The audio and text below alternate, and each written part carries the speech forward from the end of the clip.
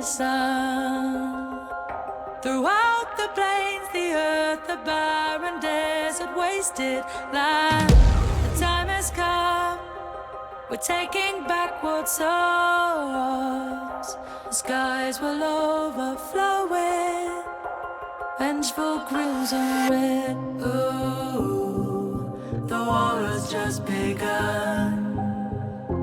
Stirring lust for blood that peace won't overcome.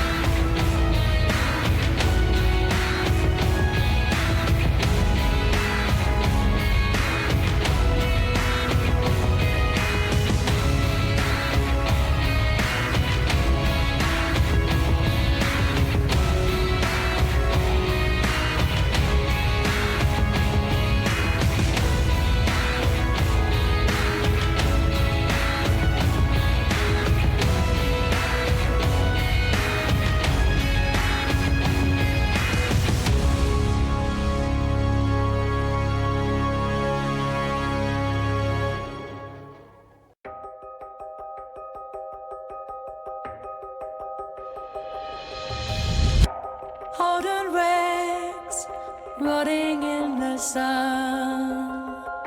Throughout the plains, the earth, the barren desert, wasted land. The time has come, we're taking back what's ours. The skies will overflow with vengeful grills and red. Ooh, the war has just begun. Stirring lust for blood that peace won't overcome. Yeah, I'm battle cry from afar, coming for your lives. Oh, it's already too late. Footsteps growing near, heart is racing. Time to face your fate. Oh, this means war.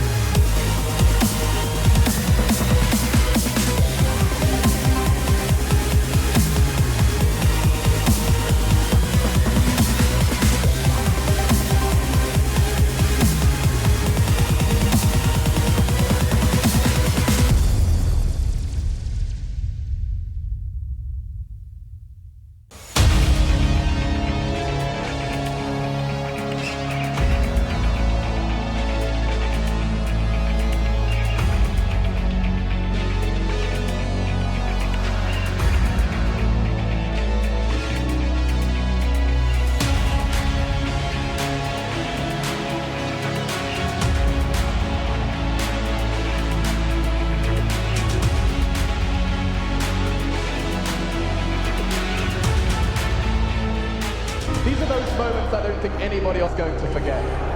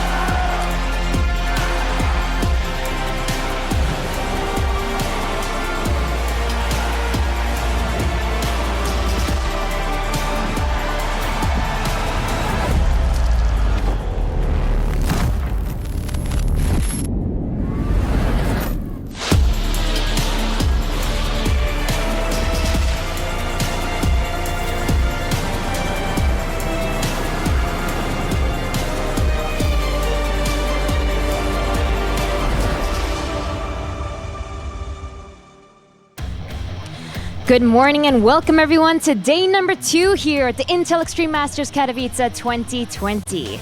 The ESL Pro Tour officially kicked off yesterday here at the ESL Arena as we started with brackets 1 and 2 of the offline qualifier. Now, this stage of the tournament always produces interesting results, as we saw the recent 3-time ESL Open Cup winner Hero Marine unfortunately fall in the lower bracket to his countrymate Showtime. But on the flip side, we saw the wildcard Haas surprise a lot of people as he did make it to the round of 24, taking down the likes of Impact to do so. But for any of you guys who may have missed the action, you are in luck. Here is a recap video to showcase everything that went down.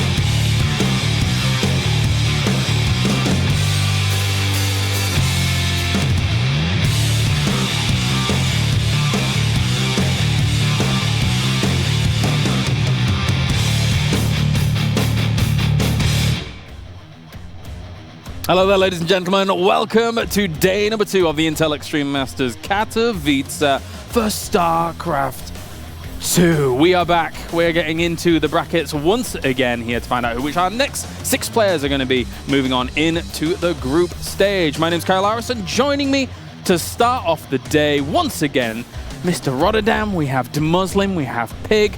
Guys, yesterday we described it as up and down. It was a roller coaster of emotions and gameplay. And today, I'm expecting no different. I think it's going to be all over the place to lead us into that group stage. What do you think? I gotta say, it's hard to think about StarCraft when you keep showing up with amazing jackets every day, James. Yeah. Like you're making all of us look like plebeians over here, but that's okay. I think yesterday we started off amazing. The first bracket had a lot of really good games. We were all really pumped. I mean, Showtime against Hero Marine. If you missed it, guys, just stop the broadcast right now. Go back, watch the games, because that was awesome. Everything about it was fantastic. The second bracket was a little hit or miss. We had a couple of disappointing series on the mainstream, but that stuff happened. Looking at the brackets today, I think it's going to be really good. Absolutely. Ben? Yeah, just to echo Kevin's sentiments, like bracket 1 with Showtime and Hero Marine at the end in that last match, like that went on for an hour and a half and stuff, every game was jam-packed and it was really good. Like both those guys played to their peak and it went down to the wire. Like that last moment as well with that disruptor, like it was, my heart goes out to Hero Marine. Yeah. Pig, thoughts? It was a beautiful day of StarCraft. Lots of upsets, as we said. Bracket number 2 there. I mean, Skillis taking out Neeb. We had Impact kind of being way ahead against the Armani in a game and then it somehow turning on its head. I mean, lots of action. That's the beauty of these brackets. We've got another like 30 players today playing for those spots. It's going to be awesome. There's going to be upsets guaranteed today. For sure. Let's take a look at the breakdown from yesterday as to everything that did go down statistics-wise, because we have plenty of matches coming at you and a lot of PvP, apparently. I wonder if Bracket 1 is the culprit there. Yeah, it turns out that if you put 11 Protoss in a 16-man bracket, you are going to have a lot of PvPs, but I don't think the numbers will look the same after today. No. I think the brackets are a little bit more, well spread when it comes to like race distribution and stuff like that. For sure. So a lot of PvPs yesterday, a lot of PvZs as well. We saw quite a bit of that on the mainstream as a whole. But actually, we got a good variety of games, I want to say. We got a couple of those Terrans being able to go up against one another in total. Saw one or two of those on the main stage as well, Ben. And that was exciting to say the least. Yeah, I think the next brackets actually are a bit less predictable. I think like the competition is a bit like more evenly spread, because some of these it was like, okay, there's going to be this Korean going through, this Korean going through. Like Neeb kind of fell short actually, which was a big surprise. He could have been later on in the stage, but yeah, the next bracket's going to be much closer, I do believe. We can talk about that when we focus on bracket 2. For now, though, let's focus on what happened in bracket 1 from yesterday, as we had a bit more clean cut of series when it came to those results as a whole. Patience and SOS were able to advance on into the group stage with the 2-1 victories over their opponents there in that upper side of the bracket. So Patience and SOS, are there many surprises when it comes to those names being able to advance on, Roddy? I don't think it was guaranteed that both of them were going to make it. Like, this is not 2014 where every Korean is just leaps and bounces better than their foreign counterparts. I really think that I actually thought Hero Marine was a minor favorite over Patience, and I think he should have won that series as well. Yeah. He was in a really good position. SOS Showtime, to me, that was kind of 50-50, especially with the way that PvP has been playing out recently. So I don't think it's shocking to see those two on top, but it was also not like a guarantee to begin with. Okay, and let's move down to that lower bracket as well, as Showtime wins out the 2-1 against Hero Marine.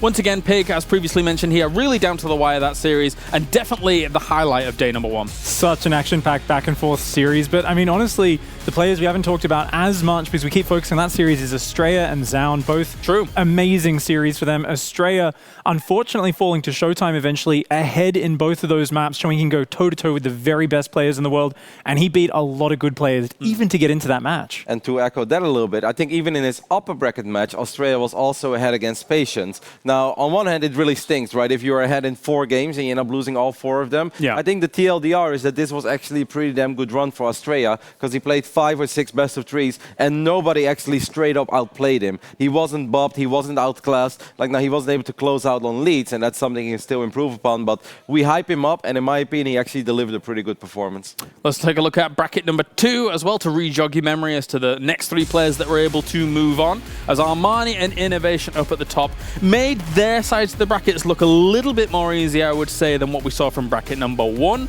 with them being able to advance on. Ben, your thoughts? I mean, Innovation just monster moded through, and like we kind of expected it, but not to the degree that it was. Like, we were all hoping that it was going to be that Innovation versus Neeb clash, but he just totally outskilled his opponents. It didn't look fair. Armani was a little bit of a surprise, I guess. I thought him and Impact was going to be a bit closer, but Armani cheesed him out and took a victory there. Definitely did. Let's move down to the lower bracket as well. And as Ben previously mentioned, it was a rough road for Neeb. And I think it was probably a rough road for a lot of these players when it came to some of the results that were coming in. And of course, the Church of Haas, ladies and gentlemen, is open. He has advanced into the group stage, much to the chagrin of maybe some people, but I'll have you know, I'm a very, very big Haas fan. And like, I know people can make fun of Haas and stuff, but the fact that he beat 4 pretty darn good players in that lower bracket run, including Impact at the end, of all people, like, yeah, congrats to the guy. Like, I didn't expect him to make it out with those kind of players. That's when he does his best as well. It's when his PvZ is on fire. That's the last time we saw him have that great run to the finals at Valencia a couple of years back. He just figures something out in this matchup. And the funny thing is, he can repeat a lot of the same builds and strategies and get repeated success. Usually there isn't some single blaring weakness to it. Yeah. It's not like he's just hoping they don't know what's coming. These Zerg players have often seen the replays, they've seen the VODs, and they still fall for it. I gotta say as well, shout out to Skillis, the young Russian. I think overall had a really good run. A bit unfortunate that the one series we really focused on here on the mainstream was like Innovation against Skillis, and that was like the worst best of 3 he played this tournament. But overall, he actually played very well. I think he's one of those up-and-comers. He really is. He keeps getting better. He's just a sweetheart of a kid as well. He's so motivated. He loves the game. He loves coming to tournaments. I was happy to see him do well. A little bit sad about my boy Goblin not having the showing yesterday that I was hoping for, but yeah, these kind of things can happen. You're expecting more to see them down in the ESL Pro Tour as the year goes on? Well, Skillis, his motivation is really in the right place. Goblin is a little hit or miss, you know. He's like, I got top 8 at WCS. I'm not going to practice for months now. And I'm like, that doesn't make any sense, my friend. But Skillis, I actually guaranteed, throughout the ESL Pro Tour, that young man is going to pick up a lot of points, and he's going to be a serious Protoss force to be reckoned with. Perfect, thank you. And now let's shift focus from yesterday and move into today, because we have 2 more brackets coming at you. Let's start with bracket number 3, as we do have our reigning and defending Intel Extreme Masters Katowice 2019 champion up at the top of the bracket there to start things off for bracket 3. Guys, what do you make of everything that's going on? Ben? I really like this bracket because I think the first round starts off with some very close matches that honestly, either one could win. Risky DNS, I think Risky is a potential. Bunny Zanster, I think Zanster's always capable of taking good maps and stuff. Harstam Namshar, those guys have played so much in the past. And then Polton Special, that's an old legend against a new Special's been up and coming for a long time, but he's so good. Are you selling my man Marsmon short over here? You don't think he's going to do it against Clem, Ben? I think Clem's really freaking good right now. Clem is so good, you know. I know. Is this Paul's first Premier tournament in 3 years? Is that?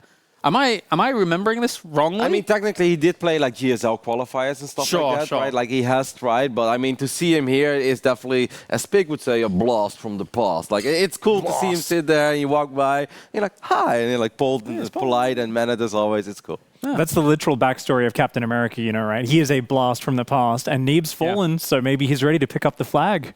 Oh, maybe. True Captain America once again. Yeah. He dons his CM Storm hoodie. I'm like, oh, okay. Actually, that jacket was always really cool that Paul used to wear, for sure.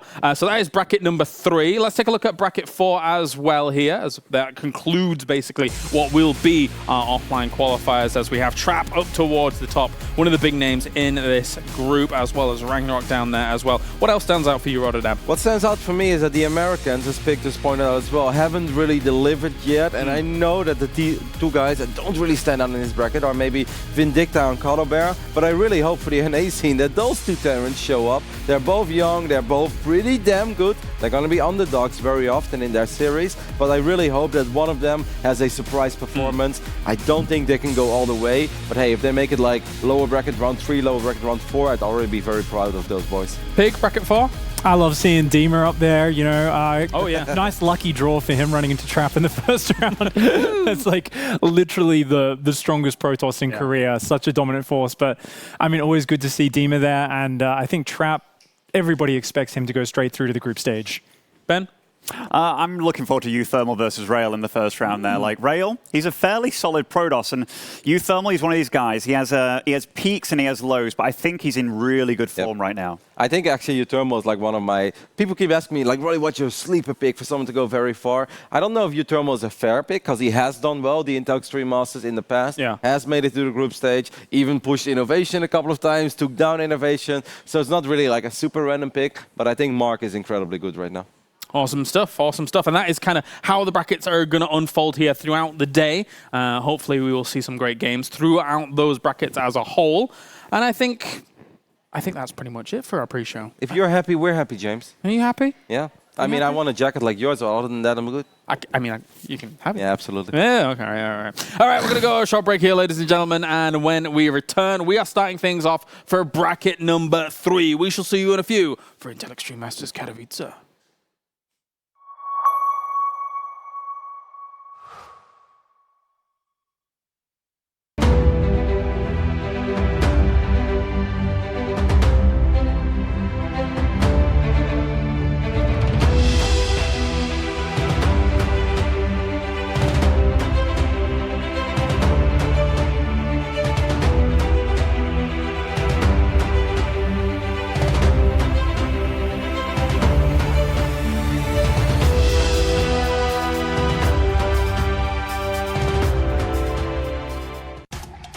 On Intel Extreme Master Certified PCs, you'll find a gold badge. It means you'll find brilliance inside, that you'll get high-grade components like Intel Core i7 and i9 processors. that'll deliver the uncompromised performance you need to game like a pro. Not to mention, every purchase supports the prize pool of Intel Extreme Masters. Intel, unleash your brilliance.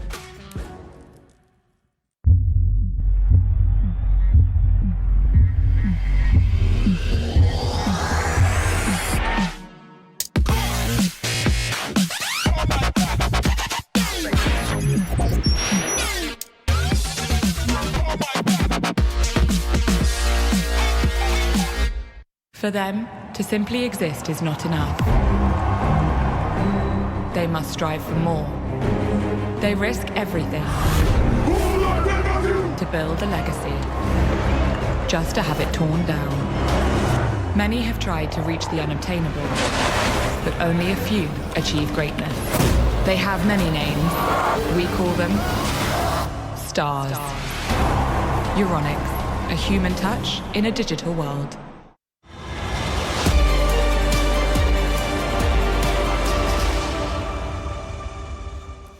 It's time to get bracket 3 underway as we are going to start things off with a TVT once again here for Intel Extreme Masters Katowice. And we are going to have Palt going up against Special. Two big names of StarCraft 2, maybe one from a bygone era, but obviously Special has been able to persevere along throughout the years. Joining me to my right-hand side, we have Rotterdam, De Muslim, and Pig. Guys, this is a bit of a weird match to start off the bracket with, all in all. I didn't think I'd be stood here saying that Palt is going to be coming into this bracket and trying to go up against someone like Special, but time has gone on, and when Palt used to be the big name, it would seem now that that tide has turned and Special is the big name in there in the scene. Well, let me just tell you, James, like, I know you watch a lot of streams, but you don't actually stream that much yourself. No. But if you are a streamer, like the three of us over here, you're going to know every single time that Palt is live, someone will be in your chat letting you know that Palt is live. So I have picked up on the fact that Palt has played a lot of StarCraft in the last few months, because people love telling me that Palt is currently playing StarCraft. Yeah. So I'm happy to see him here. I know that he's been working hard. I think it's really funny, because if I think of Palt right now, you can be overrated and underrated at the same time. I think he has a lot of diehard fans that make him seem a little better than he actually is at the moment. But then you have a lot of people like, Palt is washed up, he's not even good at the moment. And that's also not true. Yeah. Like, Palt is not the god he once upon a time was, but he's a pretty damn good StarCraft player already. I think he's an underdog here, but I think this is a really fun match to start off with. Ben, TVT? I think one cool thing about Palt is, for a long time, he's been very stubborn. Like, he used to get away with playing his style, having like two squads on the map and just kind of like tricking his opponent and being smart. But now, like, you can't just do that against players, because if you run into a Serral and you try and do that, he's going to outspeed you and everything. So he's actually just started learning like camera hotkeys and actually like adapting new things to his play, because he never used those back in the day. You didn't need to be the best. But I'm genuinely looking forward to this, because Special against Korean Terrans, it's always feisty, but Palt, given that he is a Korean Terran, TVT, it's a tricky matchup. I mean, he was the tactical master for many years, right? You talk about those drop squads, the Nexus sniper, the number of base trades he would force from bad situations. I think that's all going to be working in Palt's favor in TVT. Working against him is that mirror matchups are so detail-oriented. I think this is like one of the hardest things to get up to speed on. I think maybe he's a little bit stronger against Protoss, against Zerg. I think TVT, just the tiny little details in the early game, it's going to be hard to stay on par with Special. I'd say, though, like, times have changed, right? And Special is one of those almost mammoths now of the international scene that you expect to do well and expect to propel themselves further. And to your point, Ben, Special is one of the guys that has studied Korean Terrans to a T to try and kind of incorporate that style into his own. So that has to be a huge boon for Special. I mean, absolutely. I know that Special was obviously a massive fan of TUI. Yeah. And then it came to a point where Special actually beat TUI in a best-of-3 kind of thing. And it was like, holy crap. He knocked him out of BlizzCon. Yeah. Like, it was absolutely insane. So, and I mean, the fact is, we see Special, and last year when he got to that finals with that WCS stop, it was just amazing to see that he finally broke through like the semifinals, the quarterfinals. But he's just a great all-round player these days. All right, well, thank you very much, gents. We're about to get this going. But before we do, we're taking a walk down Kyalaris Avenue. I haven't called it that this tournament yet, but here we are, as we have somebody representing a beautiful shirt. It's Wardy. How you doing, my friend?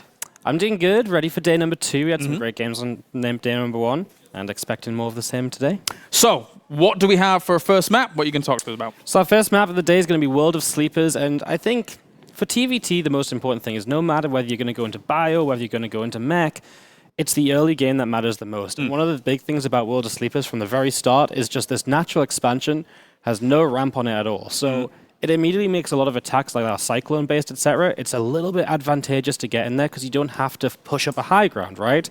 So it just makes some of those earlier defenses that little bit tougher. So that's something to watch out for early.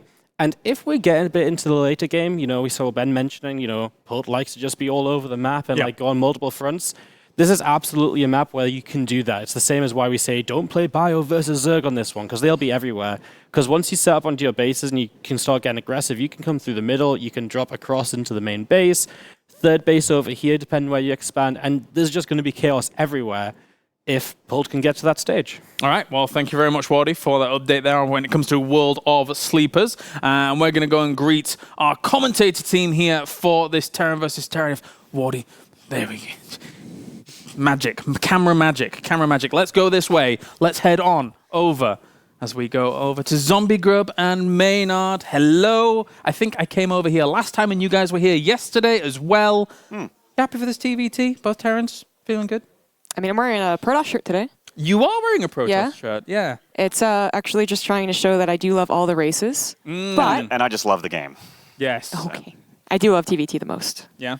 I do, yeah. It is a good matchup. It has actually historically been a good matchup, to be fair.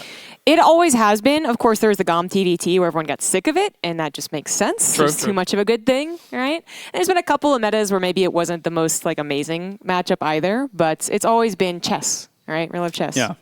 Extremely positional matchup. Terrain matters a lot. World of Sleepers is definitely a really cool map for TVT because it's also a map that Special kind of hates, but it is also a map that can certainly cause a bunch of upsets if you're not covering all your bases, literally and figuratively. So I'm actually very excited for this TVT. All right, well, thank you very much, guys. Time to head on over to you and leave it all in your hands as we go to this TVT.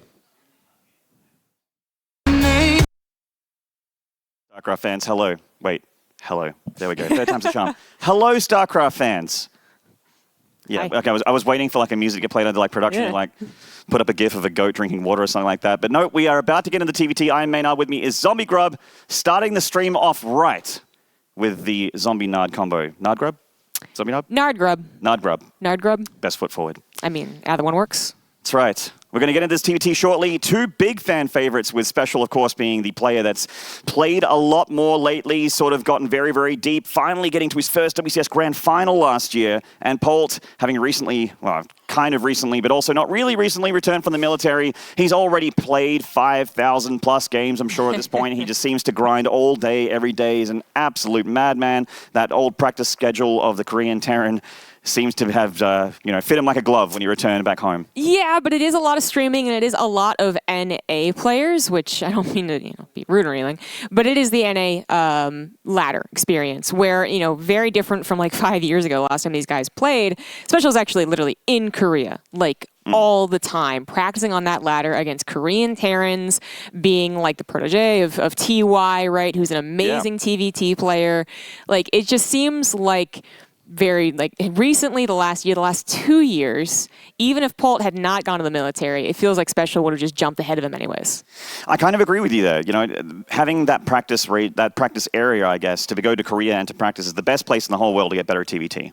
Yeah. And Special has been there for what feels like 5 years at this point, maybe even longer. I know he's gone home every now and then, but it feels like he's been there forever, for the entire duration of that, the Unity house, the Foreigner house that they had up there. Yeah, I think so. And you nailed it with something that I was going to bring up in this cast at some point, was his relationship to TY. They've gone from, protege to just good friends that honestly play extremely similar. And TY is not only a great GSL commentator, but also just happens to have the best TVT in the world. And he's in the round of 24 already, awaiting opponents. Yeah. I do agree with the desk where TVT is just, or any mirror matchup is very detail-oriented, right? One slip up and there's no mules are really cool, right? Chronoboost is really cool. No, you both have the same comeback mechanics and all that. But I do believe that Pult's style has always worked well with TVT. He's not necessarily the most action-packed guy. Yes, we know him as sniping the Nexus, right? And dropping over the place because he's Terran and he has to be multitasking. But to me, it's always just that he was smart. Right? He wouldn't just dive on top of tanks unless he knew that he could take on those tanks. Where you see some of the other more just APM. Mm-hmm. They take some risks. They don't work, they don't work, and then they take another risk that does work. I don't know. I feel like Paul's always been like a very tiny risk. A little tiny risk. Yeah, a little bit more of the riskier player. Special sort of more of the, he'll play the matchup more than the player kind of, unless he's like got a super close relationship with that player. I'm not sure what his relationship is to Polt, actually. And I feel, when it's someone that he doesn't know that well, he's like, oh, I'm just going to play TVT. And I hope that it's not the last TVT series I saw, or this series is going to suck, straight up. The Special just proxied everything. Oh, I was going to ask what happened. He like made 3 barracks and rushed Reapers into the base of TY like 3 times in a row. Oh, wow. Yeah, and TY actually 3-0'd him still, so. Wow, okay. It was a little, it was in the Wardy 2020 actually, in the main event. Oh, there you go. Yep. I think it was round of 8, maybe. But yeah, no, it's because I was looking at VODs, obviously, of Specials TVT. I'm like, oh, Special TY, this must be great. Oh, that score's a bit one-sided. Let's check the games out. I'm like, oh, no. Really I hope this is more of that, my favorite TVT, as is for a lot of people, is Biotank against Biotank. Of that course. positional sort of the chess matchup, like you mentioned, where you have to zone your opponent, reposition your opponent, cut them off when they're trying to get to your base and get the siege tanks in front and have that positional sort of, it's the most strategy of all strategy matchups. It's very, very positional, terrain dependent, and very scouting dependent. Having map vision, sensor towers, all those things are extremely important. As if someone sieges first, you siege last. Generally, engagements can go very badly. You know what quickly. I really miss, though, Maynard? Talk when to me. someone dropped their siege tanks first. Another guy. You are I think you're one of the 12 people that actually enjoyed that. I did. And shout out to the 11 other people with Zombie Grub that liked dunking pre-siege tanks into the main base of an opponent. I mean, Doom drops still were a thing in TVT, to be fair, but it was nice when they could shoot right away. Right? But you could counter drop your tanks into your own main.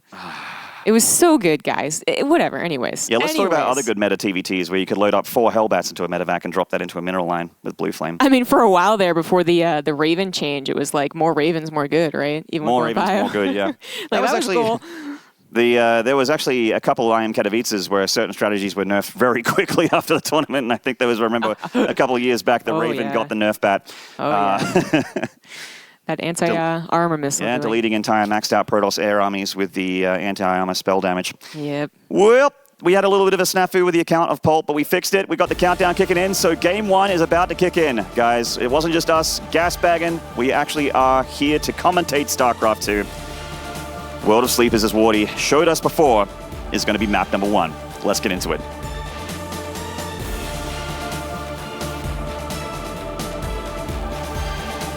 In the bottom left, currently teamless, but I'm sure not for long.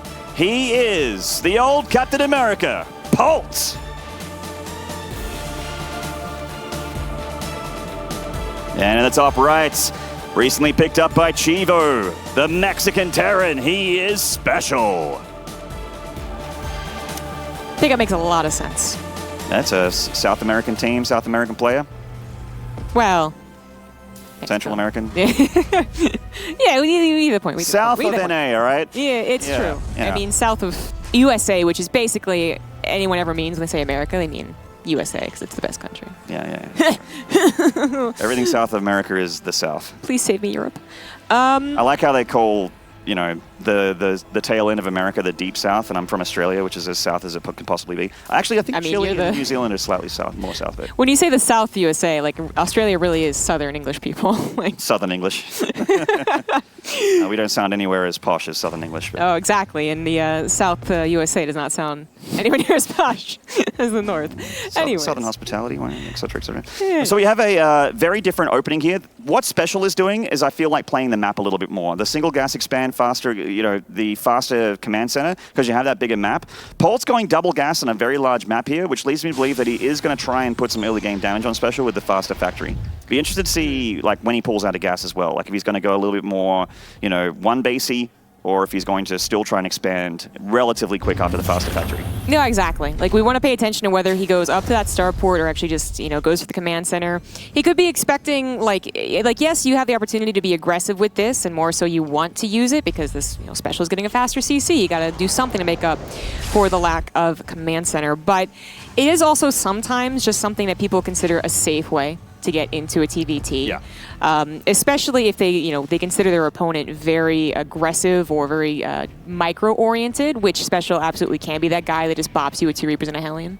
And if Polt watched Specials last series, and Polt was a very good preparation player back in the day, no doubt back to his old habits right now, he would have watched the last few VODs of Specials series online and gone, well, you know, that's pretty aggressive. So the double gas opener is very safe, as you mentioned, and as we saw earlier, he only had 3 workers on those 2 gases, so he is going to go for a quick expansion on the back of this. Not any kind of committed one basic thing. It is going to be a pretty regular mid-game here from both players.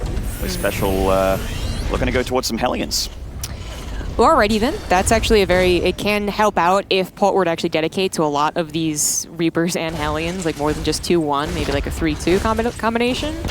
The double Hellions actually really help against that. But you also do provide some opportunity for aggression. Might have a medevac. The Reapers are starting to try and get something done, but they did not stall at that command center. They are looking to get that Reaper, or at least an SCV, but they see the reactor and they know they got a skedaddle. They certainly do. And that's kind of like when you go one gas like Special did, you kind of have to either get a bunker or you have to get Hellions out, or Reactor out Reapers or something like that, because you're going to have, you know, your opponent is going to have more of those early game frightening units, so they can just kind of end it, you know, if Reapers and Hellions get into your mineral lane. But luckily, both players too good for that. The dust is settling. Polt's going to get, he's getting a Cyclone up back at home. This is a very standard opening here from Polt, with Special not really going for any factory units other than Hellions and going straight into Raven here. Yeah, it was 3 Reapers, 2 Hellions, which can be quite nasty to deal with, especially with the first lineup shot going to Polt's favor. But Special had 2 more Hellions on the way, does just collect himself, tries to deal with it. He still loses 4 SCVs, Yeah, which that was not a good trade for him. It puts Polt 4 SCVs ahead, actually. That was not just making up for the command center, it was getting a lead. Yeah, that was a very good trade there in that scuffle for Polt. So a good first bit of nose blood broken out of Special there with a good blow from Polt. He's going for that 3rd CC in the main base. Looks like he's going to go for that triangular expansion pattern. And both players just, you know, Raven, 3 gas, very standard. I mean, we do have to question, like, if someone's going to go mech over bio here. You're absolutely right that I think everyone prefers watching Marine tank, you know, against Marine tank, but the option of mech is absolutely there. It's such a weird conversation for TVZ, where we hear most of the conversation about mech, but TVT also seems that it is preferable to bio. There's absolutely players who still go the other choice. And World of Sleepers is a big map, not only just, I mean, again, like, the natural rush distance is not actually that large, but the map itself, like side to side, can feel very large, and it also has easy expansion patterns. Yeah. So you see, like, the mech player, they take the triangle bases, very easy to defend. But we absolutely have Sim on the way for Polt. Hellions trying to get something done, but a tank is out. Cyclone also could have come down, but I thought it was in the main trying to deal with a potential Liberator. That was obviously a Raven, but I guess it was probably on the ramp because you want to have it for both options. Yeah, the Raven isn't the quickest unit, even though it did get or rather the Cyclone's not the quickest unit there. The Raven got a bit of a speed buff. It gets out of dodge after picking off a couple SCVs. Nice move there from Special. Very similar, you know, worker counts in general here. It's just with Special with the larger army as he gets that later 3rd base. Feels like Polt has that economic edge a little bit, and going into bio here, we're already seeing Stim. He switched over his Starport Tech Lab over to his barracks. He's getting an extra few barrackses. Special yet to show us really if he's going down the bio path. He hasn't gotten his extra gas just yet, so... That's true. That's a good point. He will be swapping off soon from the Starport to the barracks, and that will tell us exactly what his plans is. It looks like bio. Yeah, and it looks like he is going to swap that barracks off. So Stim plus maybe some Vikings. I mean, that was a very standard way to play, especially, again, before the Raven had a little bit of a change, and Interference Matrix isn't as available as it once was. Cyclone in the main is not going to stop this Reaper, which is a full scouts. I mean, there hasn't been any critical moves in this game so far, but I gotta say, I love Polt's play so far. He's a very, very solid opening. He definitely is ahead at the moment, you know, getting a few extra more workers. He's down a bit in army, but in TVT, if you're the defending player with siege tanks, it's very hard to kill the person that has less army than you. And he has Ravens with lots of energy as well. Yes, that's TVT. TVT comeback, right? But yeah, Special went for 3 Ravens here, and Polt, he's going to have that Stim, but you need a decent number of Marines to actually utilize it, and we'll be able to jump on top of Special before you can utilize those spells on that Raven. Sometimes keeping your tanks on siege is the best way, because if they're siege and get Interference Matrix, they literally cannot do anything. They cannot even run away. But he wants to just be able to stop the Ravens from ever threatening that, which he already did, getting 1 injured, seeing the attack coming as well. The Ravens being very bold by going in here, but their speed was increased. He target fires the Raven of Polt, and that would have been a nice pick off there, but otherwise auto turret's not doing too much. Stim is a nice advantage here for Polt, but Special's doing a great job of making sure that Stim is not something Polt can use to his advantage. He's keeping his main ground army at bay and not letting those Ravens go too deep and throwing them away. And the 3 Ravens, you're absolutely right, a big advantage when it can come to an actual fight for Special. He can lock down all those tanks, and then Polt will be out of luck with just bio left over. See, those the upgrades are actually kicking in much faster for Polt as well, even though Special is going bio. His upgrades are so much later. Combat Shield is going to be way down the line, so he's just going to have to avoid a fight. We're actually seeing Special move back from the middle of the map and consolidate his forces a bit. He knows that Polt's going to have a decent number of Marines, not just with Stim over him, but also combat shields. You know, Ven, which is still a very important upgrade. Everyone look at Stim as the most important upgrade for Terran, and it probably still is. But combat shields and tank fights, very important. So he knows he's not going to be able to take a really convincing fight, even with the Ravens, especially if they're not actually part of it, which he's using them to harass. But that is his... that's what he has going for him, is that he has 2 extra Ravens that could live, that could influence even later battles, but he does not have combat shields right now, and he is going to be pressured. His auto turret harassment kills about 4 SCVs, which is not bad, but they're even SCVs now. But the upgrades, Polt, so favorable in his upgrades, combat shields and 1-1. And even though his armory was delayed there with the Raven harassment, it still feels like he's going to start 2-2 way earlier than Special here because of how further quality his upgrades are. And he's going across the map, and I think this is absolutely a good move. Special has broken down the rocks between his natural and third, so he can get up there to that high ground to defend, and I feel like he absolutely has to. Special coming up with those tanks. Advantage in Marines for Polt, and he's already in range of that command center. Picks off a Raven right away there, and the third of Special is in big trouble. Is that going to go down? The SCVs are not trying to repair it. The tank is still an interference matrix. 1 tank behind that's not going to be enough to stop it. The command center goes down, and Polt takes a commanding lead. Big move there from Polt. He's absolutely ahead now. Picking off that Liberator as well, a very expensive unit for Special. It feels like Polt needs to pull out, though. He wants to continue to pressure and trade well, but without that much Raven energy. Oh, speaking of which, getting that one returning from harassment there, but not quite. That thing just one stiff breeze and it will break apart. And just as I mentioned, 2-2 starting way earlier for Polt still. He's going to enjoy that upgrade lead still as this game continues. Honestly, Polt just feels like he did play the better TVT. I mean, Special was choosing something a little bit different. He wanted to utilize the 3 Ravens for something more than ended up happening, so that's like a big difference of their choices. But as Polt takes a 3rd CC away from Special, clearly Polt's decision and execution has been better here, and he is so far ahead in that 2-2. Sensor Tower's coming down a little bit late, but it is a single drop, not very lethal, and Polt, like any good Terran, you learn not to just rally push in TVT, has plenty to defend it. He got supply blocked at 133 for a little bit, which does sort of sting because he could have a lot more army supply at this point. But we do see that drop, as you mentioned, just shooting out a couple Marines here, mainly going for the main base here with the rest of the other 6. Polt's got a double medevac here to chase it down. He is going to get some SCVs. These SCVs are very damaged, so they're only one shot if Special wants to shoot him down. He goes for the medevac instead. Special actually ending up only getting a couple SCVs, but he did sort of upset the flow of Polt. Polt heading towards the main base here. It looks like a big drop. Oh, it's just a handful of Marines. Never mind. The drop's tiny. It doesn't matter at all. I'm sorry, Mapu. Amazing. Amazing. But that is a very large force from Special coming down to now pressure Polt as his entire army has been kept back. Dealing with that single medevac drop might have been kind of easy, but it did keep his army on this side of the map nice and defensive, something that Special can now start being aggressive, hopefully catch off guard a little bit too. The interference matrix do come down. Tank on the right side just randomly running into the tanks of Special. He's jumping on top of the 1 tank, maybe the 2nd tank. He does grab that, perhaps a 3rd, a 4th tank goes down. Polt down to 1 tank against this aggression. Every advantage Polt had right now. If he doesn't win this engagement and if Special rolls over him, he will still win map number 1. It looked so good for him a second ago. But Polt, again, not that much army supply and not that many tanks, which is the worst part of his composition right now. Special just leapfrogging those tanks closer and closer. Nearly has enough energy on 2 Ravens for 2 more interference matrices. He's just saving that energy for an actual battle. He's going to pick up some of the production of Polt as well. It's like Polt's 4th and 5th barracks is actually down here on the low ground, so that's cutting into Marine production. Last tank, once about a factory, it's not going to happen. A Thor is available, trying to, I would say, target fire the Ravens, of course. That Thor actually seems very out of place. I was like, what is a Thor there? But sure, it does have that range. Polt just doesn't have an air army, right? So he's going to do something to try and shoot back these Ravens. Polt's breaking off 3 medevacs to the right side to try and turn this into more of a base trade. I actually don't think that's a terrible idea, but it's really looking bad for him in the natural, and he will absolutely lose this game if his natural goes down. And it wasn't an instant decision by him, so Special's had a little bit of time to try and reinforce and just keep something back at home. He is rally pushing a little bit, it looks like. The SCVs need to repair that CC. He loses that. He does have a 4th above his opponent, but that would be, well, exactly what Special wants. But Special has already taken a bit of a lead in that army supply. He is not sieged, either the Liberator or the tanks. The Marines need to actually jump on it, though. A little bit late. They're going to take some losses, but can they continue the momentum? Special takes out the 4th CC at Polt's third base as well as the third CC, and Polt was just entirely out of position. Yeah, unfortunately, Special's starting to run circles around him a little bit. Polt has lost the natural. It's not dead, but it's flying through the sky. The third is about to burn down. He just saves it there with the SCV repair.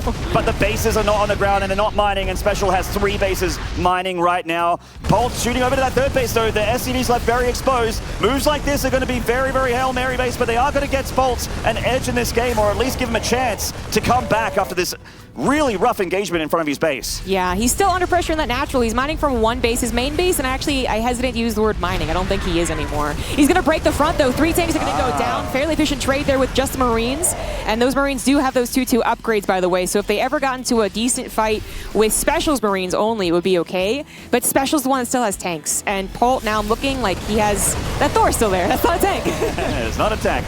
And the 2 tanks here of Special are starting to shoot down those Marines of Polt. They're even target firing down his own tanks. Not worried about Thor, not worried about the Marines. Special's bio count just doesn't seem to be slowing down too much here. High ground tank from Polt, still holding on. 8 Marine kills so far on that bad boy. They can actually stop Special's attack. Special still is at the front door, and the answer is no. Special gets game number 1.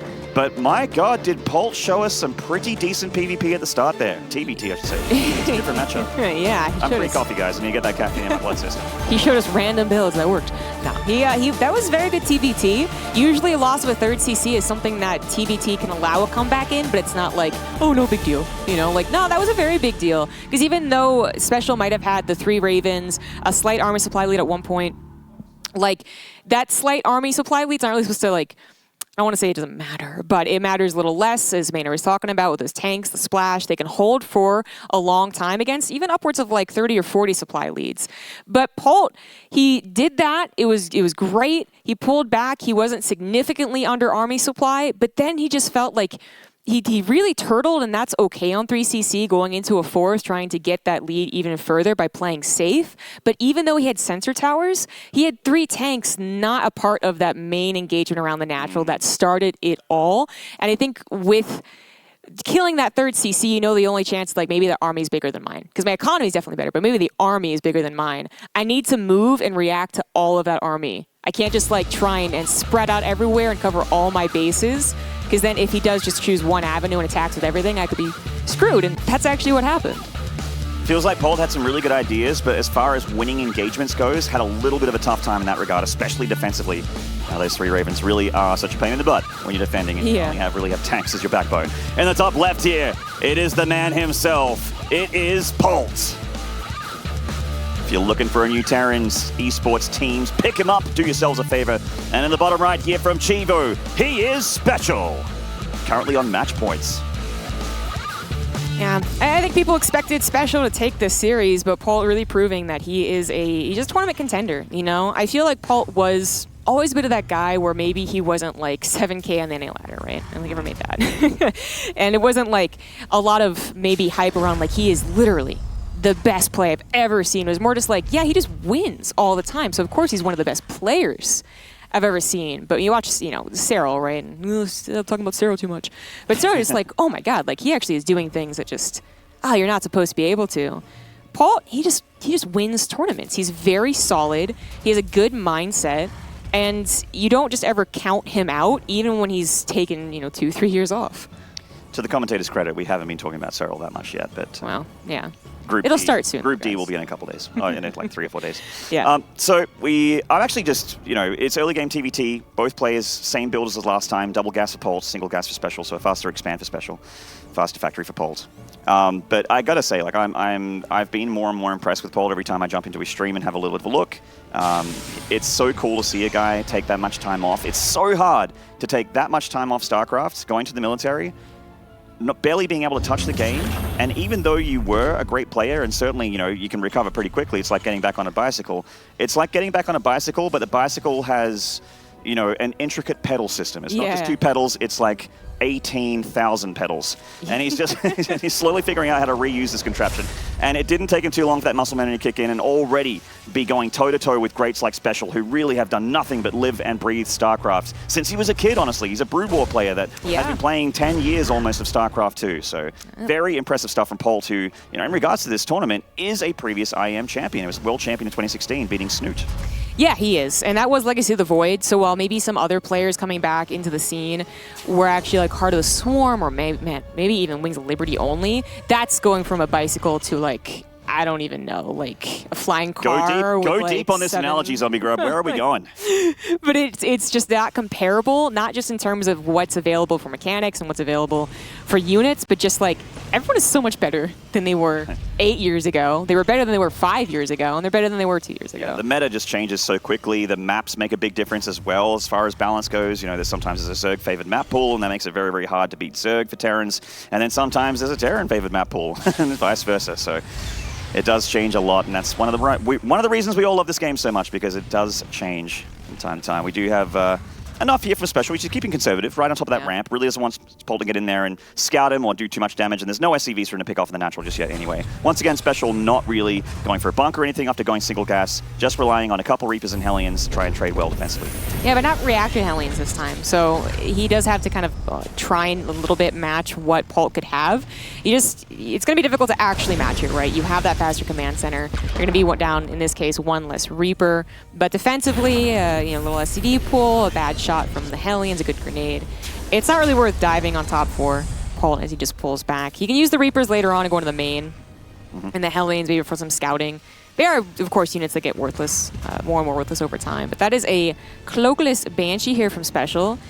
Just in general, Banshee's going out of favor with the Raven and Cyclone first from the factory being very popular, and just it literally will catch the Banshee and kill it 9 times out of 10. Yeah, the Cyclone will, if the Banshee is within Cyclone range and it doesn't have terrain to escape, the Cyclone will just delete it from existence for sure. Yeah. The Raven usually is there.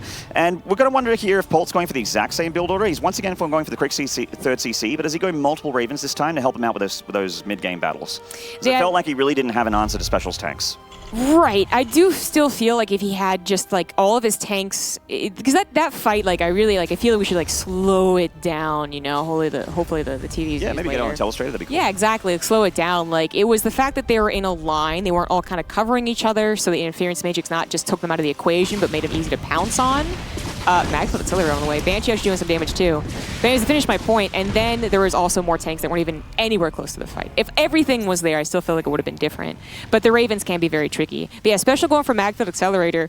You would assume this 100% meant mech, but I've actually seen, I mean, maybe it was Special. I'm like going to buy 110% sure it's mech. Both gases and that natural being taken from Special as well. So you don't do that when you just make Marines.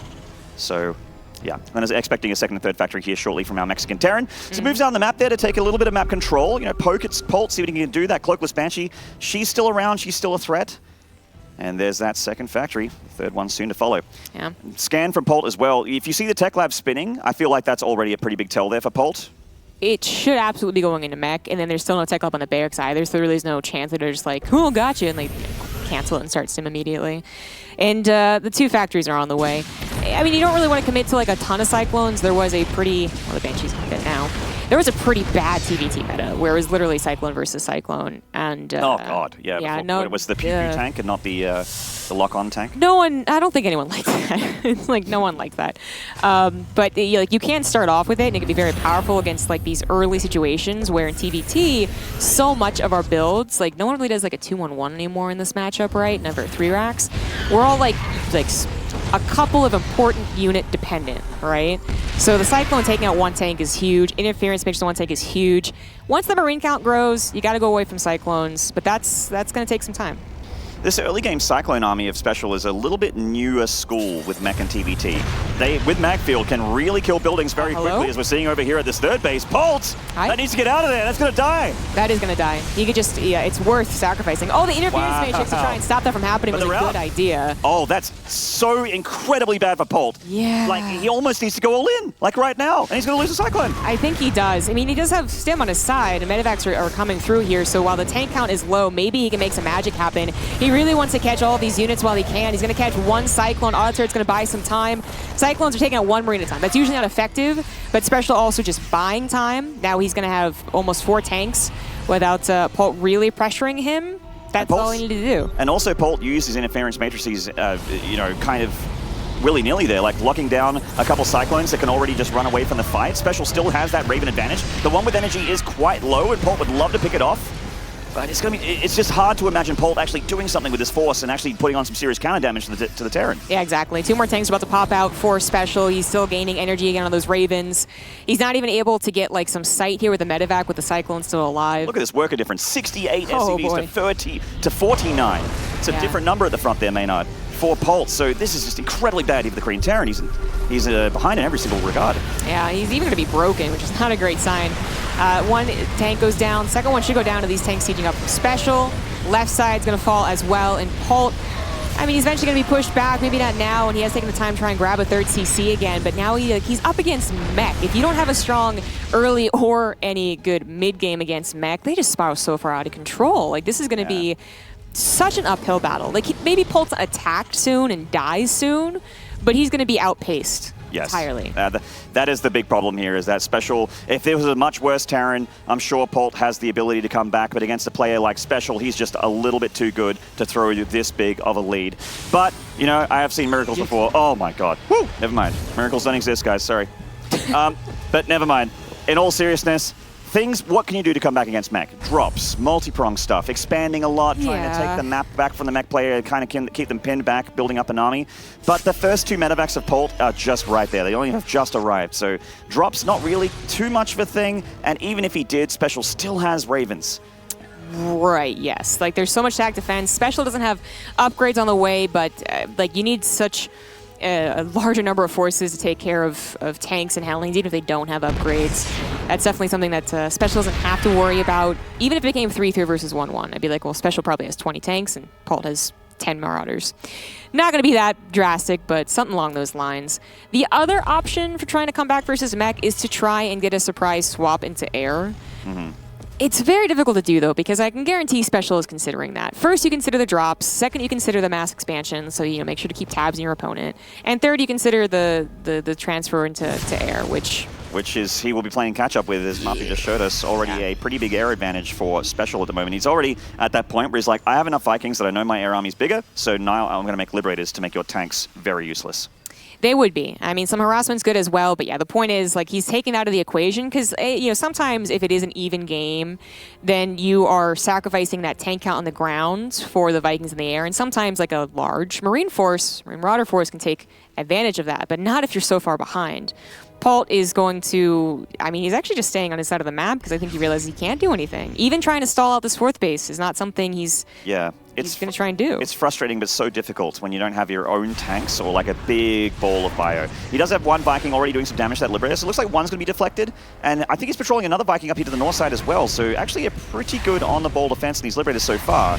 And there's a push from Special to the middle of the map. He feels like he's got a good window here. He does have a big tank advantage, as you would imagine. The air advantage is pretty massive as well. Oh, that Viking did not get the job done. You have one job, Viking. That's a very lazy Viking.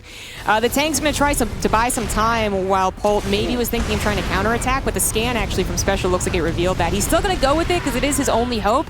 A very crazy base trade, but Special moving out around 180 supply. He's certainly got enough tanks to cover his other tanks. Like, even a surround here would not work out very well for Polt. Special's got 2/3 of the way done in that mech army, so the bigger mech army, the more powerful mech army will get stronger. Does clip a couple of those tanks to the south side there, so those are the kinds of engagements that Polt wants. Does he actually have enough to do damage here on this planetary before it completes? Because when the planetary is done, it's going to be able to fight back this bio all by itself. The tanks actually do the job there before the planetary is finished anyway. And that Liberator, actually, I feel, was the game-winning Liberator from Special. Even though he'd already been in a really good spot, that Liberator has taken all the hope out of the... he's taken all the wind out of the hope sails of Polt. It just does not look good at all here for the Korean Terran. Yeah, I was like, it's game-winning. Also, that 3rd CC being lost, probably game-winning. Yeah. His army is game-winning. Special is just plain game-winning. There's even an air advantage for him. There's really nothing Polt can do, except stay in as long as possible. Like, it's the first match. He has a lower bracket that I think he could have a successful run in. But Polt's definitely been the guy that's like, he's going to try to the very last. He is also showing us a lot of flashes of brilliance, so Polt fans don't lose heart just yet. As Zombie Grub just mentioned, losers bracket is there, but right now, of course, it is looking extremely bad. It's hard for us to talk about the ways that Polt can actually come back at this point. We're trying to find a way. We don't see it at the moment. There is just a big siege chokehold here from Special. The Air Army, if Polt had a big one, a big ball of Vikings, maybe he pushes back the Liberator, maybe he can get those tanks a little bit closer, maybe he can muscle back the tanks of Special, but my god, look at that concave of Terran Boom Boom here from Special. Just way too much. The Boom Boom, the siege tanks, they are just deleting every bio unit that comes anywhere near their range. Their 1-1 upgrades don't really care about the 2-2 bio upgrades. And this counterattack here at this command center, Special is 5 bases against a barely 3-base Polt, as he does have a command center in the top right of the map. I like Boom Boom a lot less than Steam Stam. I'll tell you what. Boom Boom's not very fun. Good call, Zombie Grub. Analysis That award is it. goes to. That is it, though. The army finally moves forward. This is all 1-1, mech, by the way, only just starting 2-2. But his army was just so much bigger. And so much better, too, because mech armies, right? That's the whole point. They eventually get better. GG, Special does take the 2-0, but Polt really did show that he is still a tournament contender. Not maybe winning, but absolutely going to the lower bracket, for instance, in that first game. Yeah, he is absolutely showing Flash's brilliance, specifically game 1. Maybe go, oh, Polt's actually a very good player right now. I like this. Yeah. I mean, going toe-to-toe with Special is not easy. There's very few people out there like you, oh, I've got a Grandmaster badge, so maybe I could do okay against Special. No, you cannot. You need to be much better than that. But yeah, cool first series with Special getting the better end of it. We're going to take a short break. When we return, an interview with our winner and more. We'll see you then.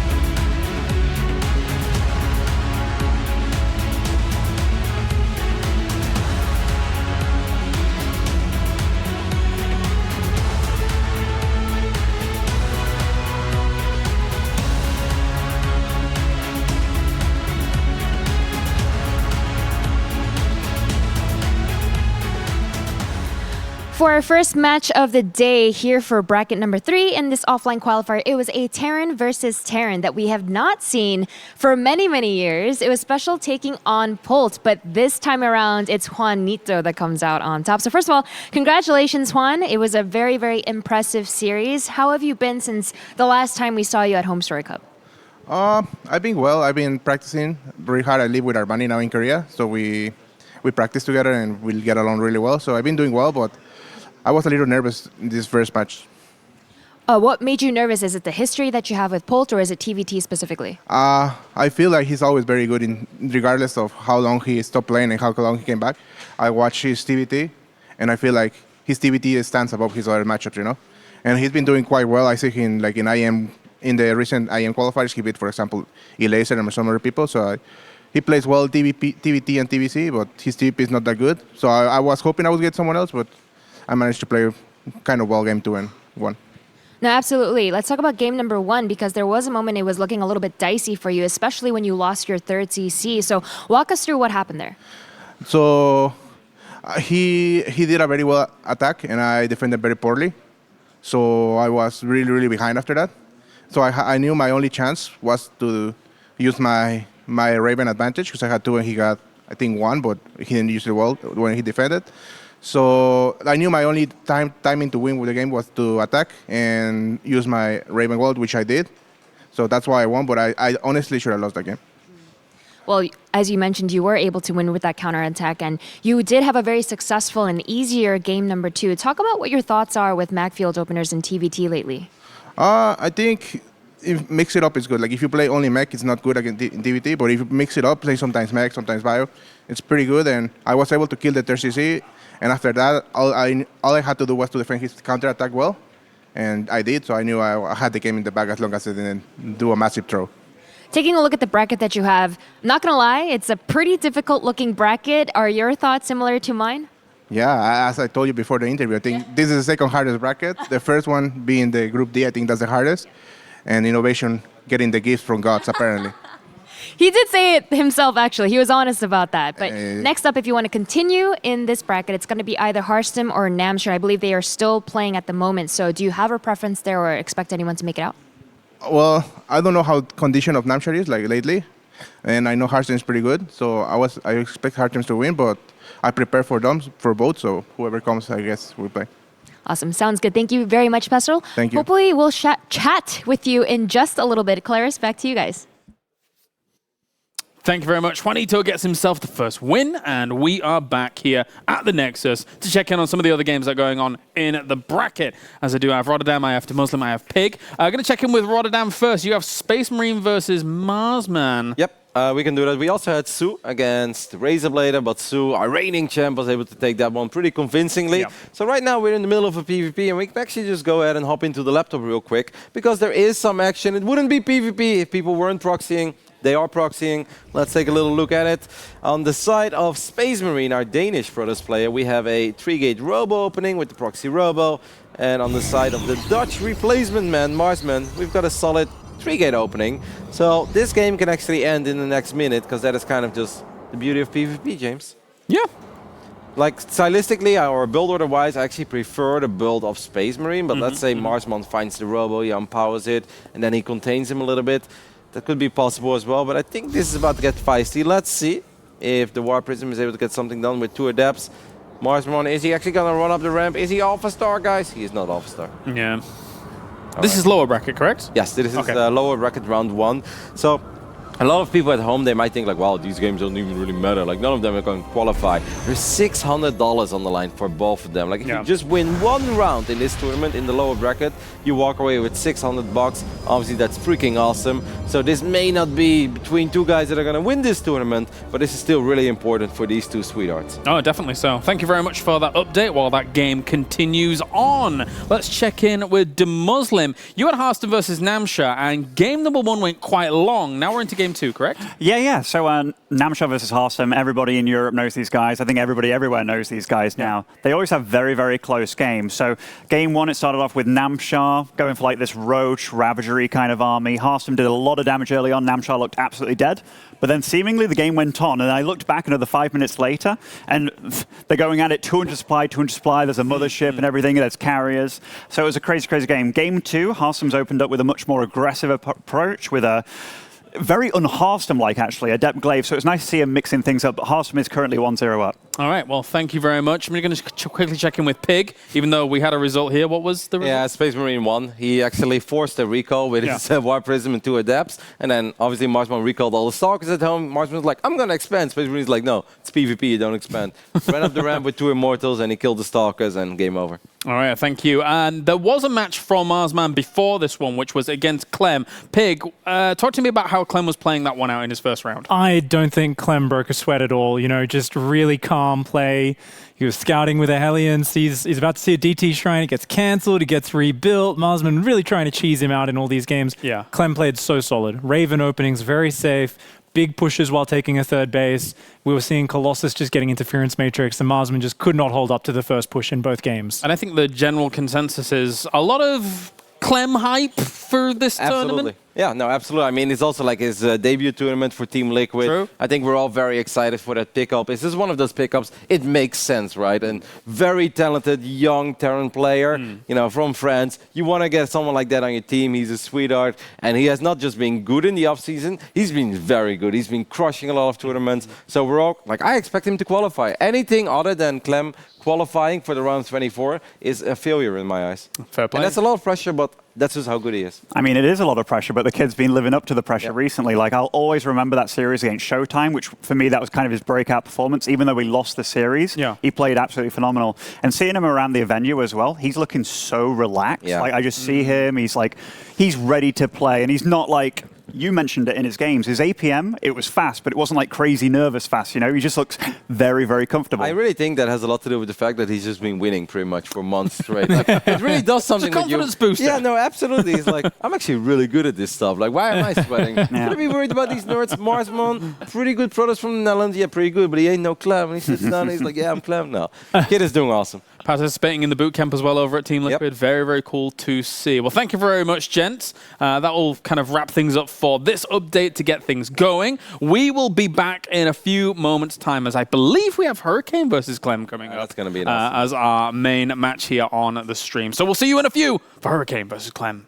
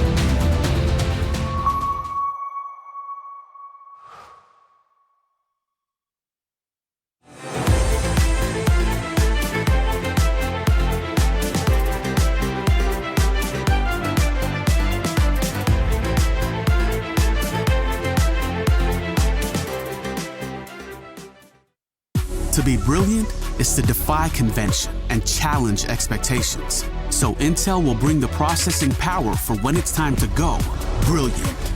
Frame rates that keep up with your reflexes. Brilliant. Fast clock speeds for when you're on the clock. Brilliant. It's what we do at Intel, powering you to master your potential. Will you rise? Intel. Unleash your brilliance.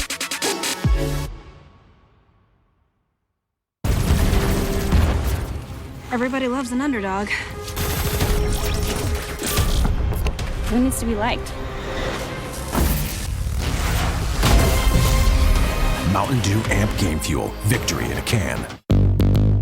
What's your style?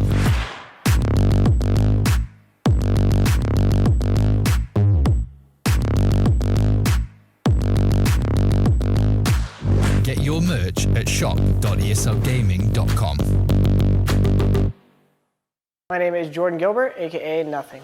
Hi, my name is Sue Lee. My handle is Smix. I think it's important for these initiatives to happen. Empathy really, really goes a long way, and it always means so much to us, and I think that's where initiatives like this really help. I encourage everyone in the community, anytime they see bullying, anytime they see someone getting called names, I encourage you to step up and say something. Good luck, have fun. Good luck, have fun.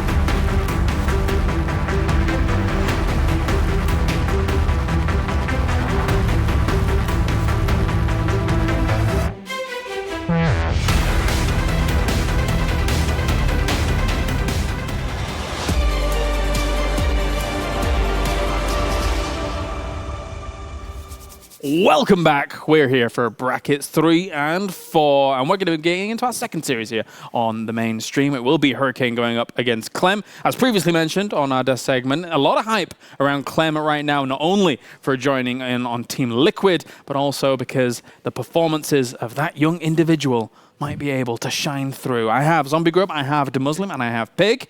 Guys, Hurricane versus Clem, the next match. It's an exciting one. It's absolutely exciting. I mean, Hurricane's one of those Koreans that like no one really took seriously, but he actually made it quite far in GSL once and was like, what are you doing? But yeah. Clem is the hot topic, especially joining Team Liquid, especially in the last couple of weeks. Every pro is saying that he's really gotten a lot better. Like, this is one of the more exciting matchups, I think, story-wise for me.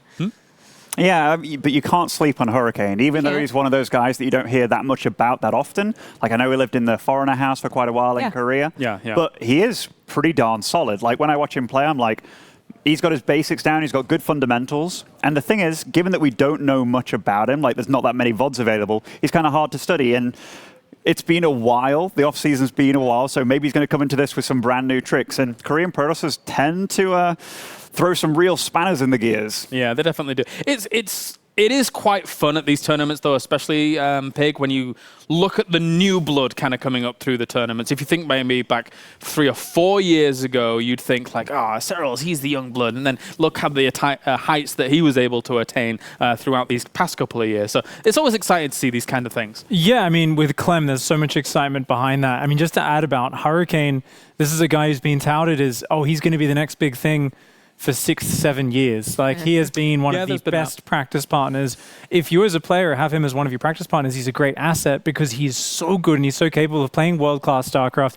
He has big nerve issues, and with bringing that kind of to the table when there's a big tournament like this. So for Hurricane, for me, I've always got my eye on him because I know he's capable of these great performances. His ability to bring them consistently at LAN has been sketchy at best in the past. So for him, if he can take down Clem, that's going to be a massive confidence booster for him, and suddenly we can start to get on that Hurricane hype train. Let's check in with a bracket here for bracket number 3, just to get you up to date at home as to what's happened thus far. We have a lot of players advancing already from that first stage, a lot of quick 2-0s, being able to push through into that winner's bracket. Second round, Sue and DNS going to be fighting against one another. Bunny and T Drogo find themselves up there as well, and especially still waiting for his opponent. Ben, what's going on in Harstam and Namshar? Harstam and Namshar are going all the way. Like, we don't really need to go into the next game because it's just at the start, but it's 1-1 between those guys, and they always have long games and long series. That's a European special, that, I think, for quite a while. They're both like super standard players, and like Harstam's never really too daring to like really end the games early, and that allows Namshar to wriggle out of really bad situations. And I like what you said earlier about Clem as well, because I feel like Clem shot onto the scene when Reyna did, but Reyna's like projection rate was like so quick. Yeah. Whereas Clem, he's been a bit slower about it, but just recently, he's just shot up out of nowhere, it feels like. Yeah, definitely so. So very exciting to see how this is going to play out. Kind of final thoughts on Big Grub before we get things rolling? This will be a great boost for Clem into the next stage. I think people are looking at him as one of the non-Koreans to make it through a rather difficult bracket. And if he wins this, and then I kind of assuming Special goes into it, like this will be that confidence boost to actually push him through. All right, let's get it on as we have Clem and Hurricane about to duke it out in a best of 3. Let's head over to Waterdam.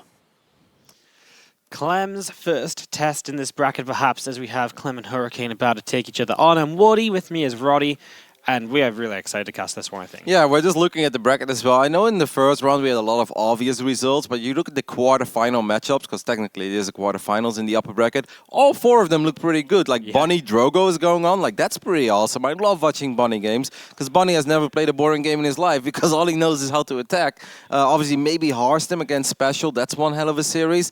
On the top side of the bracket, Sue, our reigning champ, going up against DNS right now. I know Sue is a pretty big favorite there, but I still think DNS is capable of making that a very fun series. But obviously our focus is going to be on this one. Clem, the young one, it kind of felt that last year he was arriving, and now he has arrived, right? And there's a lot of eyes on him. I think he can get the job done here, but this is going to be far from easy because Hurricane is nobody to sleep on. You went over his results in the past, and he's actually been pretty successful at the Intel Extreme Masters. Yeah, last year he actually was qualifying round eliminated just before he made it to group stages the year before. He got to the round of 12 Katowice. That's sick. And that's awesome for someone. I remember then it was actually a big story because he flew himself out. He hadn't had a lot of other results. And for him, it was like a, wow, this might even be why I keep playing StarCraft kind of moment. So really cool to see him back here. I think Hurricane is always that safe bet of like, he'll be good. But is he going to be the best and go round of 4 in GSL and give Dark a run for his money? Or is he going to flop in round of 32s? I casted him a little bit lately, and honestly, he looks okay. You know, I wouldn't say it was spectacular PvT, but it was good enough to take maps off players like Cure, Innovation, and others. Yep, he's been playing a lot against Inno, and even though he's most of the time ends up on the losing side, he doesn't get bopped 4-0. He's even taking out players like Dream as well. I mean, if you can do that, you're pretty damn good at StarCraft. This is going to be one hell of a series, a real clash between regions, I think, like the hot European prospect against that Korean that we don't talk about that much, but could still be very good in this tournament. So let's just bring it on the left top side of Triton. We're looking at the main base. The Korean Protoss player, it is Hurricane.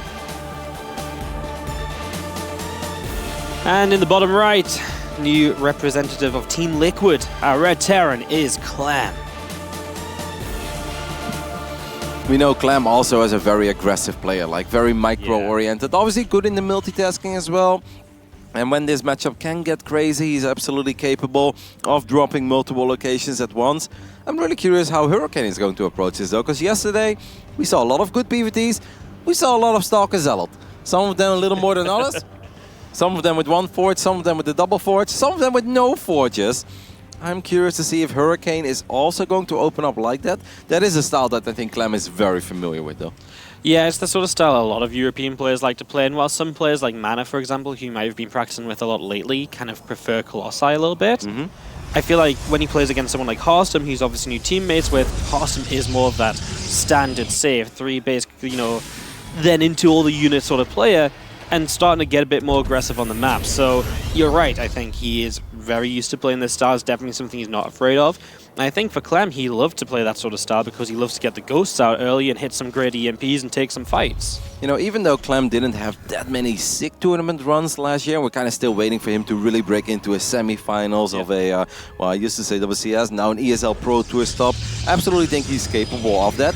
Whenever he did go out, it never really felt like he was super nervous or just playing a horrible series, right? He always put up a fight. He would always go down, you know, after a well-fought battle, and it wasn't that he was always severely outclassed, but we are looking to see if he can really bring his A+ game, because that's what you need here in the Intel Extreme Masters, the offline bracket. This one is really stacked as well. It's not going to be easy. Clem needs to be at his best if he wants to get the job done here. It's a little bit frustrating for Hurricane. This bunker in the back of the Nexus will go up, and that generally just forces a pylon near there and a shield battery just to take it down, because it's not about what, you know, the Reaper's not going to kill the Nexus, but you can't mine from that Nexus if the Reaper's in a bunker. Yep, I actually think this is kind of nice. It's just the kind of stuff that is annoying enough to make this worth it. Because right now you're rallying probes. Nope, those probes actually cannot mine here.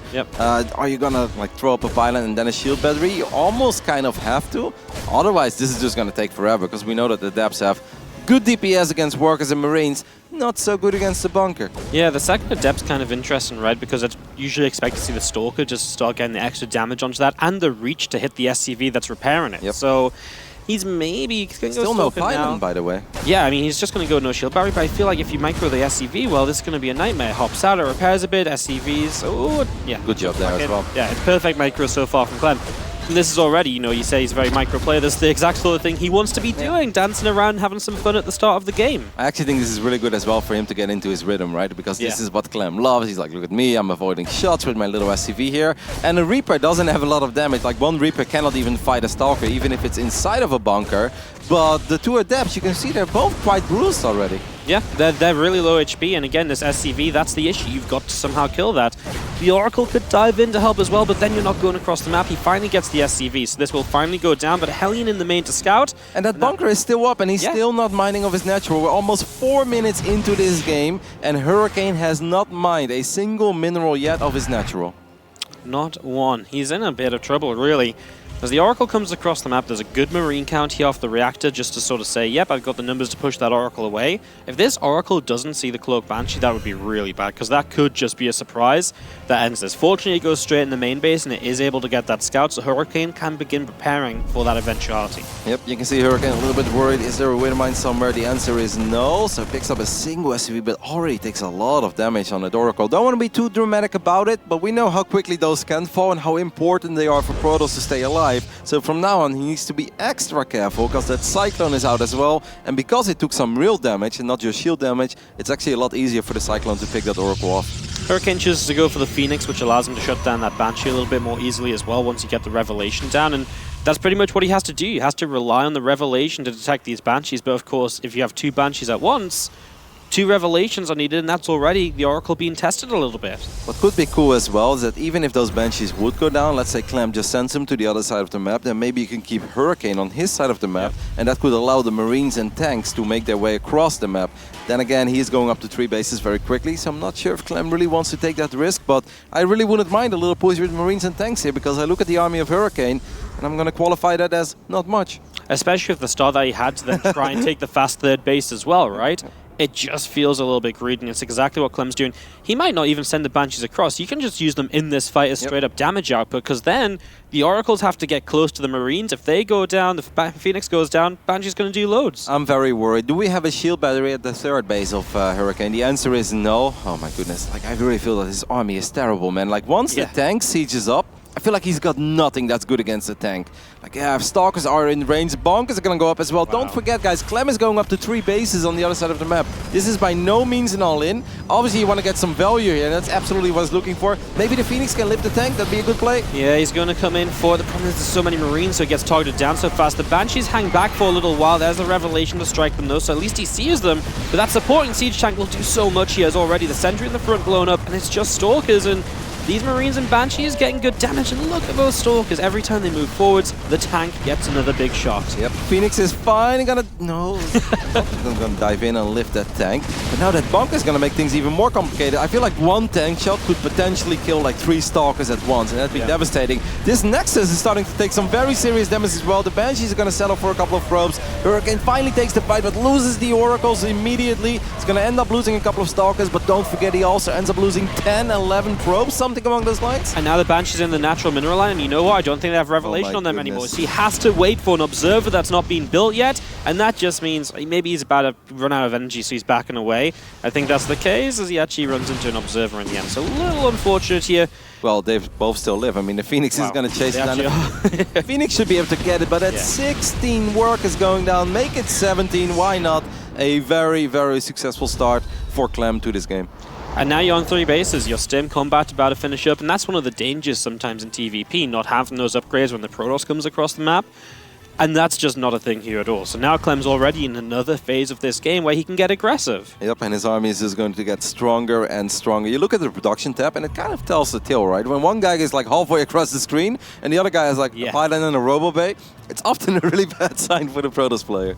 Yep, and I mean, look at the upgrades as well. He doesn't have any of the Twilight upgrades he wants. He has none of the Forge upgrades. Everything that Hurricane has done and had done to him in this game has set him behind from where he needs to be. I mean, we're hyping Clem up. We're putting a lot of pressure on this young man, but he is absolutely delivering so far here. I mean, this is not even a fight, Wardy. This isn't even fair. Yes, there is an Immortal in the mix, but he's dropping Widow Mines on top of this army as well. This young Clem going strong. That is an absolutely perfect game won by Clem.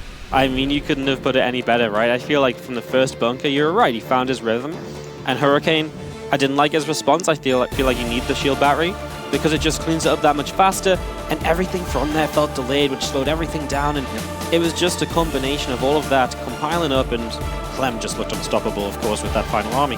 What Hurricane did very well is that he was producing probes non-stop in the beginning, but it's freaking pointless to have 36 workers and only be mining of 1 base. Like I think his main idea was, I really don't want to overreact to this, but now he kind of underreacted, and it really did send him just way too far back. I also think when that push came, I feel like he was a bit indecisive, right? He's like, I'm going to go in, almost want to get the bunker, but he doesn't get the bunker. He's like, shall I go for the tank? No, I don't want to lift it right now, because then the Marines will just kill my Phoenix. But he ate so many tank shots to the face that I was like, even by now when you clean it up, it's going to be bad for you. And it really was bad, right? You lose both the Oracles, you lose so many Stalkers, the Sentry, everything else basically.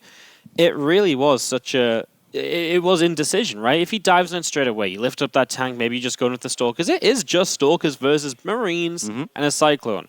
And that's generally not bad. The only risk was maybe the Phoenix gets targeted down, the tank's back in the fight, but then you're far enough forwards to one-shot it. I think if you just A-click there as a Protoss player, you activate Pulsar Beam on both Oracles before that bunker is up. It may not be the prettiest engagement, and indeed you might lose that Phoenix immediately, because Clem is a world-class Terran player that's going to snipe it down, but you'll still get it done. Yes, you're going to end up losing units, but at least you'll buy yourself some time for the next push. Now it took so long that by the time the first one was done, the next one was already there, and the next one was obviously way more powerful with Stim and all the other good stuff Terran has. Absolutely. And the top left-hand side from Bravestar Gaming, that blue Protoss player, this is Hurricane. Never really thought that the horse would be the bear. In the right bottom side of Ephemeron, we're looking at the main base of a young French Terran player recently joining Team Liquid. It is Clem. You can't actually see the full logo, but it's actually a bear flanked by eagles as well. Wow, that is that so TL cool. horse is real powerful. Yeah, I mean, horses are underrated. It's like in chess, man. The knights can jump over things. It's insane. Well, I mean, for Clem, what a way, right? Like, obviously, in the first round, he had a good showing. We didn't really see the games. Well, Pig said, like, he was on point. He was clean against Marsmon. But that's what we expect, right? Because even if Clem has an off day, I love Marsmon, Dutch Protoss, and obviously a good player, right? We're talking high Grandmaster League, 6,000 MMR. But there is a very big difference. As they often say, Wardy, there are levels to this game, and in StarCraft there's a lot of levels. 6K is really good, 6-9 is way, way, way better, you know, and that's kind of just what happened. So even if Clem would have been bad, he probably would have won that best of 3. But starting off like this against a strong Protoss like Hurricane, that's got to be feeling really good. Especially when I feel like sometimes you have this clash of Europe and Korea, and sometimes it's that clash of styles. But so far the clash of styles goes so much in favor of Clem from what we saw in the first game. It's like, wow. Hurricane's got to be a little bit worried right now going into game 2. Like, if he doesn't see this sort of stuff often enough to respond properly, that's got to be a concern. Yeah, I definitely think he can put 2 and 2 together though and be like, whoa, actually that did not work out at all. Because obviously there's some Protoss players, if you're not as good as Hurricane, you might be like, oh no, I need to take care of this immediately, and they stop building probes, and that's bad. But yeah, just like having 2 adepts shoot at a bunker and never killing it and never mining from it, it's awesome that you have a 7-8 worker lead, but you're being severely outmined right now by a Terran that's already mining off 2 mineral lines. I mean, I think it really comes to show when you go for the 3cc build, and then you still kill him with the push afterwards, right? Wasn't a pretty first game. As here we go with Clem, factory building, second gas taken, and we'll see what comes of that, of course. A lot of it can depend on what's scouted. That's a fast second gateway before any tech. Yeah, and that is not something we see very often at all. No. That's odd. I don't. Unless he wants to open up 3-gate with maybe a prism to reinforce. Yeah, and just go like a little bit like gateway aggression. Yeah. A little bit of the style of Mana and DNS. I always related to those two in the European scene. Yeah, they always attack when I feel like you shouldn't be attacking, and they get so much damage. And I'm like, if I do this, I fly my prism into a mine and it's all over. Okay, this is Twilight after 2 gates. Maybe something adept-based? Maybe like a bit funky like Glaives or so. I'm not too sure, because the second gateway is just not something you see. I mean, Twilight cancel all day, every day, build some Stalkers, get Blink, and maybe that's what this is, a Stalker already starting up, but... Yeah, if you guys don't watch StarCraft all the time, you wonder why we're like talking so much about the second gate. It's just a lot more common to go 1 gate into your tech building, and then you can always add 2 more gateways, and that's just in general a slightly smoother way to make your army a bit stronger and get quicker access to those upgrades, right? Like, that second gate, so far, it just hasn't really done much. It's gonna give him, what, like a later Blink, but like 1, maybe 2 more Stalkers. So is it really worth delaying the upgrade, which makes the Stalkers that much better, for a couple more units? I must say, a lot of these guys, though, they are very consistent. Like, he might actually stay on 2 gates for a while, but then he's building units out of the 2 gates, like, all the time on the dot. While a lot of other Protosses, we're just like, as many probes as possible, we'll warp in a couple of safety Stalkers, but after that, the gates are just chilling, because 5 Stalkers is all I need right now to deal with a drop. Maybe he just wants to constantly produce from these 2 gates, and then we'll see where he takes it. Clem's absolutely afraid though, right? Viking, Siege Tank, it's a lot of kind of defense here. There's no medevac, there's no intention of dropping anything across the map. Bunker came up right away when he saw the second gate as well. So he's just going to play this safe as Hurricane takes the 3rd Nexus. Yep, 4 minutes, 3rd Nexus. I mean, obviously this is something we're somewhat common with, but it's still always very quick when you see it like this. And there is the Robo as well, so he's indeed just doing everything of 2 gates and will probably be producing units non-stop of these 2 gateways. It's an interesting way to get to a very familiar place in this matchup. we'll see how it plays out. And it can also just be that little sort of throw off the Terran player, right? He's expecting to have to defend, right? It doesn't mean there's any Widow Mine drop across the map. You don't get the second scout you usually look for with that Widow Mine drop. You're sat at home doing nothing. Yeah, I mean, if he's throwing us off and we have full vision, then he's definitely throwing Clem off right now, because indeed Clem was definitely worried about all the things you mentioned. He's getting 4 more gates at this point. No forge yet, by the way. Obviously, we expect Charge to be the follow-up here, right? Yeah, Stalkers, Zealots, and just a lot of units coming across. I mean, obviously 6 gates. He's on then 3 gases, so it's kind of what you expect if you're going to play like Stalker Charge eventually. Just we're already there. It is the more aggressive version with no upgrades. Now he's getting a War Prism as well. Just playing Stalkers. How many gases? 3 gases now. Charge. Yep. Can we please get like maybe one more safety pylon near those 6 gateways, like on the left on the left bottom side of these 6 gates? It's such a droppable position as well. It's right on the edge of the base. That's where the drop arrives. That's where they often unload their units. Please, Hurricane, not like this. Yeah, you can already see it coming. Is Clem in the end here again? He's not sure what's going on, so he went 2nd and 3rd racks instead of the 3rd CC this time off the 1-1-1. So just a little bit of a faster stim and combat shield to take the 3rd base later on. And I think that's generally a good way to approach the kind of the heavier gateway unit count, because you just have the units to fight back. I love everything that Hurricane has been doing so far, because it's just working out, right? At this point, I feel like he's in a good position. He's 10 workers ahead. He's mining up 3 bases already. I don't think he needs to get too carried away here, but maybe he can catch this army off guard. But you got to be a little bit careful, especially before Charge is done. He doesn't have Charge yet, but then again, Stim is nowhere near done either. Yeah, Clem has nothing to really fight with here, right? I mean, tanks aren't going to be sieged. The bio is not good without Stim, so Clem has to get back, and he might want to think about rebuilding bunkers, as the Viking will go and get a probe or 2 perhaps at most. But he might just be in so much trouble, he's going to pull the tanks even further back. They weren't even sieged up still. Widow Mine's on the ramp, but there's going to be so many more units coming out of Hurricane. Yeah, Hurricane has to be a little bit careful though. He can drop a force field on the ramp, that'd be sick. Yeah. Look at the amount of economic damage that Hurricane can do here. 6 SCVs going down already, and he's settling for the Orbiter. I think he really wants it. Look at the SCVs that threat, and the tanks are dealing so much damage on the SCVs as well. Oh, the friendly fire, it's absolutely horrible to watch, as the Orbital will just about maybe survive, but even then the SCVs are still stuck in a corner. He's going to try and drop on the other side of this force field as Stim is finishing up. You've got +1 as well, but man, Hurricane, he's already done so much economic damage, he can just back away now and come back later. He should definitely back away, and I love that call by Hurricane. He's throwing up the double forge and the Templar Archives, and he's producing a power unit in the name of the Immortal right now. I love all of this, because this was so good. It's a shame for him he didn't get the Orbital, but he still put himself in a very good position. But this is where it gets a bit dicey, right? Because you're looking at 0-0 gateway units, and Terran already has 1-0, and Stim. Don't overcommit right now, because you can actually take horrible fights very quickly. So let's go charging in again. It's like you say, it's like don't go too overboard. As he blinks in for the tanks, the Zealots are getting choked up on the minerals, right? This is exactly not what you want to have happen, but does he just have too much anyways? He really might. As he blinks in, the next tank goes down. So now it is just Marines. But they do have a +1 upgrade, and you know, the Zealots are still not trading well. It's just, he's so far ahead anyways. It is working out, but I still find it a bit risky and unnecessary. Absolutely. Now he's going to end up losing 8 workers as well. This 3rd, he's going to end up losing a couple of probes in the main base. Hurricane, are you watching? And the answer is yes. Can we take a look at the natural real quick? Yeah, it was unnecessary, right? I know he did good damage again, but did he really have to do it? Absolutely not, and it is scary. I know he got double forge, but he's not putting them to use just yet. So now Clem's working his way towards 1-1. And the army supplies are favoring Hurricane. He's got a lot to warp in from, but it is an ineffective army to fight with, especially if you don't have that critical mass of Zealots to overwhelm. Yep, no shield batteries here either, and I think a couple of sentries are left. I think the Immortal is very nice though, because like Immortals don't care that much about upgrades, right? Yeah. Obviously it's very useful, but they're going to be good against Marauders regardless. Guardian Shield is always very useful here as well. So I think Hurricane should be fine, but his army is really not that great. Yeah, actually gets rid of one of the Widow Mines before they fire as well, which is nice, and he is going to push this back, and Clem types out the GG. Caught very off guard there. I think that was Hurricane from the start, saying I'm going to throw you off a little bit, make this my own rodeo, and take it home. It's funny, right, how much dictating the pace of a game can matter. Yeah. In the first game, it really feels like the bunker is what started everything that was good for Clem.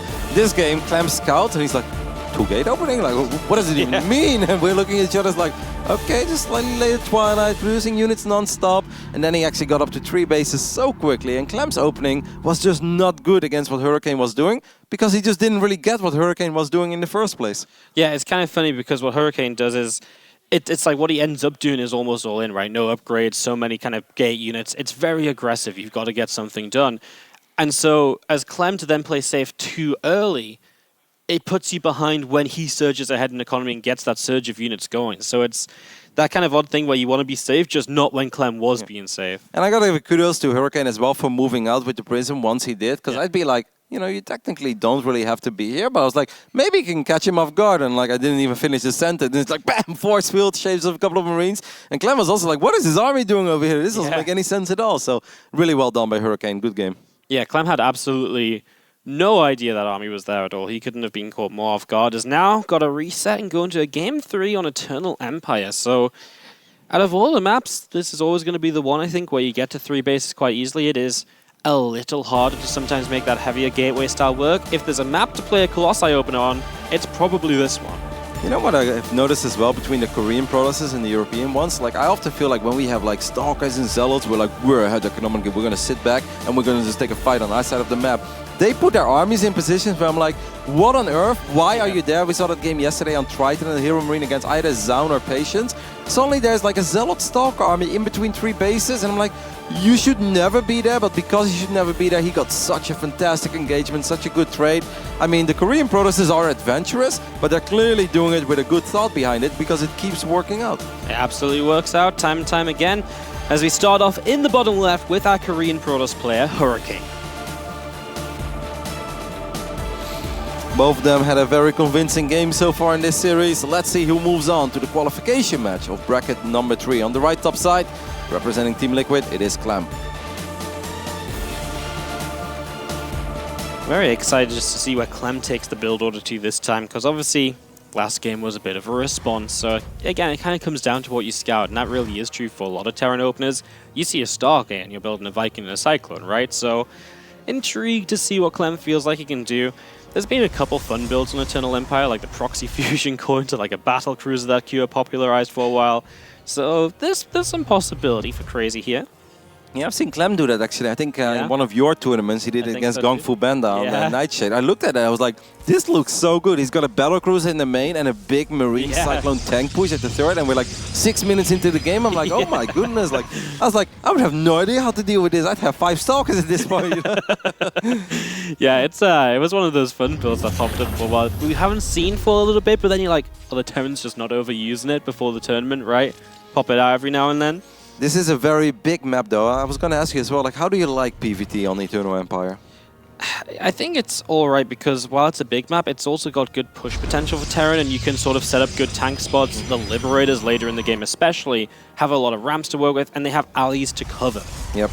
Like, on one hand, this is like, ideally, like, I love this as a Protoss player because you have a lot of time, so you can shave off a lot of units. If you get pushed by ground, you can put Observers in good spots, and then Blink Stalkers can really shine. You can get economically ahead in the way we know Protoss can get economically ahead with just Chrono Boost and the quick 3-base openings. But there's also a couple of things that really speak for Terran in this map. So I'm always a little bit surprised when Terran players don't veto it. But on the other hand, I'm like, no, actually, I kind of get why they like it as well. Clem actually started to bunker here, saw the pylon, and just cancelled it until he figured it's not worth it if I can't force the pylon there and the shield battery. Because I think that's what you're kind of looking for a lot of the time, right? So he's just like, yeah, you see it early.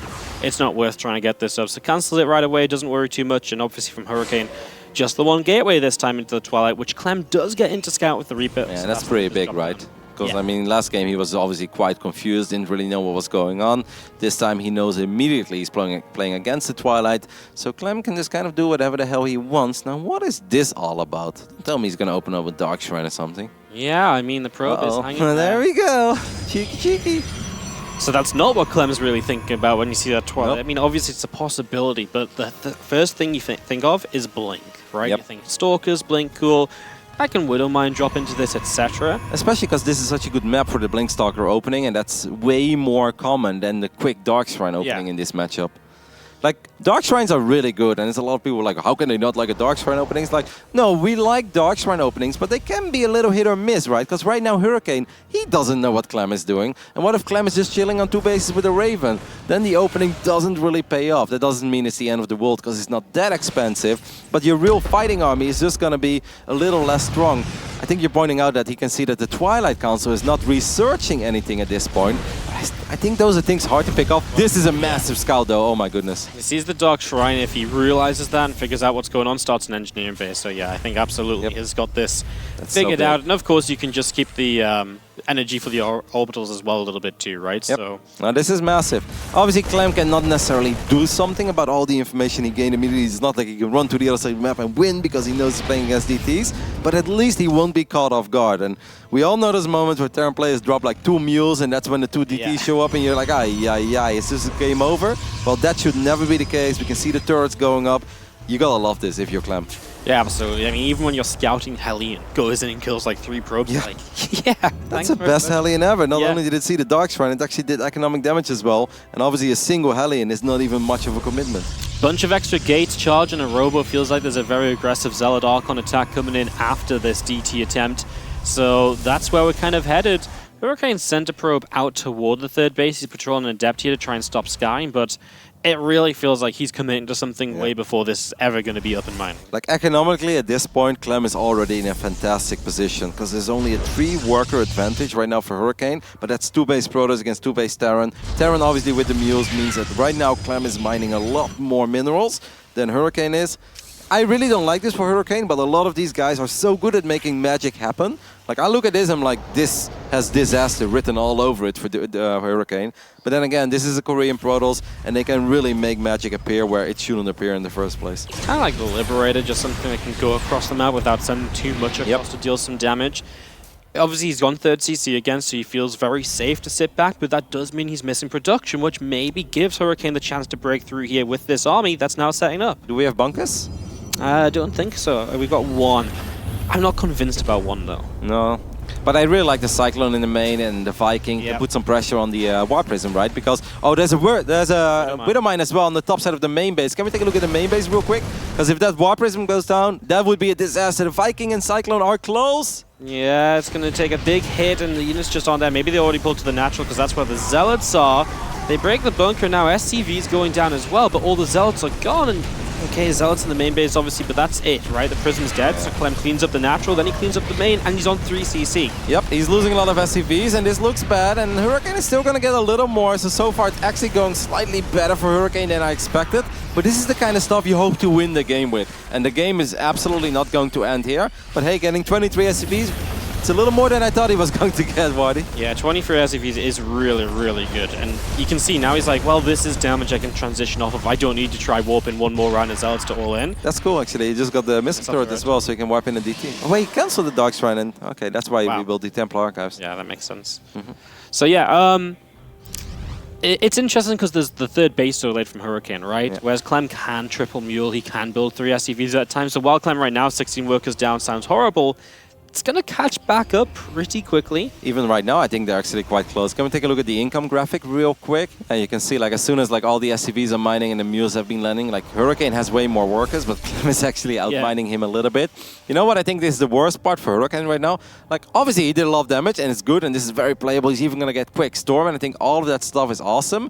I think it's going to be very hard for him to transition into a defensive game, right? Because he doesn't have Blink, he doesn't really have anything that's great against, like, you know, Medivacs or pushing Medivacs into a certain direction, putting the pressure on them. But as long as he keeps attacking, he doesn't really have to worry about defending, right? So maybe that's the game plan here? Yeah, I think so, because defending with like the first 2 storms is so scary, because if you miss Storm 1, even if Storm 2 is decent, you're just going to get overrun by the bio afterwards, right? Yeah, especially when you know upgrades. So that's the dangerous part here, I think, for Hurricane right now. Yep, it's just so hard to catch these units. Even on Liberator can become very annoying. We do have a couple of Stalkers here, so far, so this is cool, Backland. Well done. It's a really nice little position, right? You just gotta get some high ground. When the Liberator fights, you can see it, so you can fight back, but that's 2 Stalkers dead, and Hurricane didn't realize it. And I love that Clem is now going to unsiege as well. This is like the difference between good Terrans and great Terrans. Great Terrans, they get so much value out of like low HP units on the other side of the map. There's Storm though, oh my goodness. Yeah, Clem realized it pretty quick. He saw the Temple and you immediately had to back away to give him time to split. Widow Mines might get High Temple if he's not careful. This is so bizarre, by the way. Like, why is this tiny Protoss army here with like 3 or 4 Storms? Yeah, it's like, absolutely makes no sense. Yeah, I mean, if he gets out of here with everything, it's awesome, but I really don't know if he can. Clem throws down a scan and Clem is like, no, these units, I don't want them to go home. Obviously, he can turn around and storm, but this is expensive, body. Multiple High Templars going down. Yeah, 2 High Temple for what? Like a handful of Marines? Even the Marauders escaped that one as he's going to turn this Liberator back around again. And there is a double drop, and I'm not sure if Hurricane saw it. The answer is yes. Hurricane was ready, lands a storm again. I gotta say, so far, Hurricane is doing pretty good for a man without Blink. Yeah. And Blink is halfway done, so it's getting better eventually. As Clem takes his own third CC into position, though, and still has 1-1, but he hasn't moved into 2-2, so I wonder how much that third CC is coming into use, and if he maybe just wants to try and do something if the first ghosts come out now. So Hurricane still has that proxy gate on the top side of the map. Like normally it would be like, I don't think he should be aggressive here, but he does have a way to warp in reinforcements very, very quickly. He wants to get as much value out of these quick storms as possible. Those storms do a lot of damage to the Marines, but the thing is, damage is good, but it's more important to get kills, because the medevacs are just going to heal up these Marines anyway. Hurricane going to try for a very fast fourth base then. I mean, it is 10 minutes in the game, right? So it's that stage where your main starting to mine out. So off 67 workers, you need somewhere to send your extra probes to. As Clem will think about a fourth command center as well. So he is pretty serious. In which case, I just feel he'll get the armory start 2-2 as well, because you don't want to fall too far behind on upgrades for no reason. And there is 2-2 starting. This is a pretty wild game. I really love it. It's important for Clem, of course, to find the proxy gate on the top side of the map. I think early on he's like, oh, he just warped in all those units of a War Prism, and then the War Prism went into the main base as well. But if Clem would ever move out and that gate and that pylon is still there, it's so easy for Hurricane to warp in 7 or 8 Zealots. Yeah. And Clem recovered pretty nicely from the economic damage he took. But if he once again ends up losing 20 SCVs, then I think it's going to be a different ballgame. Hurricane is so aggressive, but I feel like he doesn't really have to. I think it's fake aggression though. He doesn't really want to commit, but he has to be so careful that he doesn't overcommit here for no reason at all. Ghosts are out and hitting really good EMPs considering there's no enhanced shockwaves, even sniping down the trailing High Templar, so guaranteeing kills, not just denial of energy. Really nice couple of moments there from Clem. I just feel like Clem's playing very well and very solidly, and while Hurricane's had some good moments, some good defense, I still don't see him taking a fight right now that's going to beat Clem up. Nope, but I think if he has like 2 or 3 Colossi and the 2-2 upgrades kick in, Thermal Lens finishes up, then I think it's totally alright. So I understood what Hurricane was doing there, right? Like it was kind of fake aggression. He's like, I'm in your face, I'm ready to fight, but then he didn't really want to commit because all he is like, he's like, please stay on your side of the map. Yeah. Did warp in a couple of Zealots though, and this is why that gate is so nice for Hurricane, and it's really important for Clem to take care of this, because Clem wants to look at his army, Clem wants to micro this army, but at the same time he has to deal with Zealots at home. Oh, those High Templar didn't have storms, so Clem actually runs past into the fourth base. Now he is being chased by the Protoss army, so he's got to think about what he does here. But the Archon goes down pretty quick again. This is still 1-1 against 1-1. And we do see, I mean, the Storms just can't get in range. The Widow Mines from behind hit the High Templar. There's one Storm left. The Colossi have to try and recall. One goes down, and that means the fourth base is dead, and so many probes alongside it. That was such an awkward fight, and it really felt that if Hurricane was in a slightly better position, he would have been able to deal with this. Like even right now, you look at that, you're like 2 or 3 hits from the Colossi, and those Marines are gone. But Clem did a really good job. Just great army movement by Clem, and very decisive, right?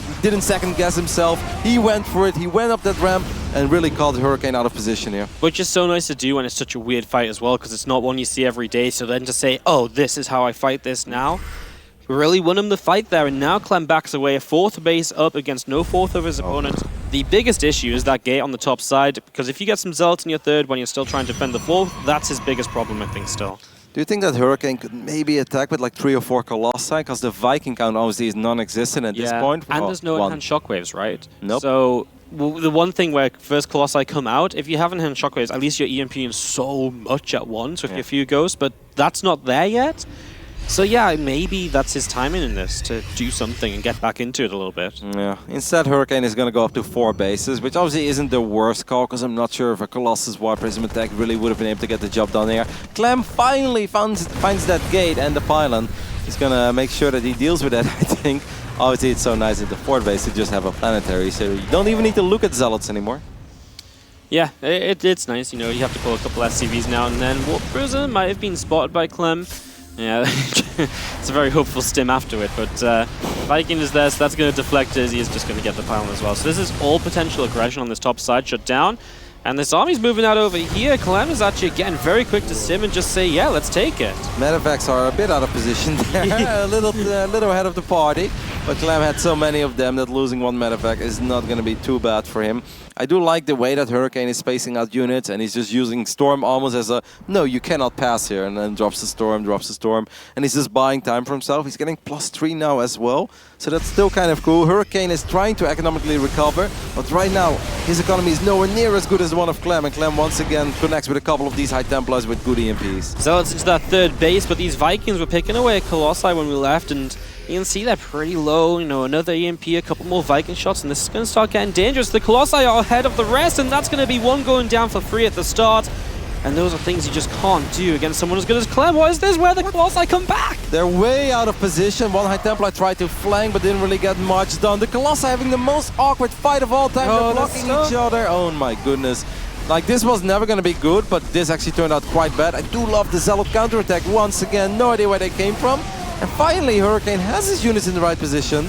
And for as bad as that looked, Barty, he actually handled that really well. And now he's blinking in after it to pick up some kills also. So Clem kind of running away, having to back off here. And yeah, you're right, like for how stupid the fight looked for Hurricane, it shouldn't have gone this well for him in the end. He shouldn't be the one pushing Clem back and chasing across the map aggressively. But it really helps so much, right, that he has Zealot presence once again on the other side of the map, because as a Terran player, like, Terran armies are good, but you need to be paying attention, because you never know where that storm is coming from. So the moment you have to micro stuff at home against pro Zealots running around everywhere, that's when you're not going to get that much value anymore out of your units. And look at Hurricane, he's so aggressive. Like, I'm amazed by this, because this time there is no warp prism. Maybe he can recall. This is risky though. He's really relying on these High Templars. Oh, EMP! Yeah, he's looking for the EMP and he just lands it on the army. Instead, he's going to go in. The Viking count is a bit better than before. First Storm is dodged pretty well. First Colossi down as well. There goes the second, so now it's just the Storms, which is great to stop this Terran army chasing you, but it is just Storms and Stalkers. Storm the best EVs. Yep.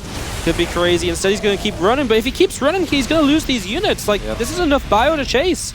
And that was a High Templar. He's got one more Storm and he will land the Storm, but that also means that all the High Templars and Colossi went down here.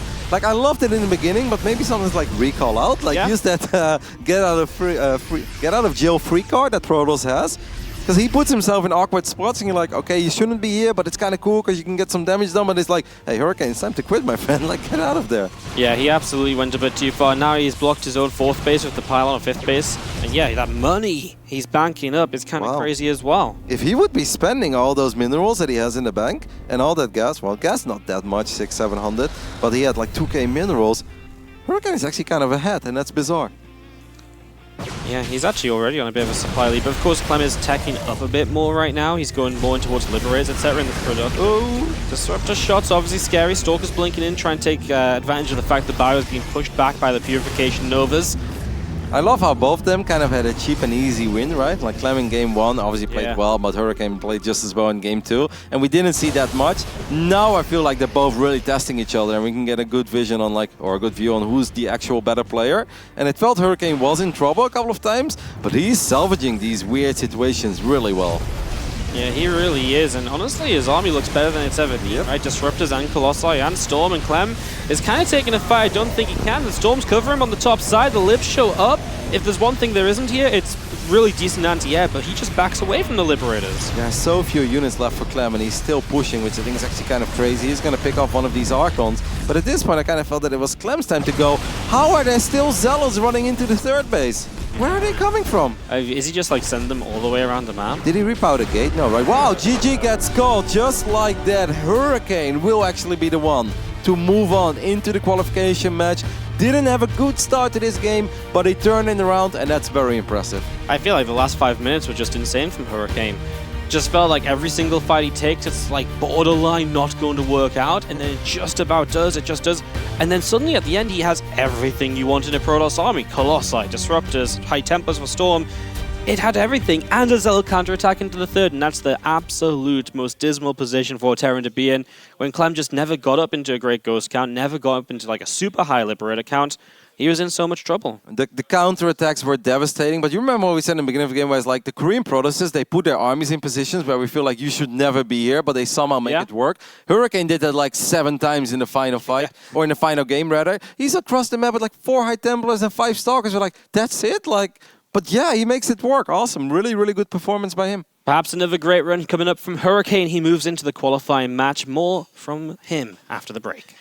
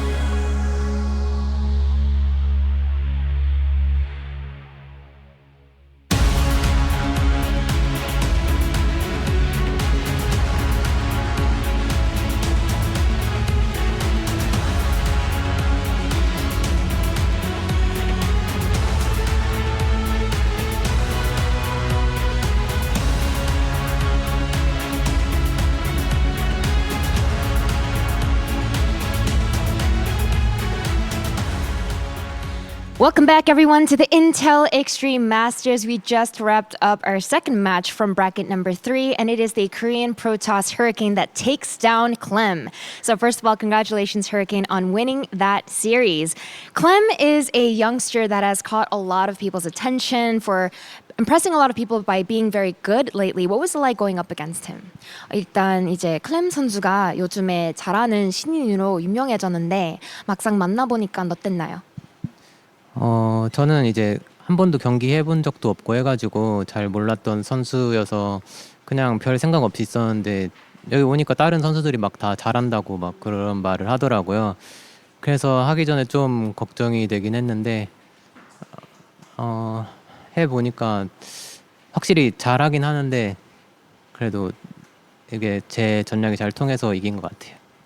So he says, prior to playing him, I actually, in the past, have not had the chance to play him before. So he was honestly a player that I wasn't totally familiar with.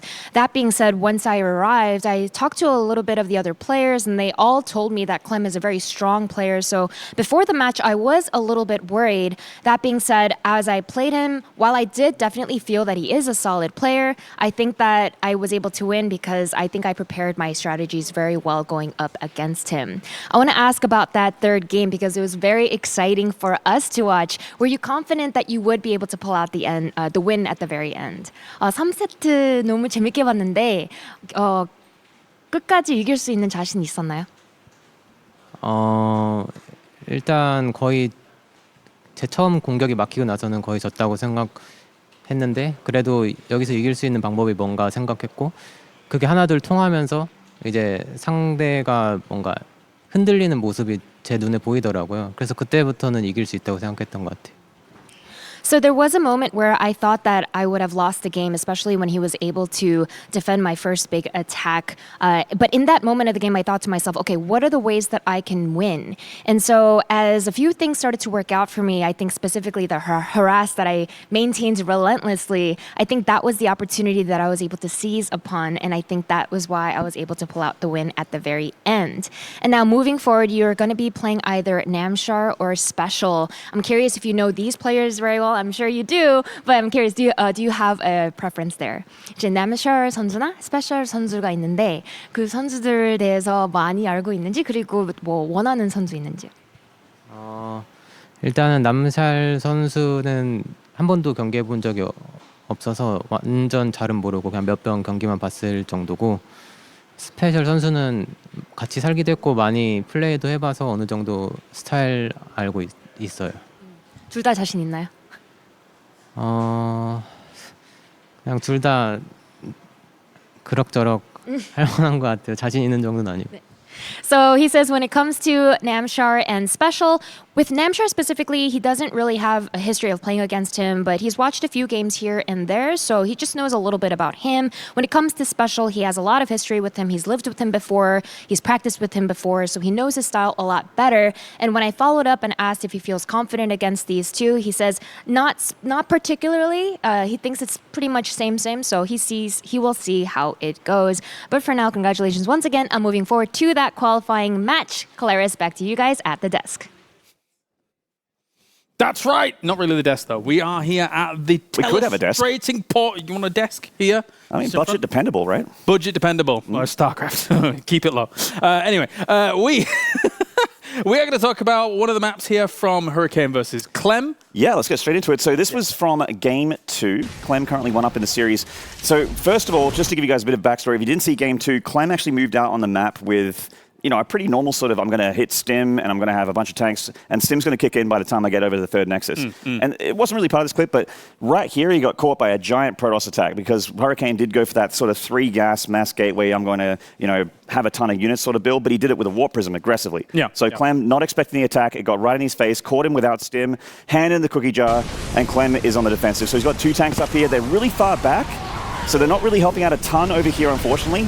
But what they are in range of, James, is this mineral line, where tons of SCVs are going to try and avoid these Zealots, but they are actually getting splash damage by their own friendly units, which unfortunately the Terran splash damage hates Terran units as much as I hate Protoss units.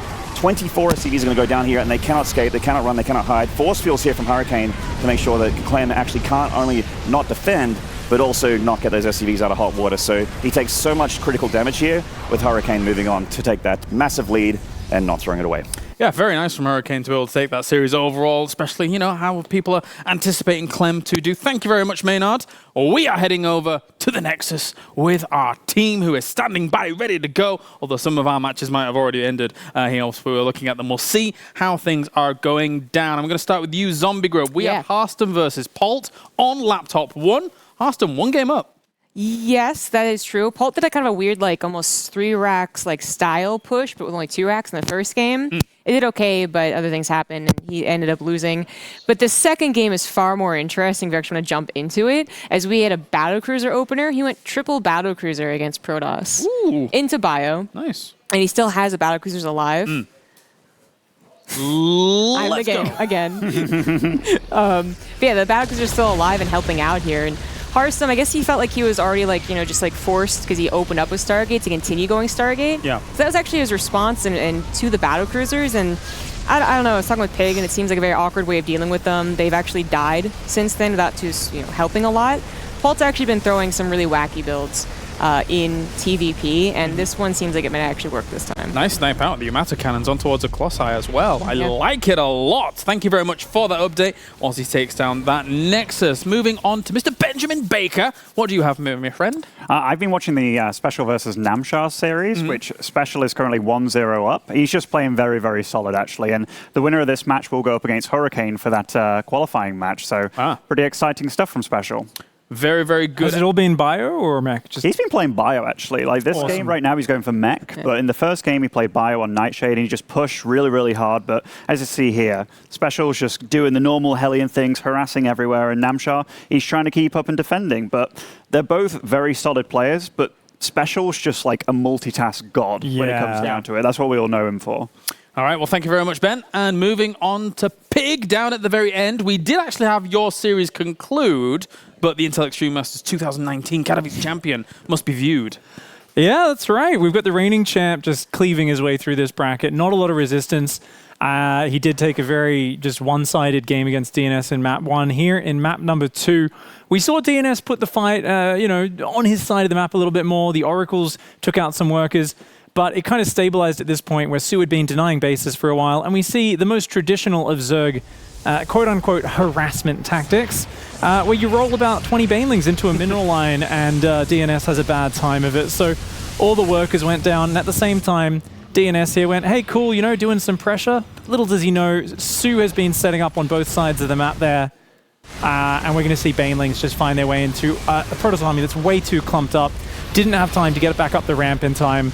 And that was the finishing moment. Isn't this just how Su wins so many of his games? He just crushes people's armies in the mid-game. You've got to be so careful. He's often not building spellcast. He's not going to hive tech. But that makes the mid-game so scary because his army is just massive. That's what he does. Like, you're totally right. He's just a brute force Zerg. Like, when it comes to the finesse, like, delicate things about Zerg, Su doesn't do them. He's just all about making a lot of units. And, like, I feel that the Roach and the Ravager are pretty much like his trademark unit. Also Banelings. Like, he is a very, very powerful player, but these players are definitely throwing, like, they're not utilizing his weakness. They're really going at him like a bull, and that's exactly what Su wants you to do. I think it's something where I got to agree, Ben. I'd love to see players, if you get to the mid-game on an even footing, get really defensive, get up to 5 bases, go to the super late game, take advantage of the fact that Su doesn't like to use those super late game units. Definitely so. We've seen him have a bit of a hard time when been like Su Corruptors and things like that in some of the tournaments last year. But that is that for those updates. Thank you very much, guys. Our next match, of course, here on the mainstream is going to be that qualification match where Su will go up against Bunny, I do believe. And then, of course, Hurricane is waiting for his opponent when it comes to Namshar and Special. So I think we are indeed ready for a break. And when we return here for the Intel Extreme Masters Katowice qualification matches, here to try and find out who moves into the group stage.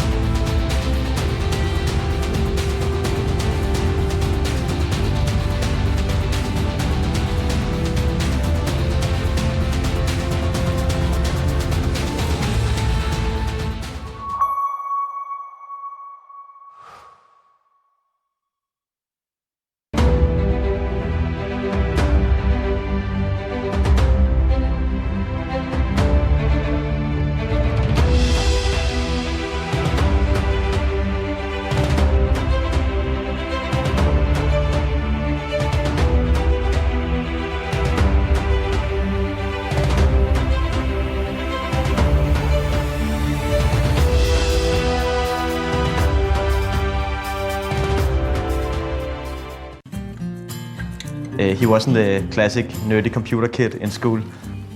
He was one of the ones to get a girlfriend first and a very social person. Typical for Finn is that he is very determined. Ist egal, ob es jetzt beim Kartenspielen ist oder beim Tischtennis oder beim Computer, er gibt nicht auf. What he really wants is to win a major.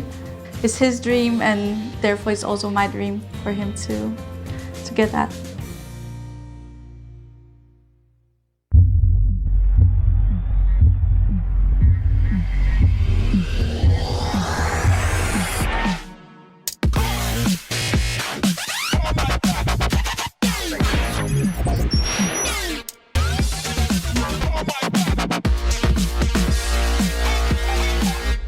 For them, to simply exist is not enough. They must strive for more. They risk everything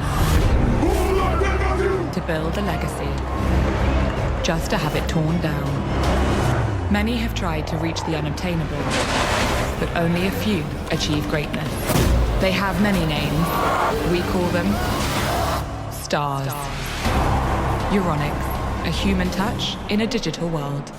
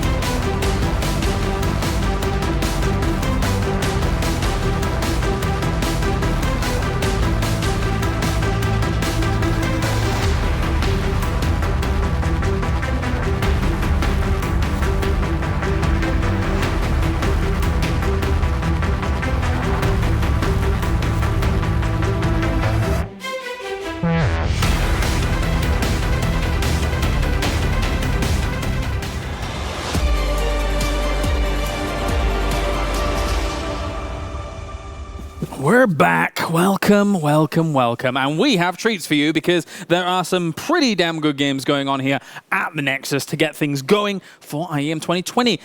Zombie Grub, we have Harston versus Paul. We have to jump into laptop 1 pretty soon because it is Battle Cruisers, it's Tempest, it's nonstop. That's exactly what it is. We're continuing with the same game that was brought up before the break, actually. 3 Battlecruisers coming out early was odd, but now we see a late game TVP where Mass Battlecruiser, if you can get there, is actually really good. They're everywhere. He's up to 13 Battlecruisers after taking some serious pressure, but the point is he kept his Battlecruisers alive. We know that they're so good at being left alive because they have that transport ability. It's all about retention. If you can actually get to, let's say, even 20 Battlecruisers, that's when there's a big question mark as to how good they are against the options from the Protoss. But certainly using a ground army to take out the economy is good. It just, you can still build at least 1 or 2 more Battlecruisers, even on 3 bases. He's been taking big blasts from disruptors though throughout the rest of this game. Yes, he has. There's actually been a severe lack of splitting from Pult, which I'll excuse if he really was close to getting to what he is now, 16 Battlecruisers almost. But that was about 5 minutes ago. It was around this base, and it was just like, maybe like, I mean, I guess I have a high bar. You know, I watched Here Marine versus Showtime, but there was not really a whole lot of splitting around there. But now Pult has that Battlecruiser count that's just like, can Harston actually take that on? That is fair. Blinks forwards, tries to... Wait a minute, I'm not casting. Go for it, Jay. No, I'm not getting lured in. And lots of command centers on the way as well. So there's the potential that this goes on for quite a while if they keep dancing around one another. Yeah, I would even say that like Pult actually wins this considering how much he has. He teleported. That's actually very bold. There's still so many Stalkers and Archons. Even a Guardian Shield can help out with a Bioarmy in the ground. Also doing well. No Disruptors. I guess they're all taken out. The Battlecruisers though, they went to, where are the other 6? I don't even know, but there's only 3 on the front lines. He has more. And if he brings those forward, and that's probably it. I guess just rallying them forward. Yeah, they're on the way from the left-hand side. On the left, I think. They may have teleported now. Yeah. So... Yeah, exactly what happens. GG. Nice timing. Nicely done. That was actually a sick game. Because at one point, while we were on the break, we were like, this looks really bad for Pult. It's like, man, that's kind of sad. He's not going to win any money at all. Obviously, it'd be sad for Harston as well, because this is lower bracket round 1. Both these guys really good, but impressive stuff by Pult there to hang in. And then eventually, like it goes like 6, 7 BCs, 14 BCs. You're like, all right, he can actually win this game. Yeah, very nice to see that play out. So that's 1-1 now. So yes. All the marbles to play for, because it is down in that lower bracket between those two. Thank you very much, Zombie Grove, for the update. We can check in with the bracket here whilst everything has been going on so far for bracket number 3. Don't forget we have bracket 4 later on. These are our 2 qualification matches in the upper bracket. Sue versus Bunny and Hurricane will go up against Special, who was able to dispatch of Namsha in 2-0 fashion. And that means Sue versus Bunny is our next match. Down towards the lower, of course, though. We have a few players that have been eliminated, unfortunately for them. Razorblade goes home, Zanster goes home, and Space Marine does go home as well. We're still waiting for that result between Harston and Pult. So, quite the bracket so far, Rotterdam. Oh, absolutely. Maybe a quick update about Special Game 2. He killed 101 drones in a 15-minute game. 50? Yeah, that's like if you see 100 drones going down, you're like, okay, that happens in Mac games. Yeah. But then often it's like 20+ minutes. But in a 15-minute game to kill 101 drones, it's been a serious massacre. So Juanito looking really good. I don't think we had like a lot of crazy results yet in this bracket, but a lot of close series that you do feel like could have gone either way, right? Like Bonnie against Drogo, to me, that was a real 50-50 matchup. Yeah. Like I can see Drogo win that. Bonnie took it in the end. I think in the lower bracket, a couple of to-be expected results. I mean, it's a little bit sad for Razorblade that he had to play risky, right? Because they play against each other all the freaking time. Even last weekend, they had a LAN event in England. So it would have been nice to see them actually go up against somebody else, but at least Risky is still alive. So the LAN event, Epic LAN. Yep. Wardy. The big event. It is a big one, but right now we should jump in my laptop quickly because Clem might be about to die to Nice. Oh no. Because he has just had his bunker busted on the natural and he's lifting his CC and it maybe doesn't look as bad now, but like a couple moments ago, it was like he was losing everything. But he's got tank high ground. I know I'm pretty, guys, but that's not pretty StarCraft too. So anytime we can have a look at Clem kind of dying. Wow. We're going to see the score screen. Yeah, we're literally going to see the score screen. Wait, go to laptop 3 now. It actually just happened. I just want to see the score screen. Oh, well. Clem just GG'd out. I mean, that's really bad news for Clem. I did not see that coming. Nice is a dangerous opponent, but Clem is supposed to win that one. Yeah, but I think the question was like stability. So I predicted Clem versus Special in like the qualifying match, but my concern was if Clem had lost it, then the bottom bracket might have looked something like that, like losing because he's a little. I mean, he still kind of gets like a little tilted, or just like the last match is always in his brain type deal, especially the same matchup. Whew. Well, I mean, it's not over yet. It's only the first game in the best of three. But yeah, this is not good news for. I mean, that Terran that we're so excited for. He had such a good quote-unquote off-season, right? Yeah. He shined in so many of these tournaments, and we know what he's capable of already. It's not out yet, but yeah, now it's going to get dangerous, and especially Nice. I mean, if you talk about a horrible Protoss player to play, where you have to win 2 games in a row with your tournament life on the line. I mean, if you guys think Has is crazy, Nice is just as crazy as Has. So. All right, well, thank you very much, guys. It's time now for Sue versus Bunny. I was going to ask you guys about it, but we were so enthralled by all of the laptop games, and we will have more coming at you here from the laptop games from the Nexus. But for now, I heard Maynard warming up and growling just before, so it's time to head over to them. Sue versus Bunny. Trade secrets being thrown out there into the public. What's up? I am Maynard. With me is Pig. Strangely enough, what are they doing with this rotation? We haven't actually cast together yet. They try to keep us apart, Maynard. It's happened before. There's been multiple events where they refuse to let the two of us combine our powers. But here, right now, day 2 of IEM Katowice, finally, we get to bring a little bit of that passion from Down Under. Down Under passion, the greatest direction to receive it. And now, all Korean winners bracket match here, a qualification match. So guaranteed one of these players going to go through. Obviously, Sue, the reigning world champion from IEM Katowice 2019, where he broke the curse finally after being second like 6 times in GSL, bunch of other tournaments outside of GSL as well. And he got the big one. But this time, he's playing from the offline qualifier. He's going to go the whole distance and just one more match here for the reigning champ. Let's see if he can do it. In the bottom left here, the Terran in the blue from Korea. He is Bunny. He's looking focused as ever. Some doubts about what his form would be like coming into this tournament, but so far looking fantastic. But likewise, looking unstoppable up to now. In the top right-hand side of World of Sleepers, the red Zerg player representing the Africa Freaks. He is Sue. Yeah, it's going through the bracket flawlessly here, which is a really good performance. Because Sue's been a little bit shaky online, which is, I mean, to be fair, everyone's only really played online, so there hasn't really been an offline tournament just yet. But with these tournament runs, you know, in some of the big tournaments like the Kung Fu Cup, you know, Elima Leagues, that sort of thing, yes, he's getting deep, and he did actually win one of the Elima Leagues, but he's also kind of just sort of disappearing at early stages of some of those brackets as well. Yeah. Not something you'd expect from Sue.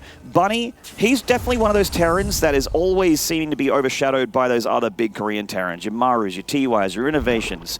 He just never seemed to even, you know, be too much of a blip on the radar for, you know, fans out there, the community in general. They know Bunny is good. He's a bit more of an aggressive Terran, you know, a bit more bio-focused, but he's just not been able to get very deep in really big tournaments. You know, Sue's definitely done that more than once, almost too many times if you ask him. Absolutely. An interesting opening here. It's a 13 gas 12 pull from Sue. He has pulled off gas, so he's not going to be Baneling busting with this. It's not completely all in, but it is super heavily committed. Now, are these Zerglings going to dodge that SCV? They do. They see the SCV coming with the Overlord. Gets on its walkie-talkie, says, hey guys, take an alternate path. They are going to just barely dodge around that SCV's Oh, God, that was just there, yeah. I mean, again, like, not all in, as Pig mentioned, but definitely very committed. And with the opening of Bunny, Sue's opening looks really good. Bunny did get a CC on that low ground, and that Reaper needs to stay back. One Reaper alone will have a bit of a tough time. These Lings are only a handful of seconds away from having speed, and if there's no bunker for that Reaper, he needs to basically evacuate that natural, so... Yeah. It looks unlikely that he's going to save this command center, to be honest. In this scenario, I mean, even with the bunker, they can wait for more Zerglings, but right now, Sue did build an extra couple of drones, so it's not that many Zerglings out on the map, and he really does want to get a cancel on this command center. Oh, the Zerglings don't go and get on top of that SCV. The Reaper will be able to get inside that grenade, inside that bunker. I really think 2 of those Zerglings should have split off and focused down that SCV. Now with the bunker up, it's going to cause an extra problem. Yeah, I'm definitely with you there. I feel like it could have done a little bit more damage. This, as the dust settles, isn't that bad for Bunny. Obviously, he's losing a couple SCVs. His natural is being delayed. These Lings, relatively inexpensive for Sue, but he's not losing that Reaper, and the Reaper will kill these Lings eventually, and also the reactor about to finish up. I mean, he is delaying the natural, so that's very nice for Sue, who is just droning back at home. I think you'd like a little bit more damage, but because he went back to droning so quickly, it will be acceptable for Su. Curious to see a player just go only 8 Zerglings initially and then rallying another 4 or 6 over. You usually see at least 12 or 14 Zerglings before the drones come down.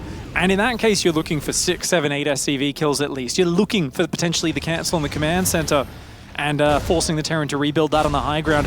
As it is going to come out with a little bit of an ambush, but that cliff providing all the safety that Reaper needs. Indeed. As the 1-1-1 build rounds out here for Bunny. We'll see what he comes out of that starport. Lots of options here for the Terran. Su is still just in drone mode right now. He's taking his third base. He's about a third of the way done and is squeezing out more and more drones. These Lings sort of owning the map at the moment for him. It seems that Bunny is moving across here. Looks like with the Reaper to try and hop into the main, make sure Su isn't hiding any extra gas or a lair or any tech on him. He sees that there's still hatchery tech here for the Zerg.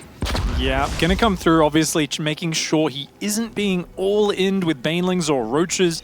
And as he completes the Scout of the Natural, he's going to feel very comfortable, sees that's filled with drones, no tech structures, and upon seeing that, Bunny drops the 3rd command center. So nice economic follow-up, starts a Viking to clear out the Overlord Scouts, and you can see that Bunny's paused Hellion production. Realizing Hellions aren't really going to be the way to do big damage right at this moment, he's just got 3 to stop a Ling Flood. Fusion Core goes down behind it. It's looking like we're going to see a Battle Cruiser opening, and you know, I look at World of Sleep as TVZ Maynard. I don't think there's a better build for Terran than BC Battle Mech. Yeah, I mean, this is one of those maps that's so hard to play Bio 1 against Zerg because they really just start to take over the map much, much quicker than the Terran does. So Mech, you do get that big one, sort of like a Phalanx attack, where you have a lot of power, a lot of splash damage, and you can just cut through the Zerg forces, and creep doesn't really matter as much. This is a bit of a different BC opener, though. Like, he's putting a lot of starport time and also gas, frankly, for Viking and Liberator first, and then delaying that BC a little bit. So it's not the quickest BC build here from Bunny. Yeah. But the BC is always quite threatening.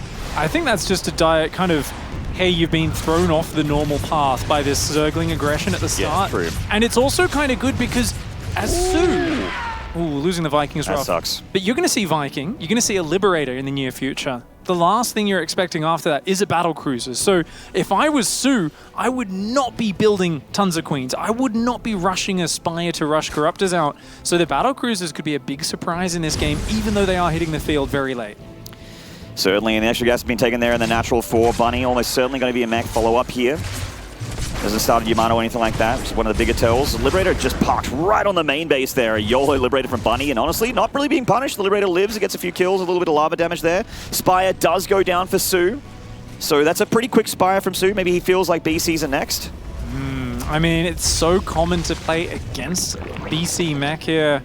And Roaches, of course, being an amazing start. Roach speed going to give you a lot of aggressive potential, as well as the ability to shut down Hellion backstabs.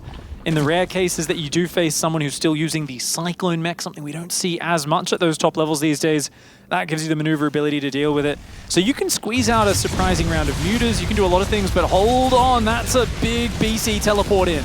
Right on top of 5 Queens, not usually a fight that the BC can win, especially considering they have transfusion energy. But those Hellions doing a little bit of drone damage there. They get rid of the Lings, but the drones keeping very safe here, keeping behind their mamas. Protecting their babies here as those drones go back to mining and back to work. This teleport timing from Bunny with the Hellions looked like it could have been very, very scary, but Su's handling it well.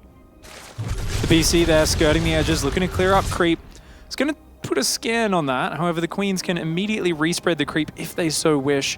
Being very conservative with those Queens for now is Su. He's got plenty of supply free. The Spire is ready, and we're going to see about 8 Corruptors, I believe, power up almost immediately. Just going to shut down the follow-up BC harass once they're on the field. No Yamato here, so you can't really just one-shot the Queen and leave. He's actually engaging a Spore Crawler here. Bunny taking a lot of damage on that BC. He does need to get out. He's up Corruptors. 8 Corruptors are about to, if they pop, they will obviously kill this BC very, very quickly, but it's about to have tactical jump off cooldown again to come back. Liberator showing itself now. Just edging itself outside of range of this Spore Crawler. Really nice lib here from Bunny. Nice that it went home, it repaired back to full hit points, and even though it hasn't got a lot of kills, each time it forces mining time, keeps Su pinned back a little bit, and he's so good at just extricating it from trouble, not losing it. Behind this, the double armory is about to finish up. We're going to see those double upgrades. 4th command center being built on location. Bunny getting ready for a very long, drawn-out game here. Certainly. So a bit of a block for Bunny as well, as the fourth isn't complete and he had to make 3 depots at once, but it is being worked on and back to production. He's going straight for the Cyclones here because he does have Corruptors as a problem. So while he does have a good number of tanks, that means he's safe against Roaches, relatively safe against Roaches. We are going to be seeing a reaction from Su. He's almost certainly going to be heading towards Swarm Hosts here. Su doesn't really like Hive Tech, he doesn't really like Spellcasters, but he's very much a fan of Swarm Host Nidus Worming down a mech player. Swarm Host Nidus Worm, one of the most effective ways to go about it. The Infestation Pit now on the way. The Baneling Nest, the second Evolution Chamber. That combo of Banelings very powerful with these high supply Roach Swarm Host armies. Effective at crushing through not only planetary fortresses, but also clearing out large numbers of the low-tier mech units. If there's a lot of Widow Mines, Hellbats, or Cyclones, clumped up Banelings become a fantastic way to deal with that. We are amazingly seeing a Hive here from Su. Maybe he does want to go for Viper for a change.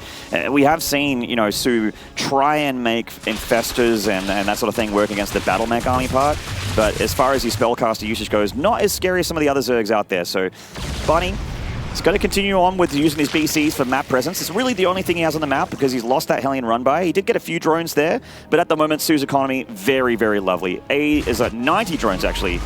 So a beastly economy for the Zerg. And the Terrans is trying to secure a fourth and really lock things down. This is just not very attackable at all for Su. So surprising he didn't go for the Swarm Host at all. Yeah, the BC tax there, taking out 2 Corruptors, teleporting home for a repair. BC's almost always cost efficient, but they take a long time to rack up that value over the course of a game. So, they take up a lot of supply, they're very expensive. Bunny still, in essence, is turtling right now. Yes, he's poking around with some Hellions, some Cyclones, BC's poking in when they can, but hasn't really been able to move out with any frontal push, and there's no sign of that happening for a long while in this game. It gets half a dozen drones there, just up to 7 in total from that run by. Not too bad for a few Hellions for Bunny. Things like that, just trying to slow down the Zerg a bit, as Bunny's worker count also is pretty astronomical here. Almost 2 UI levels, 88 workers here for Bunny. I mean, it's not quite 110 SCVs, but he's on his way. Of course, both players are cutting work. It's all about making tech units, all about making units in general at this point, and then actually battling for the victory. We have that's the battle mech part of Bunny's army. Not all the army, just a chunk of it. Clearing up creep. And what Su wants here is a fungal, Baneling connections, that sort of thing, and not to lose too much creep in general. As it does help him, especially with the quicker, lighter force of Bunny. 2-2 upgrades now starting up, and so many command centers on the way. Bunny is looking to eke out a long-term efficiency game. Su here, he's getting frustrated. He wants to land that fungal, connects with a few units. Yeah, just because of some fumbles here.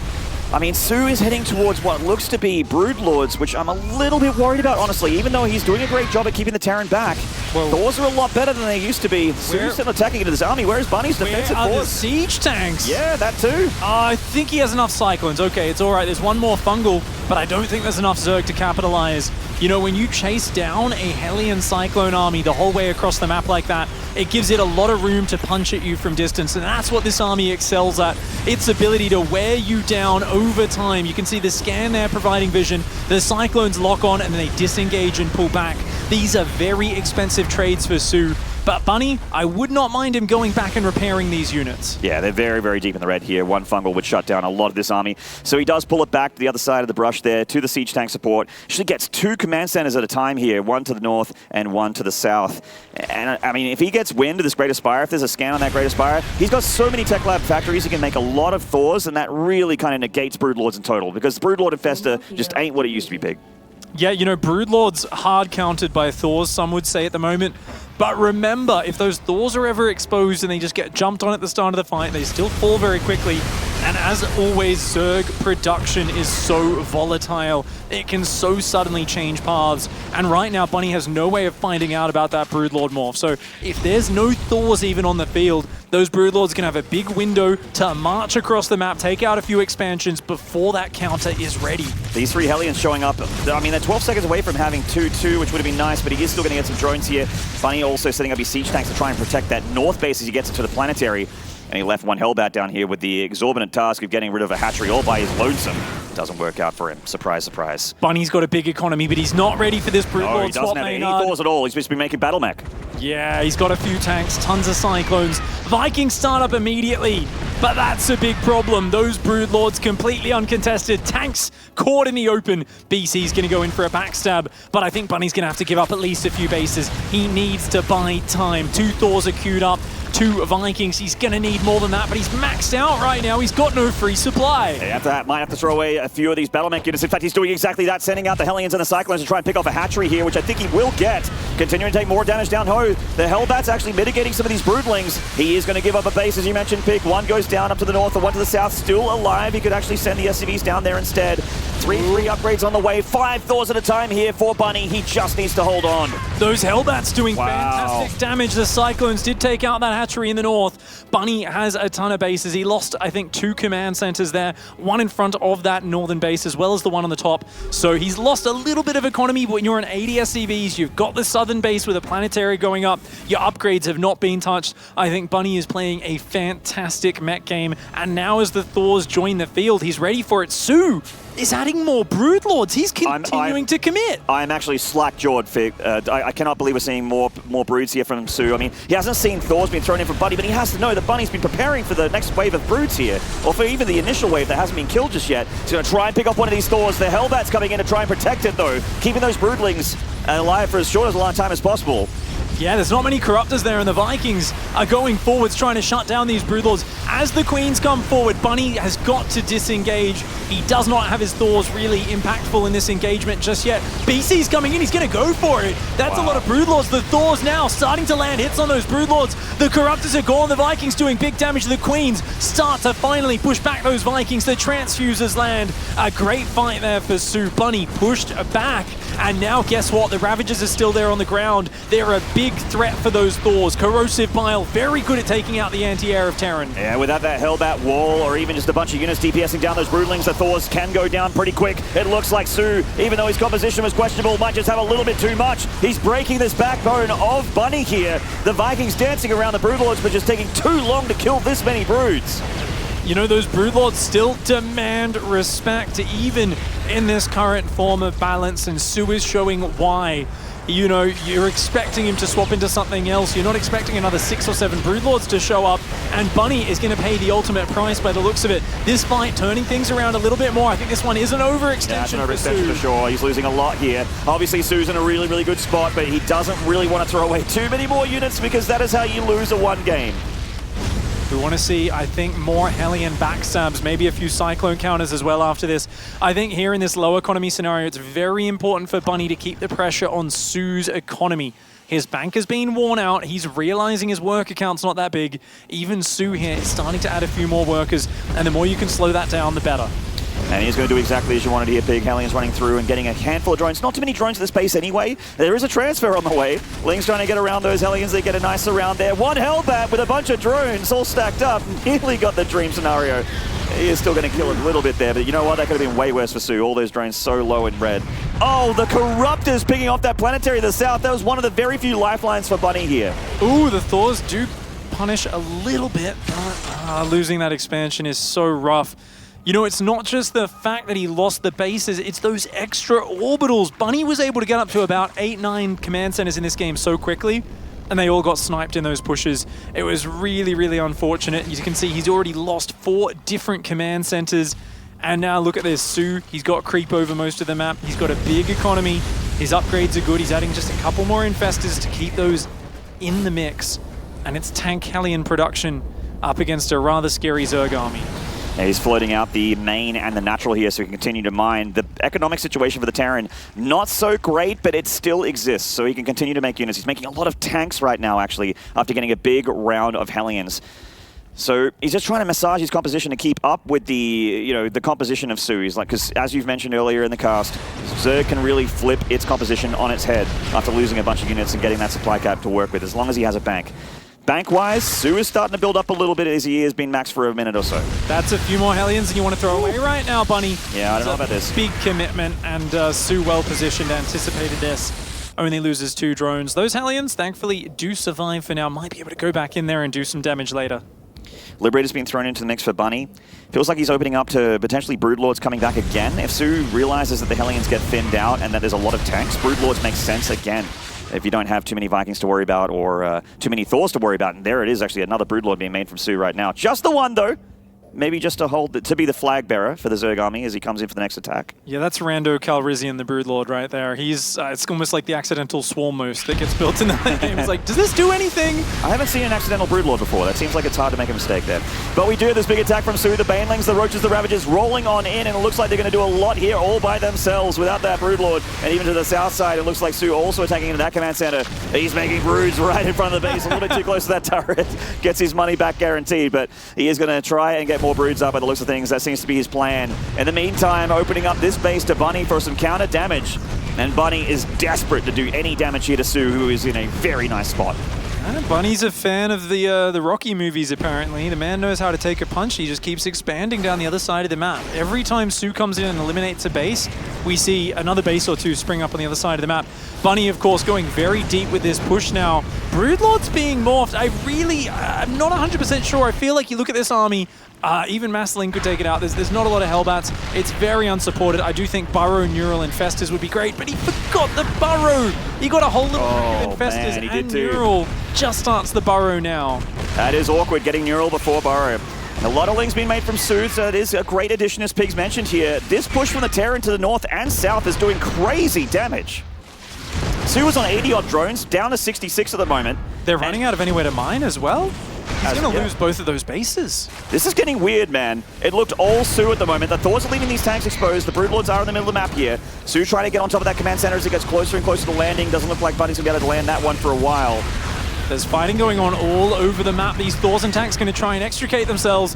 Those Thors up there have found a party of drones. The Broodlords will slowly deal with that. These Thors and tanks going to re-secure this top left-hand side. Bunny desperately needs to get those bases back up and mining. So, I mean, as it stabilizes here, Su trying to get value out of these units. He's really just putting up as much of a fight as he can on this side of the map. And this is such a good job of delaying Bunny establishing those bases. Su, most importantly, has the central low ground base, but he's a bit slow to put his workers back to mining. Right now, the income is next to nothing for both players. That's very, very low for 20 minutes into the game. There's just been so much damage. A very, very action-packed game here. A lot of energy on those Hephaestus, and they do have Burrow now, so Neural is definitely a threat to Bunny. If he can grab a couple of those tanks or some of the Thors or something like that. The Hephaestus to the south, going to try and become the hit squad. Spellcasters here for Su. He is under pressure from that Terran force. The Broodlords not high enough in count actually to engage this army anymore. No Corruptors to assist, so the Vikings can just chase them down. Oh, those Broodlords, not a great choice. The Corruptors coming out might save them, though. We see some Ravager Biles on the Liberator. The Roaches and Ravagers just want to get rid of those Thors. And the quadruple Neural on the left-hand side. The Judas tanks here doing so much damage to Bunny's army from the back line. Bunny potentially didn't realize it or didn't care, but unfortunately they just deleted that front line for the Terran, and now the Corruptors are here. The Vikings getting pushed back. Bunny getting pushed back. He really doesn't have any chance of getting a big army up again. Oh, and it's an orbital. It's an orbital. Is the top left an orbital or a planetary? I'm not sure, but if that goes down... nothing. Oh, no. If those Lings find that base, and I'm sure they will, he's in big trouble. Landed Vikings and Hellions. Not the late game army you want as a Terran player. That is, a sure sign of desperation for Bunny. If Bunny was up against a Diamond player, maybe he could style on him with a mass-landed ground army of Vikings, but it is unfortunately Su, a previous world champion of IEM, and he won't let him get away with an army like that. Su's just going to make a lot more Roaches, a lot more Ravagers here. Honestly, whatever he wants to make is going to be very hard for Bunny to do anything about. It just doesn't look like there's any edge here for the Terran. It would be a miracle to come back from this point. Yeah, Hellion Runby is going to try to get in. May find a stack of drones, but yeah, well protected. Spinecrawler protecting a future potential expansion as well. A new engineering bay does go down, and Cyclone production back to the most general unit that he can think of. The Cyclone shoots up, it shoots down. But when you've got that many Infestors, so many Ravagers and Banelings, and you're looking at double the army supply, it's going to be very hard to deal with. Su's going to take all these tanks for himself again. Another 4 tanks for Su, doesn't mind if he does. And he's going to turn them and fight against the Terran army, and then pick them off before they get their brains back. Su is over here and deleting what remains of Bunny from the map. Beautiful play here by Su. Bunny making him work for it, but the Brood Lord tech switch, and then following it up with yet another wave of Broodlords was the key thing here that gave Su the momentum he needed. Bunny, I think, was considering pretty much every other option. No doubt was thinking about Nidus Worms, was thinking about Ultras, Banelings crashing in from multiple angles, but Bunny was just not prepared for those Broodlords earlier in this game, and now, fighting from an economic deficit, this army, you just cannot handle that much Zerg. Economic deficit, army deficit, everything deficit. Su on his front door with a lot of infestors. I mean, he's making a battle mech army and infestors specifically to actually kill that. GG! Freak. Su getting game number 1 against Bunny. And that was a very entertaining game there on World of Sleepers. You know, we expect mech when you're playing Terran against Zerg on that map. You don't see battle mech too often anymore, but it is still useful time to time. In fact, Special used it against Namshar in one of his 2 map wins. And Bunny had a lot of hope there. I was getting worried for Su when he was putting a lot into the Broodlords. Yeah. But he does still show us that unit, as you mentioned, commands respect. If you're not ready for it, it will DPS the hell out of your ground army. Oh, it's the way it can appear out of the shadows, right? It's just suddenly, oh, here we are, takes out a bunch of tanks, gets a few bases, and then he repeated it again. And something we've seen in quite a lot of games, I've seen Rogue do the same thing, is the Thor's amazing against the Broodlords if it's just the Thors fighting the Broods, but we so often see these Ravagers just jump in with them, spread biles all over those Thors. The Roaches and Ravagers can take them out. So if the Terran's just not quite set up as he's needed, if he doesn't have things like tanks covering those Thors, they can go down before they get the work done. And Broodlords, the moment there's no Thors, just absolutely dominant anti-ground unit. Yeah, you're not wrong. Well, see if Bunny can tighten up his builds here for game number 2. Su on match point already, and 1 more map wins means that he is going to be the first qualified player from bracket 3. It actually feels like this bracket's gone past pretty quick, man.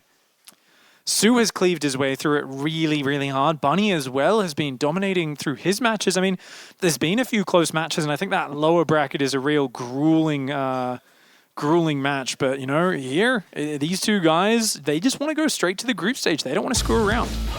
I mean, if you can have an easy run and get your day done with nice and early, then you can just take it easy, put your feet up, have a couple days off, and then worry about the round of 24 when you got to worry about the round of 24. And second map is going to be Simulacrum, Tomato, however you want to pronounce it. Let's get into it. In the top left here, the blue Terran player currently down in the series. Thank you, Mapu. It is Bunny.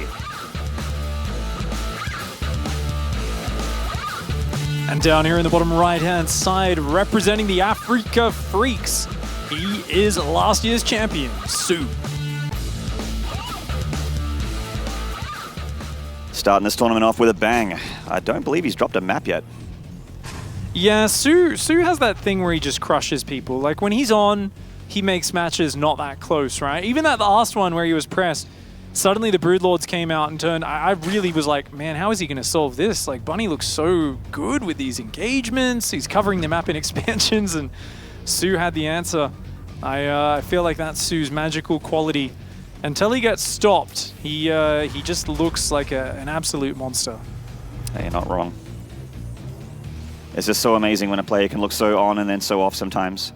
And this is the right time to pull your socks up and actually play your best StarCraft, that's for damn sure. I mean, he's a player who has his very specific strengths, right? It's that ability to master big mid-game engagements, his ability to power through the early game so hard that he often does get a lead for himself.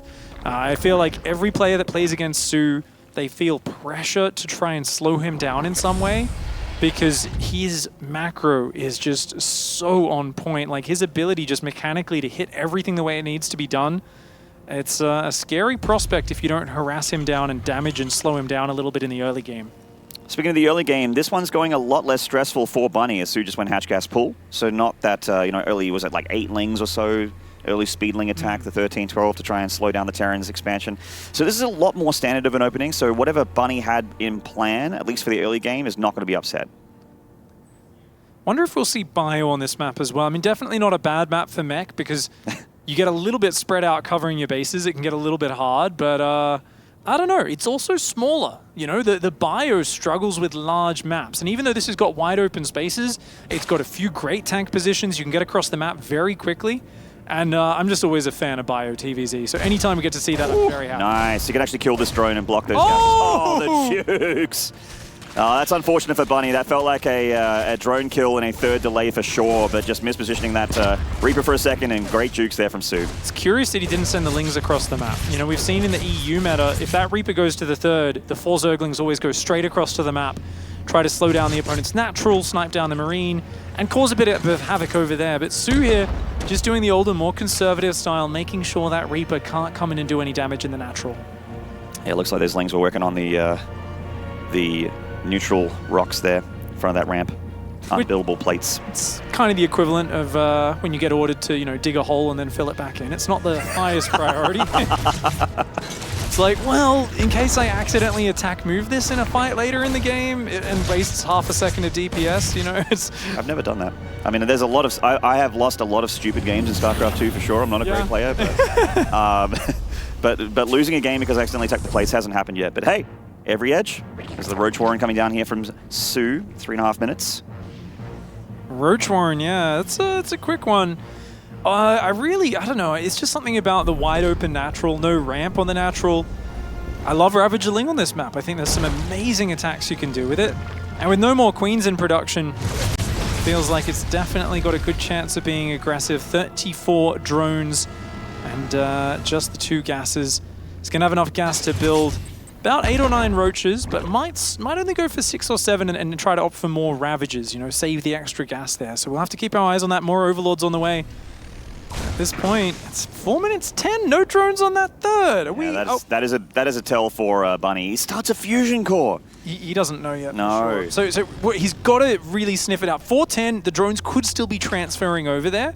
And it could still only be a few, but at this point, he's got to get some inkling that this is happening, and he's got to get it soon. This is a map where this is such a common opening. And look at this, the Queens here, happy to distract the Hellions. They go north. Are they going to see the Roaches? Yes, they will. So this means that Bunny is going to have to leave that Liberator at home, try and help out and slow things down as he gets potentially a Banshee out here. You do not have enough time to get out of Battlecruiser when there is Zerg aggression coming at you.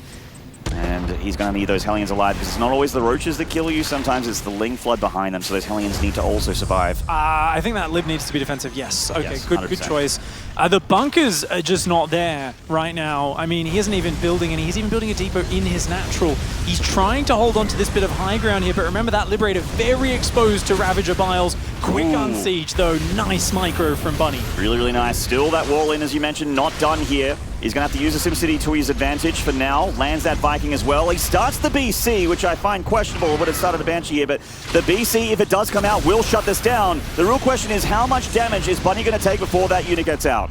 Yeah, that BC's a long way away, is Maynard, about 40 seconds. The Liberator here, is it going to get piled? It does. Nice aim by Su.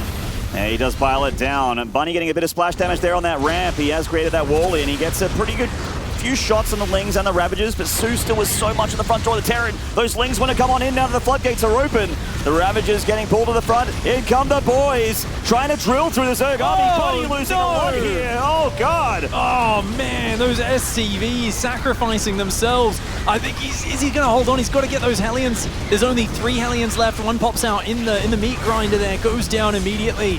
13 SCVs fall, and I mean, this BC's got a lot of work to do right now. Bunny knows that BC needs to go and punch Su in the face. It needs to do big damage to make up for this. Yeah, I mean, he definitely needs to get a lot done with this BC. Su with 4 Queens at home, though, and that Spore Crawler also putting a lot of DPS in. He is going to pick off 1 Queen here, but the BC isn't going to be able to do that critical damage that he really wanted. The Sisters doing it for themselves, transfusing each other and pushing back the BC of Bunny. That counterattack left a little wanting for the Terran. Yeah, that BC, I mean, this is part of the advantage of reacting the way Bunny did, is your battle cruiser is going to get across the map pretty quickly, right? You've got the hard-hitting counterattack. But he just took too much damage. No bunker on the high ground. Of course, he didn't really have any bio units, but even just 2 Marines in a bunker on the high ground. Oh, natural wide open as well. Not that many Hellions. Lots of Lings from Su, and he's back again. Time for phase 2 of the plan here. The Champ getting on top of those SCVs. I mean, the Hellions with the landed Viking will block these Lings off and mitigate the damage, but once again, Su just finding a relatively cheap, inexpensive way of doing damage to the Terran that Bunny can really not afford. Yeah, I think Bunny might have thought this was more of a fake out from Su initially. Definitely overestimated his ability to hold on there. And now he's trying to go into that same BC kind of mech flavor.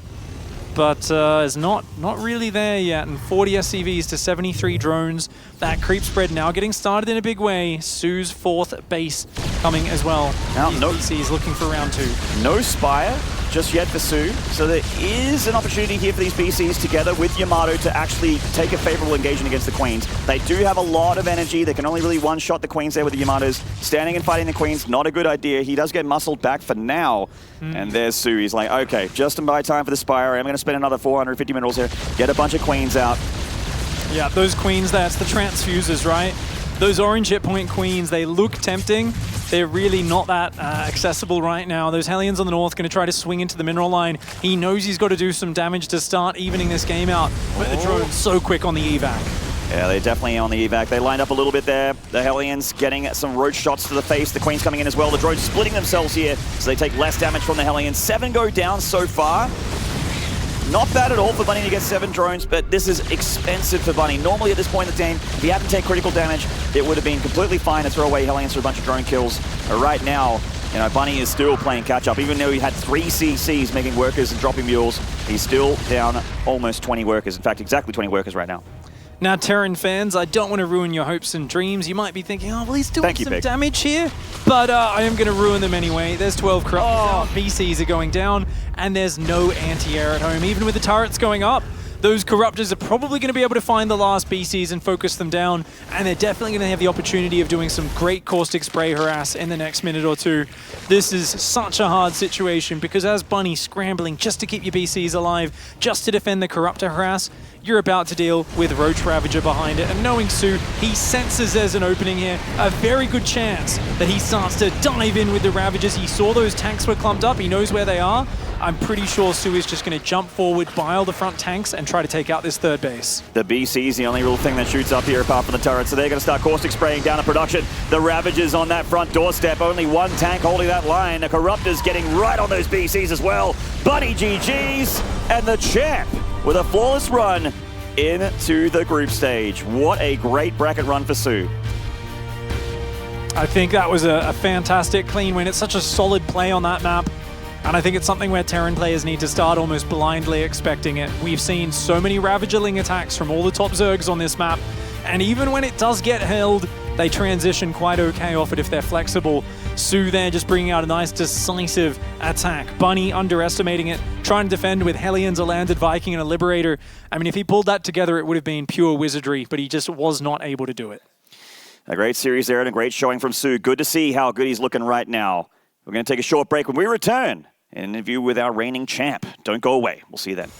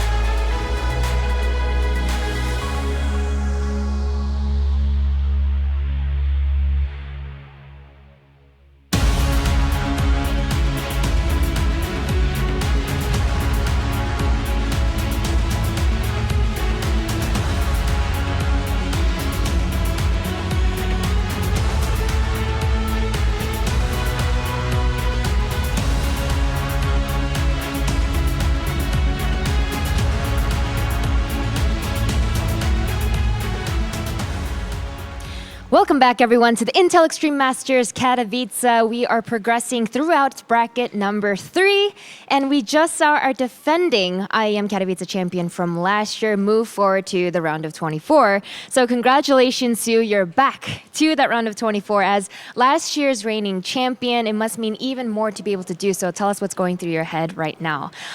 축하드리고요. 작년 우승자로서 그만큼 올라가고 싶은 마음이 컸을 것 같은데 24강 올라간 소감 한마디만 해주세요. 여기 경기장에 처음 왔을 때 이제 대기실도 있고 여기도 있고 자꾸 제 얼굴이 다 이제 다 사방에 붙어 있는 거예요. 근데 다 붙어 있는데 오픈 브라켓에 있는 제가 좀 초라해 보이더라고요. 그래가지고 오픈 브라켓에서는 떨어지면은 체면이 안 서겠다 이런 생각이 들었거든요. 그래서 좀 더 좀 절박하게 했던 것 같아요. So he says, I arrived at the ESL Arena studio and then I noticed something. Everywhere I looked, I saw my face. You can see my face right behind me here in the waiting room, in the players' lounge. My face is plastered quite literally everywhere. And then I thought about how I'm in the open bracket and I felt a little bit more pressure to actually do something and be able to make it to the round of 24 because I thought with my face plastered everywhere, if I'm not able to move forward to the round of 24, it would not look so great. So I think I focused and fought even harder and I'm so glad that I was able to do so. And in speaking about this series with Bunny, let's talk about map number 1 because there was a moment it looked really, really great. And then it did not look so great. So what went through your head at that moment you lost your entire army and how were you able to bring it back? 1세트 대해서 물어보고 싶은데 상황이 정말 좋아 보였다가 갑자기 급 나빠졌어요. 그래서 그 순간에 무슨 생각이 들었었고 어떻게 다시 이길 수 있었나요? 아까 말했다시피 좀 절박하다고 했잖아요. 그래서 승기를 잡았을 때 내가 좀 무리를 해서라도 이겨야겠다라는 그런 생각 때문에 좀 무리했던 게 좀 화가 됐던 것 같아요. 그래서 후반 가면 안 되나 이런 생각을 또 하기도 하고 그래도 지칠 때까지는 열심히 해보자라는 생각으로 했는데 저의 절박함이 잘 통한 것 같아요. So as I mentioned to you earlier, I had this intense desire to be able to advance and move forward. And I think that's exactly what was going through my head as I got to that moment where I was winning. I had that game in my hands. And I think that eagerness to be able to win, I think I just pushed it a little bit too far and I definitely overextended. And after I lost all of my units, I realized I put myself in such a horrible situation. But that being said, I thought to myself, until someone hits GG, the game isn't over yet. And there was a part of me that wondered, okay, am I a player that just shouldn't go to the late game? But I think at the very end, still, it was that intense desire to win that carried me through to the very end. And luckily, I was able to win. And now you're through to the round of 24. These groups are looking a little bit scary. What are your thoughts on them? Are you worried about any of the players at all? 24강부터 이제 그만큼 어려워질 건데 혹시 걱정되는 선수나 조가 있나요? 조가 다 난이도가 좀 비슷한 것 같아서 딱히 특별하게 원하는 조는 없고 굳이 하나 뽑자면은 A조에 가고 싶고 피하고 싶다면은 D조 역시 세랄이 있기 때문에 좀 무섭고 좀 만나게 된다면 좀 더 높은 곳에서 만나고 싶어요. So he says, when I look at the groups, to be honest, I think the difficulty level is pretty similar throughout. But if you want me to be specific, I think I would want to be in Group A. And if there's a group that I would rather avoid, I would like to avoid Group D. And the reasoning for that is because I would not like to face Cyril right now. If I do have to face him, I would prefer that is later on in the tournament. But for now, you are through to the round of 24. So congratulations. Once again, it is the reigning Katowice champion that is moving forward to that group stage. Kalaris, back to you. Great showing by Sue, our reigning champion here for 2019 moving into 2020. And we are back at the Nexus. We have a few updates and games that have been going on throughout that last series here. Rotterdam, I'm going to check in with you first. You have DNS versus Harstem, correct? Yeah. Yes, that is currently going on, but really nothing too interesting is happening. Game 1 just wrapped up. It was on Zen. Harstem, good news for all the Harstem fans out there, he did win. DNS made a rather questionable attack into 5 shield batteries, but I'm not going to go into further detail. But like, you know, sometimes we receive news, but then there is a sick best of 3 going. And by the way, Sue, Bunny, game 1, awesome stuff, by the way, really, really good game. But Marty, you've got a rather unfortunate update for us, because that's something we haven't really mentioned on the broadcast. Clem is out. And I think that was really, really sad because he just got all in a couple times, got a bit too aggressive against Nice. And he's one of those players where Nice is kind of scary to play against, but Clem should win that. You know Nice is going to all in, he's going to be aggressive. And then Clem just made the mistakes he shouldn't make, and whether he's a bit thrown off the first series or so, it's really hard to say, but he didn't look like the monster he was against Hurricane, because if he played half as good against Hurricane against Nice, I think he would have had that very easily, but caught off guard. Sticking with you for a moment, Waddy, you do have Risky versus Namstra over there, correct? Yep, and that's currently 1-1. First game, Risky, Lingbane all in, and it just, you don't get the momentum, you lose the momentum, Namstra defends, and he wins the game. Second game, Risky went into Roaches, a couple Mutalisks, and got a really big lead, and it was a pretty one-sided fight, so it's 1-1, tied up, and game 3 just started. Fantastic. So great to see Sue being able to advance through in the first spot from this bracket. It's always nice to have the champion be able to gain that momentum and move through. Absolutely. And some people at home might be like, why are these guys like not talking about Sue more? He's the reigning champ, or why are we not giving them love? The same reason why I don't think I have mentioned Cyril yet at all, or even Rainer. Like, we're going to talk a lot about these guys. Oh, yeah. The further this tournament goes, this is a 6-day broadcast for us. We're going to have all the time in the world to give these dudes as much credit as they deserve. But obviously, we focus a lot on guys that will only play 1, 2, maybe max 3 series, and those are like slightly bigger stories for us right now. But yes, I mean, Sue, definitely expected him to make it out of the bracket. Didn't really think it was going to be this convincing. He looked really good doing it. Yeah, definitely so. And Jess, with Bunny now going down to the lower bracket, are we still expecting high things from Bunny down there? Yeah, absolutely. I mean, I'm looking at the bracket now, and it just is like every one of these guys he could beat. Hurricane versus Special is going to be coming up next, and whoever loses that might be, it's like if Special were to lose that, I feel like he's going to win, but then maybe it's like he could definitely take on Bunny. Yeah. But yeah, Bunny could certainly take out anyone here in the bracket.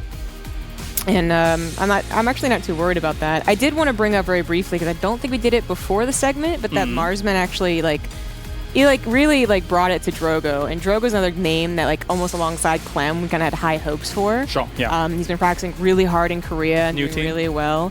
Yeah, as well, but he was actually very close. I was like, there's game 3, and Roddy was like, wait, what? Get me in there. Because in game 3, Drogo is actually doing like an adept all-in, and in the end it worked convincingly. But I find it even kind of crazy, right? Because Drogo is such a big name. We know how good he is. We know what kind of an established player he is. Marsman is a heavy underdog there. Then you kind of expect a game where Drogo just sits back and tries to drag it out and be like, I'm the better player here. But he kind of put it all on the line with the attack. And kudos to Drogo. It worked very convincingly in the end. But yeah, shout out to Marsman as well for taking his series against Space Marine. He wins $600. It's his first international event ever, and he's been having a great time, and that's really good to see. I don't know. I would have been keen to see more levitating peripherals. That would have been that would have been some fun times. But if Drogo would have lost to Marsman, we would have had to end the broadcast today. That would not have been good. Hulk's out on a rampage. Anyway, all right, that does it for us here. We are going to go to a short break, ladies and gentlemen, and when we return, it's our next qualification match, of course, to find out who moves into the group stage here from bracket number 3. See you in a few.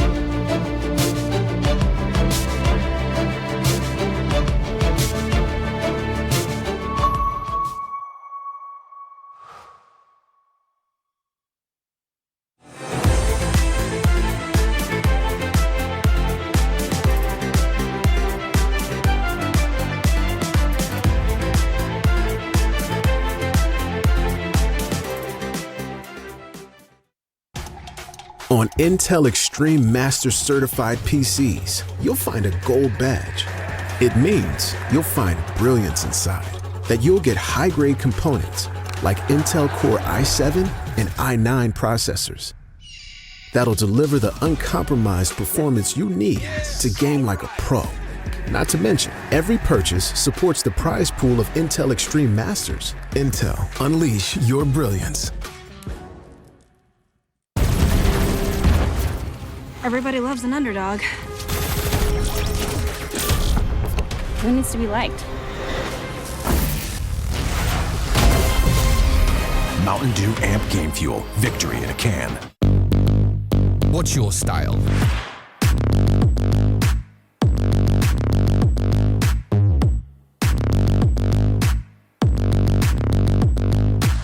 Get your merch at shop.eslgaming.com. My name is Jordan Gilbert, aka Nothing. Hi, my name is Sue Lee. My handle is Smix. I think it's important for these initiatives to happen. Empathy really, really goes a long way, and it always means so much to us, and I think that's where initiatives like this really help. I encourage everyone in the community, anytime they see bullying, anytime they see someone getting called names, I encourage you to step up and say something. Good luck, have fun. Good luck, have fun.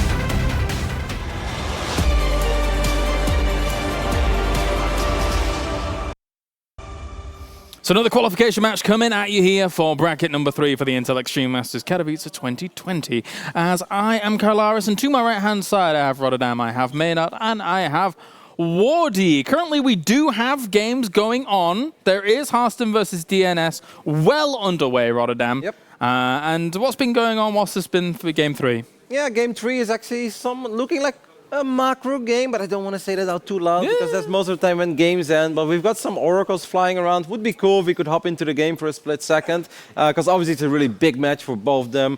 Awesome, just like Clem joining Team Liquid. I mean, he's obviously very happy. He's very proud to be part of such a cool organization. Let's take a look what game 3 has in store for us right now. Awesome has actually just been adding a lot of gateways, as you guys can see. 6 gates going down on the left top side. DNS has his oracles. It's very important to keep those alive. I think Hearthstone wants to be a little aggressive, James. I think it's time for you to bring back that hypecast. I don't want you to do this to me. But you'll have to wait about a minute. I was going to say, like, there's nothing happening. Just wait. That warp, the warp prism is going to make its way to the other side of the map. And we're going to have a lot of Archons and Zealots. And if DNS is smart right now, James, you know what he does? He built 17 shield batteries. These are extremely similar builds, mate. It's a lot of gateways going down on the side of DNS as well. And DNS really needs batteries, by the way, because he's been investing in all this other stuff, Stalkers early on, now Oracles. He's going to have less units, he's going to have less Archons. Those stasis wards are in an interesting little spot as well. And they're not going to stop a Warp Prism, James, unfortunately. No, not really. The bad part for DNS. Yeah, that Warp Prism's going to head down to the south. Try and find a little spot over there. There will be something that spots it though, maybe, on that third. Oh no, he's already warping in. Never mind. Okay, that is not something I think DNS should be doing. Yeah. Even though Hearthstone is doing the same thing, I think Hearthstone is always going to attack DNS before DNS is going to attack Hearthstone. I don't know, maybe this game will just go on. Maybe we'll have our first 4-5 base PvP. It's possible. And you know what? What? The main game's ready, Rotterdam. I'm so sorry. Well, we really did a good job hyping that one up, by the way. Yeah. One of the better death segments for this tournament so far. Yeah, brilliant. Solid. Wardy, add something quick. Thank you very much. All right, it's time to head over to the commentary team here for all the action for our next series. It's Pig and it's the Muslim. Thank you so much. What a professional set of gentlemen over there preparing us for the match. I mean, what did you think about their insight? I mean, it was a bit of a crazy prediction, I think, for most of them. Yeah, definitely. And also, I just love that segment, you know, getting into a game and it's like waiting for the hype and it's like, nothing's happening. Then finish on Wardy. But yeah, I'm really looking forward to Special versus Hurricane. Like, I think Special is one of the players that will probably know Hurricane quite a bit more than most, given that he lives in Korea and stuff. Because Hurricane, he definitely flies under the radar. I know that people that lived in the foreign house definitely know him. People at home might have heard his name before, but honestly, I don't get to see or watch a lot of his games. It's definitely the way it goes. If you're not practicing with him, you're not playing on that Korean ladder, you're not going to be competing against him as much. But I mean, they've lived together in the past, in the foreigner house and that sort of thing. Definitely going to be an interesting match here. I think Special does come in as the favorite. Hurricane, of course, managing to slide past Clem in a very close fought series earlier today, which was featured here on the mainstream. But I'm just excited. More PVT. It's one of my favorite matchups to watch right now. We're seeing an evolution in tactics on both sides. Special up against Hurricane. It's going to be awesome. Mexico versus Korea. Let's go into map number 1. And spawning over in the southeast side of Ephemeron, it is our blue Protoss, it is Hurricane.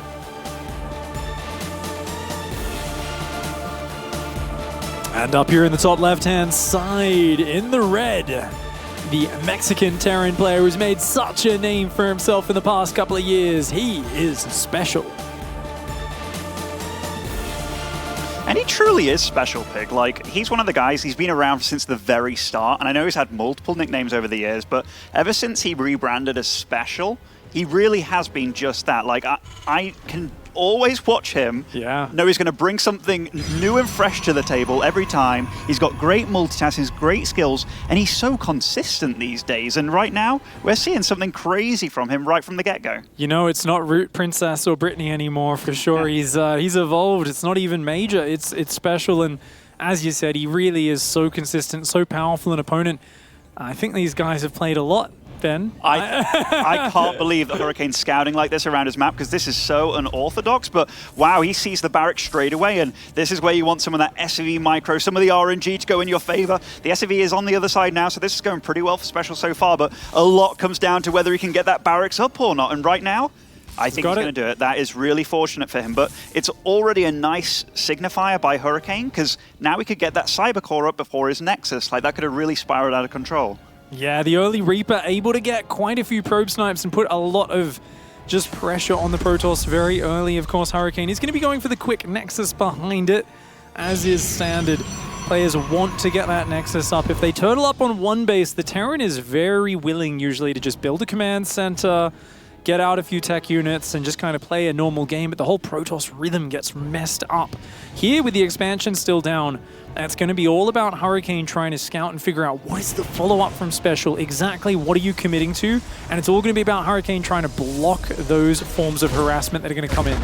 And right now the Zealot coming out early is really nice. If he didn't scout that barracks, he wouldn't have made that Zealot in the first place, but so far he's dealing with this perfectly, and it doesn't look like he's going to suffer any damage. A second Reaper being made by Special as well, so not just flying that barracks home, this is quite a bit of commitment by him. His CC obviously goes down much later, and we've got a Robo follow-up by Hurricane, so he's playing very safe and just respecting the possible follow-ups, such as Cloak Banshee. Is it going to be like a Cyclone push or a Marine push afterwards? But no, he's just doing everything right. It's a less flexible follow-up, the Robo, right? You can get observers out for vision, but you don't have things like oracles that can kind of scout and do pressure and harassment at the same time.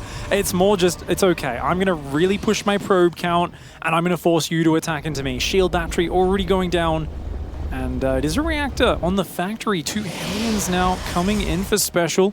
Going to give him a lot of maneuverability. Wouldn't be surprised to see a medevac from that starport, but no, straight into the tech lab. So you're thinking Raven here, Banshee for follow-up harassment, or is it really just up to Special's feeling? It's up to his feeling here. I mean, is he going to go more Hellions than just the 2? Because, and yes, he is. So this is going to be one of those things where he hopes to use the Reapers to throw things out of place. If there is a wall being made, you get that Stalker out of position then, just try and run on through. But a Cloak being upgraded with a Banshee, this is full-on harass.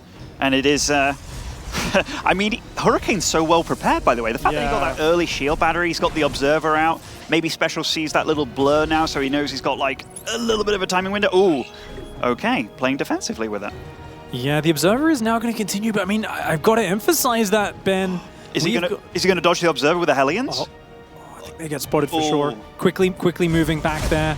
The Reapers, though, coming in, deny that probe from putting down the third base. The Sentry, the Stalker, and the Zealot not in position, but there's a force field ready. Good pullback on the probes. Lovely force field. That was really good. The Reapers trying to cause mayhem in the main base, which they're doing a little bit of that, but nice control. Oh my gosh! No.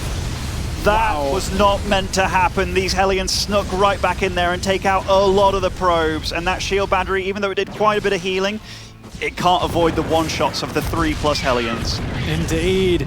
Down to just 29 workers against Special's 31. The Banshee's going to come in behind that. As I was saying before that got out of control, this is an insanely heavy commitment to this pressure. Stim, combat shields, the Marines, Marauders, Medevacs, the bio upgrades. That's not going to be hitting the field for many minutes in this game, so Special had to do damage here. This isn't the same as killing that number of workers with, say, a Widow Mine drop, but it is still a very good start to the aggression ramping up here for Special. Going to trade the Banshee out for 3 more probes. Not the most amazing trade, but when Hurricane's economy is already so small, I think it becomes okay to lose a Banshee. Anything that stops Hurricane from getting his economy back up to a decent position is an all-right trade. I think that's a good point you make. Like, the fact that he did the damage earlier makes this trade also okay. Like a Banshee 4-3 probes, in anybody's world, they're like, no way. But the fact that he killed 11 probes earlier, like, his strategy is about harassment. And now that he's going to get the Raven, he's playing very safe behind this, the 3rd CC as well. Whoa, double Nexus? Yeah. I love that by Hurricane. The fact that he knows he's kind of behind because he suffered damage, he's like, well, I need to do something crazy. And very often we see players taking it safe while being just constantly behind and never getting ahead. I love this by Hurricane. You got to just take those eggs, throw them all in one basket, and you know this is a perfect example of that. 4th base going down, non-stop probe production as the focus, and just looking to defend with minimal units. And it's not just a crazy wild gamble where he's saying, oh, fingers crossed I don't get attacked for a long time. You know off this opening Special can't follow up with a bio attack. Hellions following up that early off the proxy racks as well. as of course the Banshees. This is a huge commitment from Special.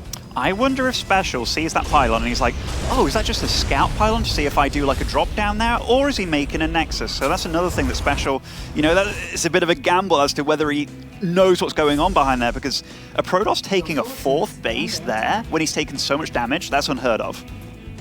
If you knew this was happening right now, you definitely would want to do something to get on top of that. And because it's so unordinary, the fact that he's sending over an SCV down there, just being like, do you actually have anything down there? Like, am I in for a weird game here? This could really signal that Special just goes into Gear 6 and just absolutely massacres Hurricane, because Hurricane, that make no mistake about it, he is playing with fire this game.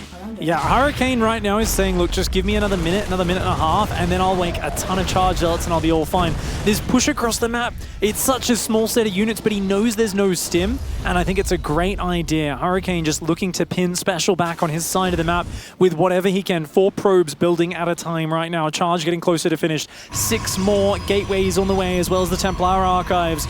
And that is the best composition to just stop a relatively fast push. Zealots, Archons, it's a big, high damage army that's going to be really good for jumping on top of these siege tanks. I love the fact that Hurricane's just been piling out 4 probes at a time. Yes, his economy is really good right now, and Special, I love that also when he saw that 4th base, he's like, okay, I have to go, I have to punish this, because this game could get out of control very fast. But this is very nice holding by Hurricane. Force fields in good positions and just picking off these range units, even pulled SCVs. He just has to buy time right now. That last force field was brilliant, really slowed down this advance here. The Prism's there to help evacuate, and it does get an interference matrix on it, but that means there's no Raven energy left. Zealots are now about to start warping in, 7 or 8 at a time, and those SCVs not going to be very useful against the Zealots. The Marine count has been whittled down quite a fair amount here.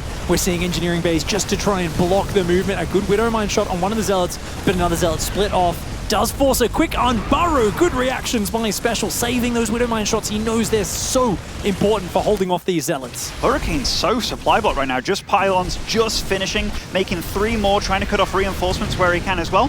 But Special's got him in a really nice position here. Immortal's dropped on the tanks, though, to deal with those. The Warp Prism's still alive, so he can save units by picking them up. And that's just what he does, but he loses it. He steps forward and focus fires it with the Marines. A great movement there from Special. He senses weakness, he jumps on it, and that is gonna be it. Hurricane's 4th base gambit to try to get back in this game does not pay off. Special barely scouting the pylon with that Banshee, and you called it, Van. He immediately felt like there was something fishy going on here.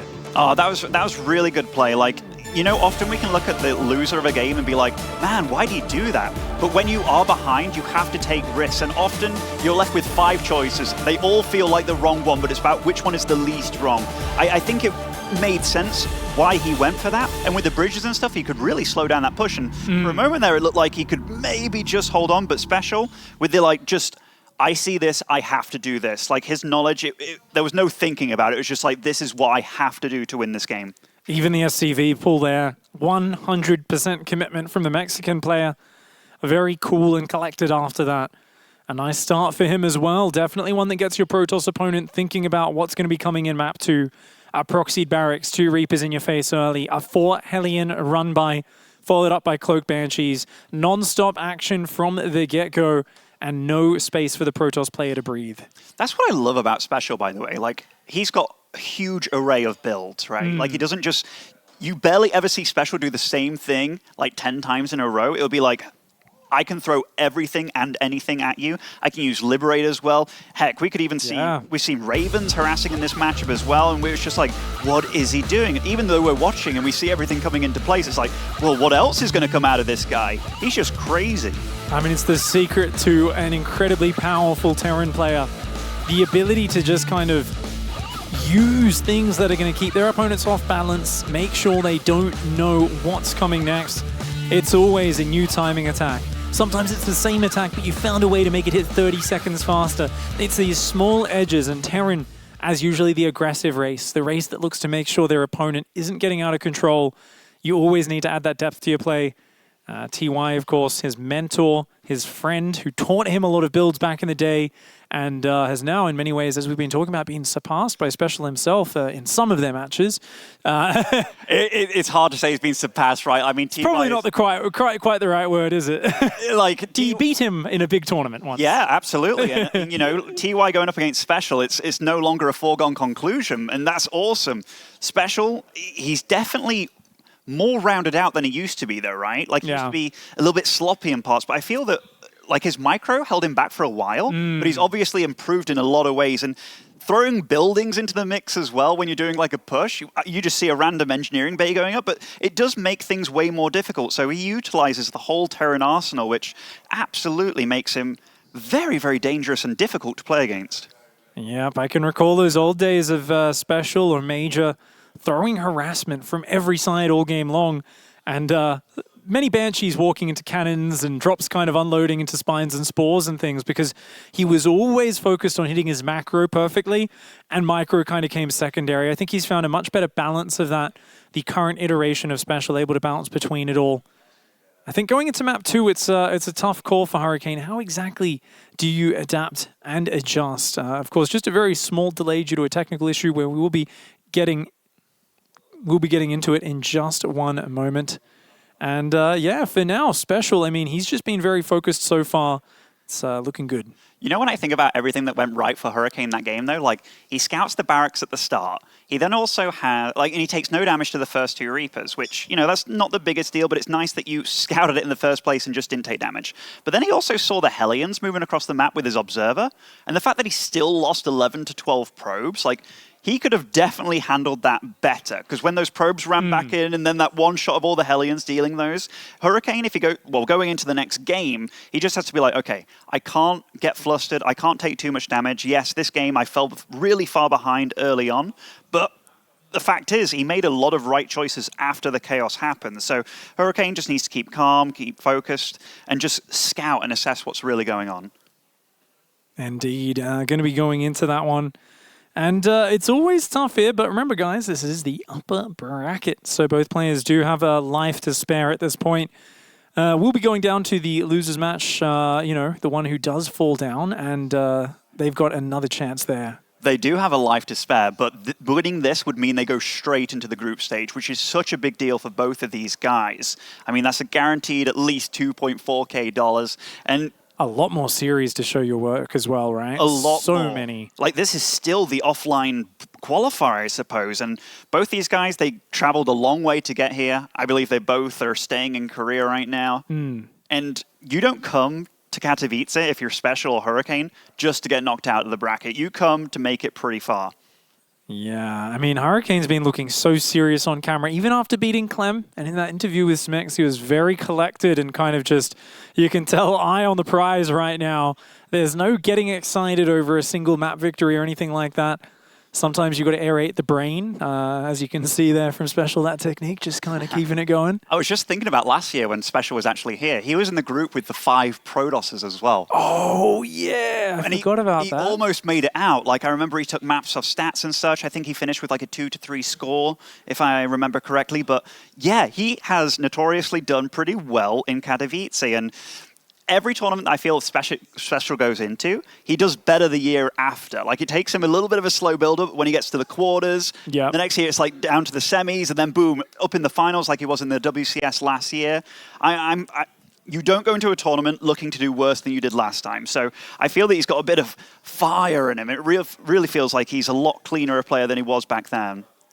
And I think it was especially in the early rounds of the tournament, right? We talk about Terran players trying to surprise their opponents.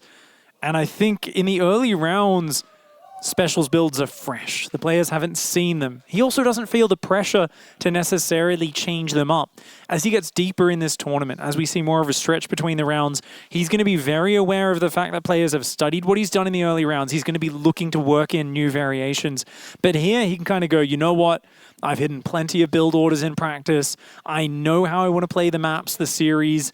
And he can, to some extent, almost just play the race as much as the player. He doesn't need to kind of overthink, variation in his play in terms of digging up new ways of making his old builds fresh. And I think the deeper you get in a bracket, that's one of the hard things. As a Terran player, you get to the semis, you get to the grand finals, and your opponent has so much info on how you're playing that tournament. And you know, in Special's play, it really feels like he doesn't struggle with coming up with new stuff either.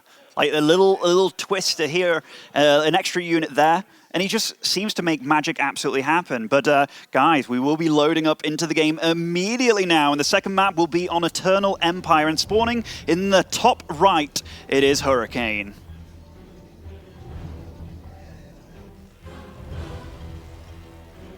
Down here in the bottom left-hand side of this large map, the Red Terran player. He's, of course, hailing from Mexico and looking for a championship to hold up. He is the Red Terran Special. He really is like the foreign hope of Terran. I know we've had like other players. Hero Marine's obviously come on leaps and bounds recently, so consistent and strong. uThermal has had really high peaks and, you know, some little slumps here and there, but he's looking really strong here. But Special has really been holding up the flag for us foreign Terrans recently. And going up against Hurricane, that is definitely a doable match, because I don't think anybody would really class Hurricane as the favorite here. I know a few people might be like, well, Protoss is really good against Terran, man, but Special's just really good. And the fact he can do a build like that where it gets scouted and seemingly, you know, Hurricane knows everything that's going on, he can still get damage done, and that's the thing that really impresses me about Special.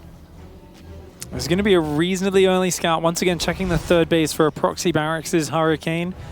Going to get over here and confirm that indeed it is just a barracks first opening for a Special.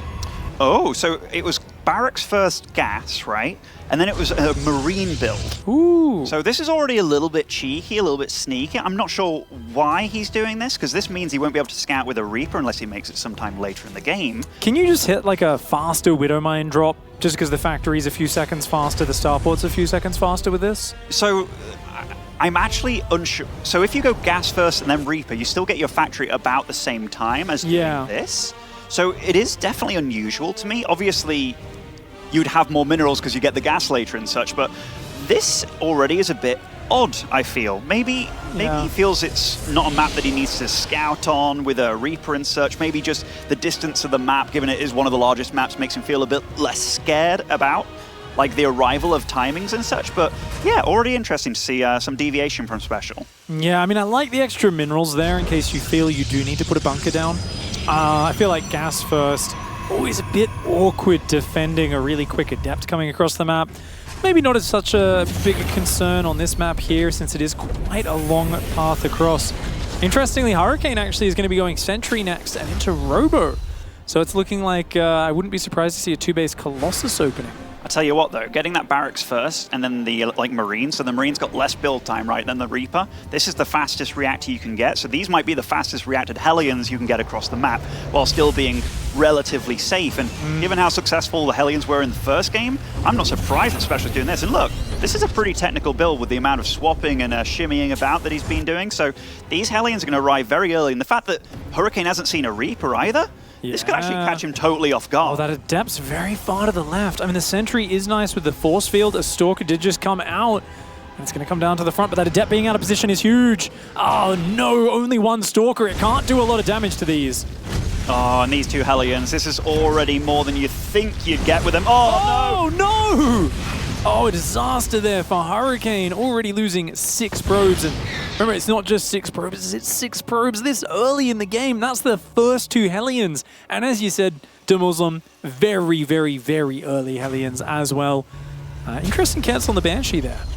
Yeah, certainly is. Like, is he looking to fake out here? Like, he's continuing with the cloak. So I think he's keeping the cloak while this Phoenix comes along, just hoping that his opponent makes an observer later on. So this hallucination, as soon as it's gone, I think, boom, we're going to see the cloak cancelled here. And that's exactly what happens. Third CC starts.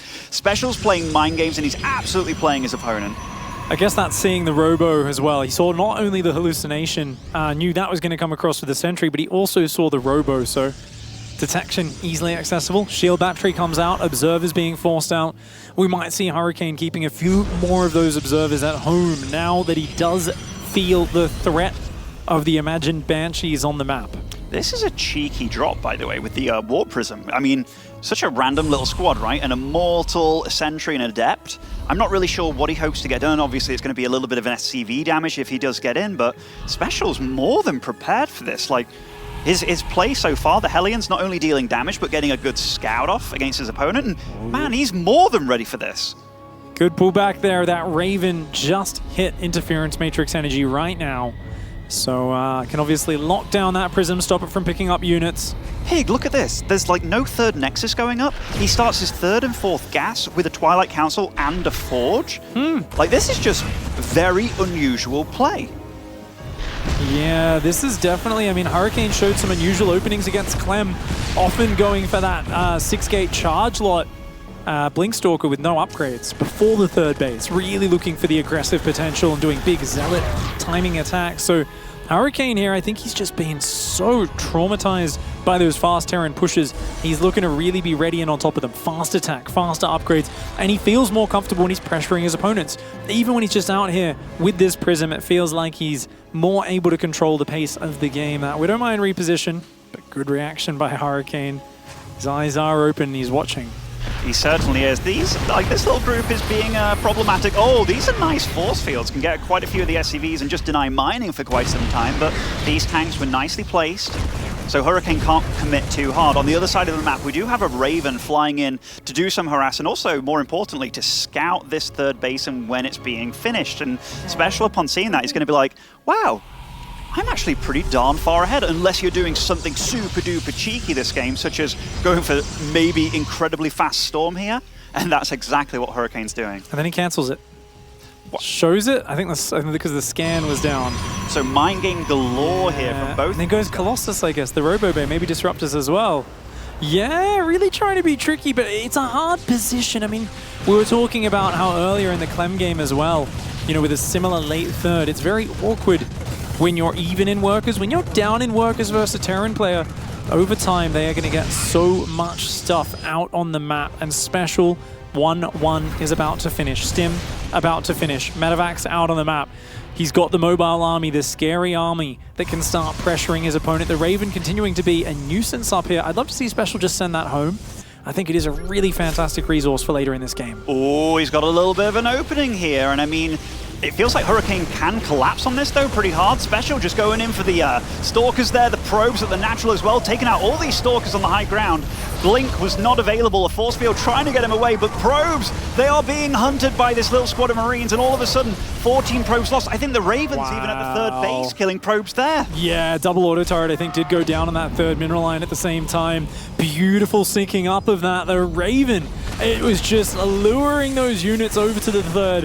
The Bio stimmed on in. Special already up on workers before that started, is now up 20 workers. The Raven even surviving. Oh man, he's just toying with Hurricane right now. That Raven, such a pain in the butt. Special's playing incredibly good, and he's not missing a beat back home either. Gets a sensor tower up just to be safe at his third base. He's getting +2 weapons as well. It's not very often you see a Terran quite far ahead in upgrades against a Protoss, but also look at the supply here, Pig. 67 workers, a bigger army as well against the 50 workers of Hurricane. Hurricane, he has been absolutely destroyed economically, and Special's feeling comfortable and feeling safe to boot. Viking harass going into the natural at the same time as the new army pushes towards the third base. Ooh. That Viking picking off a handful of probes. It's going to take out a Stalker. The army moves to respond. He comes in and clicks on the Nexus. Goodbye, third base. I can't believe he is just attacking with everything that he has. He had a Viking randomly at the natural there that lulled him away. These Immortals as well, they're all going to fall down against this army, and you can't afford to lose those when you've just lost your third base. And Special, he just presses on the lead that he has. He continues to make Hurricane's life so difficult, and GG, Special takes it rather swiftly and rather convincingly.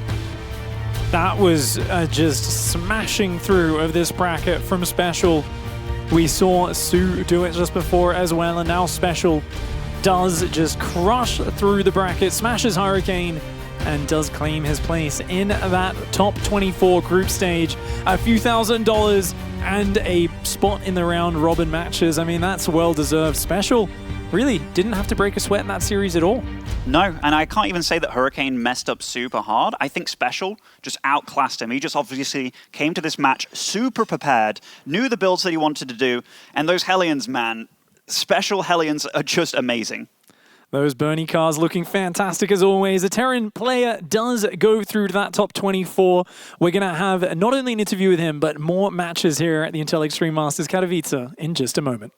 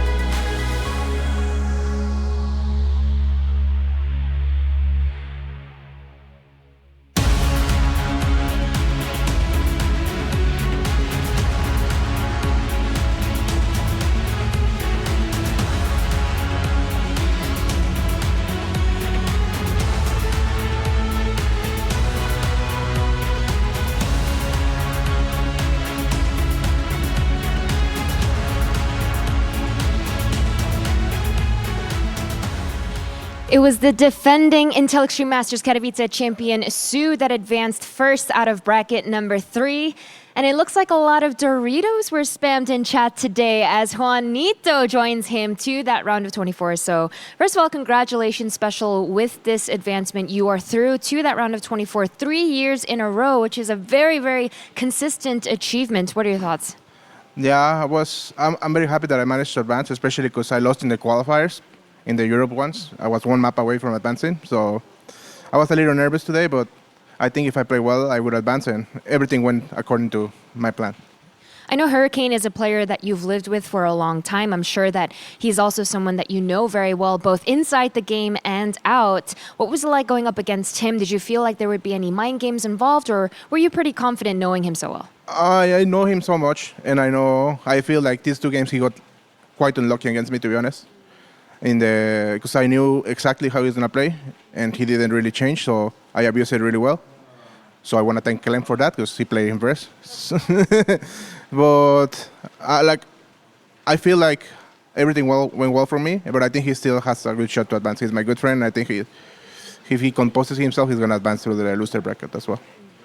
I know that you said that everything worked out in this bracket as you had wanted. When you first took a look at the bracket, what were your thoughts, and have there been any results that have surprised you? It surprised me a little bit that Clem lost to Nice. I thought he would lose to Hurricane, but I thought he would do more, get more far in the loser bracket. And I was also surprised when Namshar beat Karsten, because I was preparing more for Protoss than Zerg. but I have a pretty good TBC as well, so it was fine for me. That was my two biggest surprise of the group, I think. And how are you feeling about all of your matchups overall? Your TVT, TVZ, TVP? Is there a specific matchup that you're leaning towards, or headed into that round of 24 group stage, is there a matchup you'd like to avoid? I think all my matches are pretty even. We made a Discord group between me, Bonnie, Maru, and TY and Cure. So we help each other in that little group. So Are you speaking Korean or English? well, they speak Korean, and I go to Google Translate. Okay. That's what I do. But we stream the games between each other, so we help each other a lot. So it's helping us. At least me, it helped me a lot because I was doing pretty poorly against Protoss before we did that little group. So it's nice. Well, it's always great to see your friendship with the Korean players. For now, congratulations once again on making it to that group stage. Let's head back to the boys. Thank you very much. And of course, Jess as well here at the Telestrator to get things going. What do you have for us to break down? Yeah, so I really want to talk about the pacing of that game, especially compared to Clem's game versus Hurricane. Special, right from the get-go, did that proxy. And then he continued forward with the push. It just felt like he never let Hurricane actually have a break, right? And he was able to finalize it in this match here. I think in general, that was a very good plan, but then I wanted to talk specifically about Hellion Banshees. So in this game, he actually canceled a Banshee and went for Raven instead. But both of those, like a Hellion Banshee, very aggressive, can really throw off a Protoss. In this case, this game, Hurricane actually had a unit out of position, and that's unfortunate.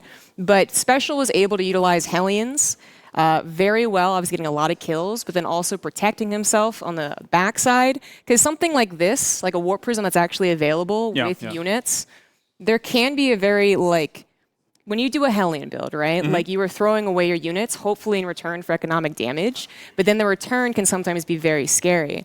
So whether you have a bunker and a tank, which I believe this game he skipped the bunker, or a tank and a Raven, which can actually interference matrix that War Prism, this was probably not that scary anyways, but this is the type of stuff that can make Special's build a little bit questionable if the counter damage can actually do a lot of damage.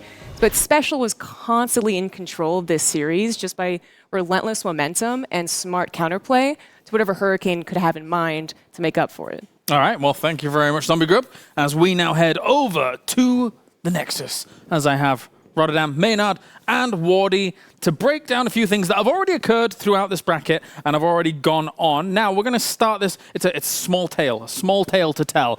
Rotterdam, we're going to hop into Hearthstone versus DNS to see how that game unfolded. Yep, we were waiting for you to take over and start casting, but James, you chickened out, so... That's true. That series is already wrapped up, and Hearthstone is actually quite deep into his next series already, but I'm just going to show you guys the ending, because I thought it was kind of cool. So production, whenever you're ready, let's go ahead and hop into this game. Laptop one. It was pretty cool. It was 1-1. They were all tied up. And at one point, Hearthstone is just harassing non-stop. They're both transitioning, actually. There's a lot of cool stuff on production tab. Now, this War Prism at one point, DNS I've had enough. I'm gonna try to bring the fight to Hearthstone because he actually has a pretty monstrous army. We saw Hearthstone going into carriers, and carriers are amazing, but carriers aren't that amazing against Archon's Guardian Shield and without any attack upgrades. So at this point, even though Hearthstone is doing a lot of damage on the other side of the map, I'm actually kind of worried. That shot though, boom, I was like, okay, maybe it's good. And then I think Hearthstone is just doing a phenomenal job in not giving DNS the fight that DNS wants here, right? Because DNS just wants to stand there and fight. And Hearthstone is like, nope, I'm gonna shoot and run the way I'm supposed to do because I'm doing so much damage on the other side of the map. So it was actually really close. This is what the entire best of 3 came down to. And at one point I was like, And I was like, nah, never mind. It's eventually DNS just ran out of units and he had absolutely no money anymore. He lost all production at home.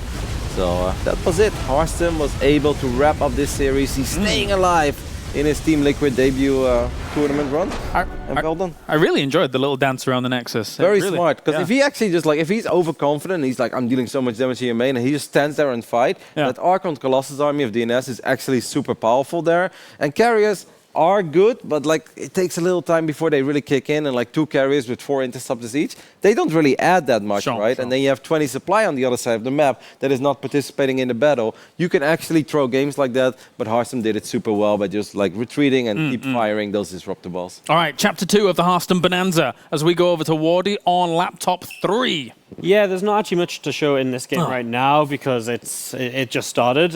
Well, we got, a proxy, but it's a probo. This is actually what happened in game number 1 as well. PvP? I know, you might think this is wild, but it's the second game in the row Hostum did this. In the first game, he used proxy Robo 3-gate against proxy Stargate. And it looked pretty good for Drogo because the Oracle actually just drained the shield battery of energy and killed like 10 to 12 workers while Hostum was busy trying to do damage.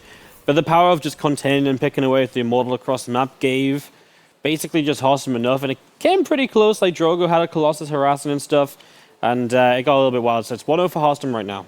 Chapters of Hostum conclude. Let's move over to Maynard now on laptop 2. What do you have for me, friend? We've actually got game 1 of Namshar versus Nice, which you guys really want to go and watch. I mean, you can keep watching it here, but if you want to see it cast, it'll be on the B streams. We do have Nice sort of went off the back of a big Adept attack there on Namshar, with Namshar actually mitigated quite well, and we're seeing a lot of lurkers here from Namshar. He's trying to get the ranged upgrade there on that Hive. Nice with a lot of splash damage. He's got Disruptors a little bit late in here. He's getting very deep on these lurkers. He has no ops. Yeah, no detection here, unfortunately. So the Zerg is going to muscle him back. He doesn't have Adapt talent. He's going straight for range. So this attack from Nice is not looking good. Namshar really taking the reins here in this game. Very nice there by Namshar, and it will push that back. No energy on the Oracle to get the revelation. Good over, damn. Yeah. I love this interaction, by the way. I'm sad we don't see it more often, like Disruptors against Lurkers. I think it's really cool. Yeah, I feel like this Lurker thing's a bit more of an EU Zerg thing. They prefer to play that sort of style. They're going to Hive, Lurker, then eventually Spellcasters, Vipers, that sort of thing. Especially Namshar. Especially Namshar, yeah. He's a tried and true late game Zerg player in ZVP. That's a nice cleanup. Getting a few of those tasty units on the recall there. Really good run so far by Namcho, though. Yeah. Yeah. He's had some difficult opponents for sure, but still alive. Taking out Hostum in the first round, and we just saw Hostum play pretty well. I mean, Hostum even up 1-0 against Drogo. Yeah. So what do we think about the Guardian of Guadalajara, Mr. Special himself, moving on into the round of 24? He made Hurricane look not very good. Yeah. Like Special actually dumps. Looked like a mild breeze. Like a mild breeze, yeah. Yeah. He did to Hurricane what we wanted Clem to do. Yeah, we were saying that at Death for sure. Like I hope Clem doesn't see that and feel too bad about it. It really did make me think about a couple of things that happened in that Clem series. And I do, sometimes it's funny, but one little moment I think could have changed the entire series and could have changed the entire day for Clem. But on the Eternal Empire, he had that Withermine in the right top side when that War Prism flew in. That's 2-base semi all-in pretty much at that point, right? Imagine Clem would have killed that or do damage to the War Prism, one Viking shot or one Cyclone lock that he had available. He shuts down that Prism. I think he's so far ahead, maybe he would have won that series, because Special just showed us that yes, Hurricane is a good player, but he is beatable if you're a top foreign Terran player. And if Special can do it, I really think Clem could have done it as well. But well done by Special, man.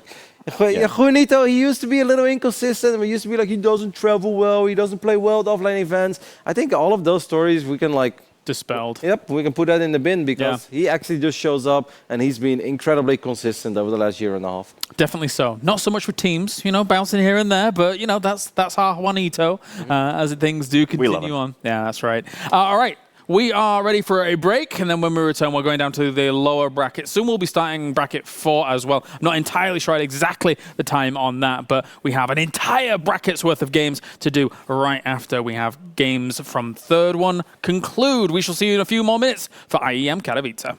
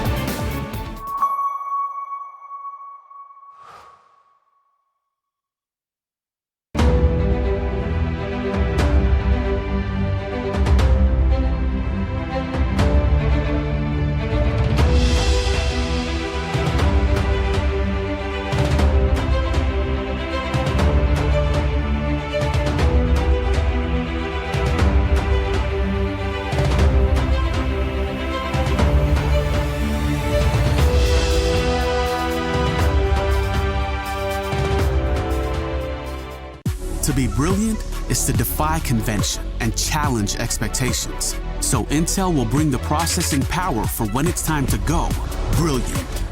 Frame rates that keep up with your reflexes. Brilliant. Fast clock speeds for when you're on the clock. Brilliant. It's what we do at Intel, powering you to master your potential. Will you rise? Intel. Unleash your brilliance.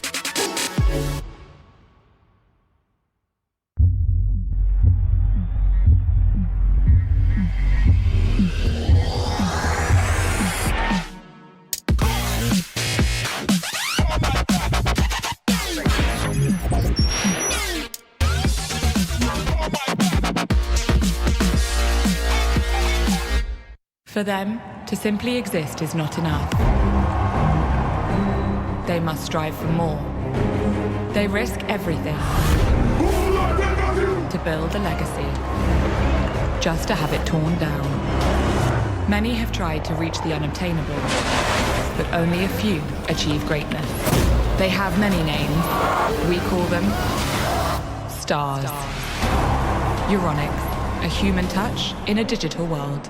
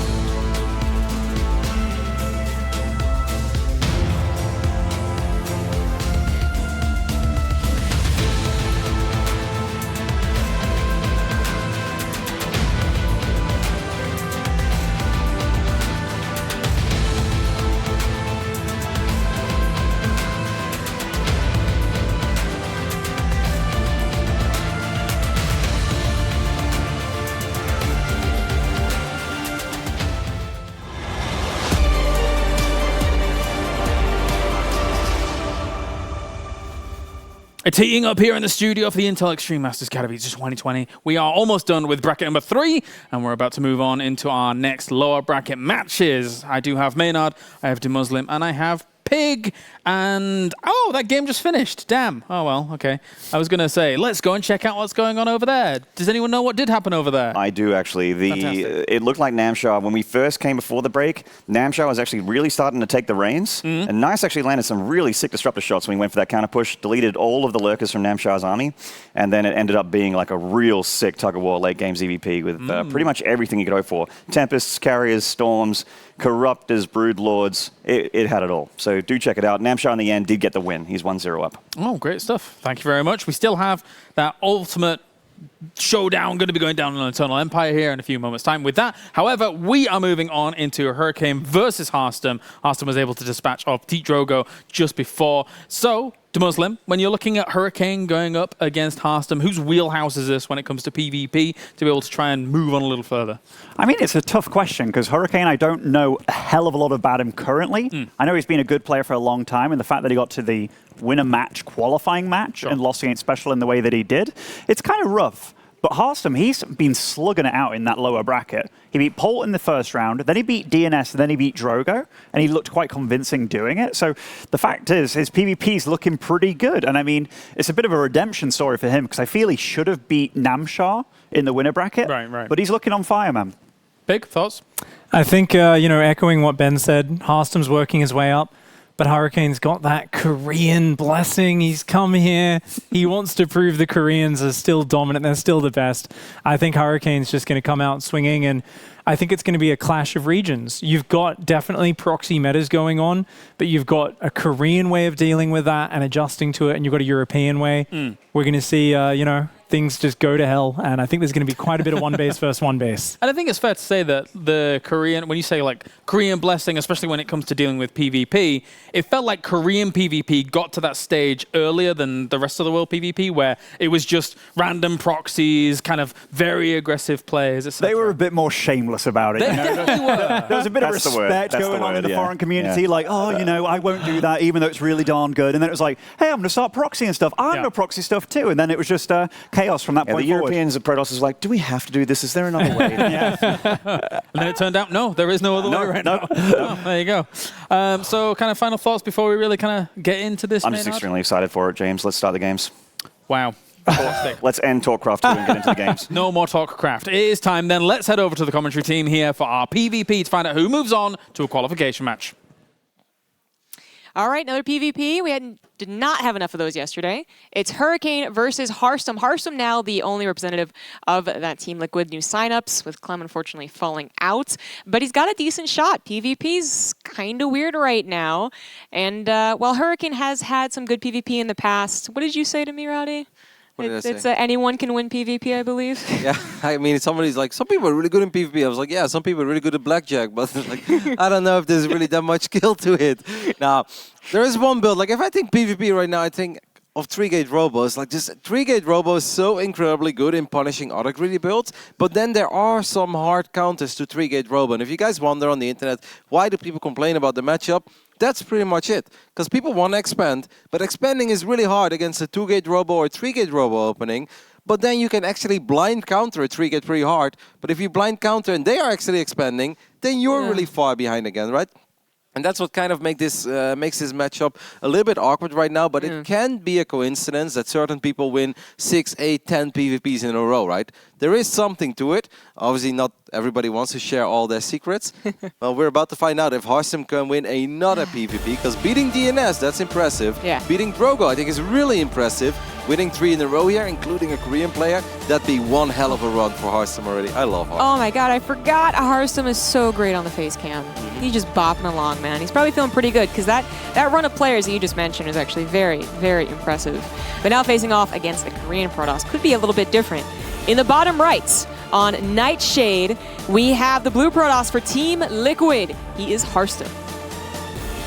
Hearthstone built this pylon so much earlier than his opponent. We're gonna keep a close eye on that. Anyways, in the left top side of Nightshade, we're looking at the main base of our Korean Protoss player. It is Hurricane. Wow. And that's a faster gateway as well. I mean, well, yeah, as you said, we'll keep an eye on what that means, but I feel like this is not the first time I've seen it. I've been like seeing this and then like not from the very get-go, so I didn't realize they were putting down a faster pylon as well, but I'd look at the production tab and be like, wait, aren't these supposed to exactly line up for the first like 3 minutes and they were a little off? Apparently this is something that a few people were doing, but... Yep, Harston was actually not building probes immediately, so he kind of builds his pylon immediately, then he starts building probes, and that's why you can see that Hurricane has a 1 to 2 worker advantage, but Harston is going to be able to drop a cybernetic score a lot quicker, right? Is he actually staying on 1 gate as well? No, right? I don't think so. Because that's the exact question I would have. But I mean, that was no second gateway at all. Oh my god, he's so bopping along, man. I love it. I mean, there are a couple of 1 gate builds out there. I mean, Yes, actually, there are. I'm a big fan of young little Max Packs. I mean, who isn't? And he actually has a very odd 1 gate adapt fast expand with a robe and a Stargate. And I'm like, man, this really doesn't make any sense. I call it the baboon build. And he's like, why, Roddy? Why is it a baboon build? I was like, because you've got 1 adapt and you're expanding. Like, it's not supposed to be a thing. Harston is going for the 1 gate and then a very quick proxy. So are we feeling Robo Stargate? Is that what happens? Yeah, it must be one of the two. I was like Robo and Stargate? Like, that's expensive. No. It is Stargate.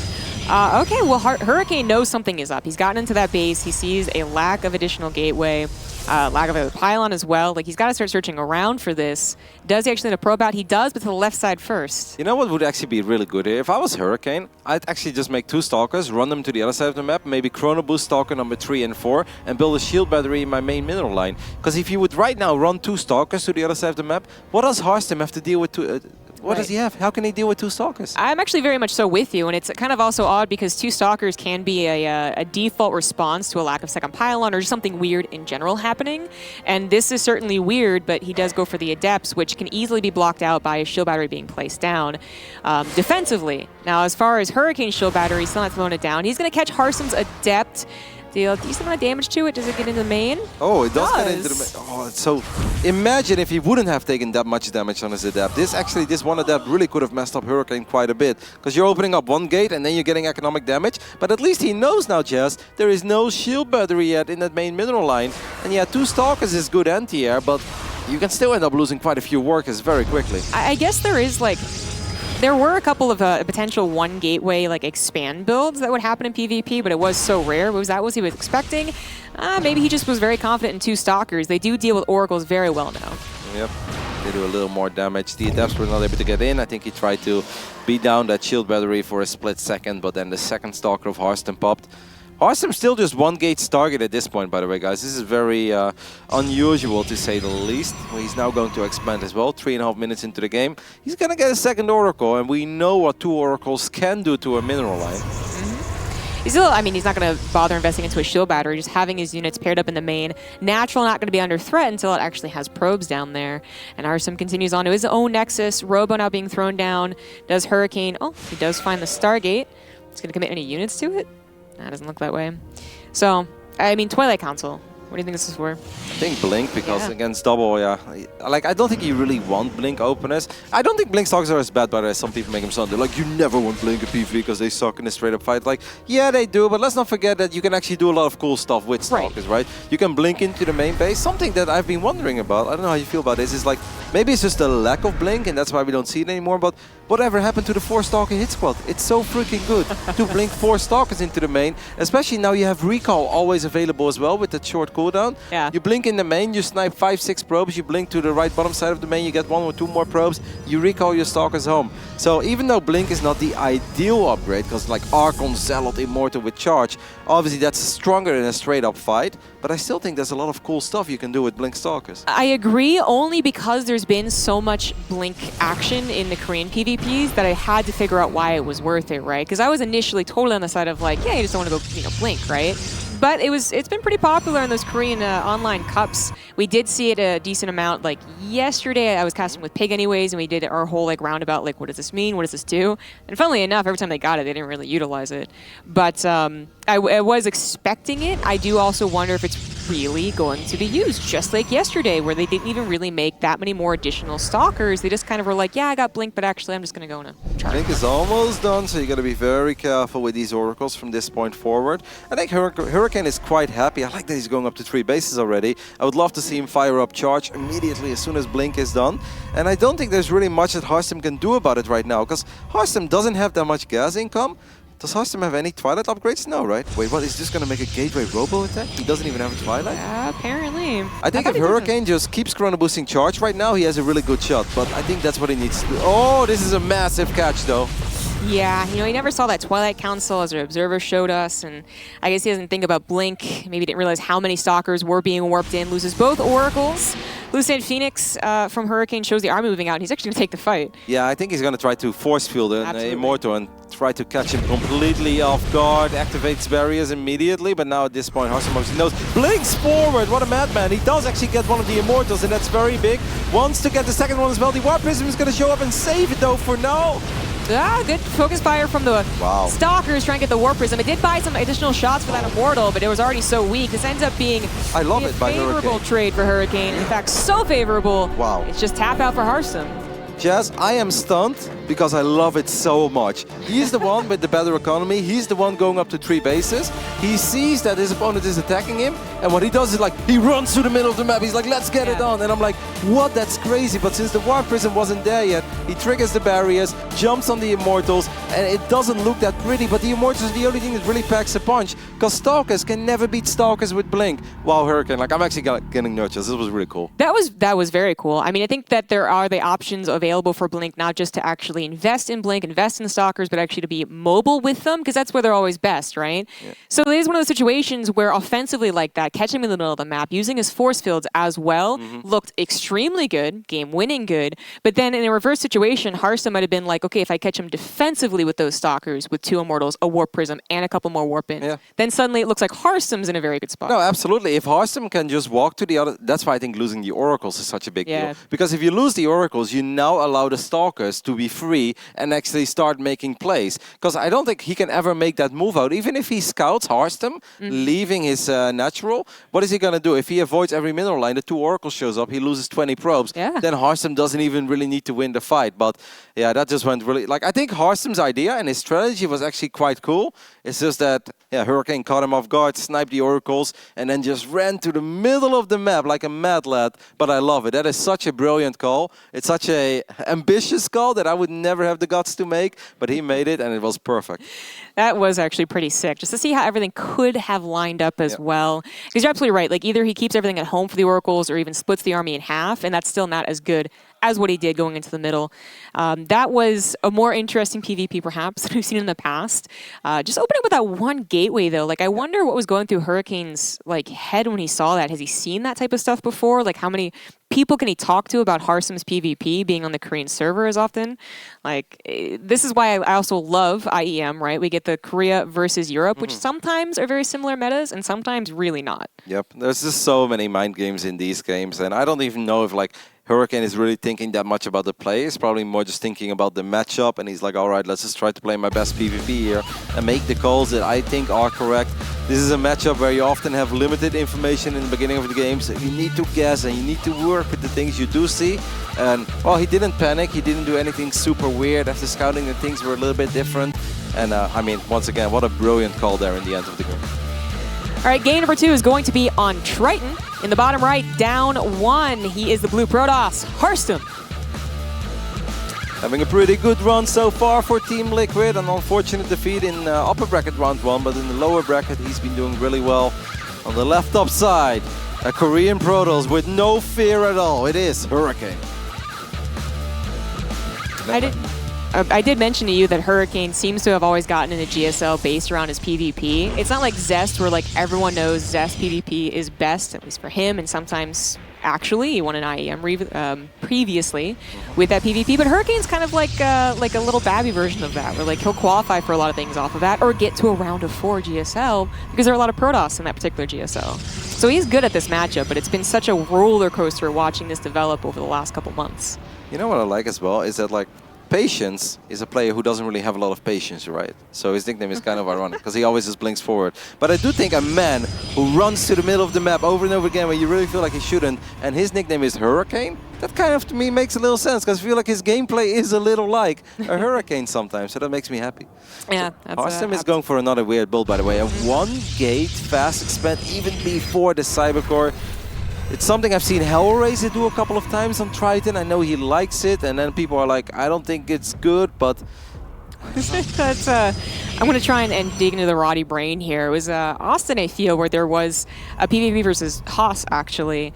That was a 1-gateway defense, and I just remember like thinking that this 1-gateway thing, especially on a ramp natural, which Triton has, and that's part of the appeal of it, it's almost like a bait. It's almost like, yeah, you know, I'm doing like something that's not good. Like, please come at me. Yep. Then you're actually very prepared for it. Yeah, because you get a lot of experience, right? Like if you go 1-gate fast spend all the time and then you keep dealing with people, I see it, whatever, but you keep dealing with people that try to like pressure you, you actually get like pretty comfortable because you're like, this is the amount of shield batteries I need and this is the tag I need and I need to buy X amount of time. But Hurricane is taking a completely different approach, as good old Mapo is showing us as well. He actually cancelled his 2nd gate where he never went 2nd gate in the first place and just went for a super quick expand as well. But I think, okay, he cancelled it. But if you're Harstem right now, you're like, hey, that's pretty good. We're doing the same thing, but I did it faster than you.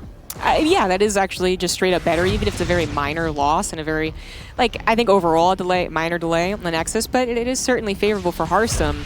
It's very cool though to see Hurricane able to adapt to the situation, because we are talking about, I know we've been talking a lot about the roulette that is PvP, how aggressive it can be, how hard it is to scout with it, but this is actually a completely opposite end of what we meant. We were talking about early aggression. This is adapting to early macro, which it was just so unorthodox. Like, it's supposed to be 2 gateways or die. Like, even this is a bit odd, right? The fact that like Harstem is a player who went 1-gate fast expand before his Cybercore was up. He's working with 1 gateway, now he's sending units to the other side of the map. That's so risky. That could have been so painful, by the way. That one adept really could have... look at the warp gate timing. He was forced to recall those units immediately. If that adept comes in, because one adept can easily kill like 5 or 6 probes there.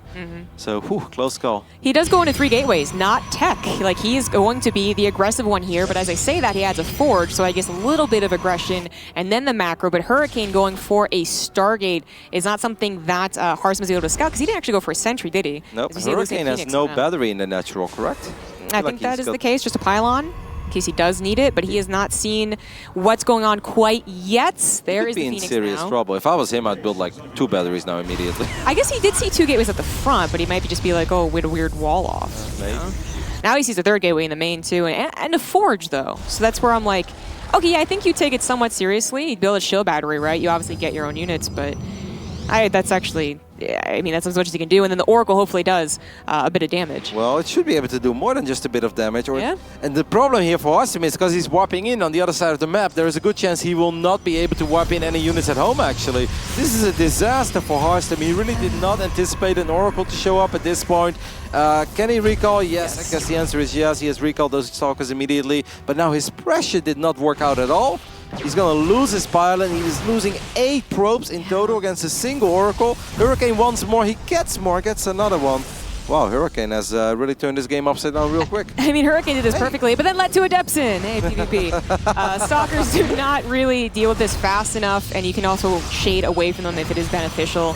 So evening up that probe kill count is very, very important for Harstem, because otherwise it was looking totally Hurricane favored.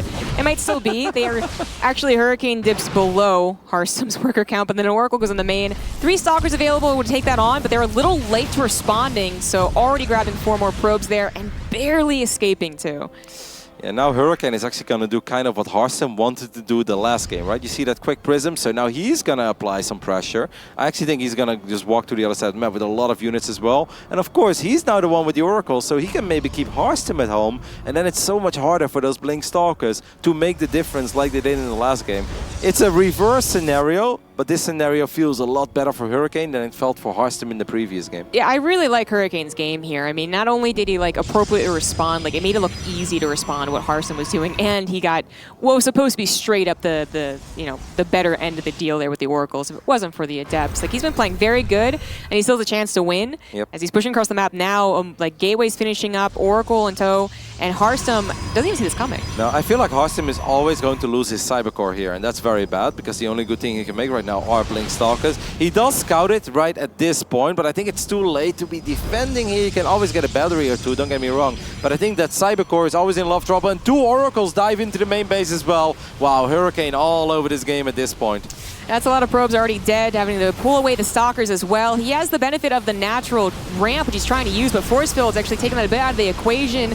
This is going well for Hurricane, better than well. Hearthstone has a single upgrade in his advantage. He's trying to get to Blink, still has a decent amount of Stalkers, but there goes the 7x score, exactly what you just mentioned. And what can Hearthstone do to actually hold on? Yeah, Blink is finally done, so he can try to start saving these Stalkers. He can warp in a couple of Zealots. Look at that Zealot being powered by those batteries. That is a super Zealot if I've ever seen one. It's been taking a lot of punishment. Does finally go down. Hearthstone may just survive.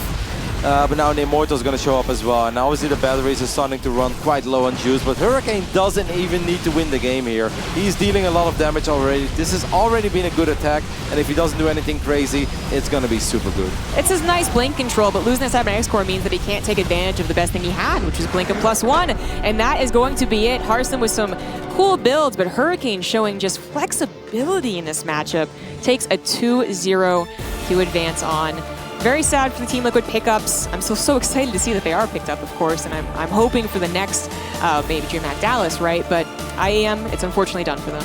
I think Hearthstone had a pretty good run overall. I do think we expected him to beat Nemchar. It's close between those two, but in the lower bracket, I think he showed us some fantastic games. Unfortunately, he now went up against a player that just seems to be a little bit better in PvP.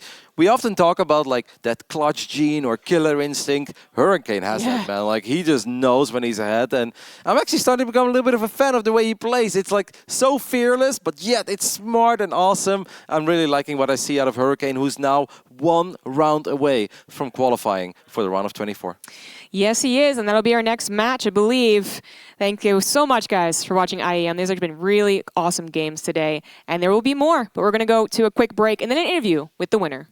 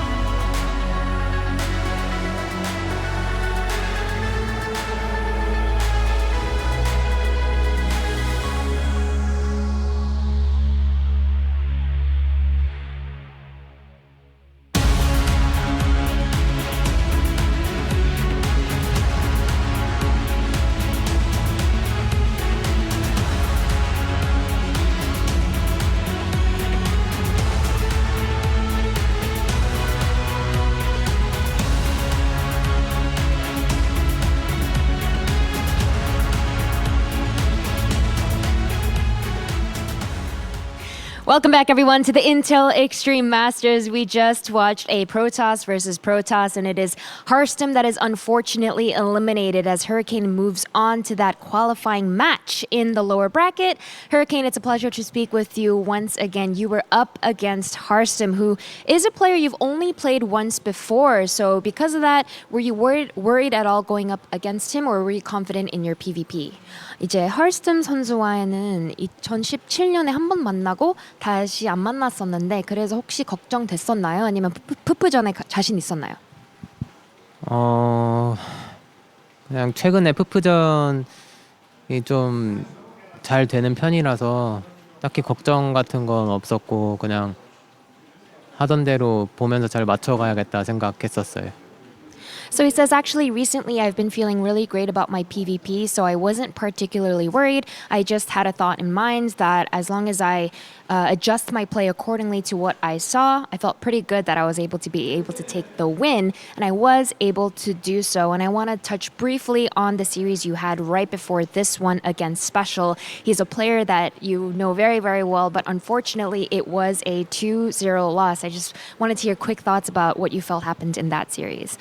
이제 전에 스페셜 선수와 만나서 아쉽게 2대0으로 졌었는데 친한 선수이기도 하고 그래서 그 경기들 끝나고 난 다음에 무슨 생각이 들었나요?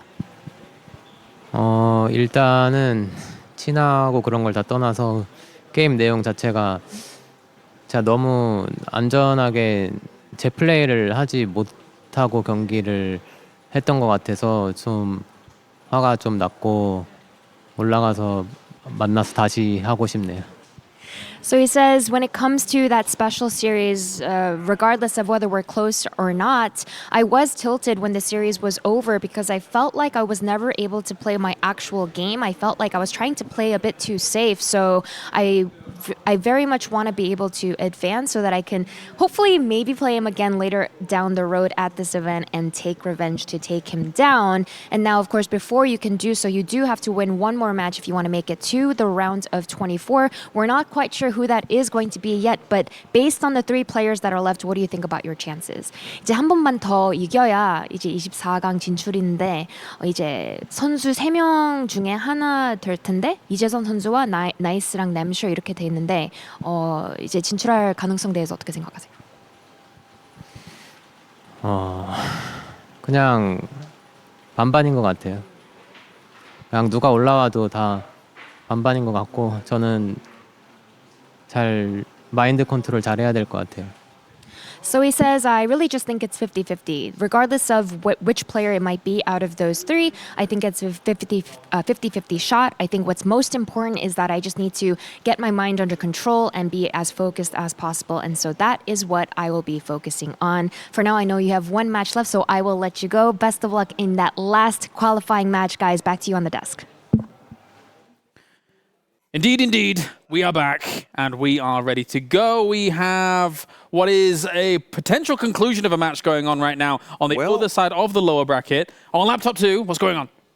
We are still in Namshar versus Nice, so we're going to get over there and check it out. As we can see, just locked onto the observer of B stream here, so basically seeing the exact same thing.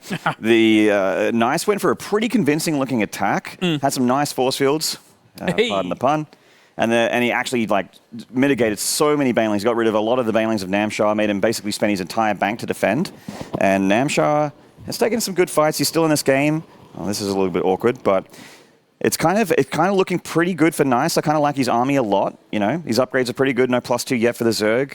What do you think, Pig? Yeah, I mean, Namshar, he kind of got stuck from the early game Oracle harass down, never got past 70 drones until just recently, but his army's lacking. I mean, that's Archons, Immortals, yeah, this a lot looks of them. really nasty. Yeah, no +2 on the Banelings yet, as you mentioned. They want to connect there with the Zealots, but good force fields have been slowing down the spread. And the thing is, Nice has got such a good economy behind this. As long as he just trades decently, he is getting so far ahead. And I mean, I don't see Namshar cleaning this up. One more charge, warp in on the left. He's also killing the 4th base, I think, down there. It's flashing, so he's got Zealot run-bys here, there, and everywhere, and a 50 supply lead in the blink of an eye. This is really good. This one is, it looks like we just caught the tail end of it with Nice moving on. Namshar gonna have to tap out of there. The Swedish Zerg going down. Nice, actually having a really good run. He's actually taken some victories that I feel like I wouldn't have favored him in, like some series that I wouldn't have favored him. He's still alive, and credit to him. Very well played. Got to agree, and that means now our next match is going to be Nice going up against Bunny, and then the winner of that goes on to play against Hurricane. So, thoughts on that match, Mr. Muslim? Apparently, I was speaking to Wardy about this. Nice actually beats Bunny quite a bit in the little tournaments and stuff, which I didn't expect. And he's kind of got that Haas feel to him, but maybe a little bit cleaner, maybe a little bit sharper. Haas is obviously more crazy, but in TVP, or rather PVT, you can do those crazy things and get pretty significant edges against good Terran players. So I don't think it's going to be as one-sided as people think. Yeah. Their region has always been kind of a little bit wild, though, be it the Haas normally, of course. But Nice and some of the guys down there have mixed in some crazier things from here and from time to time. We forget about Nice because he's there with Haas, and when you've got someone who's such a attention, grabber like Haas, who does these wild strategies, Nice has flown under the radar. He also was nowhere near as good as Haas for a long time, but he's actually been improving. For a while there, I was thinking, Haas always is the one who takes the qualification spots. Maybe Nice will stop improving. The last 2 years, it's been the opposite story. Nice keeps getting better and better at the game. We saw him take control of this last series against Namshot. Really beautiful play in the second and third map there. Yeah. I think Bunny's a big favorite, don't get me wrong, but as Ben said, maybe more chances for Nice than people expect. And the fact that he took out Clem already 2-0, and I class Clem as a really, really good player. So Absolutely. PVT, maybe he's really darn good at it. Could be. Let's check in with the bracket to update you as to what's gone on, especially down in that lower bracket, because that is where all the focus is right now. We have Hurricane waiting in the wings for his qualification match, and it will be against either Bunny or Nice. That is going to be our next fixture coming up here on the main stream, and then of course, in a bit's time, we will be starting that bracket number 4 as well. So still plenty of StarCraft action to come, guys. I'm excited to see how that bracket 4 is going to go down. And I'm pretty sure that kind of does it here for this death segment as a whole. So, yeah. I guess we're done, James. I guess we throw it to a commercial, don't we? Why don't you do it? Guys, commercial. Thanks for watching. We'll see you soon.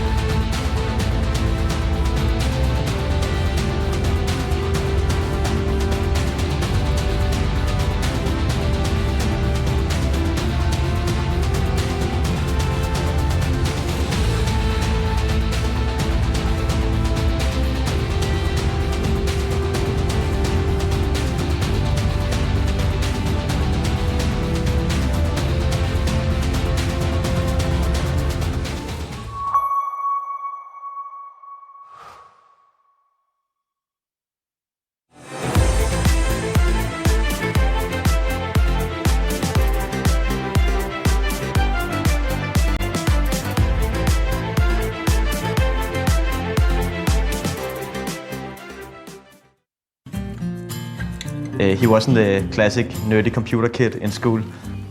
He was one of the ones to get a girlfriend first and a very social person. Typical for Finn is that he is very determined. Ist egal, ob es jetzt beim Kartenspielen ist oder beim Tischtennis oder beim Computer, er gibt nicht auf. What he really wants is to win a major. It's his dream, and therefore it's also my dream for him to get that.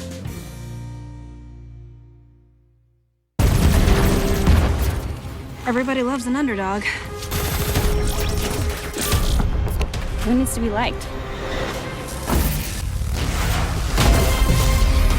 Mountain Dew Amp Game Fuel. Victory in a can.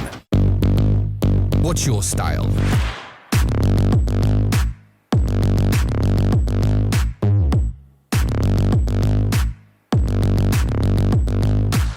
Get your merch at shop.eslgaming.com. My name is Jordan Gilbert, aka Nothing. Hi, my name is Sue Lee. My handle is Smix. I think it's important for these initiatives to happen. Empathy really, really goes a long way, and it always means so much to us, and I think that's where initiatives like this really help.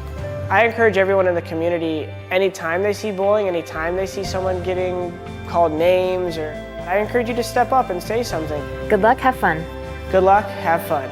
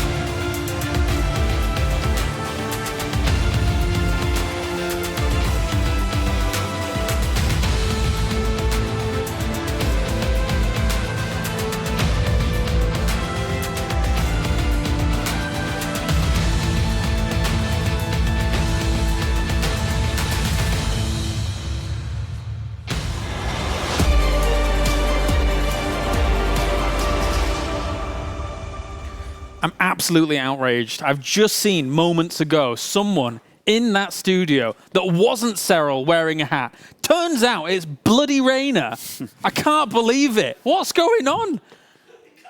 That's where the power is, actually, like in the hat. I'm mad. Anyway, never mind. Let's move on. We've got Bunny versus Nice coming up here for the next match, and the winner will move on to a qualification opportunity here in bracket number 3. Joining me, Zombie Grove, we have the Muslim, we have Pig. Bunny versus Nice.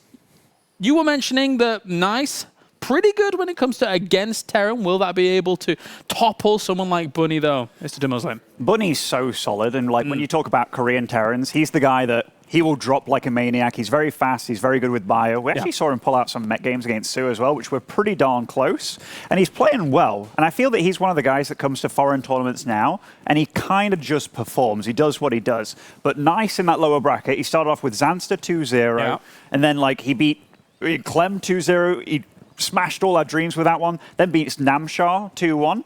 He is just looking very solid, and that's quite a lower bracket run.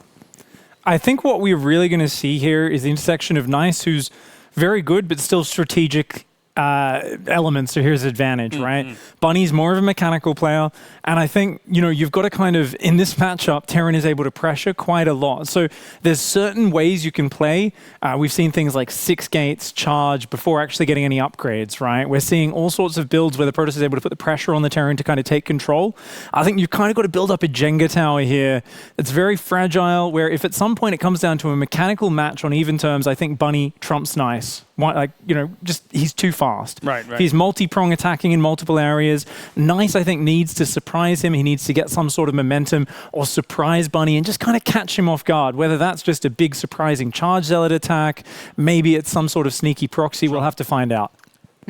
This is like really going to be proof for Nice. You know, was it just, you know, a couple Europeans didn't know he played? Was it just Clem being a little bit tilted from the last matchup? Because Nice plays in a decent amount of online, like Korean tournaments, and I feel like he doesn't ever really get far against someone like Bunny, who does play in a decent amount as well. So this is really the test. Bunny we get to see even more so internationally, I suppose. He goes to things like Home Story Cups and is able to play there. So it's quite convenient that we've got like a pretty big window into the play of how Bunny is able to kind of approach things, I suppose, as well. Yeah, I mean, Bunny's a veteran of the scene these days. Like, I know he'd turn up at Home Story Cup the day of with like massive flight delays at like, you know, 3 a.m. in the morning, stay awake, play all the way till 3 a.m. again and be totally fine. Like, he loves it. He loves coming to these things.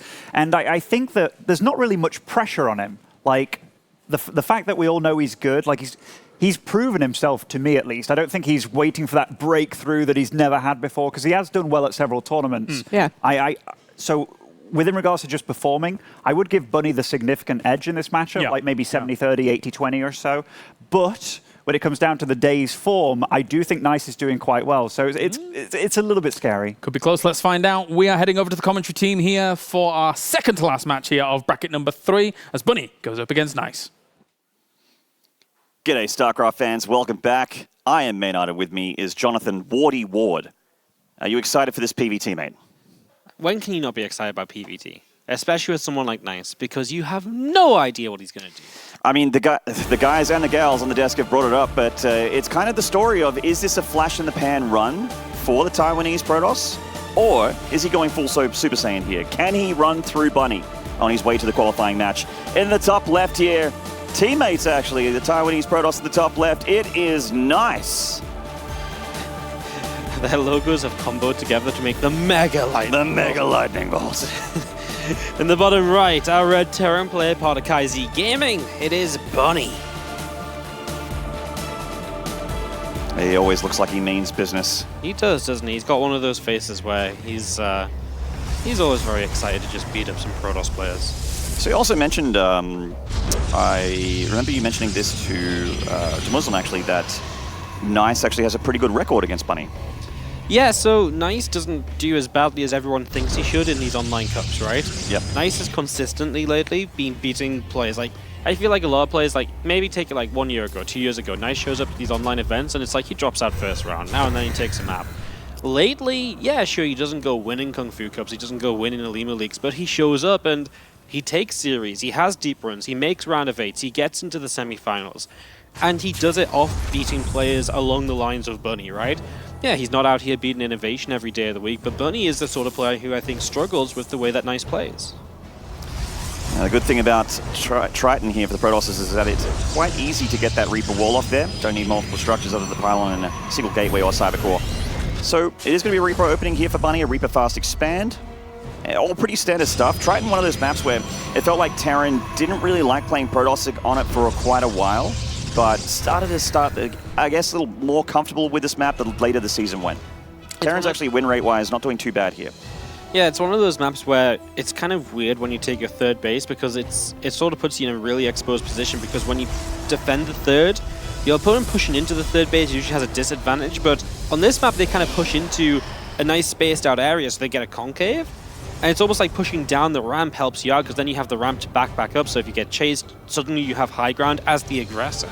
So it's, it's one of those maps which has that sort of weird feature. So a little bit different, a little bit unique. And like you say, they can have an effect on a TVP. Yeah, it's not a very long map, but I always look at it as a thick map, with possibly 2 or 3 Cs. 2 or 3 Cs. Maybe 2.5. 2.5 Cs, damn. Yeah, well, Adept, it's just sort of getting rid of this Reaper here. The Reaper hasn't seen a whole lot apart from the Adept. He doesn't know if it's a Stargate build or if there's like multiple gateways. He's really got not a whole lot of information from Nice at all. It is an early sentry, which is obviously going to say, I can get a hallucination across the map quickly so you can pick up some info. Which then goes into Twilight Council as well, so we'll see where this goes. Starts with a Stalker. There is always the possibility of this not just being Blink, but being something like a Dark Shrine very quickly in the game. So with Nice, you've always got to expect the more aggressive option almost. So, it could be there, could be an option, as we'll see what Nice decides to do. Now, don't get me wrong, Nice can actually play a bit more straight up than we're giving him credit for as well. Sometimes he can just go Blink, get into some Stalkers, and yeah, maybe a more aggressive variety of a mid-game, but still go into that mid-game. Now, one of the scariest things as a Terran is that early Blink attack with using hallucination for high ground vision, that kind of thing. A little bit annoying for Bunny to have to misplace that command center. Loses a few seconds of mining there, but not a biggest of deals. Going for the Liberator follow-up. We do know that Bunny lacks his early starport stuff across the map. He doesn't like to leave the Protoss alone for too long. Showing up with a Reaper and the Helling here, dropping that grenade on the Stalker so we can get a little bit deeper into the infrastructure and have a bit of a look. Maybe some probe damage as well. One probe going down, looking for that second. No force fields or anything, but he doesn't really need it. He's going to be able to DPS down these units. The Hellion sneaks into the main, gets one shot off there, doesn't really see a whole lot. He does see the Robo, he does see the Twilight Council, and that might cause Bunny here to maybe pop out a tank or a Cyclone potentially. It's kind of funny, right? Because it's like you don't get into the main base, which is sort of like a failure, but actually all the tech is in the natural anyways, so that is actually interesting. Having a good time. So yeah, he's able to see exactly what's going on, and immediately you can see he's not immediately worried because he's actually going to put the starport on the tech lab, and as soon as you see that, it's like, okay, I don't need to rush out a siege tank defensively or anything along those lines. Nice is just going to take a third Nexus, and my best guess would be he's just going to play on 3 gases. We'll see how many Forges he wants to add on, but it is just going to be Stalkers, Zealots, and a lot of them. So Raven and then right into that tank with the last 125 gas. Third base on the way here for the Protoss, and Bunny obviously losing his Reaper, sending those Marines across the map, or a Marine with the Liberator going across the map to see what the third base looks like. Nice seems very ready for this Liberator here. Yeah, he's got a couple of Stalkers, and even just the first few shots as it sets up, but at least he saw his Blink so you can get over to it quickly, and you can kind of get behind it no matter what he is. So, good reaction, pulls the probes very quickly, so that's, only what, a couple probes lost. He should really Blink, it should have been like an extra shot or 2, but not the end of the world as that Liberator. What are we doing over here? Liberator at the top left of the map. He's just making sure he doesn't F2 it away. That is true. Clever. The Protoss can siege their observers. The Zerg can siege their overseers. So and Terran can siege that Liberator. You can siege the Liberator, so you F2 your army and it doesn't go with a walk, doesn't go for a walk. Good stuff. We just Raven siege mode. Charge, +1 attack. A lot of gateways coming out of the Taiwanese Protoss here. Yeah, so obviously it's not like the most aggressive kind of style of this that we've seen so far. Yeah, it is 3 bases, not 2, Exactly, because, well, it's also just the fact it's got an actual upgrade. We saw, Zaun yesterday, for example, he played no upgrades into this kind of style. So, yeah, aggressive for sure, but that upgrade definitely will help you have a bit more longevity with these gateway units. And that's kind of what you're looking for. It depends how you approach the game as well. I mean, this was a nice fast third base from Nice. He's getting it mining. I will say maybe his pro production hasn't been great because the fact Bunny's equal or ahead on workers a little bit should never really be a thing in TVP even at this stage. And yeah, he got faster third CC himself, but even still. And maybe it's a little brave from Bunny to take that third in position already, because charge is about to be done. It's that time where Nice will start getting on the map, perhaps to get something done here. And you don't have Stim, you don't have combat shields or 1-1. And without those upgrades, this army is really going to struggle to fight, even with 1 or 2 tanks defending it. I totally agree with you. There is a window here where the Protoss' army looks very, very scary, but once all those upgrades that you just mentioned finish, the table really turns on its head, with the Terran taking a big advantage as far as tech and army goes. They really melt through just gateway units. These Stalkers freaking the hell out behind that mineral line. Shade for the Adept, seeing the Terran move through the middle of the map. Nice. I mean, he didn't really want to pounce on the army in the middle of the map here. And I was actually thinking, what's he going to do with that extra bit of gas that he's mining at the moment? Templar Archives gets plopped down. He's halfway through making it. +1 is about to finish the Protoss as well. So charge lots, a lot of Archons. Those units very scary to a bio ball. Yeah, he actually got supply block just at the point where he might want to push out, so maybe that has something to do with it. He cancels +1 armor and goes +2 attack, which is kind of weird as well, because attack upgrades are generally Colossi and Stalkers, whereas armor upgrades are more about the Zealots, which is, then Zealot and Archon. So interesting to see this being really kind of an attack upgrade priority, and we'll see how heavy that goes in Stalkers later. But right now it's just Zealots and Zealots. We've got a big drop on the left and a Protoss army on the right. Maybe base trade time. And also a Protoss army on the left, man. He's about to come in from 2 sides of that Protoss army. Yeah, both players are about to take a ton of damage. A lot of charge lots got warped in at that 3rd or rather 4th base location for Bunny. Big drop in the main. The Stalker's ready for it though. Great catch from Nice, but does he have enough to actually fight the unloaded units? This charge lot warp in looks pretty convincing. Yeah, the problem is over in the natural expansion right for Bunny. He's got so many Zealots there, and there's Zealots in the main base. He's losing so many SCVs. He sent the SCVs down to the natural, but the Zealots killing them there already. Now the Warp Prism's in the 3rd, and this drop is not doing enough, Maynard. Absolutely not. Nice taking an incredible trade there. We knew they were both going to take damage. The question was how much, and Nice absolutely on top of these trades. Going to get the tank as well. That's always lovely. And there's just not that much bio remaining for Bunny at all. He has all those upgrades, but unfortunately, just too much warp gate production, and the Protoss hitting at the perfect time to do critical damage to the Terran. Yeah, it really was, and it's just Bunny sent a bit too much across the map. Fortunately, that Prism does live there, and as these units come across now, you've killed a lot of workers. I do wonder how much you need to attack right now, because army supplies are still similar. It just feels if you attack now, maybe you're not taking advantage of having killed those workers, but Nice's worker count's only at 49. It's not super crazy. Here we go, perhaps diving on in. The more aggressive players generally feel like, hey, if I don't have to play the longer game, then I won't play the longer game. We'll just try and win it right here. And I think Nice believes in his production. He believes in his power of his forces there. Force field's kicking in as well to catch a bit of the fire on the front line. There is a bit of a choke point right now with the Zealots getting funneled in. The Stalker count not super high, but that Archon doing its bonus damage to Bio. Absolutely hammering these units, and he's about to have +2 attack as well. Looks like Nice might actually be able to just cleave through here. Love that second force field in the back. It messed up so many Marauders as GG is called, and Nice will take game number 1. Gets high fives. Yeah, good job. Honestly, I do like Nice in this matchup against Bunny. There's just something about the way they like to play where it just gives Nice that little bit of an edge, and because Bunny is that kind of aggressive guy, right, where he likes to load up medevacs, he likes to drop. It's not just 1 medevac here, 1 medevac. It's like, oh, I'm going to go 3 medevacs in your main when I've only got 4 medevacs. And that commitment nowadays doesn't really work well for the Terran, because even if you don't do a lot as Nice, worst case scenario, you warp in or you recall home, and you'd clean up that drop anyways. So it's kind of where I feel Bunny's style doesn't really work well in this TVP meta against someone who's as aggressive as Nice. I think you're not wrong. It's like, going to get into the next lobby here. Eternal Empire is going to be the next battlefield between these two players. And Nice, I mean, he's got to get another map win here, but he started off game 1 so strong. It's one of those wild games, though, where you don't feel like anyone in particular outplayed the other person. Yeah. It's just like, I went for an attack, and I happen to have caught the Terran going for a big drop in my main, and I had my warp gates off cooldown, and I was ready to not only warp in defensively, but also had those units ready for an attack. So it ended up working out just very, very well for him. Not saying it's all luck, of course, but, game 2 could look extremely different. I think going into game 2 it is going to look extremely different, but not in the same way, of course, sort of going into the mid game. I actually think Nice is going to get super aggressive on Eternal Empire. Because it's one of those maps. It's one of those maps where it's like it invites the macro play, and I just don't see Nice being like, oh, hell yeah, I want to make Colossi in 3 bases against Bunny. Double forge, just go greedy. Chrono boost all my Nexi, get 80 probes. Yeah, and that just sort of says to me that he lets this map come through and he has some disgusting plan for it, maybe hoping Bunny goes 3CC.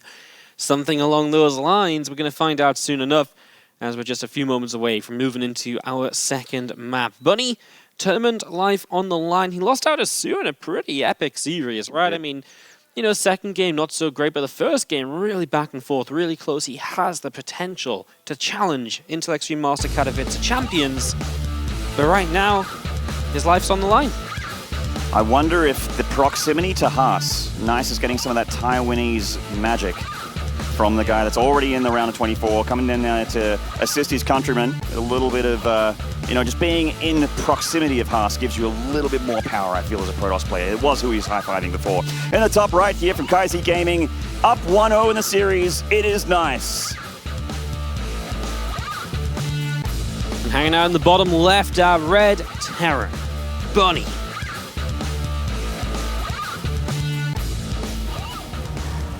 And this guy, the guys and the gals mentioned it on the desk, but he is just more than happy to travel from Korea to Europe for a tournament. Yeah, he doesn't care. He thinks it's fun. Kind of a madman, really. You kind of have to be to load up all your medevacs and doom drop every game, but you know. That is true. Bunny, like a lot of players have a spirit animal in the game. I feel like for me, parting. For Patience, it's like the Blink Stalker. For me, parting, it's like a bunch of sentries and a couple of mortals. Bunny is for Bunny, it's the medevac. Yeah. What's Nice's spirit animal? Nicest spirit animal? Let's say the Warp Prism. But I feel, but that's such an easy response though, because there's so many Protosses that their spirit animal could be the Warp Prism, you know. But I feel like his Warp Prism is one which is like, you know, all horns blaring, let's go in and kill the guy. Yeah, it's got like flags hanging out the side. Not so much like the sick immortal micro, like trying to, you know. We'll see what happens in this game number 2, because right now, Nice just expands nice and quickly, not even a Cybercore first, which isn't too weird considering the fact that this is Eternal Empire, right? Rush distance for an Adept or so, going to be longer anyways. Why rush out the Cybercore if you can get the Nexus up? Indeed. And just the same as Game 1 here for the Terran, Reaper Fast Expand, the most standard of standard TVP openers. Nice hiding his probe down here to avoid the Reaper, I suppose. Sort of put a pylon down. Yeah, it's actually one of these weird maps where you can hide your tech in your own natural.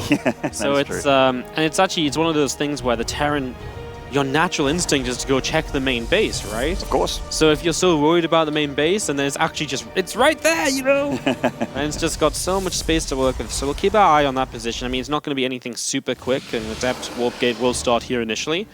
As Bunny checks in, but he realizes there's a pylon missing, right? Yeah. So it's already alarm bells ringing, and that might even mean, you can see the Reaper, I think, is already moving around looking for the proxy. Yeah, I mean, Nice could actually do nothing with this pylon. We could be just reading into it, but Bunny is doing the same thing right now. He's like, oh, second pylon's missing, bunker up, get that Reaper back on this side of the map, look for every single proxy location that's popular in TVP. So that's giving time for Nice to get out his tier 1.5 gateway unit to fight back the Reaper. Yeah, he just builds a Stargate on the natural expansion too. The sentry's really nice because now you get that hallucination up, same as the last game initially maybe. You don't necessarily need it as much when you go Stargate, but it can also be that bit of a faker, like, haha, here's a fake one, and then the real one shows up, kills some workers. Starport begins from Bunny. I would imagine if he doesn't scout the Stargate, I think he's just going to go Medevac and Widowmine drop, even though he's maybe a little bit afraid of what's going on. He's got an SCV out there. The Reaper's like, look at this lap from Bunny. He's so convinced there's something on the map. Yeah, he's looking absolutely everywhere. I mean, at least you know there's no proxies, which is a great thing to know, but he is going to miss the Stargate tech here. Phoenix on the way. Straight into Phoenix for Nice, not going straight into Oracle. Yeah, so actually maybe this is what Nice does on Eternal Empire. Maybe, I said he was going to be like super hyper aggro, but he's taking 2 more gases. I think he's going to go Robo Facility, Robo Base, start building into Colossi, and just build like a Phoenix Colossi sort of style, maybe even like no upgrades, or maybe just attack upgrade for the Colossi, and maybe even just like hit a bit of a timing, like take a 3rd base but don't probe it up too much and just get aggressive. It doesn't seem great, but actually Eternal Empire is quite choked up in the defense, so it's potentially a problem for Bunny if those units of Nice get across the map. You're spot on about the Robocall though. Colossi are really finding their way in this matchup again, as the Phoenixes do get scanned, so Bunny does find out what's up. He's like, Pylon was down here all the time. It is a Stargate build. Time to get out my anti-Stargate countermeasures. Not able to get a Cyclone, doesn't have an add-on on that on the factory. He is going for that 3rd CC. Yeah. But usually when a Terran sees Stargate, they want a Viking, they want a Cyclone, they want to be able to fight back the Phoenixes and even chase down and potentially kill the Phoenixes, and it's hard to do that with Bio in the start of the game. Yeah, so the 3rd CC as well is part of kind of what he's seen, right? He's seen it's a Stargate into the Robo, so he's not immediately afraid of anything that's going to immediately kill him. So he's like, right, I'll go economy rather than going into second and third barracks. If he goes second and third barracks, especially against a Phoenix play who's got multiple Phoenix as well, it's so difficult because what are you meant to do? You're showing up with like a couple medevacs, and if you start losing the fight, you lose everything because the Phoenix lift up units that run away, the Phoenix kill the medevacs. You can't get aggressive, so it's way better to sit back on a third CC instead of just trying to go across the map. So I like the decision from Bunny, and there's that Robo Bay from Nice. So potentially Phoenix Colossus here from Nice, which we've seen already from Skilless, with mixed results again, Innovation to say the least. Didn't really work out for him there. It's actually on this map that he did it. It was on this map, because it is easy to kind of defend with Colossi on this map as well, right? Like, it's a good Colossus map. I think if you play a more normal player, they play upgrades and Colossi into 3 base on this one. This is a bit of a later third because it's a lot of tech early. Is flying in here, wouldn't mind, gets a shot, but will go down. And I mean, these SCV kills, this is all damage you have to deal with as Bunny, and this really keeps you behind, and it makes up for Nice being later on the third base too. And you got that engineering bait, as we can see when we look at the banks at the bottom, there just hasn't been enough in the bank for Bunny to get those turrets up. So the turret and the natural took a little bit of time to get started, and it's on the way now. Main base is going to have that turret ready, so he's going to be a little bit less worried about those Phoenixes now, but of course he's already taken a fair bit of SCV damage, and they're swinging it again for those few hurt stragglers. Actually, Bunny, Nice is actually going to go Forge and Twilight now, so he's not going to go like hyper aggressive on all of this as this drop comes in. Bunny may be able to get some damage. He's going to force a recall. No probes killed yet. Yeah, the Phoenix, you can kill the medevac and they can play lifties, but, well... Play lifties. Yeah. Made that move on the spot. Well, fun with it. Some people play footsies. Nice plays lifties there with the Phoenixes. This has been a questionable cleanup from Nice, by the way. He lost 4 probes. He actually lost a couple of Phoenixes as well to the Marines. So yes, he gets rid of the medevac. Yes, he gets rid of the 8 Marines. It wasn't a clean cleanup, though. Bunny did get a good chunk of damage. Yeah, I wonder if there was anything else he could have really brought that would have been just much more efficient, right? Because the Phoenix, obviously, you know, you lose one as well. It kind of is painful, and you want your Phoenix on this side of the map because you want them trying to kill some SCVs of your opponent. You want, you know, they're your way of kind of staying ahead economically and making up for, again, that later third base, the fact that you're not going to have upgrades compared to your opponent, etc. This is going to be an upgrade now. Bin's actually not that far behind, right? I guess he didn't delay the Forge that much considering how much tech he went into. Oh, yes, that is a would have mine. Another Phoenix goes down there, and Phoenixes aren't cheap, so they're not being replenished here by Nice. He's dropping a bunch of gateways, and he's switching gears into a big ground pound force. Lots of gateways, charge, +1 attack again, so foregoing armor instead of for attack here for the Zealots, which does really assist the Colossi, so it makes a ton of sense. Yeah, Mapu zooming in on Bird for some reason. Thank you, Mapu. As 5 extra gates come up and Temple Archive starts, we're getting a really normal game out of Nice. Like, I know maybe it wasn't the most standard comp to get there, but he really isn't afraid of eventually making this a very standard composition. You know, he's not relying on just the kind of the weirdness of Phoenix Colossi and, oh, do you know how to build double starport reactive Vikings? Like, he's not relying on that kind of gimmick. He's just saying, yeah, this is my way to play the mid game, but eventually I'm just going to play Storm and Colossi, maybe 1-2 more Colossi, we get some Disruptors in here. And he's done it in a way that puts him into a good position to play that later game. Nice actually gearing up for that 4th Nexus here, playing as macro as we've seen Nice in a little bit. And Bunny is loading up those units for a drop to start trying, hitting the Protoss back for all that econ damage, and really wants to slow down that probe count. Phoenix is coming back again, the turret just a second away from finishing there, it's always annoying. And they are still doing their job, these Phoenixes. Very nice stuff from Nice, keeping Bunny pinned. You know, Bunny's not comfortable to move out just yet, apart from just going for drops, but the drops... I mean, the good news for Bunny is he knows the Phoenixes are over there, so he can send his drop down the left side and have a high percentage chance of it not getting picked off. The only negative of dropping here really is the fact that once the drop is figured out, none of those units are going to be kept alive, right? No, they do not go home. Yeah. This is a one-way ticket. Exactly. It's not one of those styles where it's like, oh yeah, I can drop the main and then, oh, I'm going to outplay you, I'm going to go to the third base. Like, it just doesn't happen. It's that is a dead Phoenix, though, and the less Phoenix on the map, the more you can drop as well, of course. Hallucination. He'll try and get in the main. He just wants to get an idea as to what's built, and he wants to see, is it, you know, how many Vikings are you building? Are you building Liberators? Is there Fusion Core? Like, how crazy on the bio are you going? Are you still building mines? There's so many questions to ask. And Nice is super out of position to actually stop this bio force, so he might have to cancel this 4th Nexus. He really can't save it, so he's going to actually let it finish, which is a kill for Bunny. He's going to kill this Nexus for sure. Yeah, I mean, it's absolutely perfect, right? Because, okay, maybe this now doesn't get away because you can't lift up, you're going to get chased down, but the 4th base is like a real killer move. You shut that down, slow down the Protoss economy a little bit. There's the attempt to lift and get out of there. Phoenix says nope. Yeah, you can try boost the other way, but the Colossi are there as well. Medevac is so fast. He's trying so hard to get out of there. So hard. I mean, this is just nice. One single bit of vision on this left side of the map would have helped him so much with that. And unfortunately, it means his fourth base time gets reset. As Bunny now getting those ghosts up, and enhanced shockwave starting too, so just typical Viking Ghost. And as the game progresses, the step after this from Bunny, once he gets Viking Ghost up, the only real step after this is a Fusion Core and Liberators, so you can start going into Advanced Ballistic Liberators. And this is the part of the game where I feel like this is a lot more comfortable for Bunny. You know, he's getting to play the game that he likes to play, which is that mid to late game TVP. Nice. We've seen some late game games from him, but he definitely feels a lot more comfortable in that weird, scrappy early mid game. So this is something where I would feel confident as Bunny. Starting to get that production up, he's massaging his composition to be a little bit more effective against what he knows Nice has. And, you know, everything is about a minute or so away from being very scary for Nice as far as an engagement goes. That said, right, it's not a ton of Vikings, because he stopped Viking production to afford Ghosts. And as the Warp Prism goes in the main base, it should be able to get over the... Oopsie daisies. That was a bit of indecision where if he just keeps going, at least he unloads the Zealots, right? But even still, I'm not sure the Viking Khan is there to deal with what has been consistent Colossus production. This wasn't just 3 and cut it out. That is true. It's been a little bit more than that. So that will hurt perhaps, as now just sort of set up, yeah, it's 4 Colossi. And it is just, it sounds crazy, but that 1 extra Colossus, especially with Phoenix to help against the Vikings, means 8 Vikings is not really the answer.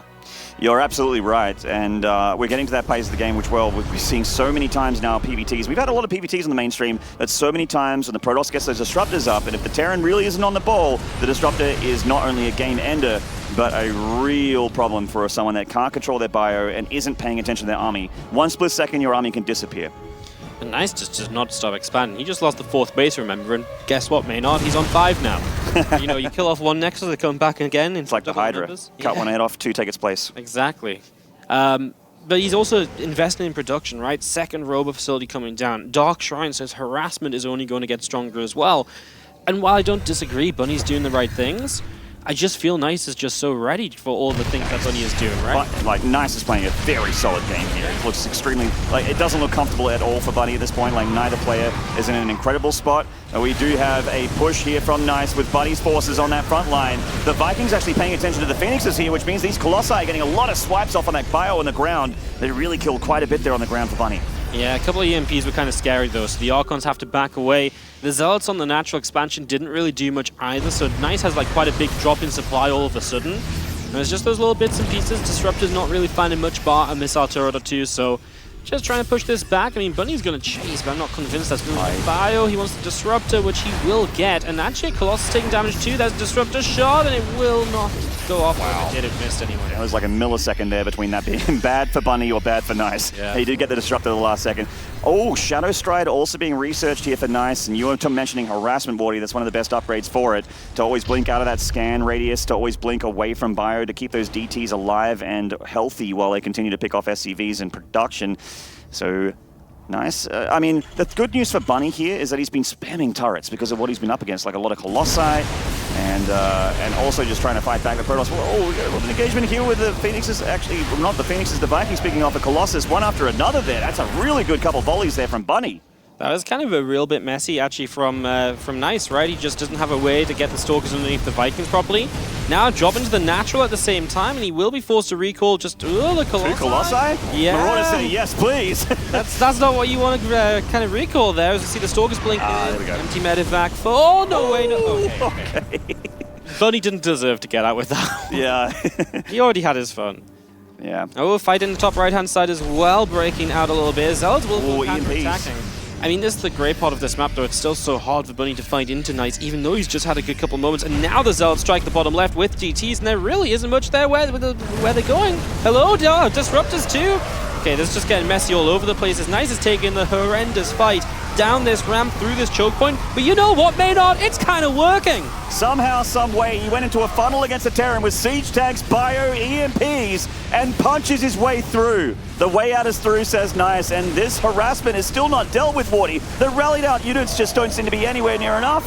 Chargelot's just picking a different angle, going to rejoin that force, and maybe even catches Bunny on his way back home. Yeah, these Marauders getting hacked and slashed there. They killed the base on the low ground too, so while he's taken base number 6, Bunny has 4 bases. If you can argue the bottom right base is a base, sure, but that doesn't last for long if Nice figures it out. Wow. Libs are not really in position, so they go down, and Bunny is kind of struggling for numbers. This is looking so good for Nice. He is ahead here, Bunny against the ropes. The Colossus starting to join in, and with +3 attack, that thing is swiping through that bio with its 2/2 upgrades. Oh, Colossus moving to the safety here. In come the Disruptors. The Disruptors quite exposed, so that is a nice pick off there for Bunny. But it's still, even with the Protoss units remaining, it still looks very, very rough. SCV's being pulled off the line to try and assist. The Archon here, the Protoss army in general, very, very quick through those SCVs. So much damage has been done here. Can Nice save any of these units? Yeah, he's going to get away with at least the Stalkers, right? He just got a bit cornered in. He just doesn't have reinforcements coming through, right? Because he had no War Prison there or anything. Now they show up, he's going to start fighting this CC, and I guess he can because Bunny's working with so little and overly stimmed units that he can't chase in once the Zealots are there. So that's another CC down. And remember, Nice is mining off 68 workers on multiple bases, so he has economy for days in comparison to what Bunny has to work with here. You're absolutely right, and he's just fixed his saturation. The macro of Nice this late game is looking so fantastic.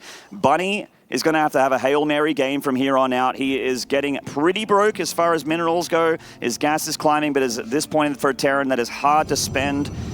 For Nice, he's going to start throwing in some High Templar, get some Archons in, get a few more Colossus. He's even researching Plasma Shields here to make sure that everything in the Protoss' infrastructure and army is enhanced just that little bit more. The DT that could, unfortunately going straight next to a turret and 5 Liberators.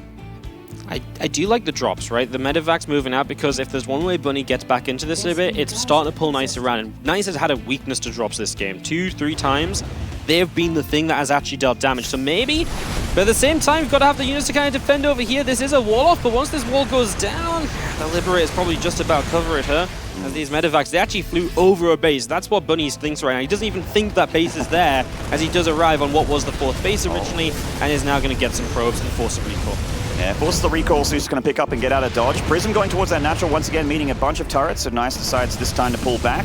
And he's forcing in some defensive warp ins, gets 13 probes, not bad at all for Bunny. But as we look, it's still 49 SCVs against 62 probes, Woody. It's still, 6 Nexus against a barely 4-base Terran. He did at least re-secure that 4th base. Bunny is all in on Liberators almost, right? Like, if these Liberators don't work out for him, he's in so much trouble. Because he needs them to hold areas. He needs Nice to not be able to clean them up quickly. And he can use them a bit for harassment too. Very frustrating with the advanced ballistics and the extra range. So now, what was the drops now is Liberators, a bit of harassment, keeps Nice back. And if you can get enough Libs up so that Nice can't take a fight, this is the kind of map where Libs will take bases for you. Absolutely. They are very, very good. Even when you're attacking with Liberators, because of some of the choke points as you're getting closer and closer to your opponent, the Liberators can be really, really effective, like that area we saw a big engagement between Bunny and Nice earlier. And he just made one Phoenix, just one, to force this medevac to die. It's like, oh yeah, one Phoenix, I'm not worried, into like 20 Stalkers.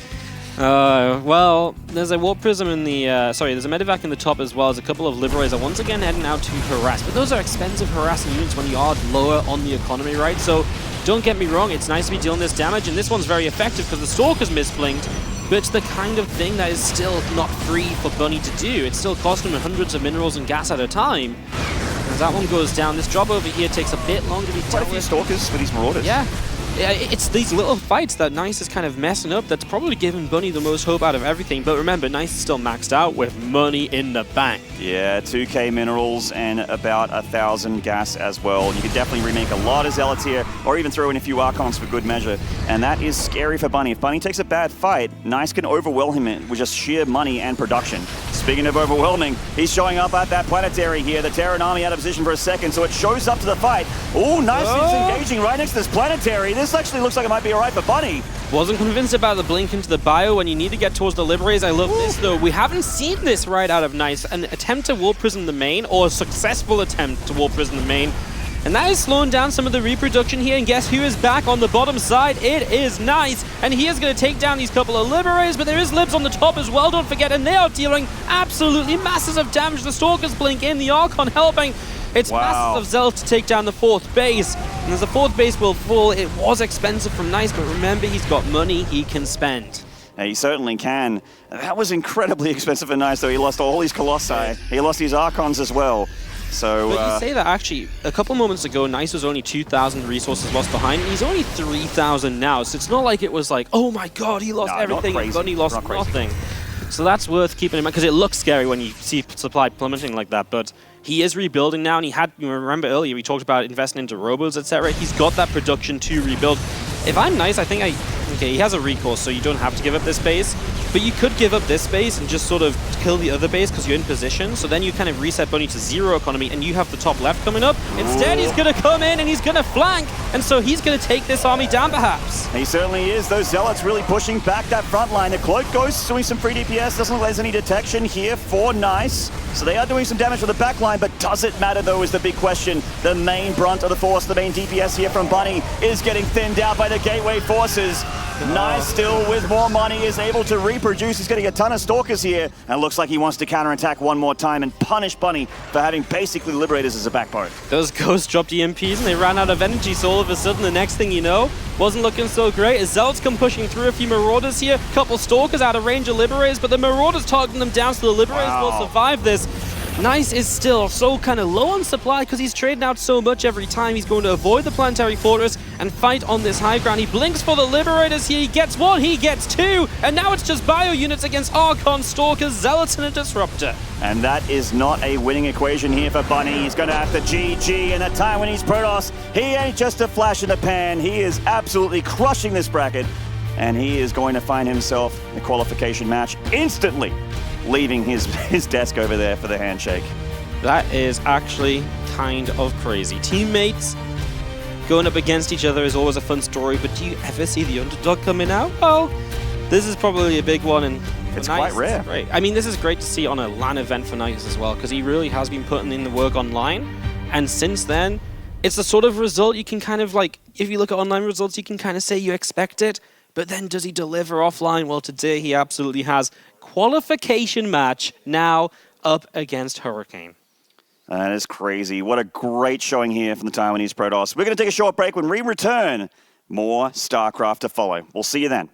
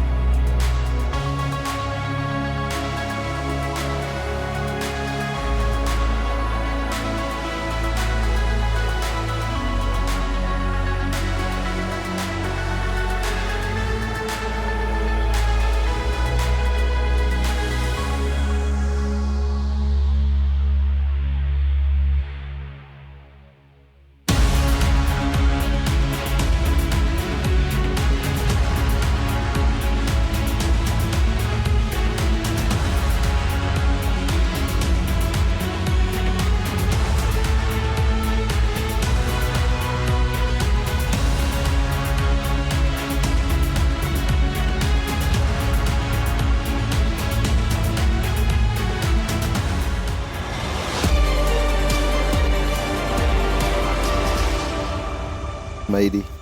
Hello, ladies and gentlemen. Welcome back to the studio. And Nice is able to take the 2-0 victory. Roddy, how many subs does this whale have to drop to get an analysis? James, you've done enough for me in your career, so I'm going to do it for free. Now, actually, I just want to say I'm incredibly impressed by Nice, man. Like, the Europeans, they often talk about the Taiwanese regions, like, yeah, you know, they have a couple builds, but that's about it, you know, and they're always, like, quite a bit better. Has yesterday made it through in the round of 24. That's really impressive. You could still have a little asterisk behind his name that maybe his opponents didn't choose the best builds, etc., etc. TLDRs, he got the job done. Nice is absolutely blowing me away today. Like the games he has played, the way he's doing it, the variety he's showing in his gameplay. Yep. I'm loving it. I mean, really good. I love Bunny because there is never a boring game with Bunny. Bunny's a very aggressive guy. We can say the same about Nice, man. Nice loves to attack. He is kind of like a brute Protoss. He feels always richer than he's supposed to be. You look at his economy, he's like, doesn't have that many probes, but he always has just enough money to be a crazy reckless Protoss. And basically this entire series was pretty wild. I mean, they selected this clip. I kind of like it because we have a little circle, I think, over here. If you take a look at this little army movement, first he attacks the planetary. But at that point, it's like, okay, no, that's not going to work. You don't want to fight near planetary. Sure. So then he gets the warp prism, of course, in the main base, warps a lot of units in. At that point, Bunny's like, whoa, I got to take that serious. And at this point, Nice realizing all of these units are coming back to deal with this warp prism. Cool, now I can dive on a planetary again. And is this pretty? Maybe not. You know, he's losing a bunch of Colossus. Ideally, you want to kill those SCVs as quickly as possible. But Nice wasn't super rich, but Bunny was actually quite poor. And losing this base, I really feel, was the beginning of the end. Bunny needed this base so desperately. But once again, I'm so impressed by Nice. Like, I find this the most impressive thing from quote-unquote underdog. We know he's good, but today, the players he's been eliminated. Zense 2-0. It's like, yeah, you can beat Zense. 2-0 is impressive. Beating Namchar, 2-0 Clem, and now he just defeated Bunny. Like, I am so impressed by these Protoss. All right, well, thank you very much, Roddy. It's time to head back over onto the desk. I have to reiterate some of the points that Roddy just made. It could potentially be one of the results of Nice's career if he's able to go through into that round of 24. Judging on the names that he's been able to beat so far, Bunny is a great name to topple, and now he goes up against Hurricane in the next match. So really impressive play so far. I said it, like if he beats Bunny, that would be the proof, right? That this is not just a fluke. This is not him, like, you know, going up against people who don't know him or a matchup that's suited for him. Like, Bunny was a serious, like, matchup for him. And he, like, kind of demolished him. Like, it was just very clean, good play. So I'm like now I'm on the nice train, right? Mm-hmm. Not the bad train, the nice train. The nice train. But like Hurricane, that. I mean, he's kind of like the whole PvP issue is a bit of a question mark. Hurricane's PvP seems quite good. But I'm really on the nice train, really. Okay. I really like this nice train. I'm okay with this. Guys, what do you think about that match overall? A 2-0, I mean, as Zombie Grub is saying here, it wasn't even like a 2-1 or anything like that. 2-0 really did show that Nice had command over this series as a whole. I mean, he's hectic and he's reckless, but he's also pretty clean with his execution. Like the fact that Kevin brought up what he did there, there's a lot of like puppet master kind of play. Like he knew if he throws the attention one way, he's going to do something in another place. And that is really like the sign of a good player. And I don't know how good Nice was like X amount of months ago, but the fact is he's turned up today. Yeah, definitely so.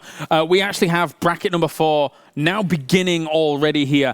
So some of those games have begun on the laptops. Actually, on laptop 1, we had Rail going up against uThermal. Rail actually had a little bit of an advantage early on, but it seems like that slipped away slightly. Honestly, I was at that point where I was like, yeah, it's game. Like, just like stop paying attention. Because it was 180 supply, I think, to 100 or something very extreme like that with uThermal pressuring. And then I actually don't even know really how Rail brought it back. I think uThermal stopped rallying, you know, took a chill pill.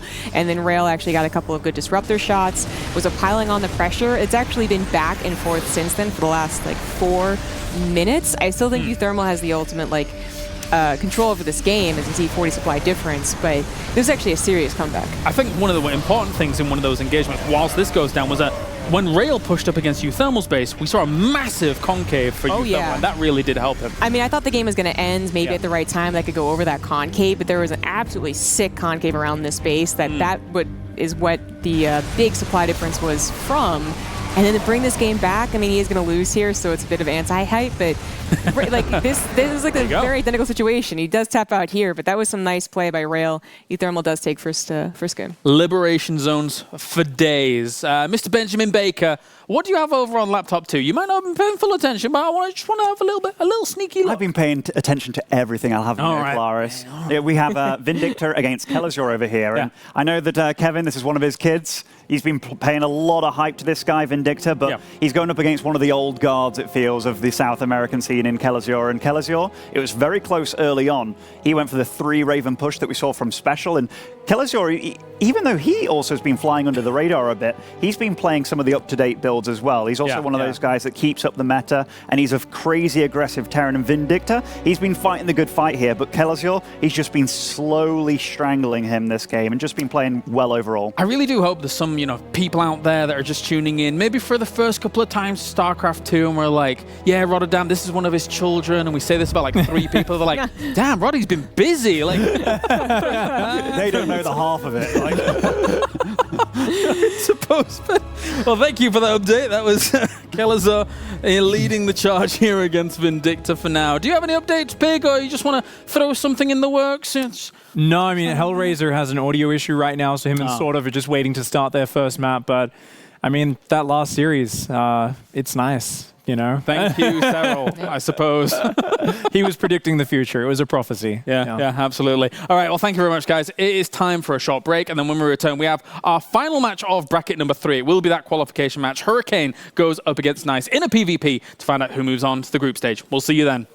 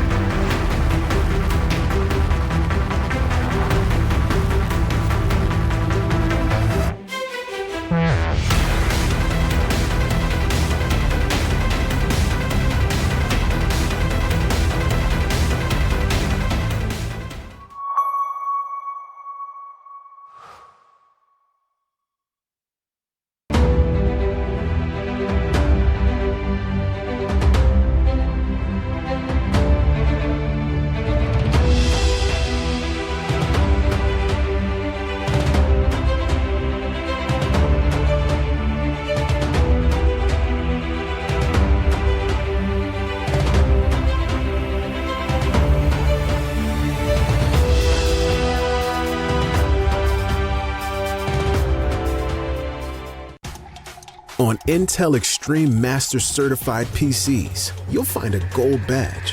It means you'll find brilliance inside, that you'll get high-grade components like Intel Core i7 and i9 processors that'll deliver the uncompromised performance you need to game like a pro. Not to mention, every purchase supports the prize pool of Intel Extreme Masters. Intel, unleash your brilliance.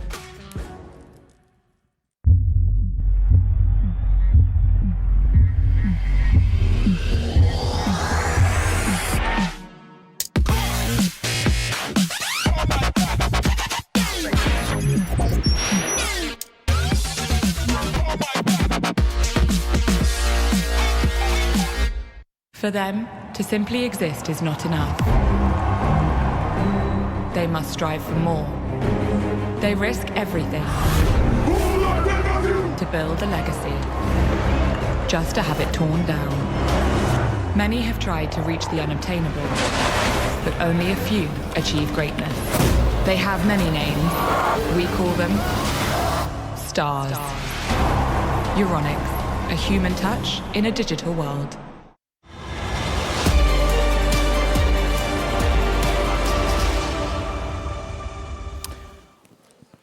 Welcome back.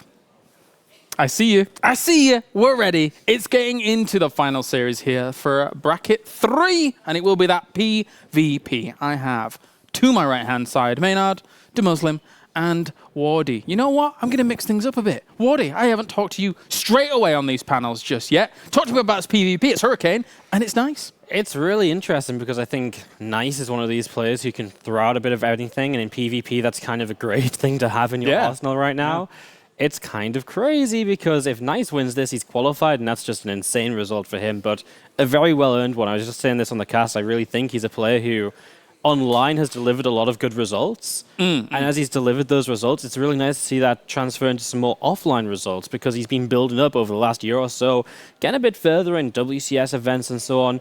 So nice to see that happen in Katowice, and for the PvP itself, like I said, I think he's got a good arsenal of builds to take Hurricane down. And I think after seeing this road of Nice, it would be pleasant to see him advance on, but Hurricane could very much so be the trump card that just kind of makes him topple a little bit. Well, that's the rough thing of this 1v1 esport, James, is that there can be only one to come through. Hurricane's been doing so well in losers bracket, you're cheering for him, but so's Nice. And it feels kind of rough and great at the same time to see one of them move through and one of them go out.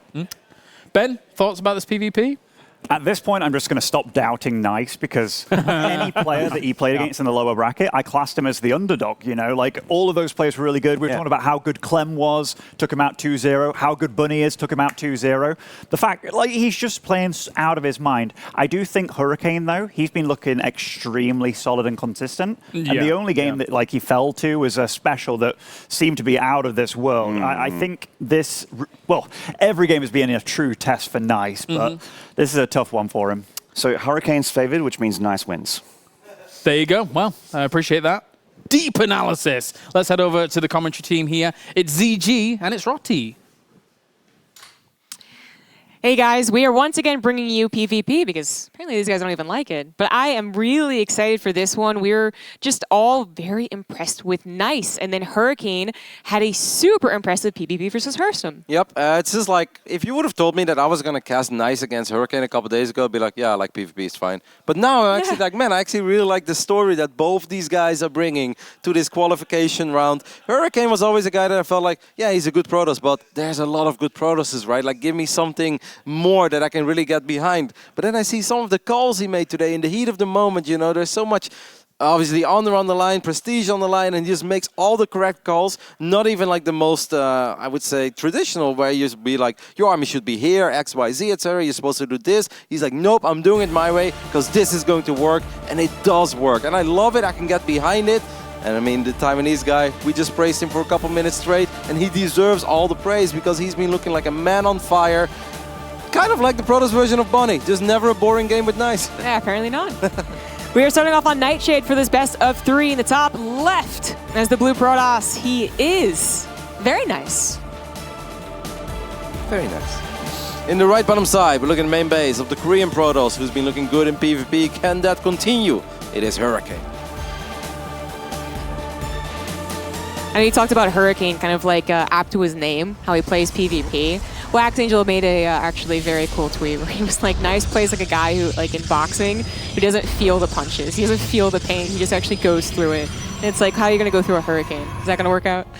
You know what is what I was thinking when I was watching the last game that Nice was playing is like, Nice kind of plays like a Zerg against the Terran when they're like on 82 drones and 7 bases, right? That's a little bit how he plays PvP. But then you look at his work count and he's got 64 probes, and I'm like, how bad must I be as a Protoss player? Because I feel I'm richer and I have less stuff than he has all the time. He must do a really good job, at least in saturating the mineral lines correctly, because he does take a lot of bases. But it's crazy how many units Nice produces over an economy that you look at and you're like, yeah, I mean, it's good, but it's like 60 or like 78 or 80 workers. It's such a big difference, but he's just really freaking good. He knows when to fight, he knows when to trade, and most of those trades are always just barely enough in his favor that they are worth it. I think it's a very important like compliment you gave him, because a lot of the times we see someone make a bracket run and it's like maybe a little bit cheesy, maybe just like stylistically it's very different, but to actually like compliment and point out someone's mechanics, like that's when you know it's quite legit, and that's why we are so impressed. Now PvP was, we talked a lot about it yesterday, a bit about it today. Hearthstone kind of like forced the issue to make it even weirder with his gateway openers, but we do go back to kind of the standard, at least so far, with the pylon in the middle of the map actually being used, and it is a proxy robo. Yep, and then we're eventually expecting one more gateway to be warped in. I mean, sometimes you see 2-gate robo, but if you proxy the robo in the middle of the map, it is most likely going to be the 3-gate robo. Now, of course, robo against robo can get very funny, because the basic idea of RTS is that there should be a defender's advantage, so this should be a little bit better for Hurricane, right? Normally you can say yes, but then the downside of PvP is that you can be very easily contained, and then you might just be like, well, then I'll go for a Colossus to break the force field, but then your opponent can go disrupt us again. So just because one person is defending, that doesn't necessarily mean that that is the better spot to be in. Yeah, Nice. I mean, he's kind of like quote-unquote getting away with this. Hurricane going for double Adept and not actually really look for the robo. Now he is and will not find it because the shade went through. That's a little unfortunate, but the Stalkers were there to protect it. Oh, I did see it. Oh yeah, with the probe, yeah. Interesting, he starts with an ops, isn't it? Yes, that is weird. I actually thought that was Hurricane for a second, which is like, yeah, it is moving. Nice is paying attention at home. Oh, he's just going for the full wall off. He's doing the easy thing. This is what I recommend everybody at like 5k MMR and below. It's like, if you want to be aggressive and you're worried about the depth, just go for the full wall off, man. You're all in anyway. Who cares? Hurricane defensively goes for a Warp Prism first, and that can be very strong. But he might actually just want to drop the 2 Adepts in the main base. I was going to say, he's the Adepts are going to run into the Stalkers, though. This is so important for Nice, because he's going to kill one Adept, I think, but then he's also going to spot the Prism. This is really important. Oh, actually, I like that a lot. That is very smart. He's hiding the Prism. Yeah, he's going to have to use another Warp in to make it like super effective, but a 1 Adept, and I believe the shield battery's not in the main mineral line. There's normally no reason to have one. Yeah. That's he has 2 then. He has 2 shield batteries. Well, that's definitely going to help. He's going to need 2 Adepts then. So that's going to take away 1 Warp in from his defensive situation. He has an Immortal, a couple sentries as well, and a shield battery. He goes aggressively down the low ground, which can be a dangerous thing to do. Force field behind the Immortal as well. The shield was already popped. He's trying to take it out, but ditto for Nice. They both know what the important to grab are. Instant warping of Stalkers. Good, man. You can see Hurricane is paying attention, right? I would always be focusing on my Stalkers right now, because this actually feels somewhat intense, but he immediately warps in these Stalkers at home. Does not take any damage yet. And if I was Hurricane, I'd really be bringing my Warp Prism home, man, because having that micro potential of the Warp Prism is so freaking important in PvP. Yeah, exactly, which is why it's like a little like, who's attack really going to work out? But now bringing it back as Nice picks up his own units in his Warp Prism and goes for the main base. Hurricane very aggressively moving out, is matching with his Warp Prism, bringing it back. This is going to get so wild. He can unpower the Robo actually here. I mean, this could be bad for Hurricane, right? If I'm Hurricane, you can't actually recall, but I would probably walk home. What he could do is unpower the Robo of Nice, and that is most likely going to be the case here. But Nice is now making his target, and oh my god, yes, it's getting so wild. But this is massive damage already. Oh, PvP can be really fun. He starts with the Immortal again as he does come back home with at least the Warp Prism and an Immortal. That might be enough. Gonna have to warp in too, though. That pylon is getting awfully low. Shield Battery's here to help out once again. Hurricane also going across the map. He really wants to deal with this with the units he has while getting some return damage because he's taken 8 probe losses. Yeah, Hurricane is actually taking a devastating amount of damage here. And how much can he really get done on the other side of the map? I like the battery here from Nice. Nice is like, I'm in a good position. All I need to do really is get a battery. I mean, I think those units, even if he would let them into his main base because he doesn't have a sentry yet, who cares, right? He's got a battery. He's got another battery to fall back off. Nice is in a really good position. What a run by the Taiwanese so far. Yeah, up 8 probes, both on one base, and Hurricane forced to regroup. Nice actually kind of using this as almost a scout slash like getting free pickoffs. Observer on observer action. All right, that's finally going to go down. Losing the ops is kind of a big deal, obviously, because he lost the robo, so he can't really rebuild one. But I still love the position. He's in 23 workers against 18. He already has a Stargate, so even the potential disrupt attack here is going to be very easy for Nice to counter. Yeah, even one Phoenix, if this had gone to like a micro war in the main, would have been able to pick up an Immortal for some time, and that's also very useful. But yeah, if you're expecting the transition into Disruptors from Hurricane, it works out beautifully as well. Nice getting some free damage with War Prism. Hurricane finally getting across the map with double Immortal this time, not just a single Adept, but the army's still there. He can't do anything. He's going to have to recall, actually. Oh, yeah. Because there's a Phoenix out as well. He loses one Immortal immediately. He's actually just flying away for now. Or did he recall something? I don't know. It seems like it's still on the minimap. The Phoenix is looking for it. At the same time, Nice is going to fight a couple Stalkers in the main base. And these Immortals are going to have a good time doing so. Even though he didn't kill the Stalkers, that's a lot of real damage once again. Yeah, absolutely. I mean, it was nice micro from Hurricane to save them. But, you know, he's managed to come back up on the probes. But I got to imagine there was the huge dip in economy from being down 8 might be reflecting right now in that army supply. A little favorable for Nice. As he comes forward, I don't know Hurricane saw that. He does have his War Prism coming back home now. I gotta say, I would actually prefer Nice expanding at this point. Because I don't think he really needs to go up here. It can get very awkward. I like the fact that Hurricane is actually going for a Colossus over a Disruptor after he saw that there was a Phoenix out. Like, Nice is in a good position and he may be able to get the job done here. And I think picking off a gateway is awesome. I don't know if I really want to see him run off that ramp. It's going to be the dangerous call there. You're building a robo, so maybe thinking about the future. Oh, I don't like the fight. The War Prism not able to save the sentries, which do go down. Lots of Adepts are going to be picked up that time. Yeah, I think Nice, you know, it's bold to try, but he did try, and now threw down the Nexus.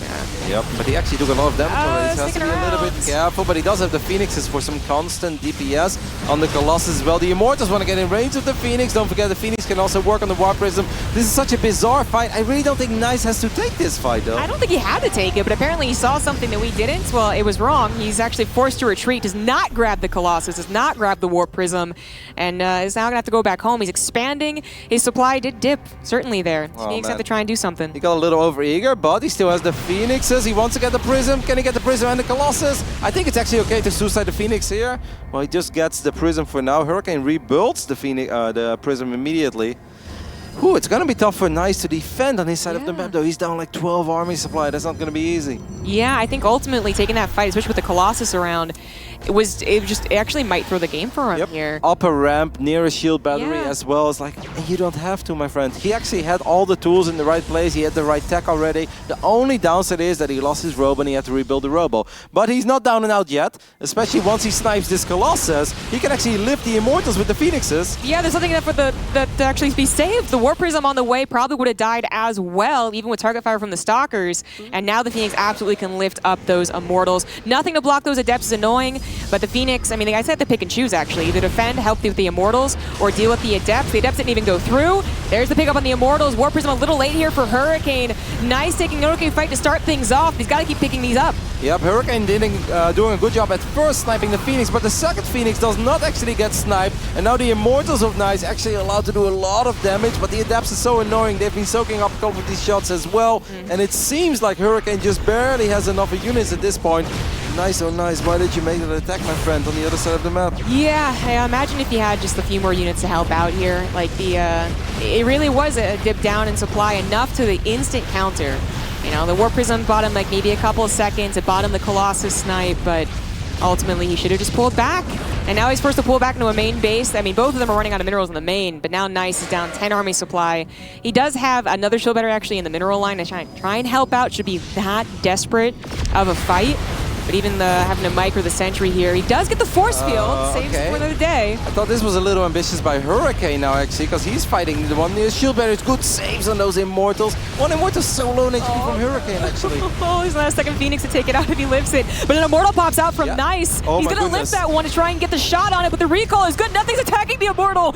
Oh my god, and it actually gets away. This game is ridiculous. 21 workers on either side, but now I actually like Nice's position again, because he's the one with 3 Immortals, and now he should be able to counter. I like that Hurricane got a couple of sentries, but I think without a pylon on the low ground, without a shield battery, I don't see him defending here. It's 3 Immortals against 2. 3 is better, Jess. This is so amazing. I seriously, though. 3 Immortals is better than 2. You're absolutely right about that. They both have Warp Prisms in the micro, but even a Phoenix being involved, one lift up can be so helpful, or it's not ignored and kills the Warp Prism. That is so huge. Target fire, I know it's hard to follow sometimes in these battles, that's crazy, but it's very important, because Immortals are not that great against sentries. Of course they'll win the fight, but it's just you're wasting a lot of damage. If Immortals shoot at Immortals, they do so much damage. The Adepts are very good against the sentries. Here we go.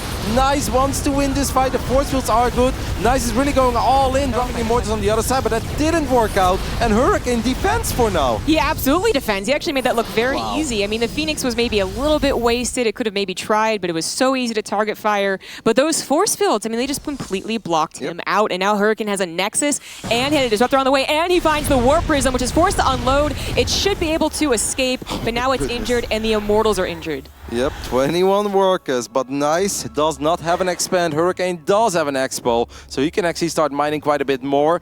Nice is going for the robot base well, but I would like to actually see mine a little bit more. A couple of Adepts randomly show up in the natural. They do not really get any kills, but the Immortals in the main base will though. Man, these two guys are really putting it all on the line. This is qualification, round of 24 for the winner of this series, and his first game is freaking awesome. And this is amazing, because Nice also has that chance to get his own Disruptor play out, and you know what can happen with Disruptor versus Disruptor. Anything is still fair game. He's going to barely save both Immortals on the Warp Prism. You're absolutely kidding me. What is in that Warp Prism? What is it? He's going to try and catch it? It's Stalkers. He wants the Warp Prism so bad, but there's so much space on Nightshade for that to stick around.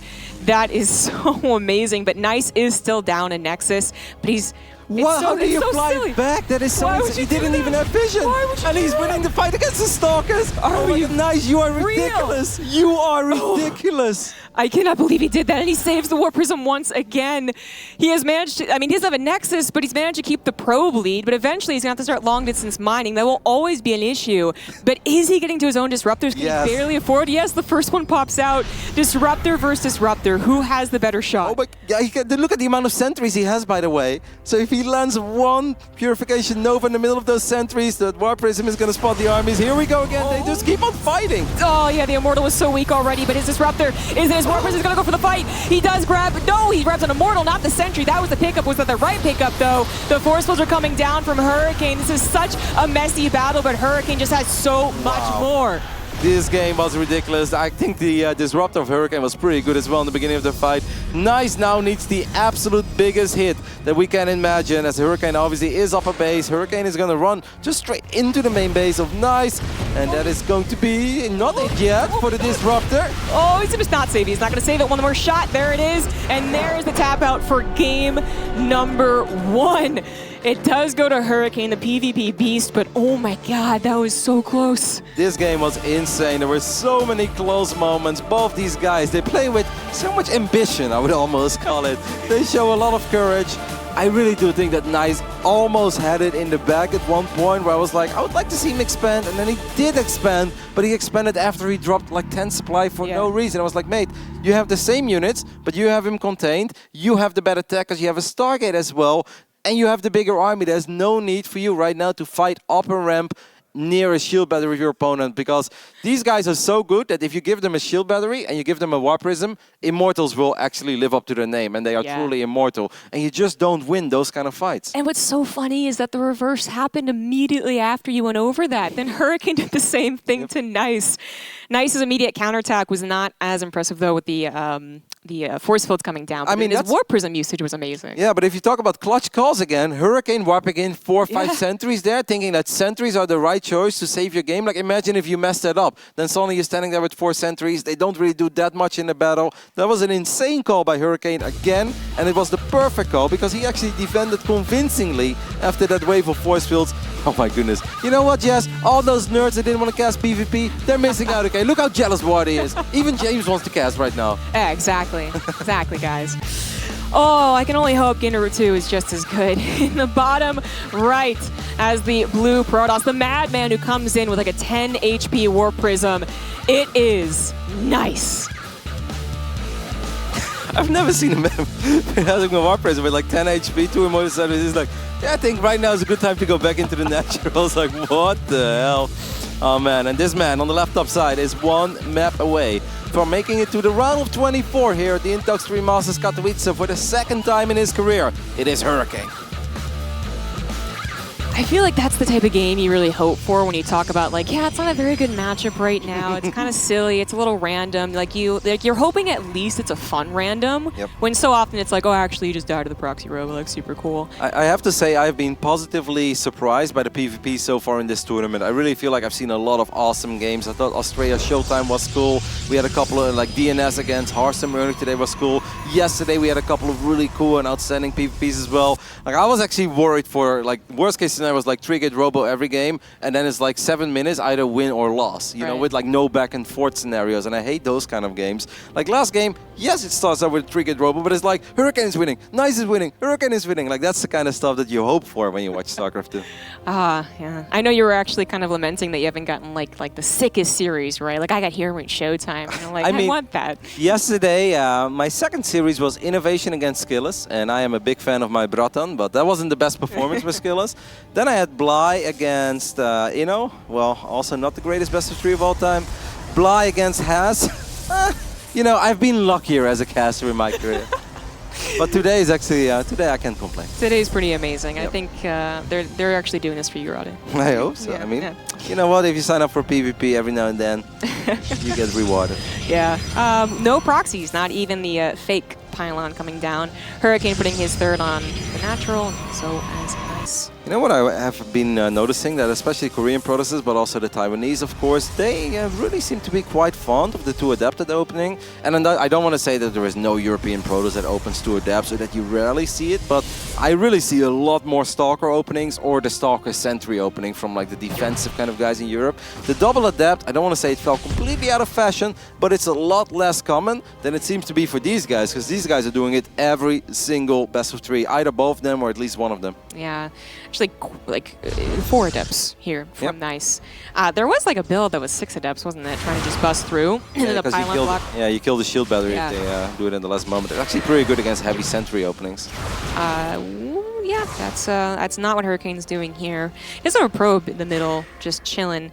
Following up those 3, 4 Stalkers with 2 more sentries, he is going to use that probe for a pylon. But what for? But he's getting sentries as well, so maybe some pressure eventually. We'll see. We'll keep a close eye on it. Neither of them have dropped any tech at this point. They're just producing gateway units. Yeah, interesting. And it is 6 Adepts, by the way. Gateway? So this must be a gate then. Anything other than a gate doesn't make sense. Yeah, but the 4 Adepts starting to threaten here. Pylon does come down. You don't want to bust that when the units are also there, but maybe with the 6, that Hurricane's Phoenix does scout that. I actually like this by Hurricane. I like the call. I don't know if this was the plan all along, or if he's doing this because he sees the amount of Adepts that Nice is opening with. Because Adepts are scary if they're in your mineral line, but guess what? In a straight-up fight, Stalkers are way better, and Hurricane clearly really wants to bring the fight to Nice right now, because I mean, it doesn't really matter how good you are. You're not going to win a fight with Adepts against Stalkers. Yeah, that's very true. The Adepts not even getting close enough to really check, if that's going to happen. That is so many Adepts. So many Adepts. That was 8. My bad. The Robo coming down now. He does have his own natural, but he really wants to do something with this. If he is finally getting through. Oh, I don't like this shade. No, that wasn't good. Nope. That turned around him very quickly. I guess he didn't realize either the amount of Stalkers or the amount of force fields, hoping maybe the sentries on the left side at least so he could grab all of them. Instead, he grabs 1. No Stalkers, and he does get 3 Adepts in the mineral line. He's got like no army. Nice. Chrono Boost at Immortal. Nice needs like 2 shield batteries on the low ground right now. Otherwise, he's going to lose his Nexus. I mean, he is listening, but I'm almost afraid that it's a bit too late, because he didn't start his Immortal immediately. I kept a really close eye on the production tab, and that Robo was done for like 10-15 seconds. May not seem like the biggest deal in the world, but that could actually make all the difference. Hurricane is going to have so many sentries, he's probably just going to do the little pushing game with the Immortal, where you drop like 6 force fields and you just keep pushing the Immortal into your own army.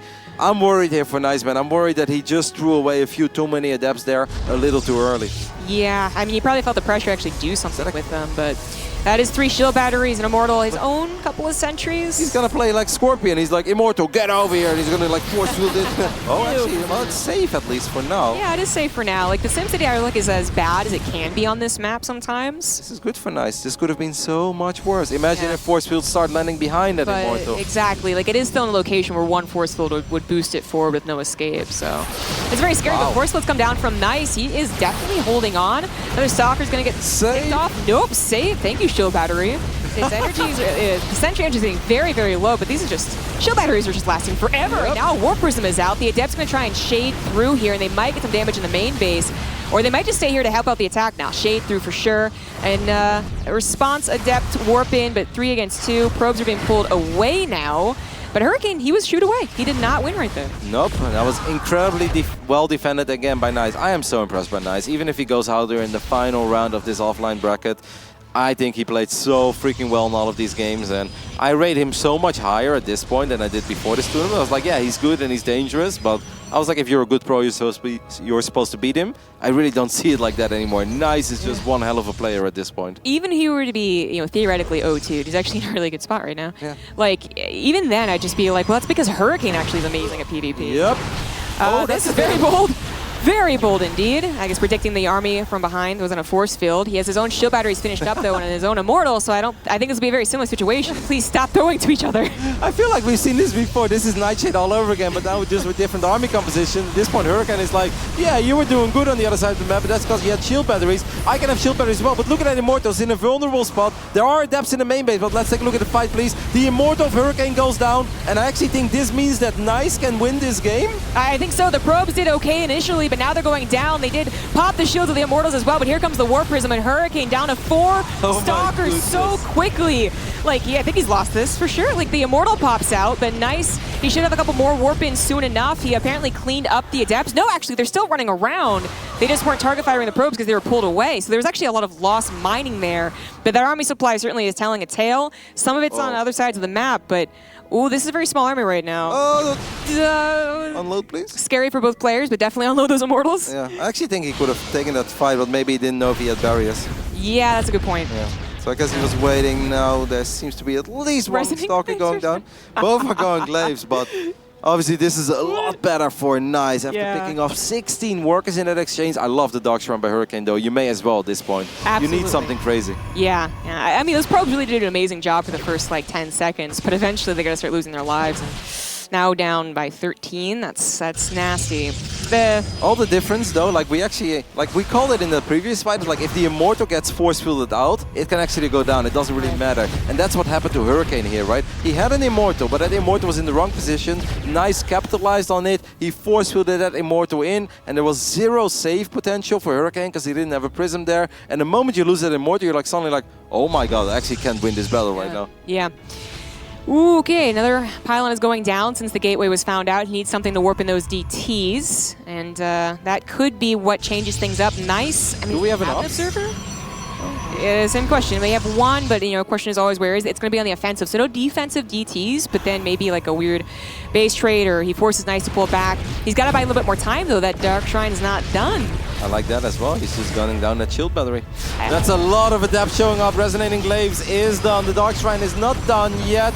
That Immortal is going to get surrounded by Adepts. Nice has no mercy. He's just diving right in there.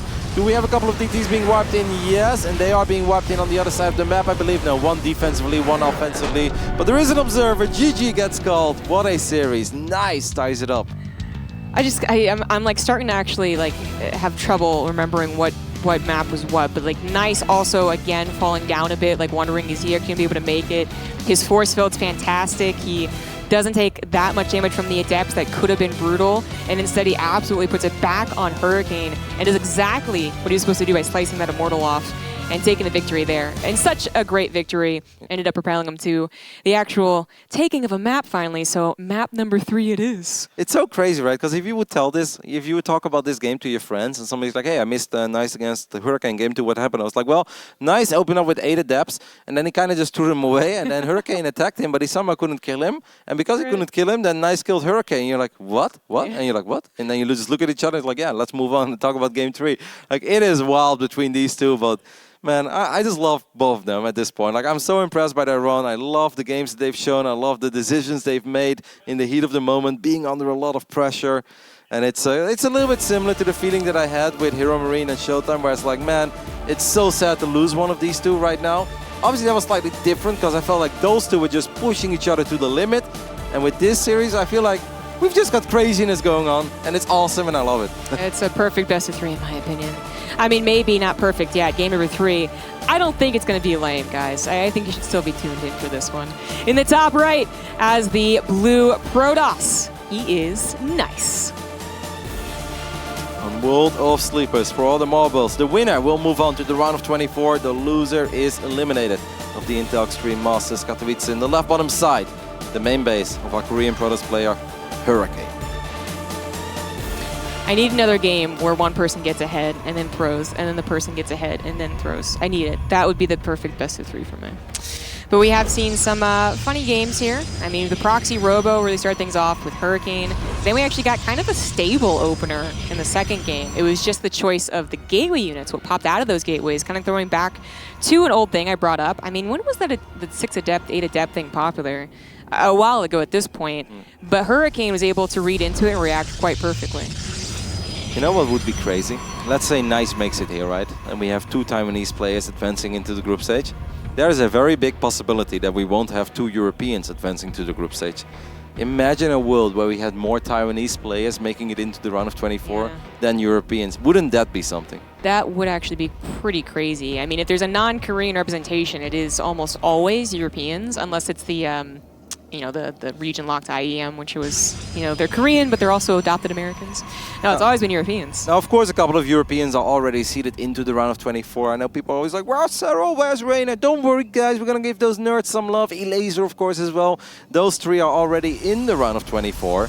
And later today, I mean, actually currently playing, I know uThermal is active in bracket 4, Lambo. Those are kind of 2 of the Europeans that I really have my eyes on, that I hope can go all the way. Yeah, so far it's been quite crazy, and it's been rough for a lot of the top European players. It has, yeah. I see 2 Adepts, and I'm like, no way he tries that Mass Adept thing again, right? No, it's probably just 2 Adepts into something. I would hope so. Soccer Sentry here from Hurricane. That was so bizarre. 8 Adepts into, in my opinion, a bad shade, where he's like literally trapped already on the ramp. And then it just like lasted long enough that he actually got the Immortal out at home. I don't know. Yeah, I think the only thing I can imagine is that 1, there's a 3rd gateway he didn't know about, and like maybe that added a couple more units than he's used to. And 2, the shade visibility is very poor, so maybe he thought it was only 3 sentries, 3 stalkers. Like, even then I think it's a bad shade because it's in the middle of a ramp. This could be big. Very quick Stargate by Hurricane, and Nice actually going to scout it because Nice is turning around. That's just a probe in main base. Like, I mean, all right then. Because the Stalker was out of position looking for something else. Some people will call this a negative IQ scout because it's never supposed to work. But because these things are not supposed to work, they do actually work now. Does he cancel the Stargate after it got scouted? The answer is nope. No. 4 Adepts were made for Nice. He's got 2 more coming across the map. He's going to be looking to get in there. Like he put a pylon down that I think he was trying to do something with, but no, that is definitely something that Hurricane should not be letting into his main base. He does not cancel the Stargate. That will be completed. Nice has a shield battery in response, and his Nexus is well on its way. Before Adepts do anything, even picking off a Sentry, getting into the main at all. Oh my god, this is like so nerve-wracking for Hurricane, because if these Adepts do get in, I mean, then it could very well be all over. But once again, he's going to warp in the pylon at the right time. But the Stalkers are so far in position. Force field, he does not he had no energy. Yeah, he used the Phoenix my Scout. Goodness. Oh, that is really quite bad. The probes have to be pulled away, so at the very least, lost mining time. And the confirmation, the Stargate is still there, by the way, which I think is very important, because in PvP, seeing is truly believing. Scouting something doesn't mean it's actually going to happen. He's going to try it one more time, and he gets in again. Oh no, Hurricane is falling apart here. Oh. This is massive for Nice. I think that might have been the lack of minerals, just like not having something in position, but the Adepts do get some serious damage on that time. 8 in total there. The Oracle had to use its Pulsar Beam on it as well, and Nice is just happily mining away now on 2 bases. What a day for Taiwanese StarCraft. I mean, yesterday Has having a miraculous run, defeating 4 Zergs in a row. Nice. He's absolutely not there yet. We've seen plenty of comebacks in PvP. A lot of people say it's a very difficult matchup to make comebacks, because you're both basically like Archon, Zealot, Immortal, and then these armies run into each other, and the person that was ahead often has a little bit more. But we also know that Nice and Hurricane play a little bit different. They're crazy, so maybe there is comeback potential, but obviously I love this position for Nice. Yeah, they've been playing some I mean, just they're forcing it to be different, even if maybe their compositions are similar, just because they're so low economy, they're so low units. Like, it's all about the micro. That's been pretty cool. And Nice is in a comfortable lead right now. He did have to seriously consider, like, you know, the defense, like not throwing it away. So he made a couple shield batteries. Did he cancel any of them? They might actually, like, I know one at least finished. And of course one in the main, but that won't stop 2 Oracles. 3 Stalkers will, however. I love how he's keeping track of these Oracles, right? With the hallucinated Phoenix. It's very hard for Hurricane to find any damage. Meanwhile, Hurricane, I think he's truly at least a little bit flustered at this point because he hallucinated the Colossus, and I don't think that's really the scouting unit you're hoping for. Yeah, that's a double tap hallucination you done quickly, but it does do some scouting. Yeah, no, it's all the amount of sentries. Yeah, yeah. But this one could do a bit better if it wanted to go across the map. Nice, comfortable where he is. Robo finishing up +1. Oh, and it's actually like 80% done. Yep. And a Twilight Council now on the way. Hurricane still down in probes. He's an okay army, but he can't really do anything with it. The Oracle's included. As long as he keeps the Oracles alive, though, I do think that is very important. You can maybe drop a couple stasis traps in the middle of the map and buy some time for yourself eventually. And of course, it's always hard for a player like Nice to move out, because if 2 Oracles are still alive, you are kind of pinned into your base, because the moment you just leave your base, well, 2 Oracles don't care about a shield battery. They will also not care about 1 Stalker, so you really need to leave a reasonable amount of units at home. It's so important for Hurricane to keep these alive. Yeah, which he's doing a great job of. One's pretty weak, and Stalkers do bonus damage to them now. But then income advantage. It did spike drastically for Nice at a moment, but it looks like Hurricane is coming back. You have to be, you're going to get so much saturation on 2 bases. Robotics Bay versus Templar Archives +2 and Charge. So the standard here coming out from Nice. Oracle's being used on Stalker. Yeah. And Hurricane going for something maybe a little non-standard. You know what's going to happen? Nice is going to go for the coolest play of the tournament. He's going to put a couple High Templars in his Warp Prism and then feed back the Oracles. Yeah? Is that what he's going to do? I mean, I believe it. I think he might actually leave a High Templar to, like, on Archons, you know, until he sees an attack on the way anyways, which neither one of them scouted an intention to do so, not yet. Nice actually gets a 3rd Nexus there, starts to think about harassing with his Warp Prism, Hurricane ditto, but with a couple of Adepts. It is Blink, and then I assume it's Disruptors after that with that Robotics. Yeah, that makes a lot of sense. I mean, Colossus can be good as well, but I think Colossus are good in an even game or a game where you feel very comfortable, slightly ahead. I think at this point, I don't think Hurricane is that comfortable, so I think you'd really go for Disruptors and you're hoping for that magical shot that connects with like 7 or 8 Zealots. Not going to get one immediately. Oh, he's supply block, that's why. 4 pylons on the way. He does certainly want to consider them. There we go, Disruptor. He has been keeping tabs on the army, but he has never known about the Warp Prism going into the main, I believe. And that's double Archon. Yep, that's once again going to be a couple of probes going down real quick.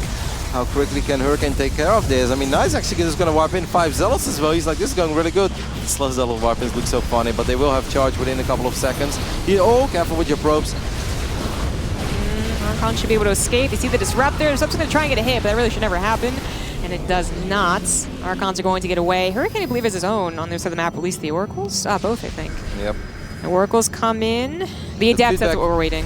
Good feedback, and that's exactly what he does. Lands the double feedback immediately, and now he actually buys quite some time for himself, because obviously even if you have 25 energy, it's useless to activate Pulsar Beam, because then you run out of energy immediately again. It's actually perfect timing, because his +2 is finishing. He is absolutely ready to go for this, and Hurricane, he doesn't really have anything to stall it out. Like, the Adepts are going to go to a Nexus that has no probes on it, and Hurricane knows he's going to be in trouble very soon. He's going to have to hope for amazing Disruptor shots. Yep, he does have 1 Disruptor, and the second one is almost done. A couple of Adepts is going to be very annoying, but you can't really target fire right now because you need to focus on your defense. That shot is just not good enough. He has 1 Stalker, that's cute and all, but he needed so much more. Hurricane in all the trouble. Where is that second Disruptor? It's coming out now, and that's that force was not going to stop, but it's going to get a pretty juicy hit. Lots of Stalkers and a Sentry going down, but so many Archons still left alive. Shield batteries are out of juice anyways. More Zealots coming from behind. Maybe he can hold on here. No, pretty good. No Warp Prism either? Like, I think he will hold, but it's like, how good of a hold?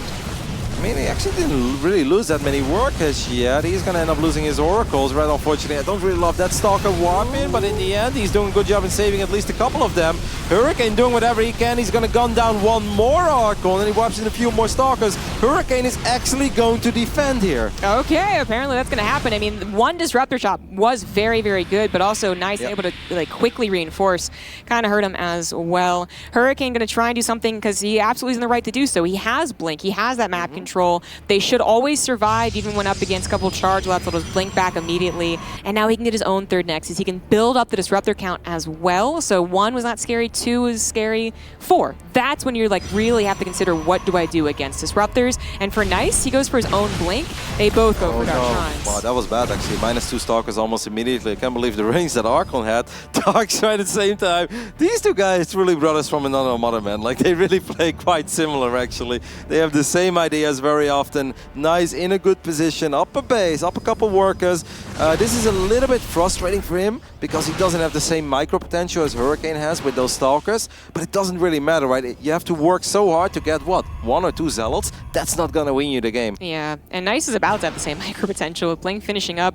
War Prism's on the way as he gets a bit of scout, really, with these Zealots, not so much on the probes. Nice still has that armor supply lead, but I think the disruptor count's going up to 3. I believe that's the 3rd one, or at least the 4th one. That's the 4th one. Well, that's the number you wanted. That's the number I think that magic really does start to happen, especially if you get some distraction in as well, which they both are thinking of with those Dark Shrines. Important to point out, obviously, that Nice does have +2 and Hurricane only has +1. So in a Stalker battle, Nice is actually going to have a little advantage as well. One Disruptor is being sent towards the north side. That's a good shot immediately. He has a Disruptor. No, actually, he sent it back to his army. With 4 Disruptors, anything is possible. You know what creates chaos? Purification Novas and DTs at the same time on the other side of the map. Like, if you think StarCraft is stressful, try playing it while you have to defend against DTs and also avoid Disruptors. I honestly think it's the key to what makes Disruptors good, like the harassment and especially DTs. They're actually coming across the map first for, well, actually, they're coming across no ops. He does not. Both of them sending DTs across the map. The blink forward takes out the Warp Prism and the Disruptor. Oh no, it's barely targeted fire. These two, one of them got the good shot. Second one also getting a decent shot. But so many Archons, so many Stalkers left alive. Both of them are starting to do damage with the DTs. Defensively, Nice is pulling away his probes. Offensively, actually just retreats. Yep. I actually don't mind the retreat because I think that fight was good enough. And now he just wants to make sure he doesn't end up losing like 25 workers. He's actually been losing a lot already. Yeah. 70 works going down, but he's... I mean, I still don't hate his position. He just needs to clean this up as quickly as possible. Leave one observer at home.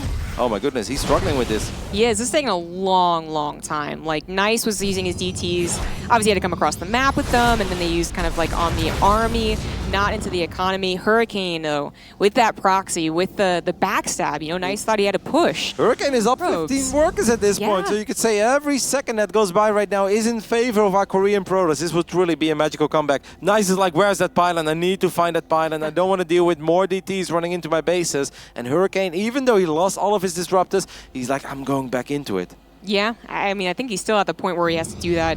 But the Archons, with the upgrade, or the composition that he has, right? Like, he's got to still depend a little bit on disruptors, but the DT going to find no probes here, and that's actually a great sign for him. Did Nice leave something in his network? Can we take a look real quick? A cannon, Cannon and a battery, that's fine. Yeah, that's still pretty good. So Nice will be able to entirely focus on the attack and perhaps dodge out more disruptor shots. There's only one right now. He's going to take the fight. First Disruptor's going to find the Stalkers. That aggressive blink forward. Oh, that actually just cost him the fights. Nice is going to be forcing his issue here, but another Disruptor comes forward, going to maybe head for the Zealots, but he's going to attack his own Stalkers. That blink back was quite well timed. Oh my god, it's so close actually. There are a couple of Archons, but the Archons don't really have insane micro potential. We all know that. So maybe if the Stalker count of Hurricane goes just a little bit higher, how many probes can Nice get? He needs a few more. He wants to get the Disruptor. Can he get it? Yes, he does get the Disruptor, but he's starting to run low on units over here, Jess. This is almost exactly what it was 5 minutes ago. How is this happening again? The Blink Stalker micro here from Hurricane. Going to jump forward on the last remaining Archon. Barely not grab it, but it should eventually. More reinforcing units from across town. He finally gets the Archon. It's +2 still for Nice in this Blink Stalker fight. +2 is almost done for Hurricane, as well as that charge. But he's going to lose too many to actually hold on? Like, there's no War Prism still. He blinks forward and actually lost a couple of his own Stalkers there. The Dark Templar comes home as well. These games are so freaking close. Nice once again with the defensive warp in, loses that Observer. That's a big deal because they're DTs. There's actually another Observer in the mix as well. Is he going to lose this Observer too? Oh no, this is actually up to the Observers. I mean, Nice has a 7 Stalker advantage. He should be able to close it out, but maybe Hurricane... The Observer gets sniped and there's still a DT left over. Are you kidding me, Hurricane? He's going to hold on once again, but Nice is reinforced with even more units. I would actually say ignore the Dark Templar and just keep running and shooting at Stalkers. But that's a little bit risky, right? Because if you right-click on a Stalker and then it blinks away, Nice ends up losing another Stalker there. you kidding me right now? I mean, he's down 2 workers, and actually Hurricane caught up in the upgrades as well. So the only advantage that Nice has right now is that he has 5 Stalkers more, but he has no way to warp in on the other side of the map. Yeah, exactly. Like, so many times a Warperism had been available. I think Nice has already won this game, but now it's only a 3-Stalker lead. He is going to grab another Archon, which can't be underestimated should, you know, a fight-to-fight really happen. But a DT even finding the Nexus, which has been not mining for some time. Okay, Observer here. I like the kiting there by Hurricane. Hurricane knows that he needs to buy a little bit of time because he's down a few units. He ends up losing a Stalker there in the process. Nice that is. These fights are so close. I cannot believe that this is the deciding game of this best of 3. If you talk about an evenly matched best of 3, oh my goodness, all 3 games ridiculous. That Archon, yes, is gonna go down. Nice needs to get some damage going. Yeah, he's gonna pull the probes. The probe difference not that big, but he's about to grab a Nexus. The Archon once again goes down. Yeah, Nice gonna be forced to entirely retreat, but the blink forward is good from Hurricane. Hurricane is actually starting to do it. Now we do have a couple of Zealots showing up, but Nice lost the Nexus to a single Dark Templar. These Zealots are going down as well. Hurricane with an absolutely magical comeback over here on World of Sleepers. Yeah, the Archon finally gets really involved with the fight. Otherwise, it's been kind of sniped before it could do very much. A couple of shots do make a big difference, but the Stalker count, the Blink Micro can only do so much. Is Nice going to be able to do it here? They're both on kind of an equal economy with the workers, but the actual saturation, right, is better for Hurricane. If Nice doesn't win right here, right now, he is just going to lose out over time. He knows that. Yeah, he's being pushed back. He has 5 Zealots, an Archon, and 4 Stalkers in a Dream. It. Oh, he knows it. Oh, that camera. Gets the Dark Templar there, so that's good. I mean, imagine a world where Nice now suddenly gets a good fight, maybe does some damage to the Nexus, gets a couple of workers, but he ends up losing 2 Stalkers there. That is not the way to win this fight. Hurricane needs to micro himself out of trouble one more time. Nice. And if he does it, he will advance to the round of 24. He did. He actually took his hands off the keyboard for a second there. There's just nothing he can do against the micro of Hurricane with the superior numbers. His probe mining has actually been just better with that 3rd base up and running for a while, and that is it. The finale of an amazing best of 3. What an absolute treat. Hurricane, though, proving that PvP, he's just so good at it. Like, those situations were impossible to read for most players, and he managed to read them, just like versus Hearthstone, but in even more insane situations. I'm speechless. I love both these guys. What a run by Nice. What a performance by him all along. It just barely wasn't enough to squeeze into the round of 24, but how can you not be excited to watch this guy play in maybe the next ESL Pro Tour stop? Because that was freaking cool. He impressed me so much. And Hurricane impressed me even more. I cannot believe he won that final game. You know what? It's actually, it might just be a thing. The end of the brackets are the most amazing series, right? I think that's what we're going with. Wow. Oh, I need to calm down a little bit. Guys, we're going to be talking to Hurricane in just a little bit right after this break.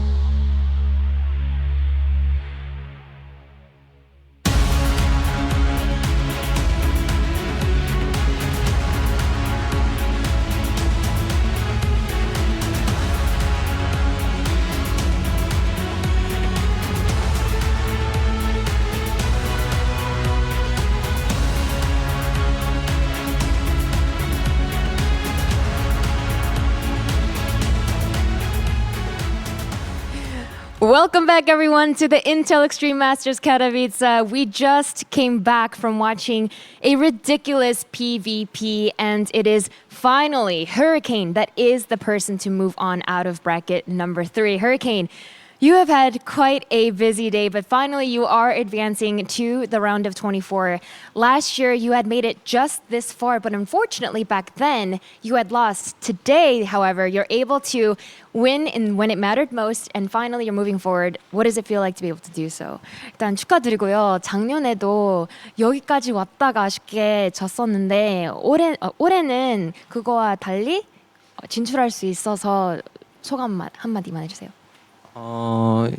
일단은 되게 힘들게 올라왔잖아요. 그래서 작년이랑 좀 비슷하게 내까지 올라와서 결국에 올라왔는데, 근데 상황이 너무 어려워가지고 또 작년처럼 떨어지나 뭐 이런 생각도 많이 들었고, 일단 올라와서 되게 다행이라고 생각해요. So he says, today has been a very long and difficult day. As I played, I did think to myself that things were panning out exactly as it had last year. Last year, I also fell to the lower bracket and had a lot of difficult matches all the way to that last qualifying match. And even to that last game, it was such a difficult game that I thought to myself, is it going to repeat? Is history going to repeat as it did last year? But I am just so happy right now that I was eventually able to make it forward and win over Nice. I know earlier when I spoke to you, you said that you feel most comfortable in your PvP right now, and yet the series against Nice turned out to be very, very difficult. Did you expect it to be as difficult as it was? 전에 풋풋전이 가장 자신 있다라고 했었는데 되게 경기가 어려웠어요. 이렇게까지 어려울 거라고 예상하셨나요?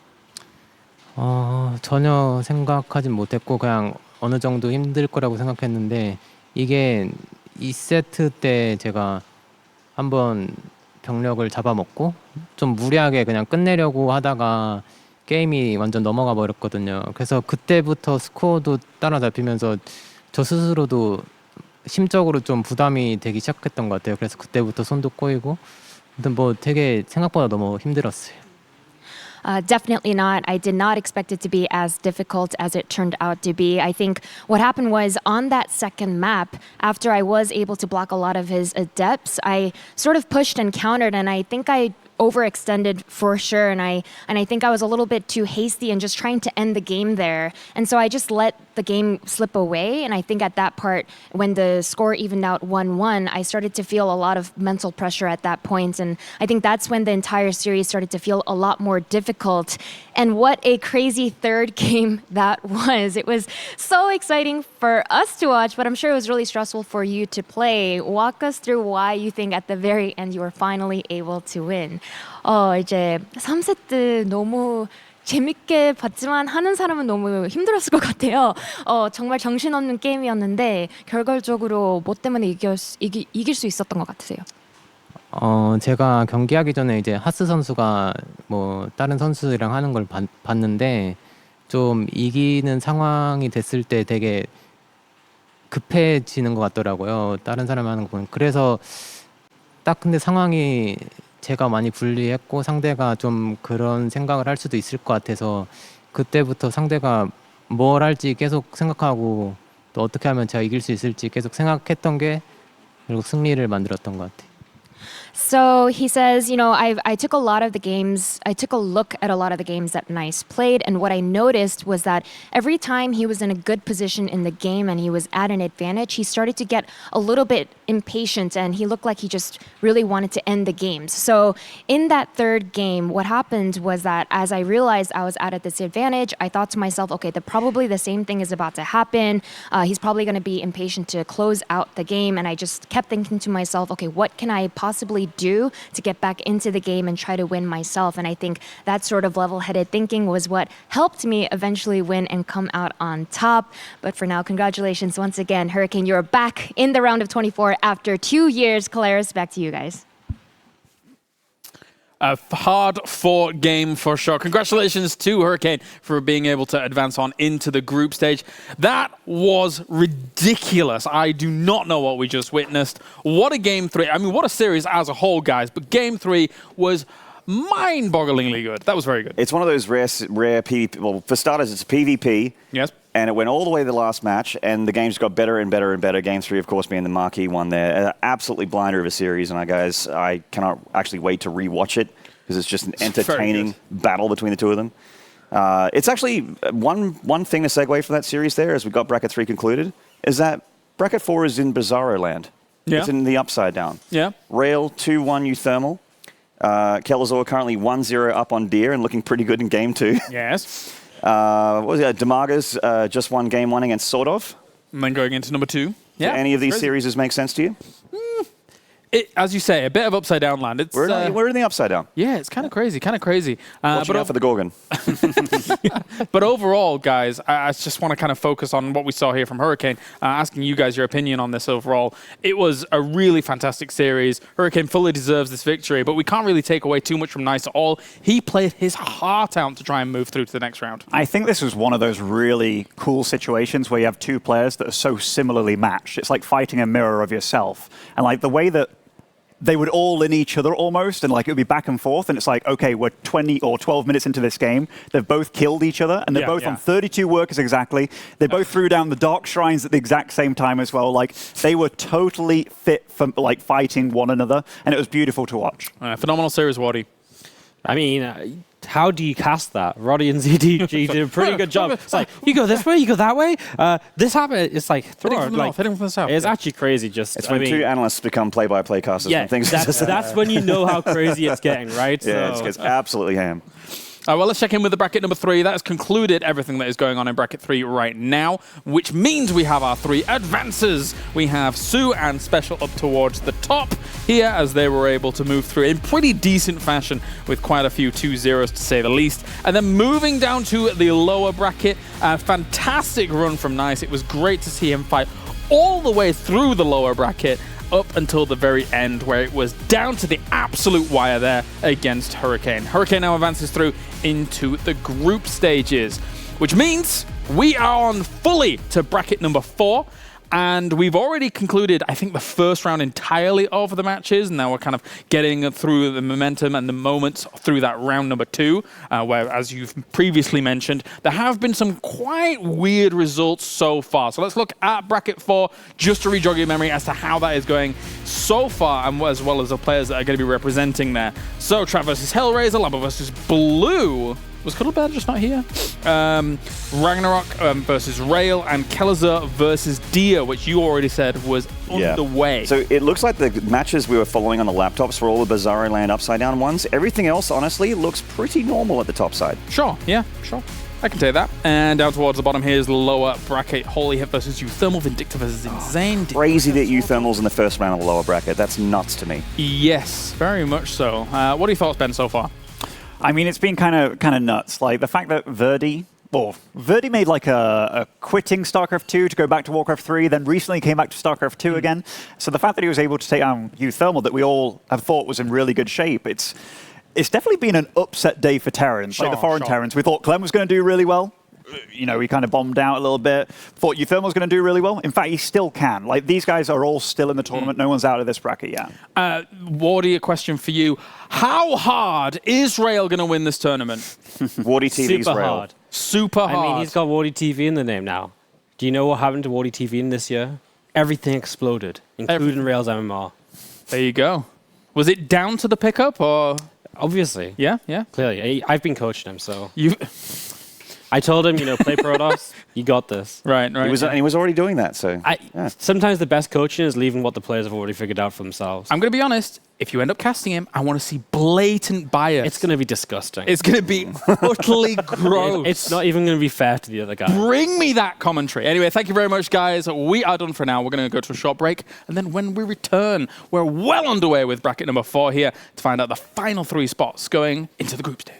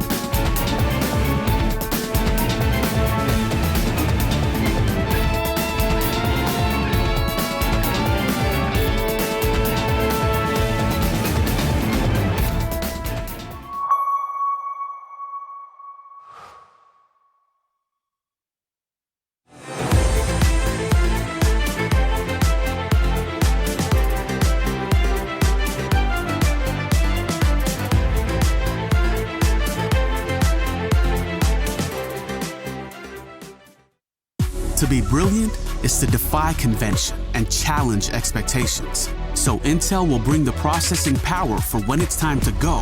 Brilliant. Frame rates that keep up with your reflexes. Brilliant. Fast clock speeds for when you're on the clock. Brilliant. It's what we do at Intel, powering you to master your potential. Will you rise? Intel. Unleash your brilliance.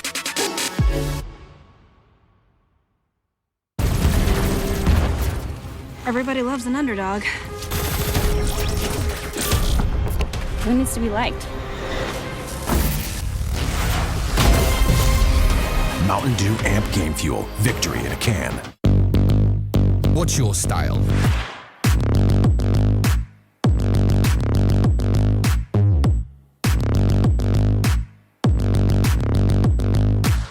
Get your merch at shop.eslgaming.com. My name is Jordan Gilbert, aka Nothing. Hi, my name is Sue Lee. My handle is Smix. I think it's important for these initiatives to happen. Empathy really, really goes a long way, and it always means so much to us, and I think that's where initiatives like this really help. I encourage everyone in the community, anytime they see bullying, anytime they see someone getting called names, I encourage you to step up and say something. Good luck, have fun. Good luck, have fun.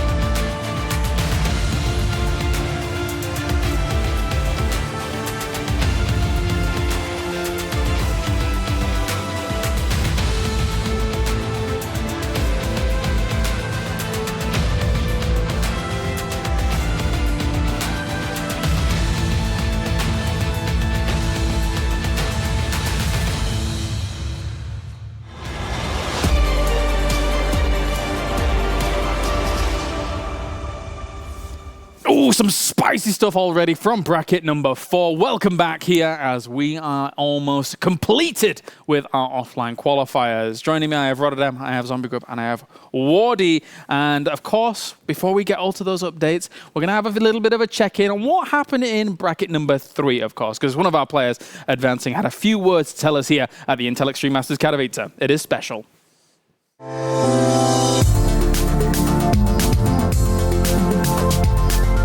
We're here at the Intel Extreme Masters Katowice, and I'm with Special, who's just advanced through to the playoffs of the tournament, or to the groups of the tournament. So, Special, first of all, congratulations, and I hope you've had a good time so far. How were your games today? They went pretty well. I got pretty lucky against Hurricane, but yeah, I advanced, so I'm happy. Awesome. Were you expecting to do well at this event? I mean, what are your expectations coming in now that you're in the group stages? I always, every tournament, I go step by step, so my first goal was to advance the group. And now that I advanced the group, my next step is advance in the next group. And you've been obviously living out in Korea again. How's that been for practice and everything? It's the best, I think. If I play from Mexico, I can't really improve much because I play with lag everywhere and it's just not efficient at all. So that's why I play over there. Yeah, it's really tough because you don't get good to Europe or anything, right? So obviously the ESL Pro Tour has been announced for the next 3 years. How did you feel when you read the announcement? I was happy that we have some leverage so to know what we're gonna do for how long at least. So I was very happy when I heard that. So and I hope everything goes well. So far, this is the first event, and it's going pretty well for me. So. And this is your first team with Chivo, right? So how have they been as a new team for you? It's been great for me to be with Chivo. They've been just very supportive. They don't. Something that I really don't like is stress that other Chinese teams do have. So that's one of the reasons why I chose to join Chivo. And they stress-free for me, so it's very good for me, and I guess it showed today. Awesome. Well, thank you so much, and good luck in the rest of the tournament. Thank you.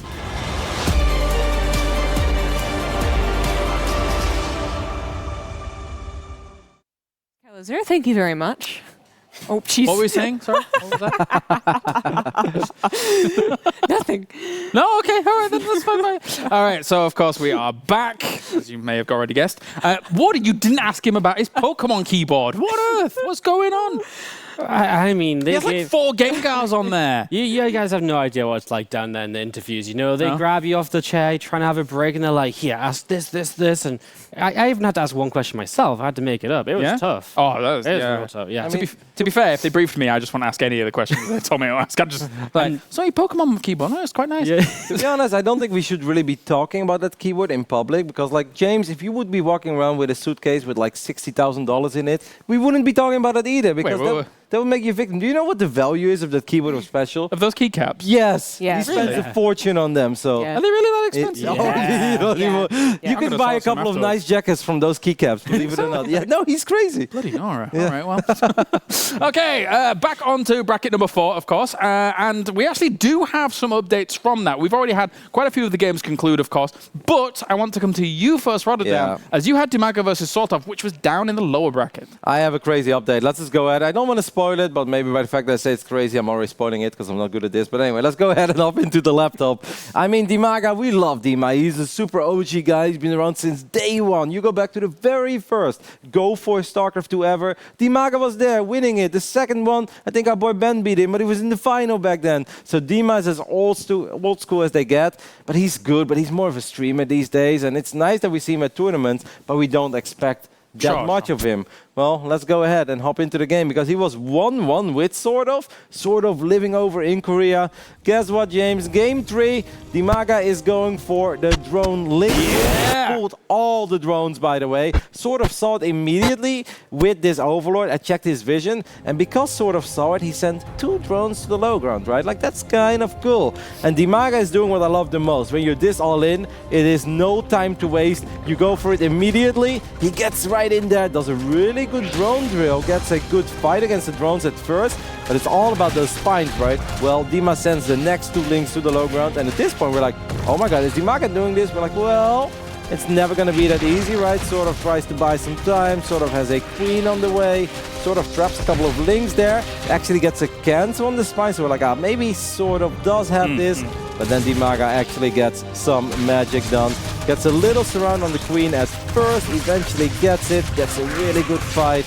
sort of is running out of links, and at this point, it is actually all over. Dimaga takes out sort of, who came all the way from South Korea to Poland to participate in this tournament, and at least Dima wins $600. So I think that's really awesome for Dima, but a tad embarrassing for sort of. It's rare you hear a Brit shouting, "Kill the Queen," but watching that final moments, I was, "Get the Queen, kill the Queen!" It was fantastic. So congratulations to Dima for being able to move through into the next round. That, though, is a very disappointing situation for sort of, considering the spot that he is in, practicing Korea, coming here to the We know what sort of is capable of. He had a couple of really good runs back in the days. You go back to like 2018 in Leipzig, he looked good back then. He had a couple of other WCS events. He used to be a regular top 16 guy, sometimes even a top 8 guy. I know that the last half a year, it hasn't been that much. Home Story Cup was quite disappointing for sort of. I think he didn't win a map there. But yeah, I think this one really stinks. Definitely so. Did we have any other updates? Zombie Group, do you have any? Yeah, there was Kaiser versus Deer, which you may have heard. I was in. And that did finish. And Deer, I guess, unsurprisingly took the series, but apparently it was a 2-1, which I think is actually pretty impressive. Yeah. Kaiser, like, you know, he's been studying. He has been training on the European ladder, which helps, but he is a student. So, like, any advancement, I think, is actually really nice for Kaiser, especially against Deer. Fantastic. Wardy, anything on Rail Watch? Or? Yeah, Rail's down a game, you know. Ragnarok a little cheeky. Nah, it's Ragnarok's playing really well lately, and he's playing really well right now. And Rail just had a pretty close fight attempting to all in, and it's still kind of in the game. It's still kind of close. Like it's over, but like you know when you look up and you're like, I saw him making a point, and then you look back down, and you're like, oh, he's lost everything. It was kind of like that. You know what, Wardy? That's the kind of bias that I need for just a moment. That was so good. I love it. Well, you know, it looked a little bit better when I started making the point. Then some, like, I don't know, something happened. Baines, maybe.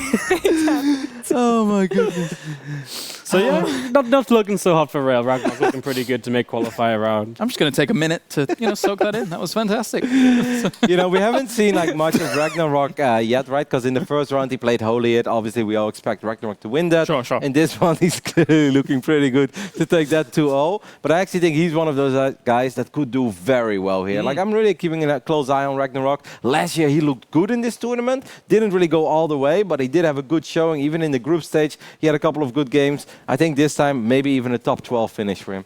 And I believe now we're actually waiting on Trap and Lambo to begin, and that is a qualification match. Okay. So that's kind of an exciting one. Obviously, a lot of people are touting Trap to do very, very well. I think Lambo here on the Katowice stage almost has that small little thing where he wants to prove some doubters out there potentially that he is absolutely no joke when it comes to it. And we've seen Lambo at high points, and he's looking to kind of prove that once again. Yep, he looked good in the beginning of last year. The last 6 months of 2019, he wasn't really that hot. But don't forget, last year Lambo also made it into the round of 24. Yep. He had that crazy match with Elise, his good friend back then.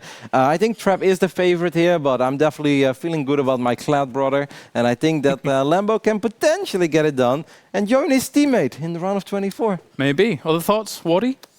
Yeah, Lambo's been good, but I don't think he's been as good lately as we kind of expected him to be, because he was so good for a little while, right? You know, when he was hitting those kind of top 4 finishes, etc. And now he really is he's so good. Like, we believe in him, but to take on Trap, who's had such a good year, tall order, is going to be really difficult. CG, thoughts? I agree with Wardy, and I feel like Lambo, this is like the first test actually of the bracket. He defeated Hate Me, actually 2-1, not even 2-0. Not that Hate Me is bad, but Hate Me is pretty good. Yeah, exactly. Not that it's bad. It's like, but like it's CG. Get him. And then he beat Blue, which was actually kind of an unexpected result there that Cuddle Bear lost to him. So, I mean, this is just the next step, right? Like the Korean Protoss, GSL, second place, Trap, like that's a big step. All right, well, I'm sure that is going to be happening in a few moments' time. But before we go to that, we actually have another interview as well from bracket number 3, of course. One of the returning faces to StarCraft 2 in Polt, who came here to try and play out in the tournament. Let's hear from Polt.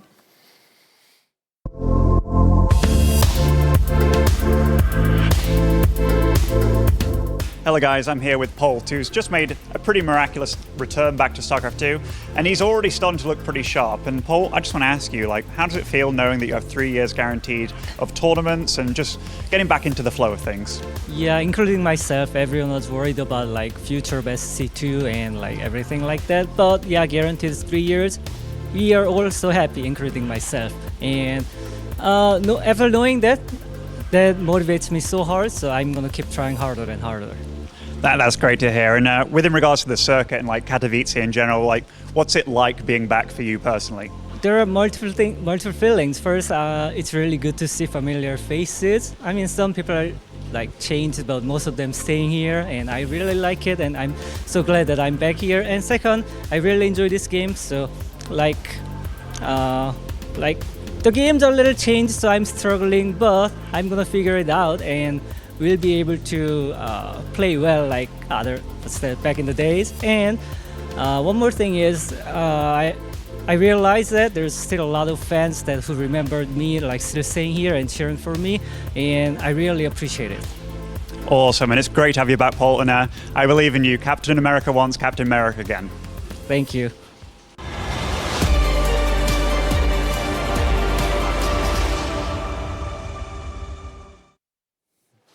Always great to hear from Paul, one of the mainstays for StarCraft 2 for such a long time, and great interviewing Ben as well. Did appreciate that. Give us a little wink. Cheeky wink over there. Like it a lot. Guys, we're going to talk about how things have... Cheeky Katowice. Cheeky Katowice. The worst.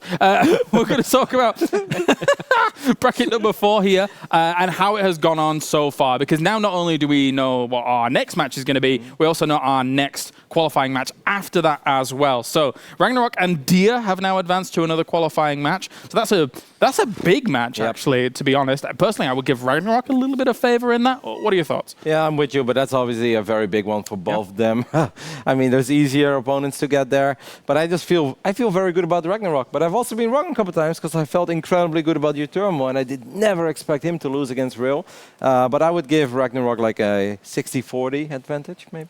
Okay, 60-40. Any other bids? Huh? No, I think that's very fair. I mean, like uThermal taking a map in a different matchup, like, yeah, I mean 60-40, but it's just also Ragnarok's online performance. He's almost like in a way like a mini Cure we haven't gotten around to talking about because he's actually waiting in the groups. But his online performance has actually been quite amazing, demolishing people and just showing a really nice blend of both all-ins and just kind of even maybe resorting to all-ins occasionally, but it actually works this time. And then he also backs it up with good macro. Would you say he's a little similar to Su in some ways when it comes to his strengths?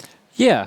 Okay. I think so, right? Like, maybe not quite as... Because Sue really likes to hit those mid-game timers. Sometimes Ragnarok's a bit more all-in-y. Yeah. And if you get into that good position, going into the macro game is obviously much easier into the game. And he's good there, but Sue needs... they need to do damage in those early stages. So yeah, I think that's a pretty good comeback. I feel Ragnarok is good, though, in like making those attacks where you're like, wow, that's kind of all-in, but then he's like he's out of it. so clutch in his transitions, and he's like, just did the right amount of damage, and he's like, all right, let's play a normal game from this point, because he's really comfortable there. And a lot of other people are like, okay, this is kind of odd, because like I have less workers than I'm supposed to have, and Ragnarok seems to be a real expert in those kind of games. And we can actually take a look at the bracket as it does stand right now, especially the lower bracket in a few moments' time, because of course there's kind of slight updates coming in there. So those are the two qualification matches that we've already mentioned, Trap and Lambo, and then Ragnarok versus Dia. First thing that stands out for me is that Hellraiser took a map of Trap. I know people will be like, oh, it's just PvP, but I think that's a pretty good performance by Hellraiser as well. Okay, that went quite quick.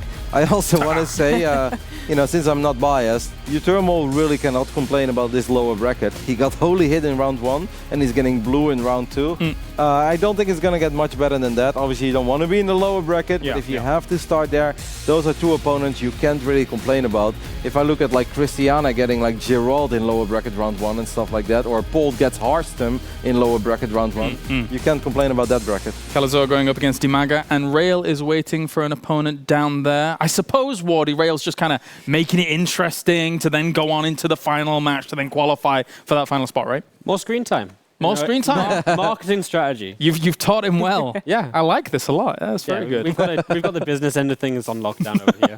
Very good. Very good. So we're just waiting a few more moments before we actually get into this match. Any other further predictions for, of course, Trap going up against Lambo here? I know that Trap is probably your heavy favorite, considering... I mean, heavy favorite, I think, is a big word, because Lambo can really rise to the occasion, and he seems a lot more motivated than he is right now than he was a while ago. I also felt like just in the summer of 2019, he kind of just started playing other games a little bit. You know, I saw him play Dota with the boys all the time, and you know, he was just a bit distracted. And I do think it impacted his performance. He didn't like certain things about the game. He feels a lot better about StarCraft in 2020. He likes Dispatch a lot more. I think he's got a good shot. It is very important in series like this that the first game goes well for Lambo. Like obviously, ideally, you want to win it, but let's say you don't want to win, you don't win it. At least let it be good and competitive. If it's like one of those disastrous games where the first two adepts kill 4 drones and then the oracles show up and he loses 20 drones and then he dies against the first War Prism attack, that feels really bad, and then he will probably not turn it around anymore. But if in the first game he feels competitive, I really think he can bring the fight to Trap. Thoughts, CG? I was you said it and it reminded me of it. Trap, the triple Stargate, or not triple Stargate, triple Oracle. Like, it could be one of those games where Lambo's just like, oh, I messed up once. I messed up like a lot. Oh, God, I'm already losing. Like, I feel like that absolutely happened against Trap. But Lambo also is a smart guy, and I really want to just reiterate that he is feeling very positive right now. Like, he did an interview with Team Liquid, and he talked about his motivation issues last year. He was kind of already out of BlizzCon contention and all that. But now it's like a fresh start, like the biggest tournament, and a new system as well. Like, a lot of the Europeans are very happy with this and very motivated. We forget as well, I suppose we don't forget, but there is that fact of Trap has done well on this stage before. He has got to a final before when it comes to the Intel Extreme Masters Katowice. I will always remember his series against Sero, man. When this was like when Sero was on the up and up, not last year, but the year before. We already knew that that kid was going to be something special. And Trap was actually 2-0 ahead against Sero back then in the playoffs, and they had a really cool game, I think, on Backwater it was back then, and that's kind of like the beginning of the 50 Spore and then like Mass Turtle Infested stuff that eventually became very normal. But yeah, you're right, Trap has done very well at IEMs in the past. Definitely so. So we're just waiting a few more moments before we actually get to that. Before we do, though, we can hear from another one of our players that was in bracket 3, of course, as Bly. Was he in bracket 3? You know what? I can't Nope. Yesterday. He played yesterday. But he was in bracket 2. There you go. Yeah. Well, I was one off. Let's hear from Bly, who was here for the Intel Extreme Masters Katowice and about the ESL Pro Tour.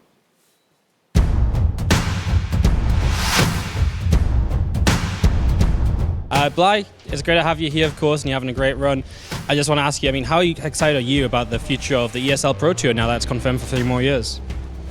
That's great, and there is like a ton of possibilities for the players. They know that they can play and maybe make the new job for them if they are not professionals yet, and that's really good. And it must have a really positive impact on you already because of your new team, a team who I imagine was more motivated to kind of get into StarCraft because of this commitment for the next few years. Yeah, I think so too, and because of this, I guess, I have a new team and it's great. Retro Age Gaming is awesome. Are you having a lot of fun playing in the weekly cups as well? And are you like a bit more motivated to practice than lately, or how are those turning out for you?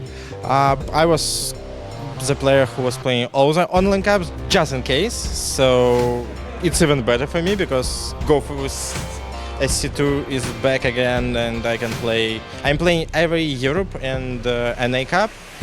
For Korea it's too much ping and too hard to play like straight up 20 hours and stuff, but the 2 cups, it's perfect. I spent like 14 hours during Sunday to play online cups. Perfect.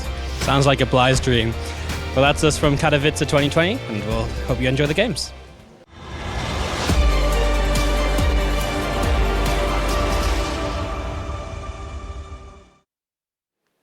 Welcome back, but it is now time. Look into my eyes. What do you see? It's DeMuslim and Pig casting the next best of 3. Oh my, I feel like a spell's been cast upon us there. Thank you so much, James, sending us over. Not only have you guys been waiting for a while for this series, but we have eagerly as well. It's Trap up against a Lambo, European Zerg against the absolute best Protoss in Korea right now. this is going to be a barn burner of a series.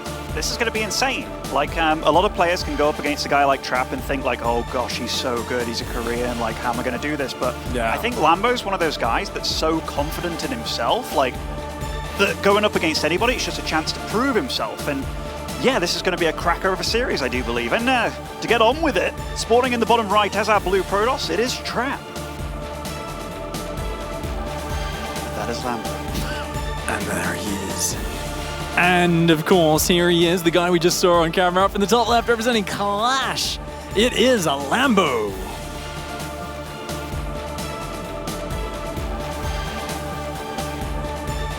You know, I had a good chance to chat to Lambo yesterday. He said he has only been practicing Zerg versus Protoss for this bracket. He said there's two guys I got to worry about. It's Trap and Deer. He said, you know, if I've got to play Ragnarok or something, well, I hope I can pull it out. But he says, I've studied all of Trap's games. I'm super prepared for that series. I've also studied a bunch of Deer's games. You know, I'm well prepared. He didn't give anything more away than that. But I'm definitely looking at Lambo here and seeing, are we going to see specific kind of timing attacks, or is it going to be the defensive adjustments? Is he just going to look to kind of get a good read on Trap's moves and work his way ahead from there? I'm not sure, but only time will tell. Being fair to Lambo is just complimenting him, honestly. Like, he really has rounded out his play a lot in a lot of ways. I know for a while, like, a lot of European Zergs had that kind of Snoot-esque feel to them, that they just defend and do the same builds again and again. Last year, or the year before even, when Lambo really started breaking out, he started whipping out these two base all-ins in ZVZ and stuff with like the creep highways and stuff. So really started mixing up his play a lot, and he's a lot harder to read, and overall he's just got more well-rounded. Going up against a guy like Trap, though, this is a guy that you can study, but it's also a guy that he's going to do stuff that you've probably played against, because everybody likes to copy Trap, right? You copy the best player in the world, but he's just going to do it a little bit better than anyone you've ever played against before. Yeah, he is so tight. I mean, Trap, the guy who popularized the Oracle Phoenix harass years after really he'd been doing it for such a long time, renowned for his control of the Oracles, the Phoenix, his ability to harass with those paired up with Adepts, second to none. And it does really skill check the Zerg player. Their opening has to be incredibly tight. And a Stargate opening for Trap on Nightshade here. Also going for a pylon block here at the third base. He knows the exact timing. The Zerg does take it. Lambo is here with a few lings, does shut down that pylon pretty darn quickly, and starts his third base. Ooh, getting Overlord speed just to be safe here. He wants to know what he's up against Trap. Yeah, and that of course does mean cancelling the ling speed there. It means you're not going to have that maneuverability and ability to shut down Adepts on the map. So if Adepts get over there, I mean, I would say technically you might even actually just want to rush an Oracle across the map with two Adepts as the best thing against this, and it's going to be Oracle first here. I mean, Trap is one of these guys, he does often like to get two Adepts over, and even if you got ling speed, they're not able to get surrounded, because every time the lings surround them, the Oracle rocks up, turns on its laser beam, and those lings have to retreat. In this scenario, it's going to be very quick Oracle, very quick Adepts poking about a little bit. The Overlord, though, we'll see it. Lambo should be prepared. It almost feels like he didn't need the Overlord speed for that Overlord to get in, right? Like, it finished as he hit there, but I guess he does get to keep it alive for sure. But upon seeing that Oracle darting across the map, he now knows what he's up against. Spore Crawlers start immediately. Are these a little bit too late? I think they might be nicely timed, actually. The Queens are in good positions too, and he's just not taken any damage so far. Yeah, you know, I think this is perfectly timed by Lambo. I wouldn't mind that Spore Crawler in the main being up and to the right, just a slight little midge, as that right-hand side of the mineral line is where those Oracles are going to come in from, and you've got to pull those drones very far back to safety, so I wouldn't be surprised if this first one gets 2 or 3 kills. But a decent pull by Lambo. Are you a little bit surprised that he doesn't have like an Overlord at the 12 o'clock position kind of thing? Yeah, that's a hole. He'll definitely fill that one up in the near future. If he leaves that any longer, it would be a massive mistake, but Overlords on the edges, spotting where those Oracles are coming from. One of the things Zerg players got a lot better with in recent months, ever since, of course, that Assembly tournament where we saw Stats take down Serral with triple Oracle. It hit the meta in a big way. It was weeks and weeks and months of just Oracles diving into mineral lines, and Zerg's much better with their map control. He actually darted in with the Adepts here, getting a couple more drone kills. They will most likely end up falling here, but when you've dealt like 4 drones worth of damage, it's already a decent trade for Trap. Back at home, he's been chrono boosting probes like a madman. He's got the Robo on the way and setting up his third. And these 3 Oracles, there's no offensive units that Lambo can send across the map to actually cancel that third, just because there's nothing that shoots up besides the queens. Ooh, the creep not quite connected between the bases, so these queens are a little bit slow to rotate over. The Oracle's seeing if there's any openings. Lambo locked down tight so far in this game. Now, he's been investing a lot in this defense, though. Because of that, the work account has been pretty much neck and neck the whole time. Lambo's by no means getting a lead, but he is defending very well. He's keeping his opening tight and clean. At the same time, Trap answered with a very quick third base. It's already finishing up here at the 5-minute 30 mark. What do you think cancelling that Evo was about? Like, that, to me, signals that he wants to make the game a short game, doesn't want to invest on upgrades or anything like that. Or maybe he just wanted to show Trap that he was trying to invest in a later game.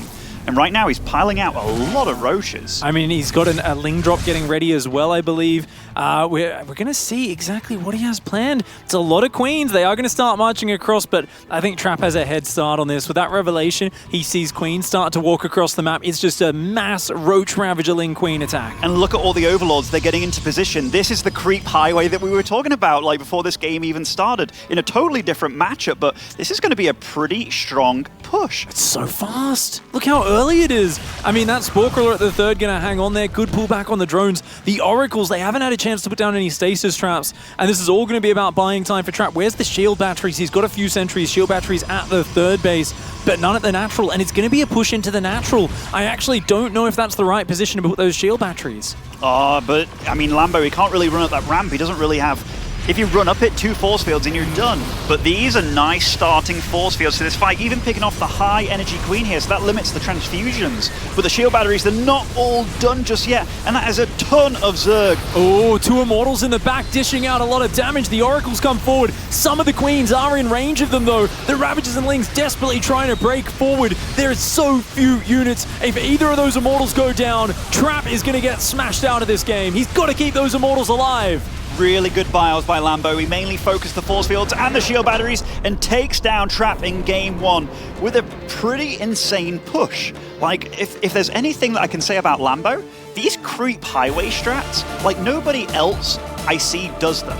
And that makes it so hard because he's going to hit very different timings to any other player. And I doubt that Trap's ever gone up against anything like that. So it really shows what you said, that he has really been prepping for ZVP. You know, I've seen a few pushes that are similar, but not that fast, not that crisp. Like, he had a lot of workers out. And then it was like, hey, here's a bunch of queens, here's 6 Ravagers.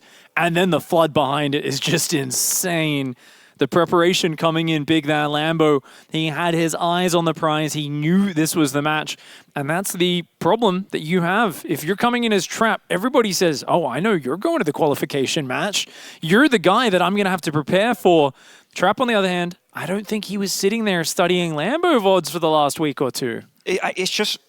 I'm going to praise Lambo for a moment here. Like, so he got the Overlord speed, and I kind of said, oh, that seemed a bit useless, given that, you know, you'd have scouted it regardless. And yeah, like, he would have got the Overlord out, but that Overlord speed came in handy later for that creeps highway, obviously. And then when he saw the Oracles flying in, he built an Evo to kind of trick him, thinking, oh, for that Evo to take effect, it's going to be a full 2 minutes before you like the upgrades kick in and such. And then he cancelled it as soon as he left the base, kind of knowing he wouldn't come back in again. So Lambo, he was playing lots of mind games here, and the whole build was set up around that push. Like, he had one thing in his mind that he was going to go up it, or one strategy in mind if he played against Stargate and if he played Oracle style. And Trap, he can be a little bit predictable, you know, but that was beautiful planning by Lambo. An excellent strategy executed to perfection. Snaps up an easy map 1 victory for the German Zerg. He needs one more to go right through to that group stage round of 24. And here we go. We're going to be launching into map 2. It's a big map, Triton. And down here in the cold bottom right-hand corner of this map, the blue Protoss player. He is Trap. And spawning over in the top left side, playing for Team Clash, it is Lambo. I'm interested in seeing what he does this series, because if he has prepped so hard, it usually means that you don't want to play a reactive game against your opponent. You more want to dictate the pace of the game with stuff that you're bringing to the table as opposed to stuff you're seeing. It's interesting because I guess on the other hand, I think of Lambo as a player and I go, you know, maybe he just does identify the build and say, actually, I do have a way of like being confident because I've seen your aggressive harassment, you know, and as a Zerg player, if you know your opponent's harassment, you're really confident. Maybe you say, you know what, I'll have a head start in recognizing what you're doing. I wouldn't be surprised to see Overlord speed again here. And then maybe he feels he can go toe-to-toe, but just kind of have a little bit more of an advantage because he can see the harassment coming off the smallest tells, right? Once you've studied a player, you can see the tiniest little things. Like, you're like, oh, he made a sentry instead of a stalker here. That means he's doing this build. And you can tell what's going to happen 3 minutes from then. Once you have that level of knowledge of your opponent's build orders, it can give you a huge advantage no matter what style you play. And also we have to remember, like, when you're playing in a series, you can really play your opponent. Like, if he shows the same stuff that he did the game before, and like Trap has to worry about playing against that build again. Like, he has to play safer. He can't drone, or rather can't probe up as hard and stuff. So Lambo, with an extra life on the line, if you know, he can really throw something crazy out there, but just try and mind game the crap out of Trap. You know, in this situation, a lot of Korean players in the past have just gone pedal to the metal with the aggression. They've said, okay, all right, you're going to catch me out with something. I'm just going to be the one to put pressure on you. I am going to use my mechanics, my experience, my poise under pressure. But Trap, in a way, he's one of the guys who sometimes I expect to just play the exact kind of macro style that he was planning to from the start.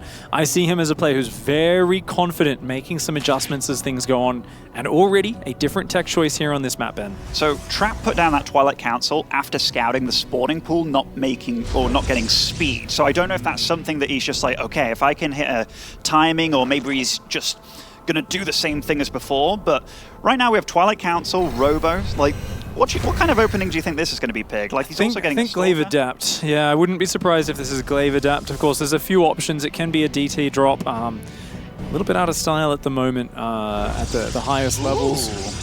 Oh, yeah. You do say that, though, and he's built the Dark Shrine in the path of the Overlord. Now, I know that it is an old-school build, the DT opening, but not even remotely trying to hide the tech here. That's kind of crazy, no? Yeah, I mean, with this build, it is reasonably solid, but you do not want it to get spotted.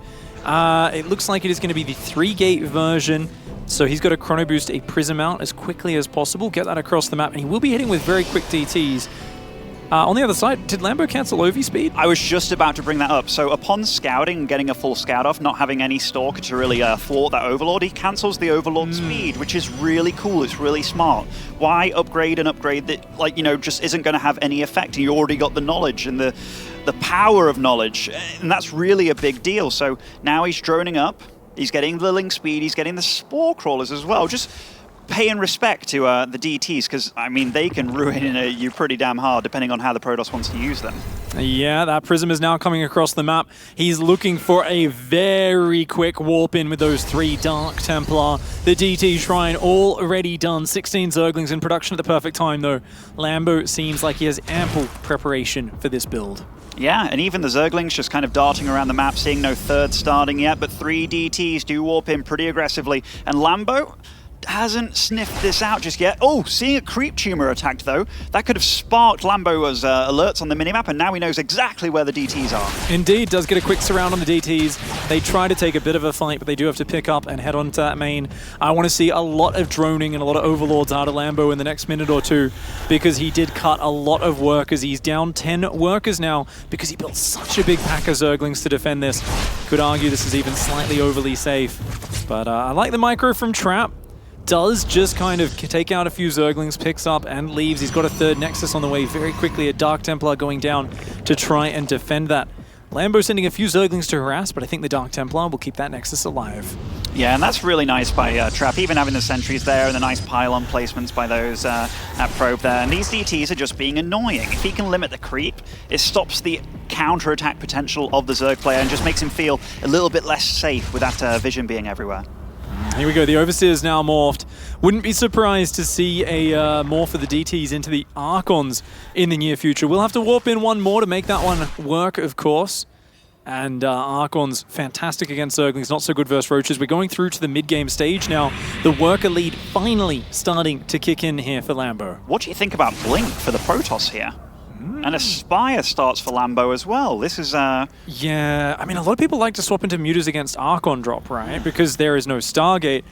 And Blink, it kind of allows you to have an in-between response. It's not quite Phoenix, but it's also nowhere near as expensive, right? It means that if you're pushing, you can just warp in Stalkers. They become quite good versus the Mutas. Don't get me wrong, they're bad in the long game, you know, once you get upgraded Zerglings or Lurkers out. But in the mid game, if you're able to push aggressively, the Stalker is the most versatile unit that Protoss players have. I'm wondering about, like, what is Trap's kind of like mid-game, end-game kind of situation? I mean, the Blink's going to work out really well against the Spire, I feel, for that kind of defending. I mean, obviously, Phoenix would be better. Getting a Forge now. Lambo, he's going to be doing some scouting just to find out what he's up against here, but it's definitely unusual. A bit uncharacteristic from Trap, letting that Changeling right up into the main base. It will see the Gateway explosion. No gases on the third still for Trap here, so he's got a Forge, does drop those gases as I say that. He's going to start to go up to the full 3 base saturation. Very similar economy for both sides. And of course, the Mutalisks do start up now as this Archon drop comes into the main base. A bit of lost mining time, nothing too bad. Has the Spire been spotted? I believe he has seen it. This is a pretty scary push that Trap's moving out with. I mean, the supplies are scarily close. Normally, Zerg is much farther ahead when they go for like a Roach composition. Now, I don't know if this is kind of like a fakey just to force his opponent to make units. It feels like it's kind of that, right? The fact that he's invested in cannons and getting probes. Probes building behind it, absolutely. I mean, if there's a cancel on the 4th, that's actually massive because Lambo is still locked on an equal economy with a Protoss player who's building good Protoss units. And this is just really frustrating for Lambo to be stuck in this relatively equal economic situation. Yeah, he's up 20 supply. It's 20 supply of Roaches. Those are not very effective units. And unfortunately, only 4 Mutas here, not enough to one-shot probes. The Shield Battery doing some fantastic work there. The 5th Mutalisk is finally here. Of course, 5 is the magic number that you want with Mutalisks. Want to be able to one-shot those workers. Really impressive by Trap, by the way. Like, if he didn't scout the Spire, but just made those cannons in his bases, like, that is some next-level sixth sense by him. And those Mutas, I mean, they don't really get a lot done, so... an unfortunate tech choice, and we do see that he didn't see the Spire, so just kind of sniffing it. It's like, oh, me killing this 4th base, this is way too easy. I've got way too much map control right now. You must be doing something a little bit cheeky.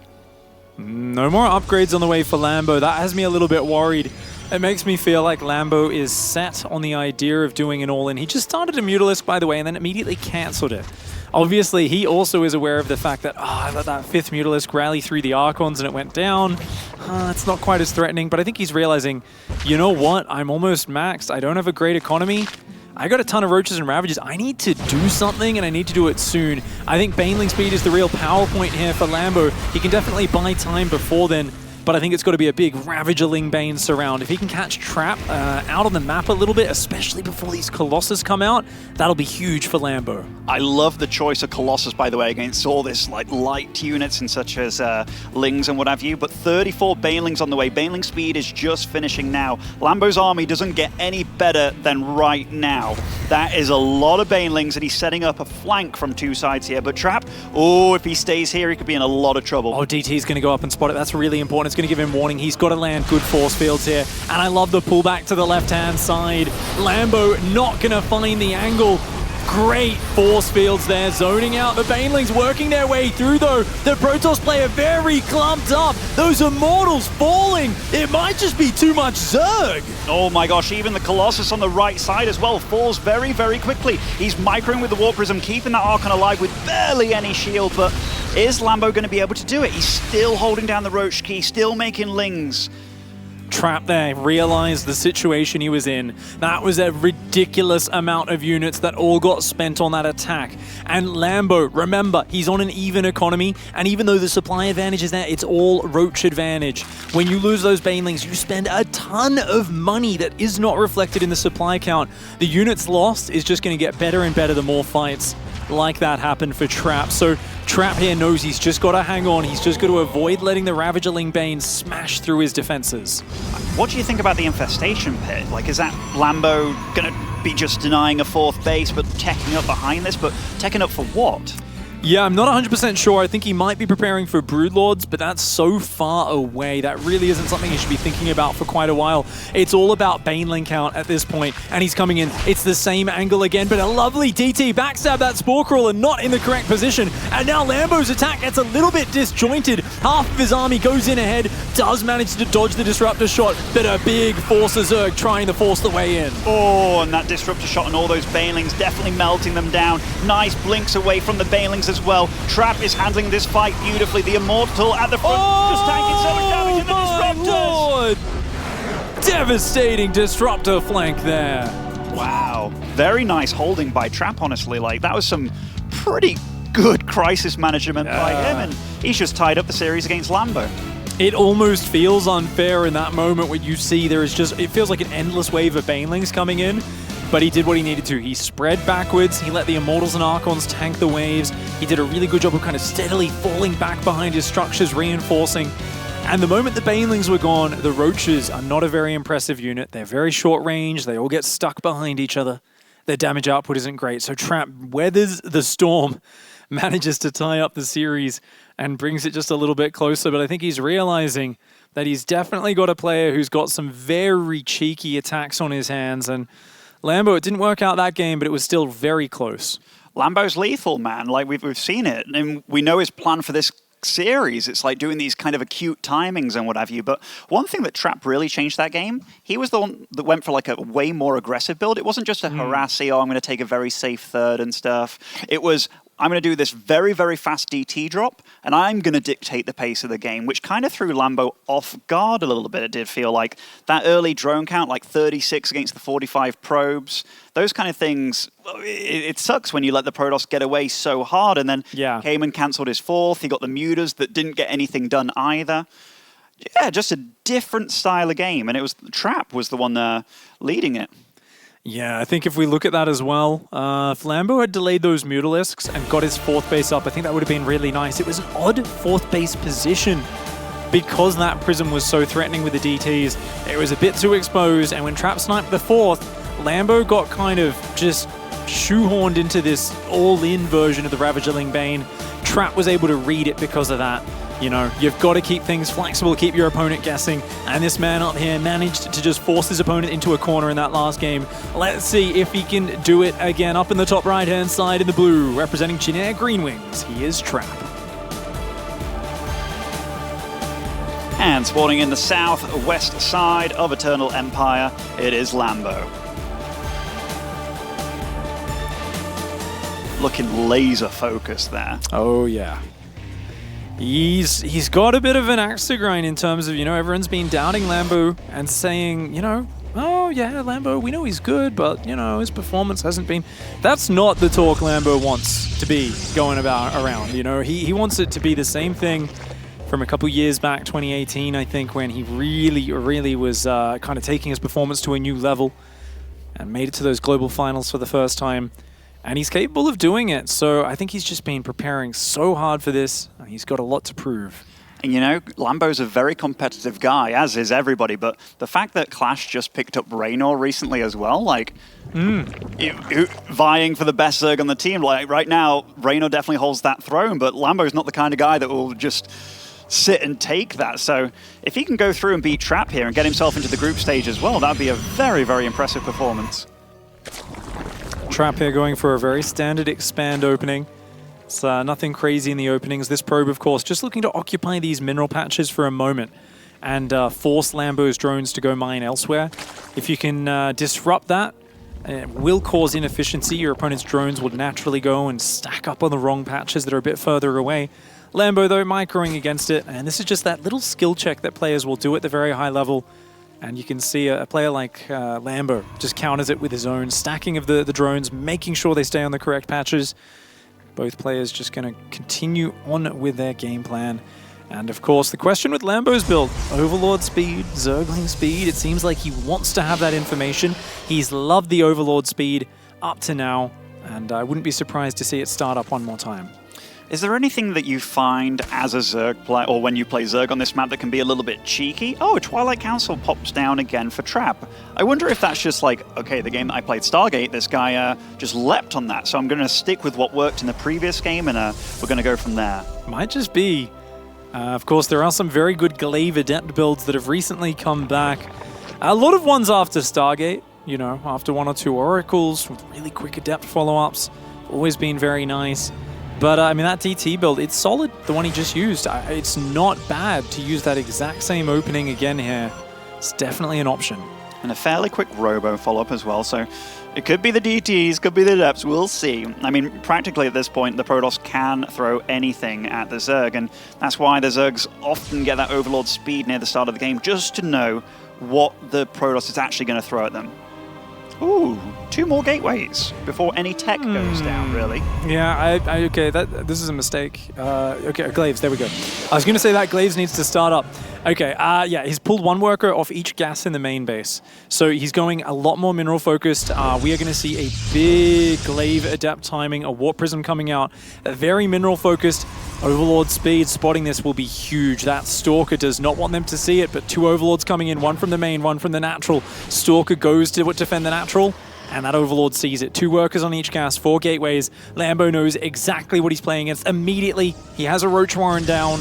He's continuing to drone for now, but in the near future, we are going to see a lot of Roaches coming out. Queen's coming forward to intercept the Warp Prism as well. Yeah, I feel Lambo's on a pretty darn good drone count. He hasn't been too greedy, and he's been very good about his scouting throughout this series, actually, against Trap here. Now, Trap, he will have 5 gates available, I do believe, and Glaives are finishing up.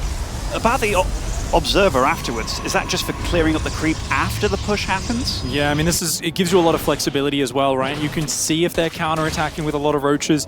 I don't expect Trap to go all in with this.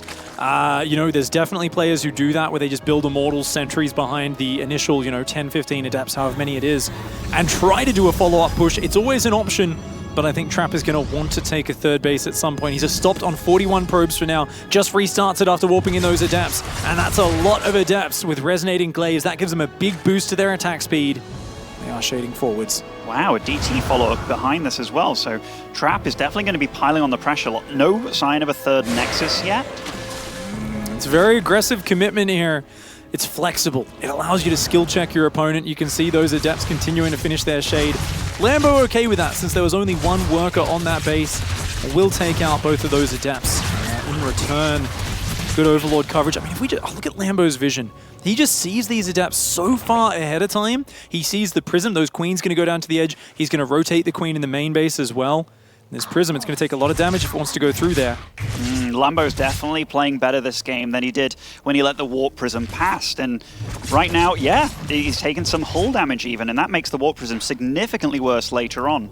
This is a much scarier situation for Trap than in the previous game. I mean, DTs are great as a surprise maneuver, but you're up against an opponent who has a lair and is definitely in such a good economic situation. 58 drones, Ben. He's got the 3rd base. The 3rd Nexus has just started.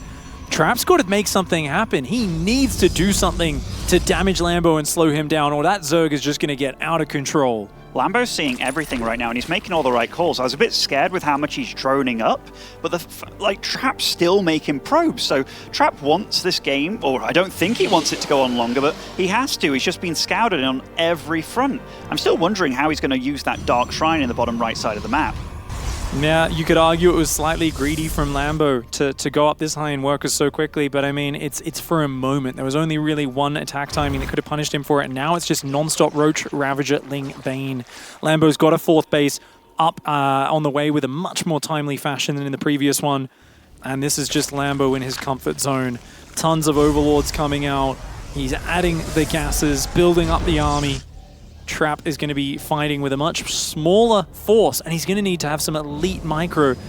I can't get behind Blink in this scenario. It's a fantastic upgrade, don't get me wrong. It makes Stalkers a decent unit, but they're a middle ground unit. And I think when the Zerg player is his 3rd up and saturated this much quicker, I think there's a little bit more pressure on you as the Protoss player to go for specialty units that are really tailored to the situation you're in.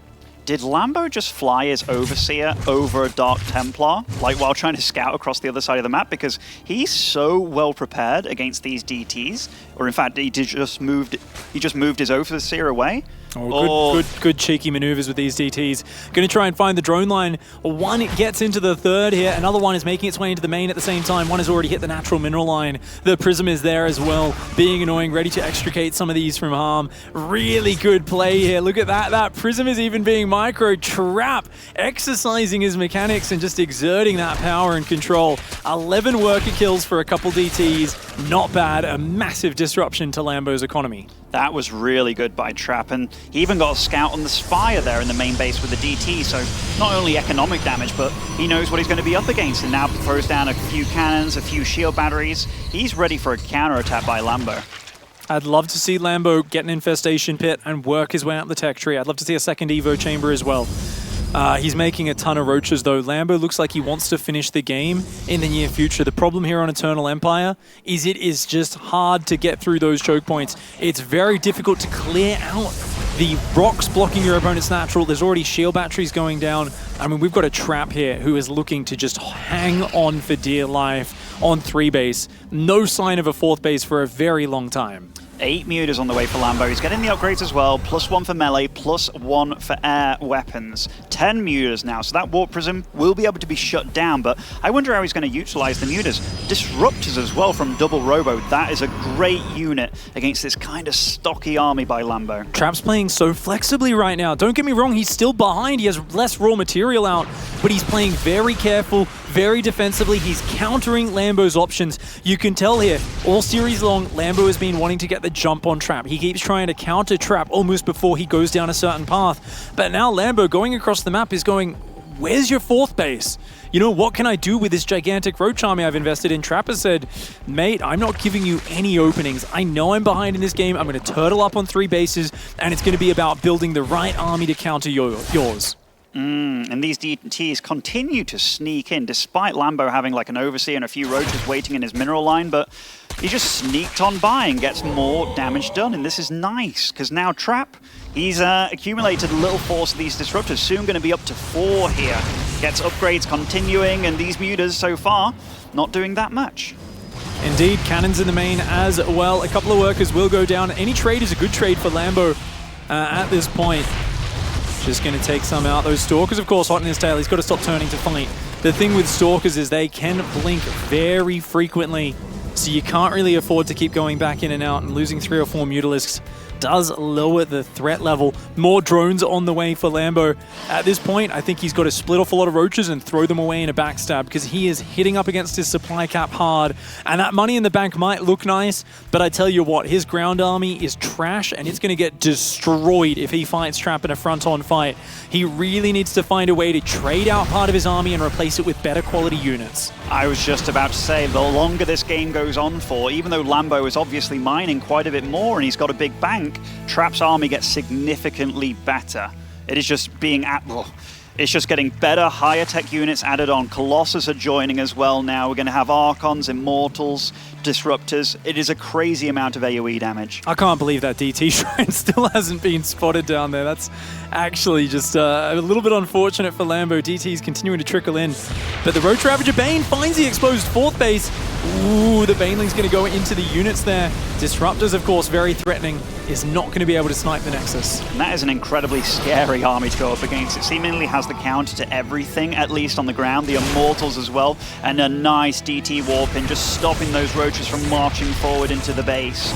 Oh, the Mutas come over with the Overseer. They do support and end up taking out those DTs. At the same time, a DT just pulls back Lambo's attention momentarily. A few more Mutas go down. The Overseer does fall there as well. Lambo did get rid of some of his supplies, replacing it though with Zerglings right now. Greatest Spy is finishing and there's no Corruptors on the map. He is missing his timing to get out quick surprising Broodlords, and this is a little unfortunate for Lambo. He's going to go into Vipers and Banelings right now. Great units versus the Disruptors, but this is just dragging this game longer and longer, deeper and deeper into the game, to the point where I feel Trap's army continues to improve and his chances of winning the next fight are getting better and better. I think this was a really good, smart call by Trap, though. He knows that Lambo's trying to get rid of those units to make something better. So Trap immediately goes, aha, what are you trying to get out? I'm not going to let you. Marches immediately across the map. And this army, I don't know how you engage that with what Lambo has. He needs those Vipers out, and he needs them now with full energy. Yeah, he's going to need to abduct every single Disruptor or to cover the Immortals and Colossus with Blinding Clouds. He also needs to come from two sides. If Lambo attacks this from one side, it is not going to be pretty. You can see he's splitting his army into the Roaches on the north, do a good job. He's lost some economy, but Lambo's still got bank, and those Banelings, remember, pack such a punch. Just the sheer number of Banelings alone is so scary for Trap. Trap realizes this, he's pulling back into the corner. He's still got some force fields to work with, and that's what makes it so Lambo really, I don't think he can force this. I think he needs to wait for Trap to come into the open. I do as well, Pig, but if Trap fights on this ramp, there is a flank by Lambo from the south side, but these force fields are pretty darn good. The splits of the Stalkers, the Banelings rolling through, trying to blow up the army of Trap. And Trap, actually, he's way behind his supply now. This is a crazy fight by Lambo. And Lambo, he's actually pushing Trap to the limit. He's on top of the Colossus. That last Immortal is going to fall. The Prism goes down. The Colossus are alive, but the Warp-In gets stopped. Even though the DTs come in, almost all of that Protoss army gets toasted. And what is the Remax? Roach is being built for now, but remember, Lambo's economy took a beating there. He's lost a lot of his workers. Trap is up in economy. He's rebuilding Colossus right now versus just a Remax of Roach Bane. It's going to be that low-tier, mobile, just crushing ground army with the Vipers overhead. This is looking all right for Lambo. Yeah, Lambo's actually still got money in the bank to spend as well. 10 Roaches, 10 Ravagers joining the battlefield, plus 3 upgrades soon to finish for both these guys as well. Lambo with a 50 supply lead, and he left that Nexus so weak at the top of the map. And Lambo, he's already almost Remax, and the Protoss, he's left down in the 120s. Yeah, Lambo here, he's not going to the later game. He's not using the Great Aspire. He's saying, this is my moment. I know I've got the army advantage right now. Let's go for it. The Zealots just get blasted by those Banelings. And look at that Ravager count to Muslim. That is insane. It really is. The Vipers, he's trying to hunt down that Colossus. There is a DT on the other side of the map. Trap's trying to do anything he can, but the main fight that's going on over here, the Roaches and Ravagers, there's so many of these Ravagers. Biles are going to be landing everywhere, and they are trying, even getting the slow warp in Stalker there. Nice targeting by Lambo, and he's almost doubling the supply of Trap. This is a crazy, crazy game by Lambo. Yeah, Trap, you can see he's microing so well, pulling back on different sides, but he just doesn't have the material, and this is the issue with those Stalkers. Lambo had that big economic advantage earlier, and Stalkers just don't pack enough of a punch here. I don't think they were the right call, unfortunately. A lovely yoink. That Colossus gets dragged into the Ravagers. The drone losses on the other side of the map have been shut down, by the way. Lambo cleaned up all the DTs in the middle of this. He's now taking out the third base, isolating the fourth at the same time, continuing to commit to more and more Roaches and Ravagers. And Trap here with just a few Blink Stalkers, desperately trying to micro his way out. But it's an impossible job. The fact that Lambo managed to beat that army, and GG, Lambo takes out Trap 2-1. But the fact that Lambo actually managed to kill that army, that super high-tech army of Trap, and I mean, like, the positioning as well. These Banelings just rolling all the way through, dealing supreme damage to the big, juicy units of Trap's army. I really didn't think he was going to take that the way that he did, but looking at the supply, like a minute into the fight, it was like, holy crap, Lambo's actually winning this. A beautiful engagement there, of course. Takes advantage of that momentum. And I mean, great preparation from the German Zerg. He often does like to, talk about how he does have a great understanding of strategic reactions. In the past, sometimes he's struggled to pull it all together, but here in this match, he's done it, makes his way through the winner's bracket into the round of 24. An awesome performance for him. Trap, of course, going to have another chance in the lower bracket. Don't go anywhere, guys. We'll be back with more matches in just a minute.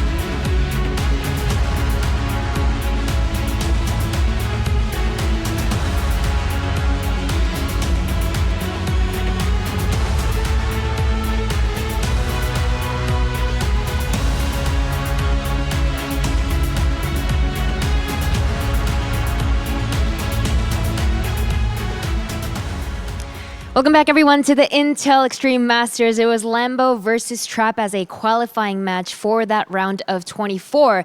And once again, Lambo moves forward to that round of 24. I say once again for multiple reasons. Not only is this your second year in a row making it to the round of 24, but also last year at Katowice, you took down Trap 2-0 in the group stage. So you're actually 4-0 now. Total head-to-head score against Trap. That's pretty damn impressive.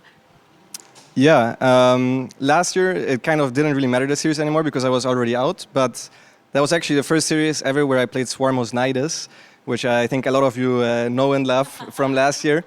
That was one way to put it. Yeah, yeah, it was shortly after the Nidus buff and he didn't know what to do against it. But I think this time it was a little bit different because I saw my bracket and I knew I had a good chance against everyone else, so I prepared specifically for him. I didn't just play standard, I knew exactly what he was going to do, I knew where he was going to put his buildings, what was going to happen with which different timings, so yeah. I saw after game 2, you sort of had your head down. It looked like you had a lot going through your head. So what were your thoughts on what potentially went wrong there? Yeah, so I didn't really realize that he went Colossus at first, that's why I went for the timing, because I thought that he would just go for a normal charge slot Archon and then maybe I can hit before Storm. And I saw the Colossus and I was a little bit...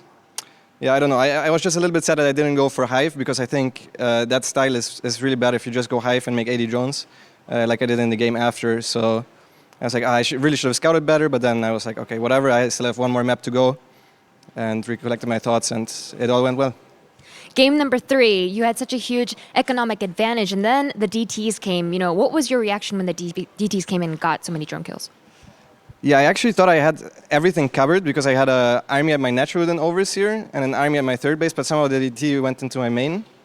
Yeah, I'm not exactly sure how that happened, but I figured I played almost perfect. Like I lost literally nothing against this build. I prepared a lot against this specifically as well. At that point, shout out to Hearthstone and Mana who are really good at this build. But yeah, at that point I thought the game was rather even because at first I defended pretty well. I was like, okay, whatever, let's just keep going. And then later on in that game, you had that crazy moment where your Banelings just did work and absolutely decimated his army. So was it at that point that you felt you had the game in the bag? Yeah, I was pretty sure his bank was pretty big because he was maxed already for some time, just like me. But he didn't really have the... I don't think he even had Storm. So his tech was pretty bad, which means if I just go for another Baneling army, I should be able to win. That was my thought at that moment. I think also I was pretty confident that I was going to crush his army because his army was mainly Stalkers and Colossus. So the Banelings not only do a lot of damage, but they tank a lot. And yeah, I was extremely Baneling heavy, so my army also was pretty decent at that point. Well, you're a player that I feel like every time I talk to you, you're very confident in your skill, and you know that as long as you play your game, that you can beat whoever you face. Now, headed into that round of 24, a lot of people have been discussing, what groups are looking scary, what groups aren't. Is there anything like that going through your head, or do you just not care? I didn't really think about that yet. Yeah, I don't know. I was pretty confident. Actually, Group D, I think, is Cyril, Cure, and TY. Yeah, I don't want... I'm fine without that group, but... Yeah, actually, that group I really don't want. Everything else is fine. I think a lot of players agree with you. Yeah. I think a lot of people have been saying they don't want Group D, but overall, how are you feeling about your matchups, and what is your condition like heading into Katowice? I think my condition is really good. I practice a lot off stream lately, which means that I have a lot of stuff that people don't really know. I have a lot of special builds prepared for this tournament. Specifically against Protoss, I think I'm really good.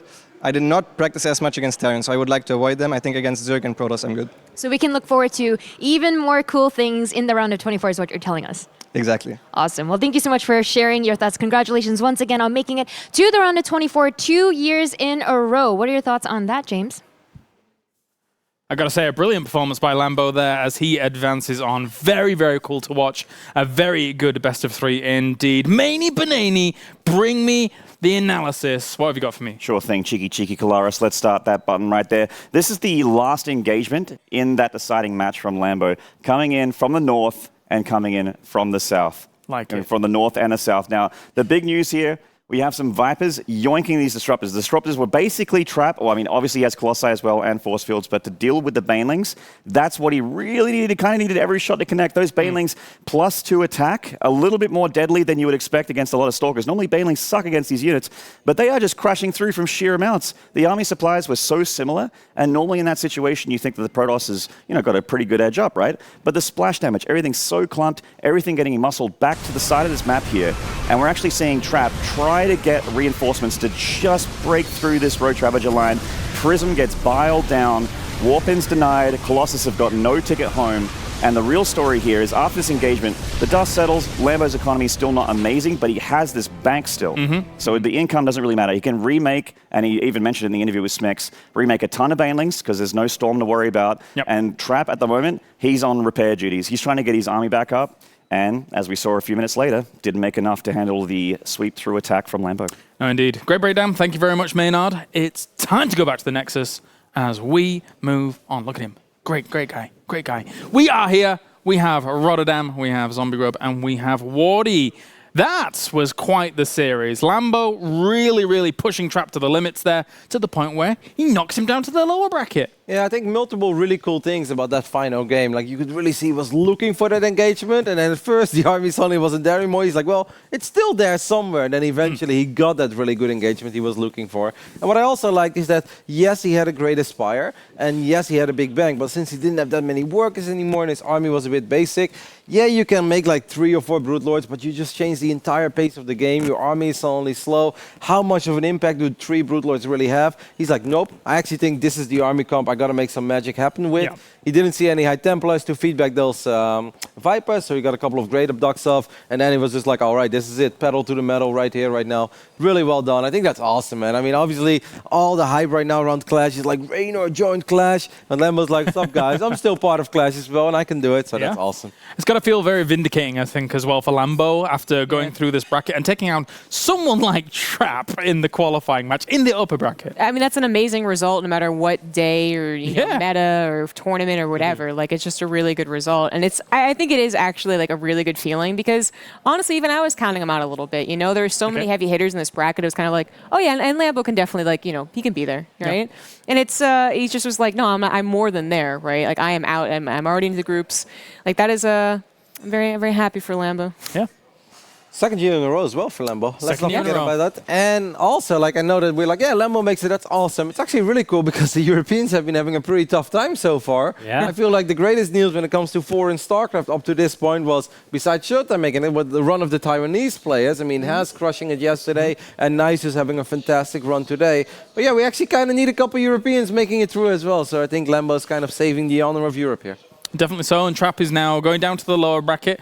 Our hopes for Trapper are not dashed by any means, I think, Wardy, down there. Well, Trap is one of the players that should be able to make a run, but you've got to remember that it's going to be Ragnarok or Dia down there somewhere, right? So whoever that is going to be a really difficult series. Like, that's not going to be easy. It's not going to be easily done. Yeah.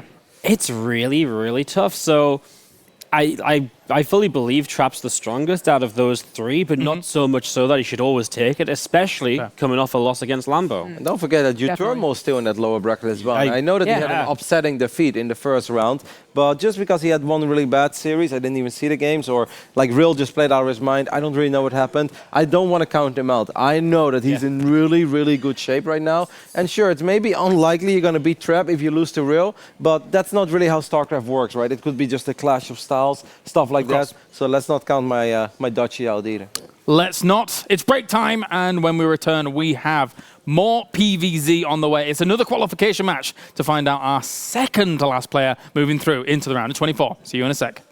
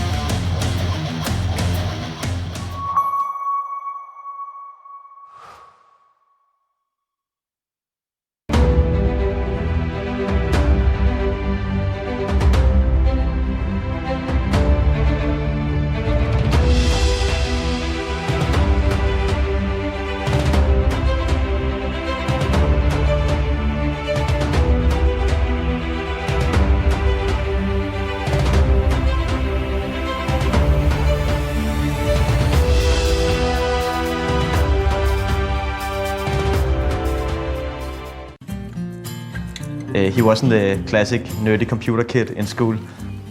He was one of the ones to get a girlfriend first and a very social person. Typical for Finn is that he is very determined. Ist egal, ob es jetzt beim Kartenspielen ist oder beim Tischtennis oder beim Computer, er gibt nicht auf. What he really wants is to win a major. It's his dream, and therefore it's also my dream for him to get that.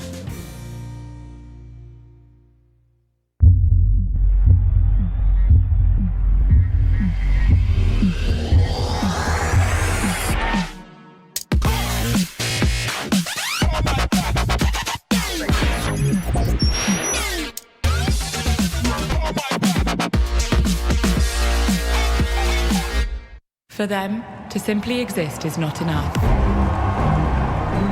They must strive for more. They risk everything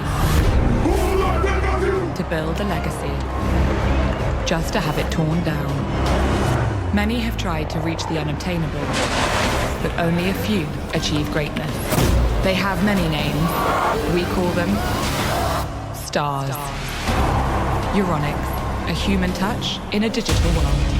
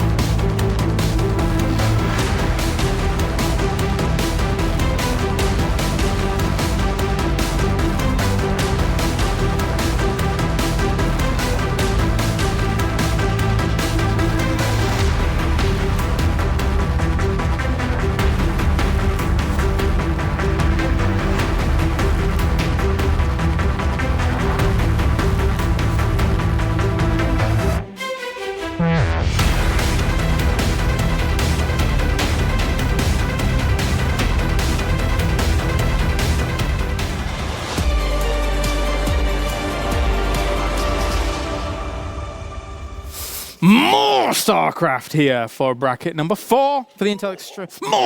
More! That's correct. And we have a few extra things going on in bracket 4, which we can actually jump into right now because this fight's going on. Hellraiser versus uThermal, and we believe it's game number 1? It is. It is indeed game number 1 with uThermal starting to take the upper side here. In fact, GG! In fact, that was that. Pass. Yes. You know, great stuff. That was one of the easier performances.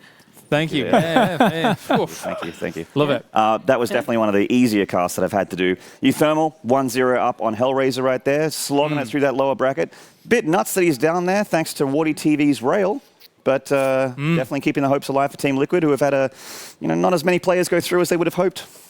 It's a very good point. It's a very good point. You don't have an IEM, but one of the best moments during that was the slight little bit of music that we got at the very beginning of that as well. I don't know what it was, but I want to know. Everyone in Twitch. That was the victory screen music, I think. That was yeah. I guess so. I guess Needs a bit of extra hype. There you go. Yeah. So uThermal going up 1-0 against Hellraiser. Obviously, he's trying to kind of push through that lower bracket. Good for uThermal. And beyond that, now we're going to be going into Ragnarok versus Dia. This is quite the Korean versus Korean clash, to say the least. ZG. People have high hopes for Ragnarok, but you can't really count Dia out, can you? No, you really can't. But as far as like, I guess. Yeah, it's actually kind of funny. Trap and Deer for me for a while were like they were on the same team, right? And they like I felt like one person would come up with a build, the other person would execute it better type thing. And Trap ended up kind of like jumping ahead in people's minds, even though Deer actually was an amazing, incredible player, like 2013. Thank you very much. No Person problem. who was casting in Deer 2013. used to be on Mal's. Exactly. Same team as Hero Marine. That was an awesome long jacket. time ago. That was back when he was like a Very long contender time for like ago. best Protoss in the world. Yeah, absolutely. Long time ago. But it basically was a long time ago. And now he's like always like, yeah, he's a heavy hitter, but does he actually have it to make it through? And Ragnarok is the new hot stuff, though. Like he has just been really good. Hot online. stuff. Exactly, Yeah. hot stuff. Maybe this evening. I agree. Pig thoughts? I got some Ragnarok tonight. Of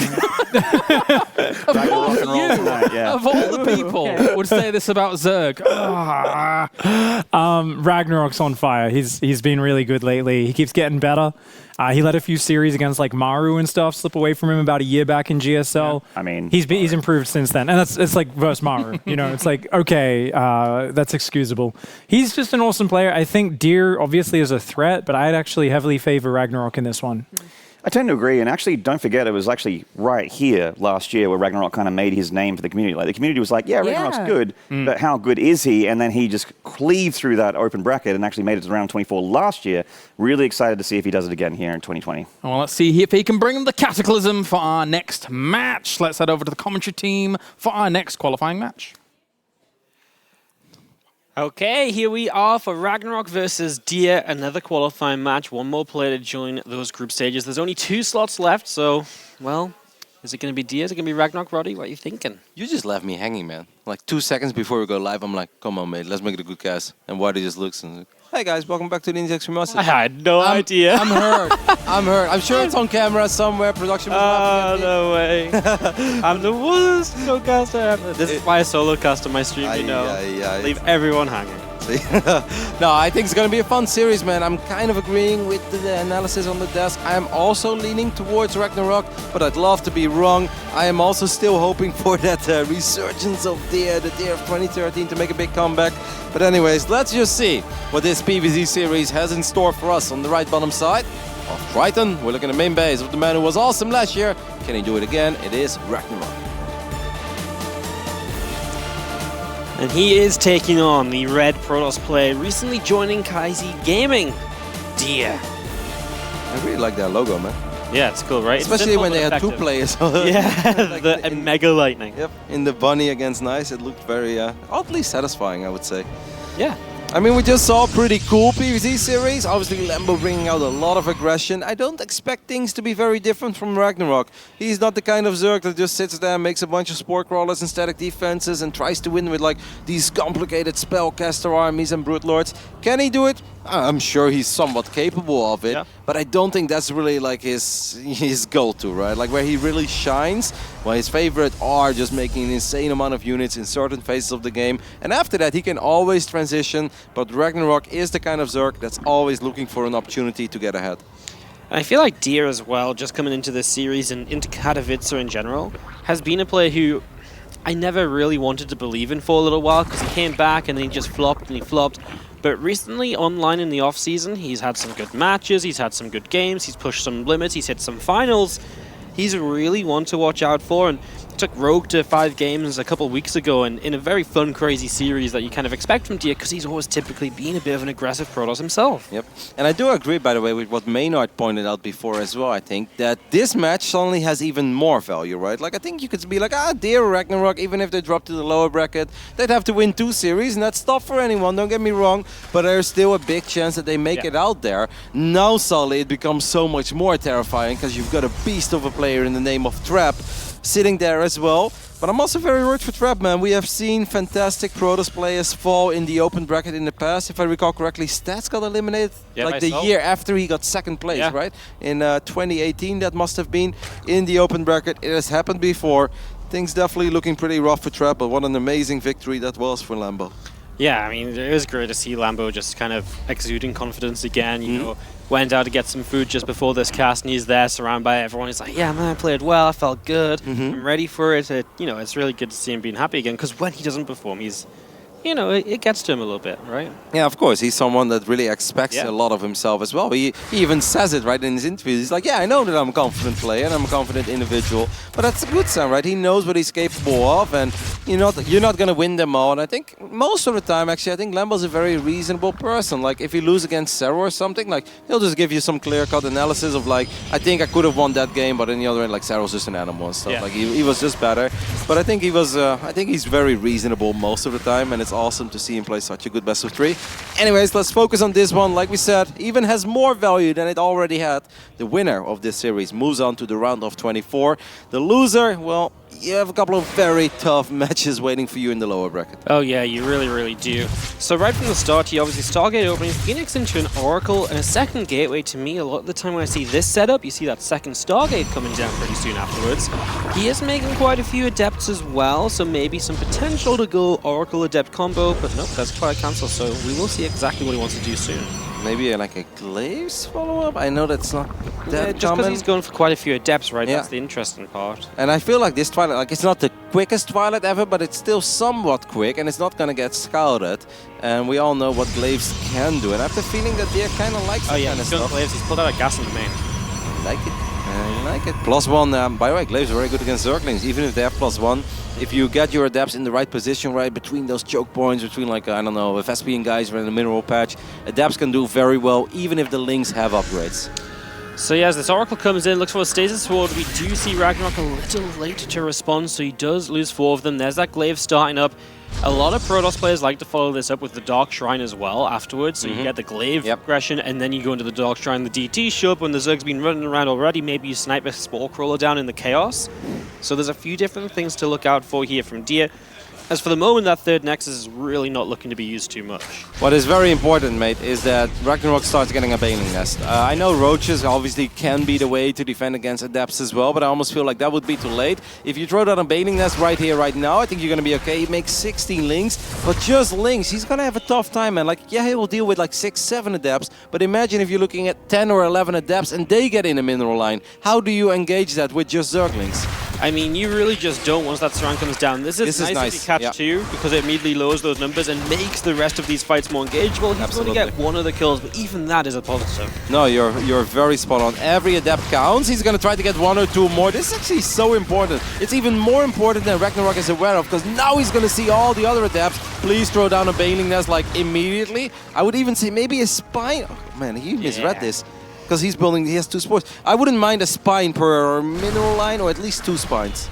Yeah, I mean, that Baneling Nest is so late right now, because even if it comes up a little bit sooner, you can morph some Banes elsewhere, and maybe you get those connections, but now these Adepts are already here. Man. And so many. There's so many. The Queens are going to try to fight the Queens here, actually. I would absolutely fight the Queens. Yeah, because the Lings are going to run away. You can cancel the Shade. 2 Queens went down already. I would cancel the Shade. He's going to go for it. Why not? I mean, I guess both would be fine, because he's always going to win the fight. That's a good choke point on the ramp. Ragnarok is in all the trouble here, guys, because that Baneling Nest was simply way too late. He completely misread what Deer was doing. And behind this is Deer, you don't even have to do anything fancy, right? You just build a couple of Immortals, a few more Adepts, and just go across the map with like a big Immortal Adept all in. Is 2 Adepts in the third base as well. He's just killing everything. I don't think there is a behind this. I don't need it. I think this is just it, guys. These queens are probably going to fall as well. The Adept's going to go into the main base. I mean, even Spore Crawlers are burning down. That's a very bad sign. There is one Adept here. GG gets called just like that. It's all over, and Deer takes a 1-0 lead. How come every series you cast is like... Hey, I had the sick PvP, okay? You had the sick PvP? Yeah. So you used everything on the one PvP? Probably. That's so you, all in, every time. Yeah, I mean, this is just, like, we praise Ragnarok a lot, and we think he's a fantastic player, and he's clearly very good when it comes to the macro department, but he just misread what was going on here. Like, he's like, okay, you know, I'm gonna have my time, maybe he has a Warp Prism eventually in my main, he's gonna be annoying with 2 Archons or a couple Zealots after his, like, Oracle play, or maybe, indeed, he was kind of expecting a double Stargate play, because he did have 2 Spore Crawlers in the main base, but he just saw this way too late. And I think it's kind of funny though, right? Because like I don't want to be too critical, it's just the best of one, and I think Ragnarok is a fantastic player, but it's like, if you play +1, and you already have this many links, would it really hurt you that much to build that Baneling nest just a little bit quicker? Like, I'm not saying that you need to have 8 safety Banelings ready at any given moment, but just have it available in case you need it. Like, why build it of your 55th drone? Why can't you just build it of your 45th drone, right? And then at least you have it. It's not like he has like such a limited amount of gas, right? It's not sitting there waiting to be used. A little bit tough as we'll get ourselves ready for our second map. We're going into Ephemeron, which for PvZ can definitely turn into a great one as well, because the 4th base can be fairly easy to take in defense sometimes while still having a bit of run-by potential. Definitely makes for some very fun and back and forth mid-game CVP. Yep, I love Ephemeron, man. I think this is a really good map.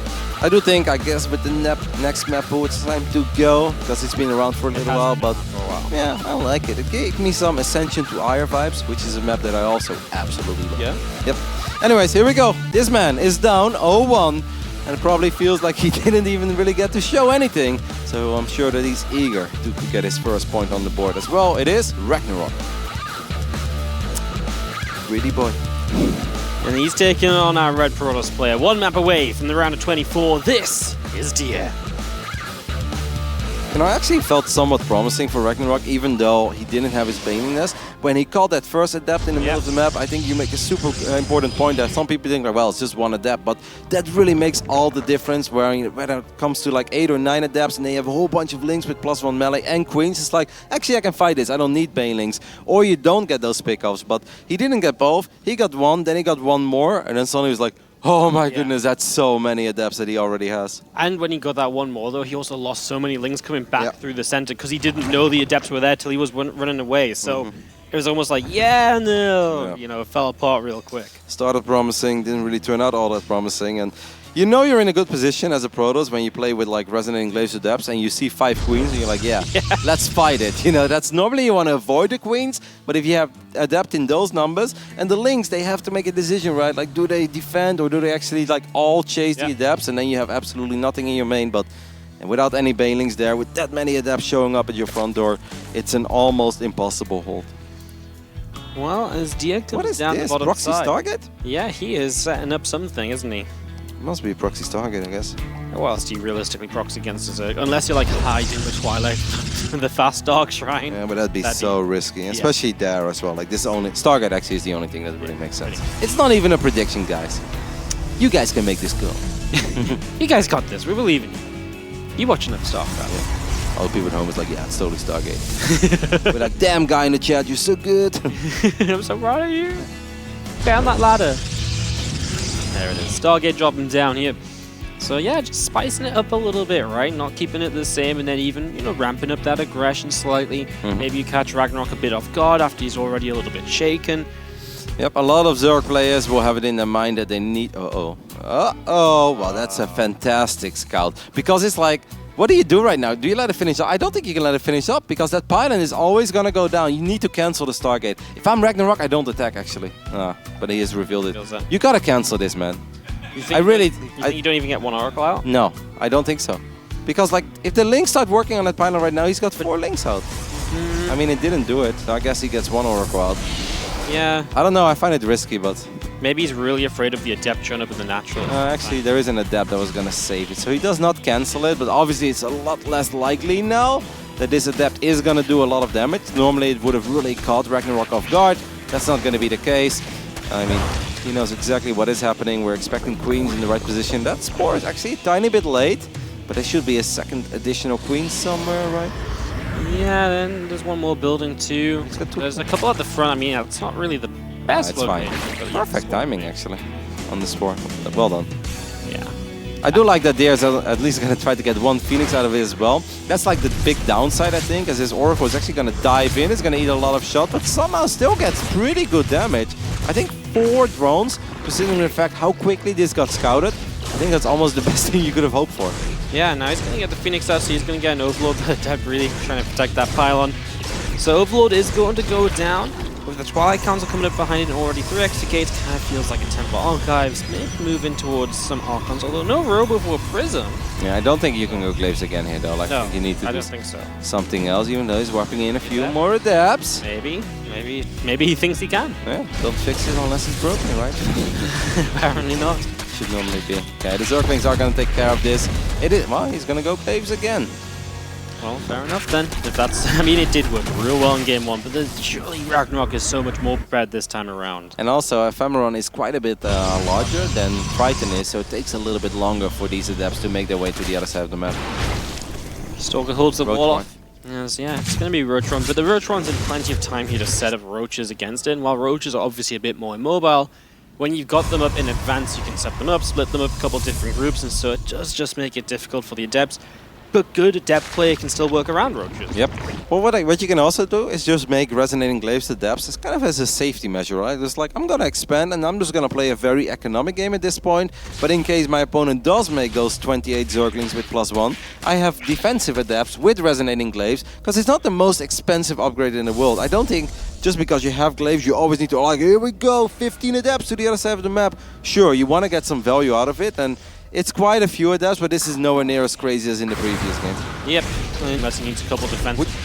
Would you like to see a Nidus from Ragnarok? I actually think a Nidus wouldn't be that bad against the way that this started, right? Proxy Stargate, then Resonating Glaives Adepts. I would love to see him punish this with a Nidus. Because then what do you have to defend as DM? Maybe one Immortal comes out, but you can take everything across the map so quick, as the Adepts are going to shade across the left side. They commit to that and they'll just go for drones. As the Roaches are pretty slow taking this down, so this is some damage being dealt. Yep, it's actually quite a few drones going down. The Zergling count isn't that high. Ragnarok is going to rebuild the drones that he lost almost immediately. Cancels that shade, snipes a Grip Tumor as well. I would really like to see Ragnarok Nidus, because if he doesn't, I think this is going to be a tough game.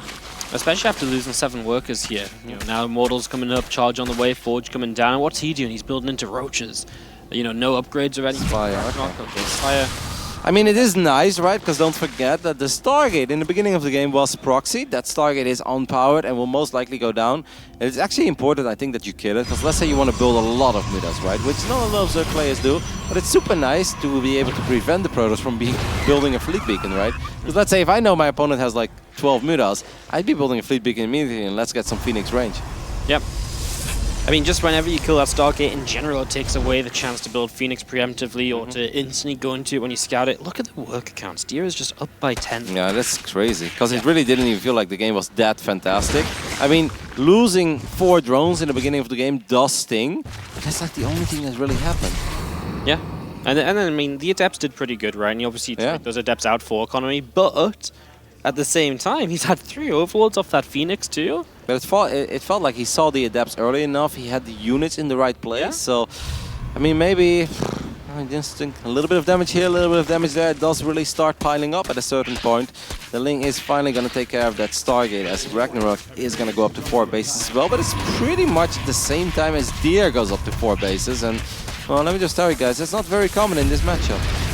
Really is not, as the Mutalisks got in the way at least now, so that's the next stage of this from Ragnarok, to try and get some further. Did he see it by any chance? Can we take a look at the scouting that Deer did in the main base? Does he know where that Spire is? Yes, he does know where it is. So maybe a battery and a cannon per mineral line and then push. Or just attack. I mean, that's kind of crazy, but maybe. Yeah, I mean, maybe he just feels the damage he's done can't lead to him having too much to defend. It's a call you can make. And he is going out across the map. I mean, there's a lot of creep to work with. The first meters aren't across just yet. It's a lot of extra roaches and ravages being produced, man, though. Like, you gotta be so careful, because if you lose that prism, like, if I was Ragnarok, I would use my mutas to just right-click on the prism. Yeah. Not right now, but as soon as fighting happens. I tell you what, there's been nothing built at home either. So Dia's kind of hoping that Ragnarok does use these mutas defensively, though. There it is. But knock on a couple Stalkers for the moment. Scary enough. 14 Banes on the way. I don't think we have Baneling speed, so these are going to be slow Banelings, but that picks up the Oracle. That's somewhat nice. Obviously, I think if you're Deer and you just get a cancel on the 4th base, wouldn't that be enough? The answer apparently is no. He wants more. Slow Banelings looking for connections, and actually getting somewhat decent connections there, but those force fields are good. Yeah, they're going to trap so many units in, but there goes the Warp Prism. So now no more Warpins and a little bit less micro than what was available before. However, that's 4 Archons and a couple of Mortals, make that 3 actually. And right now, these Beetles just can't join the fight, and the Roaches are melting. I like it for Ragnarok, though, because he's actually doing a really good job, kiting a little bit, buying extra time. His reinforcements are going to show up, and they're going to have a massive impact on the battle. Once again, good force fields, but look at those Archons. They are starting to drop HP very quickly. That's the 2nd Archon going down, a couple of Corrosive Balls landing in the middle of this Pro's army as well. Sure, a few Zealots are going to start showing up, but without a Warp Prism, this is so much less scary, and now finally, the Mutas can start participating in this battle as well. And the Mutas really do make a big difference now that there's not really anything to deal with them. I mean, they're just going to start cleaning everything up as well. New Warp Prism in the back, so actually some extra Stalkers here. Well, that changes things a little bit, because the Mutalists are pretty much all gone down. I don't feel like these Mutalists are anywhere near enough value. Deer is actually just making this happen. It didn't really feel that good at one point, but he had a couple of extra Zealots showing up, he had a 2nd Prism showing up, and Ragnarok is just kind of getting steamrolled in his best of 3. He really is. You know, the one thing I think we can say as Dia gets the 2-0 is maybe those Mutalists just didn't do enough. They weren't decisive because they weren't always around the prison. A couple of times they went for the natural and he was like, no, I've got to pull them back again. Yeah, I think Ragnarok at one point thought like, okay, I'm absolutely cleaning this up. I'm going to cut it a little bit and then my reinforcement will be fine. So he sent the Mutas to the middle of the map, maybe to intercept the 2nd Warp Prism, but I actually kind of felt that he was already thinking further, right? Like, oh, I want to harass a little bit. And suddenly he's like, surprised, no, this is not over yet. Sure, the Archons may have gone down, but I still have 2 Immortals and a bunch of Zealots. And, I mean, that just went from a 0 to 100 real quick. Yeah, absolutely. I mean, really just ended. And Dia really just tipped the turned the tables on pretty much everything I think we expected. That's so funny, right? We're like 5 people over here on the analysis desk and a bunch of guests. We're all like, yeah, Ragnarok looking really good. Ragnarok, can Dia do it? And Dia's like, guys, I'll make a bunch of adapts and I'll just 2-0 him. Like, it's all good. Round of 24. Once again for Dia. And Ragnarok is now going to have to make his way through that lower bracket. That is going to be incredibly tough. Still some great players alive in that one. So it's far from easy. We are going to be back after this break with some words from our winner, Dia.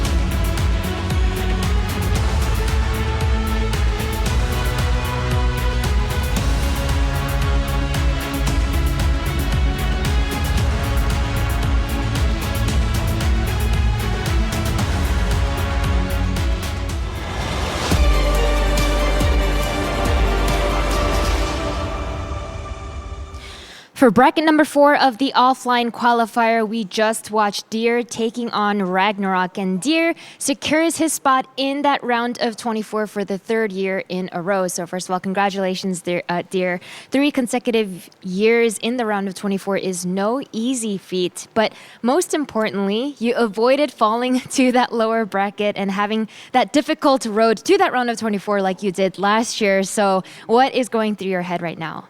이제 24강 진출 축하드리고요. 벌써 3년 연속으로 진출을 하셨는데 작년에는 신이범 선수한테 오픈 브라켓에 져가지고 엄청 힘들게 패자 브라켓에 내려가서 결국엔 진출을 하셨는데 올해는 훨씬 쉽게 진출한 소감 한마디만 해주세요. 일단 진짜 신이범 선수가 굉장히 잘하는 선수이기 때문에 작년에도 또 졌고 그래서 좀 이번에는 진짜 복수도 할 겸 진짜 이거 올라가야겠다 진짜 그렇게 해서 진짜 빌드 고민 이런 거 엄청 많이 하면서 이렇게 열심히 준비해왔는데 결과가 좋아서 다행인 것 같아요. So he says Ragnarok, of course, is a very, very strong player. I mean, that's why I even lost him last year in the first place. And coming into this sort of rematch against him in this open bracket, I thought to myself, okay, let's work really, really hard. Let's get revenge on him. I put so much thought into what kind of strategies I should use. And I'm just so glad that I was able to take him down this time around because it was so difficult last year. And Ragnarok is a player you've already played twice this year. Do you feel like the experience that you gained from those matches helped you in preparation this time around? 신이범 선수 올해 벌써 2번이나 만났었는데 그 경기들의 경험 때문에 오늘 준비의 과정이 더 도움이 됐었나요? 딱히 그런 거는 없는데 제가 생각하기에 지금 저그대 프로토스전이 좀 토스가 초반에 뭔가를 하지 않으면은 무난하게 갔을 때는 굉장히 힘들기 때문에 저도 그런 점 때문에 초반에 이런 사도 러시를 준비했고 그게 잘 통해서 다행인 것 같아요.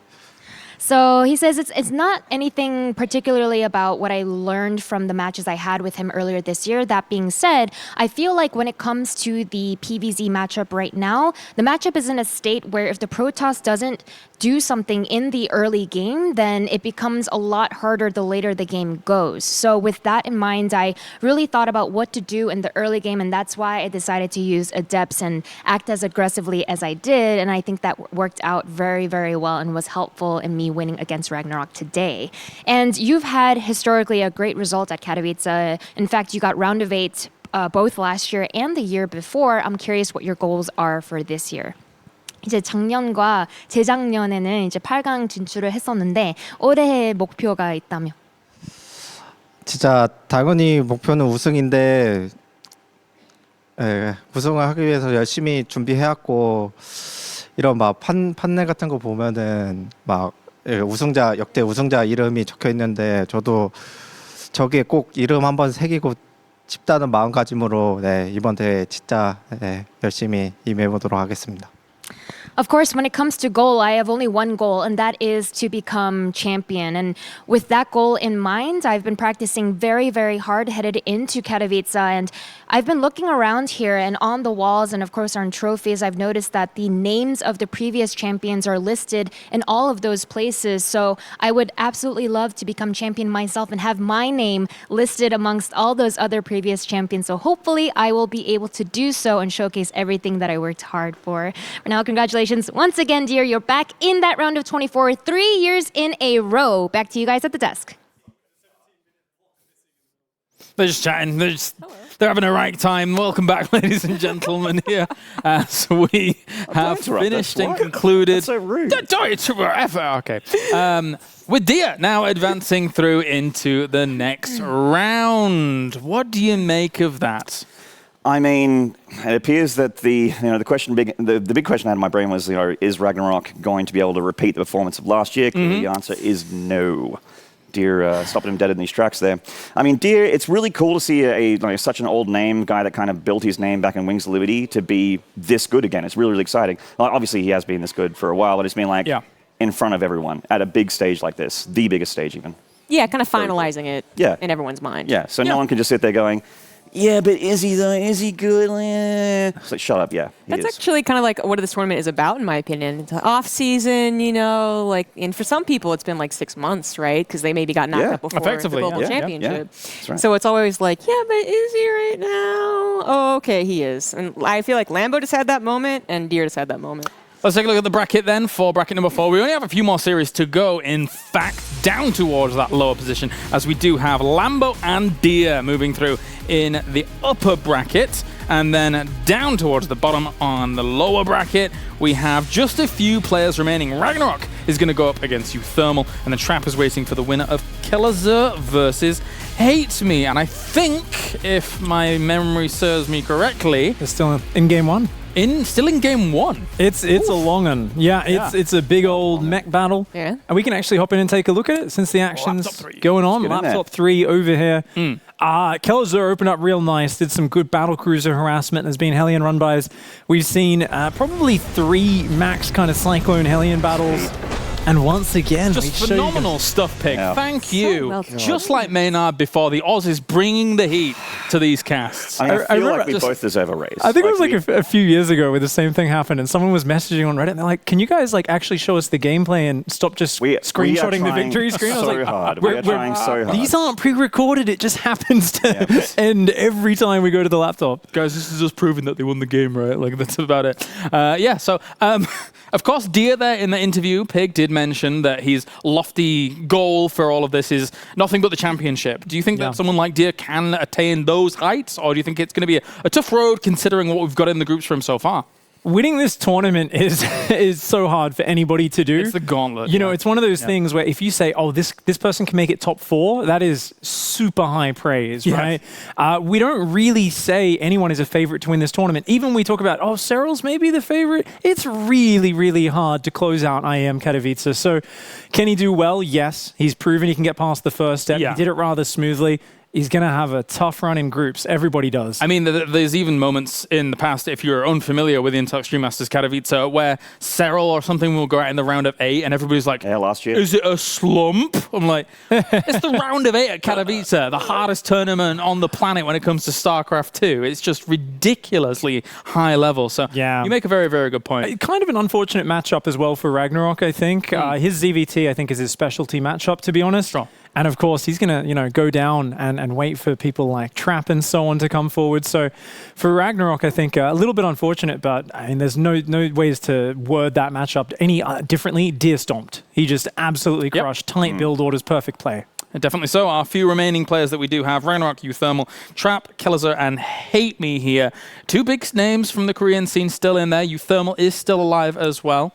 Yeah, Liquid's still in this tournament. Obviously, they wanted to see Clem and Harston do really well. The 2 new pickups, uThermal, the Old Salt, which is an unfortunate name choice there for me. Stick he's with actually, been a very motivated Terran lately, and actually very happy with his level. He's been winning a few online tournaments, and which is pretty much all there's been. And he's been confident. He's been happy with his level. He's been a lot happier with some of the matchups as well.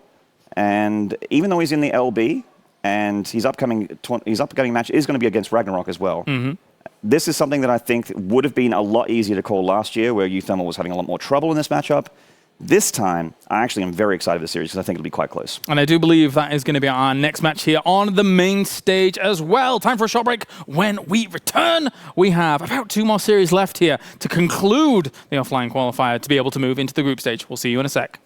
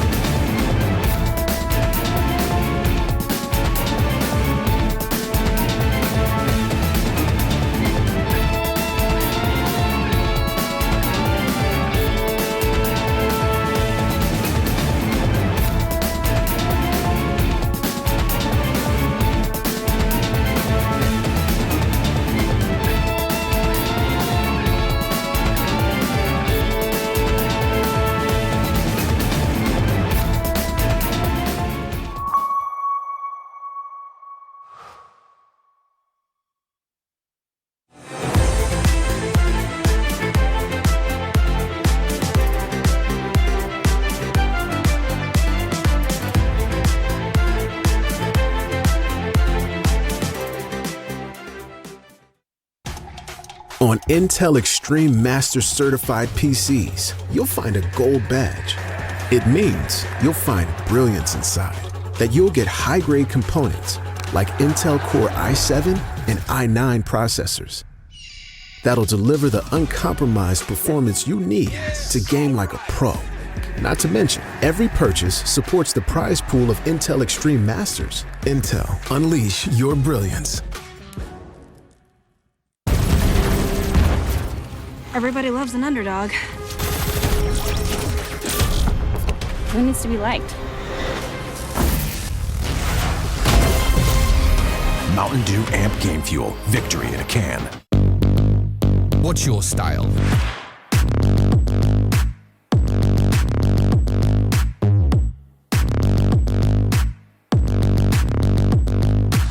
Get your merch at shop.eslgaming.com. My name is Jordan Gilbert, aka Nothing. Hi, my name is Sue Lee. My handle is Smix. I think it's important for these initiatives to happen. Empathy really, really goes a long way, and it always means so much to us, and I think that's where initiatives like this really help. I encourage everyone in the community, anytime they see bullying, anytime they see someone getting called names, I encourage you to step up and say something. Good luck, have fun. Good luck, have fun.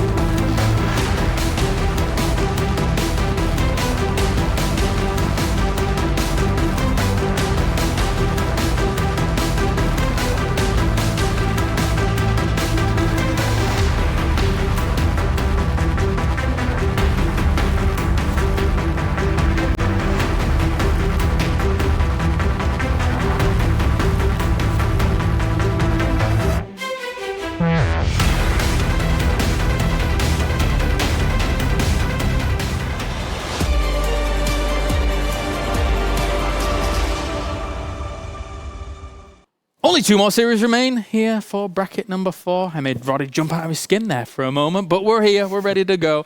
We have Rotterdam, we have De Muslim, and we have Wardy to join me here for the second to last series of the day. And it's going to be Ragnarok going up against uThermal. There is still Kelazur versus Hate Me going on, which would then technically lead into versus Trap. Who knows if that's going to kind of get going whilst we're doing all of this. But uThermal going up against Ragnarok. We just saw Ragnarok. uThermal's had quite the run down there. Yeah, absolutely. uThermal obviously had a really disappointing start to the day. We already went over that a couple of times. We're going to forget about that. So far in the lower bracket, 2-0, 2-0, 2-0. That's the uThermal I kind of expected to go up or show up. Now, I have to admit that he didn't have the toughest opponents of all time, especially the first 2 rounds. 2-0ing Hellraiser, that's a good result. This is a real test. I really think he can do it, though. Ragnarok just came off I think, very frustrating best of 3 for him, because I feel neither games really got going, and they were already over. It's a couple of adapts. This is a matchup that uThermal was traditionally pretty good in. I've got a good feeling about uThermal on this one. Big Ben? uThermal's a great player. Like, he really is. And sometimes he shows up, sometimes he doesn't. And it feels like that first loss against Rail was something that kind of, like, kick-started him a little bit, gets the fire going in Mad Mark, because he is a player that kind of thrives on that anger a little bit when he plays. And, you know, his micro, he's always had phenomenal micro. And when it comes up to TVZ, I know he's fond of bio. I know he's got these massive marine tank pushes and stuff, but Mech's been pretty popular recently as well. And uThermal's not been afraid to show that even in other matchups where you don't do it. Yeah, TVP, he was a guy that was throwing at Mech here and there. That said, I think uThermal's TVZ bio has been so good lately. Like, he just attacks, and suddenly the Zerg's down like 20 supply. Wait, where did that happen? Like, and just one of those things where, because he's so good at multitasking, because he's so good at micro, and again, he gets so many good fights, he pulls the Zerg out of position, and he can just capitalize on that. And he's one of these players that will just end the game in the mid game just by pushing again and again. All right. I will say, though, like, as far as ZVP and ZVT goes, like we saw Ragnarok get kind of tricked and just didn't know what was going on.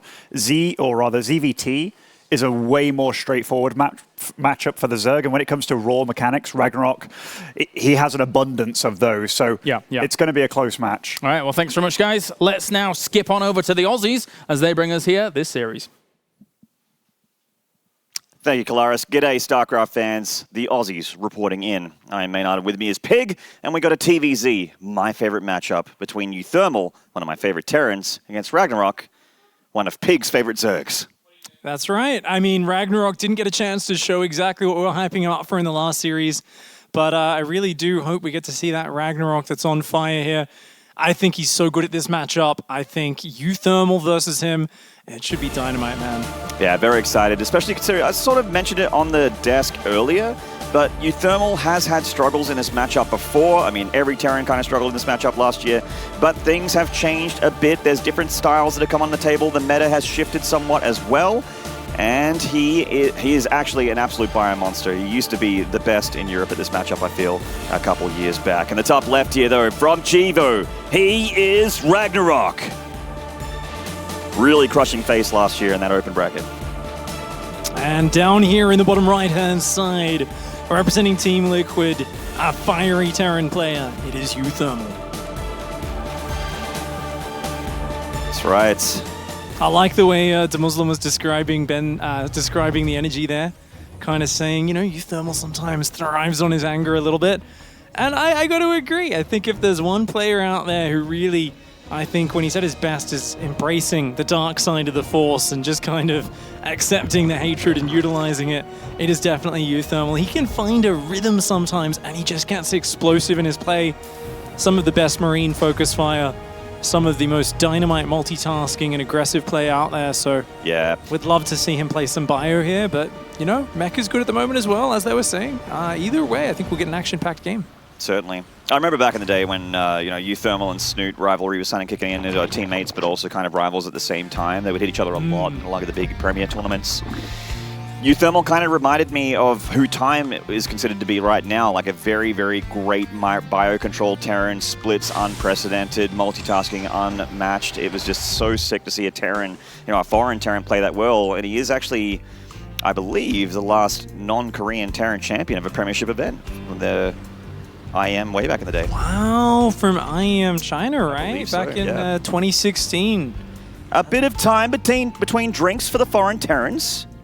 Special's been getting close, but yeah, hasn't quite managed to to get there despite so many top 4 performances. And of course, uThermal would love a chance to get back deep. He's had so many near misses here at Katowice.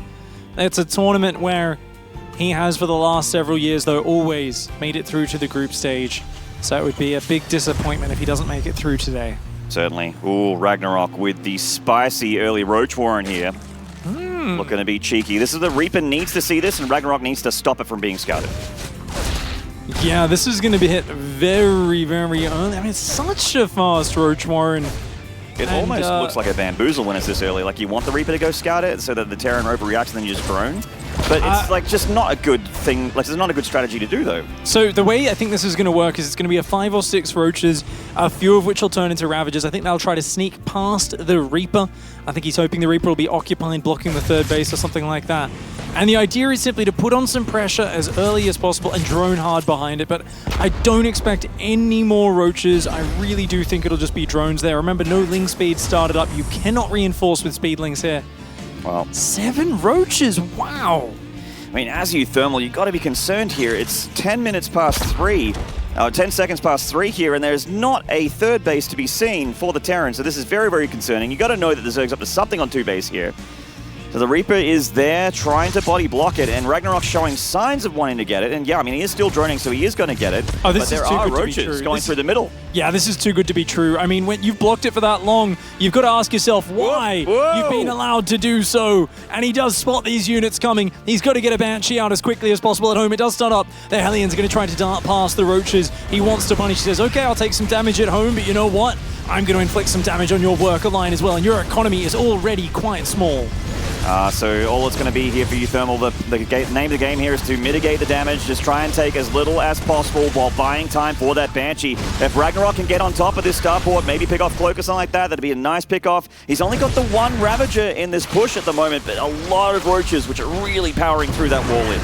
Indeed, doing some good damage. The Hellions have pulled back. No SCVs really falling just yet, though. That first Banshee finally about to hit the field, but the Roaches and Ravagers in the mineral line. And a good call by uThermal. He says, evacuate, don't stand and fight. That's what they want. They want to have SCVs easily focus downable. And I like the counterattacks as well, adding 1 more drone to the kill tally. The Roaches moving their way back down to the natural where those SCVs are. A ton of mining time, of course, has already been lost by uThermal, and he's going to lose some more. That's right. I mean, he is losing quite a few SCVs here, but it is playable as long as he doesn't lose too many more here. The Banshee is going to get rid of these Roaches eventually. The SCV is still mining. These 4 Hellions cycling around, making sure that the 3rd's not going to be saturated, at least not without a fight. And down go the Roaches for Ragnarok. So uThermal down 7 workers at the moment. Down, but certainly playable. The denied mining time hurting quite a bit as well. Yeah, of course, losing those supply depots on top of the ramp means he does butt into his supply cap just a tiny bit here. But what's there to defend on the backstab? A few slow Zerglings, a couple Queens, and there's a good Hellion count out, a few Banshees as well. Yeah, these drones are dead. Yeah, you're definitely not allowed to drone and micro and mine minerals, from that 3rd base just yet. Cloak Banshee rolling on in here to help out with the Queens. There's already a Spore Crawler for Ragnarok, which burrows very quickly, offering detection on that Banshee so that the Queens can pick it off. Then lots more Hellions rolling in here. Once again, just slow links for Ragnarok. He's starting to squeeze out a few more Roaches as well. And uThermal using the Banshees to zone back. That Spore Crawler needs to be moved again. You've got to help out with the Banshees. Wow, those Banshees just holding that area between the bases. They say, okay, you're going to go up to the 3rd. We're going to micro around. uThermal trying to get a lot of damage out of this. He's got to catch up. Kills a Queen with the Hellions. Gets 6 drones as well. These Banshees really paying for themselves. They're still pretty healthy as well. And killing Roaches. Yeah, this is awesome damage from uThermal. Using those tech units that he had out, he had an economic disadvantage, so he had to do something. And this is indeed going to be it. The Banshees up there. Oh, I mean, those Queens so deep in the red, so tempting. Oh, just get the Queens just like that. And now just 2 Banshees and a world of trouble here for Ragnarok. He's left with not any defense at all. This was really sloppy from Ragnarok. He didn't need to get over to this 3rd base straight away. I do think he should have been more patient and moved this Spore Crawler over. Now he moves the Spore Crawler over to this middle ground. but things have already gone so far off from what he wanted to be happening this game. You know when you're pulling drones against Hellions, it's not a good sign. Yeah, this counterattack's been absolutely devastating for Ragnarok. I don't even know how else to describe it. uThermal looked like he took a bit of damage there. He was certainly down against Ragnarok, but Ragnarok caught without any defenses. Great ring around the rosy there with a Hellion, which eventually goes down. But he's bleeding out every single drop of damage he can get out of these units. A brilliant counterplay from uThermal. Yeah, that's just awesome to see. And uThermal double eBay 4 more barracks on the way at home. The 3rd command center already moving down to location, and he's got a tank sieged on the high ground for safety. A fantastic follow-up, and works his way back in despite being way behind on the economy in the start of that game. Now, as much as that was incredible damage, hats off for Ragnarok for just continuing drone production and somehow still having a 10-worker lead at the end of that. He just lost so many units, he lost so many queens, and yet he's even rebuilt his queen count to a decent number. His macro did not miss a beat in the middle of that. Yeah, I mean, the queen count getting back up there, the drone count getting back up there. With the way that works, though, you're putting a lot of resources into replenishing those drones, so things like your upgrades and your tech are just really not impressive. Bailing Nest just about to finish up. Double Evo still not done here, with 1-1 already on the way for the Terran. And I saw uThermal's main earlier. He's got 5 barracks worth of production, Pig. There is going to be a big swell in army for the Terran very soon. Yeah, 1-1 just now starting with that Baneling speed. Very important to get out Baneling speed. It is one of the most impactful upgrades in this matchup against Bio. The ability to close the distance with those Marines, get on top of them, and at the same time dislodge any of those tanks or Widow Mines that are sieged up with them. Going to go for the 4th base on the northern side as far back as possible, despite it being a little bit exposed by the bridges in front of it. And Ragnarok going to start to set up a little bit of map control with some of those Zergling spotters. Morphing his Banelings here defensively, knowing that around about now is when the Terran is going to try and do something on the map, and he's dead on correct here as uThermal cycles down the right side. His patrolling Ling spots it, so Ragnarok consolidates his forces. He's got some Ravages, he's got some Banelings here. His army looks all right, like the composition looks good, but does he have enough? Not a lot of creep spread down here at all yet. Only 1 tank, but there's 3 Ravagers. Very dangerous, of course. The corrosive bile can be massive there. Ling's already looking for the backstab as well. They want to come around behind. They're going to flank this. He's quite exposed. Ooh, he's gone in on the left-hand side, I think, with a drop at the same time. That's hitting the natural. Maybe it was the Banshees from earlier. Here we go, the Ling's coming in, but the Marines are there. Ooh, good, not strong. Yeah, getting a couple drones, very nice. 1-1 done for these Marines. Ragnarok going to try and come from both sides here. The Marines are going to try and escape, and they're going to get the medevacs and get out of there, letting the tanks take the brunt of the damage there from the Zerg, keeping all the Marines alive as they are basically the unit that he has put into all his upgrade and investment into. He's got 2-2 on the way here, and Ragnarok with a pretty fast hive considering the start of this game, and a very nice Baneling connection. Tons of Marines went down. Well worth it, though, I think, for uThermal to be putting that micro into this Banshee. It's got 9 more worker kills. It's keeping that worker count very close, and barracks 6, 7, and 8 are on the way. They're almost finished. 2-2 started. We are going to see a large, never-ending wave of bio coming across this map. Now, remember, uThermal has given up 2 of his early siege tanks. He's playing 1 factory into 8 barracks. This is a very aggressive style. It does not do well once you are up against Ultralisks. And with the fast hive that's already almost finished, uThermal has a narrow window of time where his 2-2 is done and the Zerg doesn't have the Ultralisks just yet. He has to make stuff happen in that time. And uThermal, the momentum master that he is, he's not even waiting to add tech labs or reactors on those last barracks. It's just pure extra marine production. That tells me he knows that he wants to hit really hard across this map. And bio is his bread and butter here, getting those Marines on forward. Ragnarok bringing in the rest of the Banelings. uThermal will let the pick up and get out of there. Nice control there from uThermal. But when it's going to get scary for Ragnarok is when uThermal is hitting at 2 places at once, which is something he's extremely good at. And Ragnarok's army, it is powerful when it's together and not very powerful when it's split up, which you will need to do when there's 2 drops coming in from 2 spots. That natural could be wide open here as uThermal moves through the left side of the map. This side actually getting cleaned up quite a bit, so the right side maybe not a concern for Ragnarok at the moment. uThermal here, he's trying to tax and just wear down Ragnarok with these drops. The double drop being very useful, but it is now time, I think, to start moving out for uThermal. He's building missile turrets. I think he thinks there might be Mutalisks coming. but it's actually, I think, definitely something where that Hive Tech is beginning to get a bit scary. The 2-2 slowly working for Ragnarok, getting closer to halfway. The Adrenal Gland starting up, Viper's now out and consuming energy off those buildings. uThermal's got a gigantic army. He has a monstrous Marine count. This push has got to do something. I feel like it might though, man. Like Ragnarok's gone in a Hive, but we haven't seen an Ultra Cavern just yet, and he made a couple Vipers, maybe expecting more tanks. But like you mentioned earlier, there's only one factory worth of tank production. uThermal's putting his eggs into the bio basket here, something that Vipers are really not that good against. Yes, you can Blinding Cloud and mess up the micro a little bit, but I mean, what are you going to yoink here? A Medevac? One of those 3 tanks? Yeah, Parasitic Bomb and the Medevacs, not bad to wear them down in the long run. But right now, right here, it's not going to do that much. And look at that, those Marines just standing in position right there. The 4th base mineral line has already been evacuated.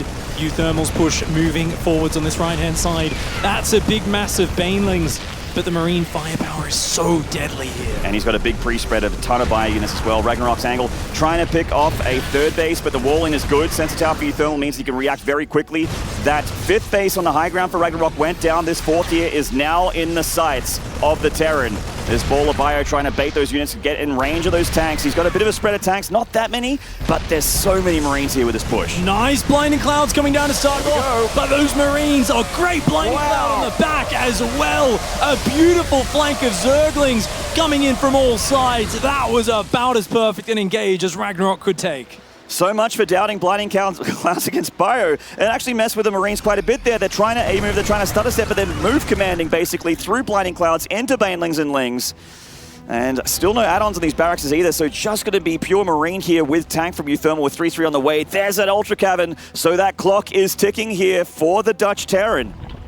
Happy to see he's paused Medevac production for now. uThermal has a ridiculous Medevac count in this game. Yeah. This is one of his things. He always talks about how sometimes he gets a bit excited and builds about 25 Medevacs as has no supply left for his army. Instead this time pausing right where he wants to on 13 Medevacs. It's on the heavier side, but still a good number. He has still got a lot of that bio production. Tons of Marauders being added into the mix. Yeah. 5th Command Center on the way as well. Would love to see those extra barracks. Nice target fire, by the way.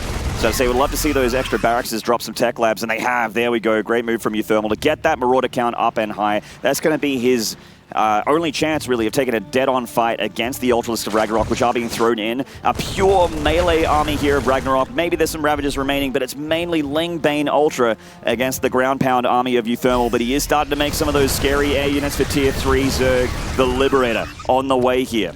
Only a couple for now, but they are so integral, as you said. Just a quick pause here from uThermal. No doubt some sort of small technical issue that does need fixing.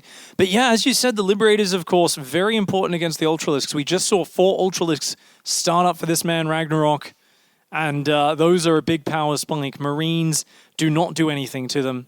They basically heal them. Yeah, it's it's like throwing pebbles at a tank in real life. It doesn't do a lot. You know, Liberators coming in are nice, but I think at this point it becomes very much about, you know, trying to open an area on the map, trying to find some momentum. And uThermal, I mean, he's very much been in the driver's seat so far in this map. It's just a matter of can he actually close it out. You know, he's pushed the creep back. He's kept his opponent in a corner, but there have been no mortal wounds just yet. And now with the pressure on, and a pause at potentially a crucial moment, both players are going to have to work very hard to stay focused under pressure. Yeah, very tense moment here in this game. You know, the momentum's just ground down to a halt, and you need to sort of, you know, especially as uThermal is the player that seems to have the issue here. You have to just put that issue to bed and just get back into your game plan, because your entire flow of the game has been upset by some kind of, you know, in-game issue that's not your fault. So, yeah, we're looking forward to seeing this one resolve. Keeping an eye on it for you guys. We'll keep you updated as time goes on. So at the moment, it looks like a pretty close game between both players. Considering the start of this game, you know, a big dedicated roach attack, tons of SCV damage, then uThermal counterattacking, getting almost 30 drones worth of damage with just a handful of Hellions, 2 Cloak Banshees in between the natural and the third. I hope that clip is being shared already of that Hellion just running circles around those minerals with the Banshees overhead. There's something so comical about that, and that's so Mark. That's such a uThermal thing to micro that last red hit point Hellion in circles and get a ton of extra damage because of it. That's that micro-oriented flair that really does define him as a player. And we are deep into the late game here. It's just really, you know, both players have recovered and gotten themselves into such a strong position. Of course, it can just turn on the head when you have that bio ball, Baneling connections, getting sandwiched by ultras. All those things can just end the game. And likewise, on the Terran side of the map, the Zerg overextends, takes a bad fight, or they keep spending their bank. They keep going hand to mouth with their money. They don't get to sit at max for too long. If a Zerg doesn't have a bank in the late game and the Terran takes one good fight, they can just steamroll you and it's all over. We've seen that happen recently in some of the online cups, actually, for uThermal.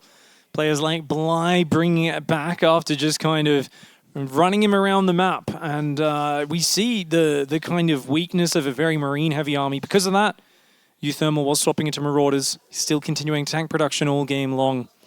But yeah, this is always so tense. I mean, restarting from this point, oh, so many players struggle with this. It's like you have to go from zero right now. No APM, no actions, and not just that, but every player when they're playing StarCraft, they actually have like a list of things they need to do and things they've already done and a kind of timing sense of when those are going to kick in. And a pause like this, it makes you very hard to sense, wait, when exactly is my 3-3 going to finish? Is that kindness plating? Did I remember to start that? Yeah. Do I have ultras on the way? You know, did I just queue up 7 overlords or should I build them now? It's a very weird thing. It's like a unique skill in of itself, something which I'm sure as StarCraft continues to develop, we'll start to think up more and more ways for players to actually prepare themselves for this scenario and actually make sure they have a way of mentally resetting, because it can be the jolting start getting back into the game after a complete pause. Yeah, serious issue here for uThermal. We're wondering what it is. Yeah, we have no information here at the casting desk, I'm sorry to say. And Ragnarok even opening up Twitch, I saw there, he's just like, what's going on? What's my opponent up to? Like, what's the issue here, just out of curiosity? Probably shouldn't be opening Twitch, but it's like, easy there, mate. Stick to the TL forums, read some nice comments from the There's no fans. game information for him here. It's just uThermal talking to admins. Yeah, of course. Definitely, we are actually hearing the issue is still yet to be resolved, guys. We're going to get more information in just a moment. Don't go anywhere, guys. We're going to take a very quick break. We'll be right back and resuming this series.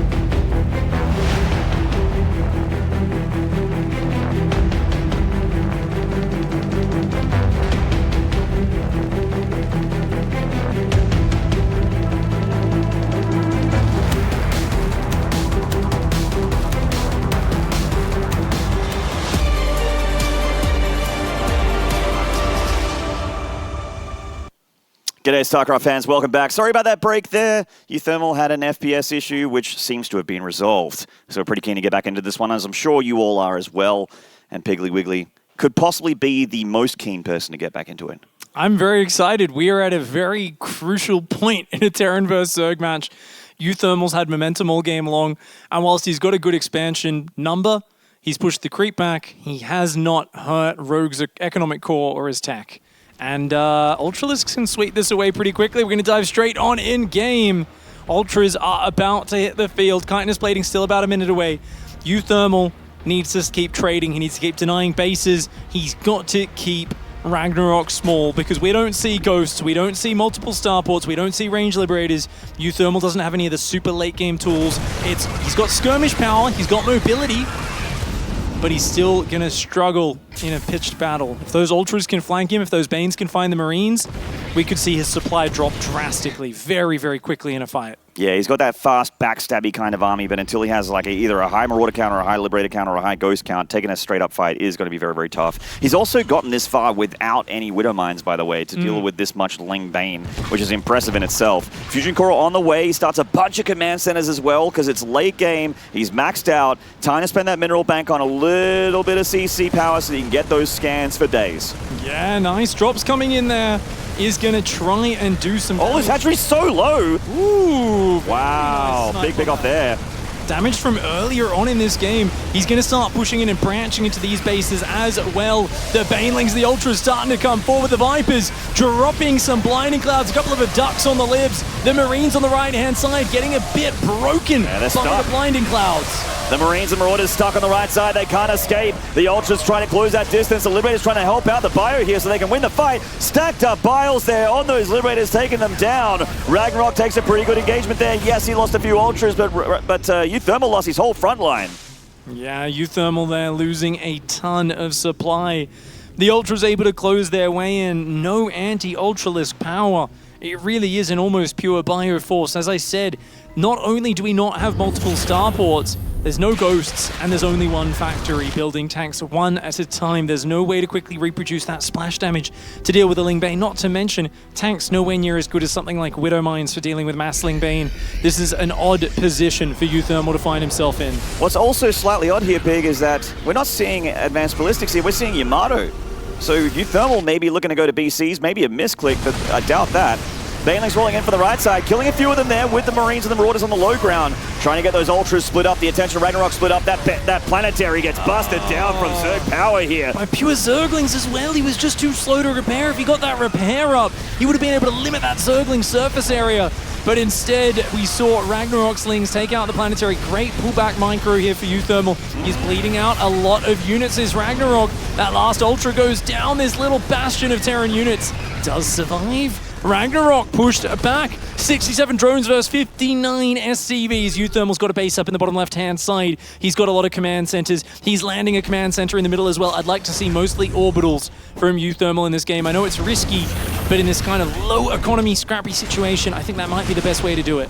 And getting the Planetary was huge there, but that felt like almost the overextension of Ragnarok in the end. Losing those Ultras, those Lings, of course, stuck around with the Bio kind of having Liberator support. I'm pleased to see more Vipers here from Ragnarok. They've been doing money for him in this game so far. Liberator harassment up here, a quick reaction from Ragnarok. Hasn't lost anything just yet, so this is moving that Queen around.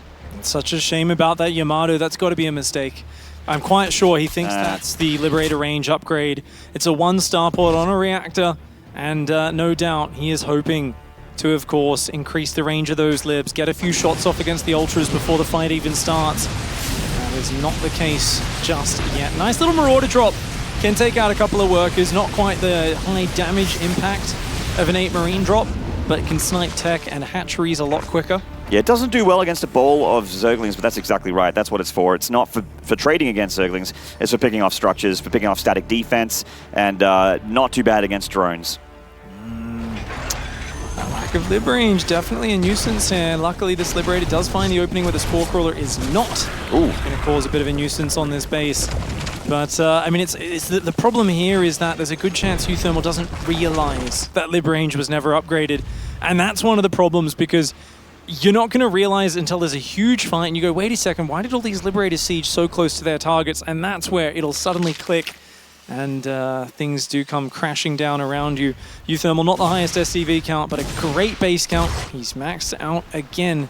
139 army supply to 106 of Zerg. That is a huge Terran force.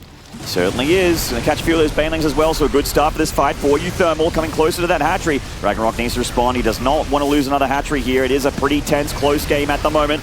All those Corruptors coming from the right side for that Liberator field, but in come the Marines from the south. The Corruptors are going to go down. The Vipers go down as well. Those Libs quickly re-sieging here. That's a danger zone. I don't think the Ultras can come down there, mate. The meat grinder. Now uThermal with a ton of bio left over. Looking to pick another fight here with Ragnarok. Going to have to leapfrog those Liberators further closer to that hatchery.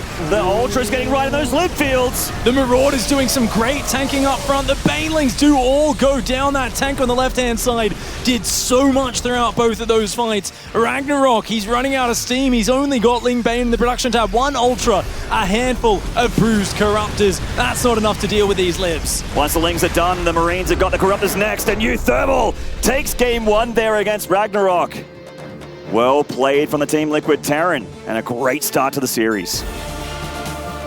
That quick turnaround, nodding, no doubt. He's got the cheer squad, bit of a smile as well. Thumbs up from Mark, and that's a good win for him. Really nice to see that he was able to carry that momentum through. If there's a map that I think favors Mark's style, it is that map we were just on, Ephemeron. It's a small-sized map. The bases are quite spread out.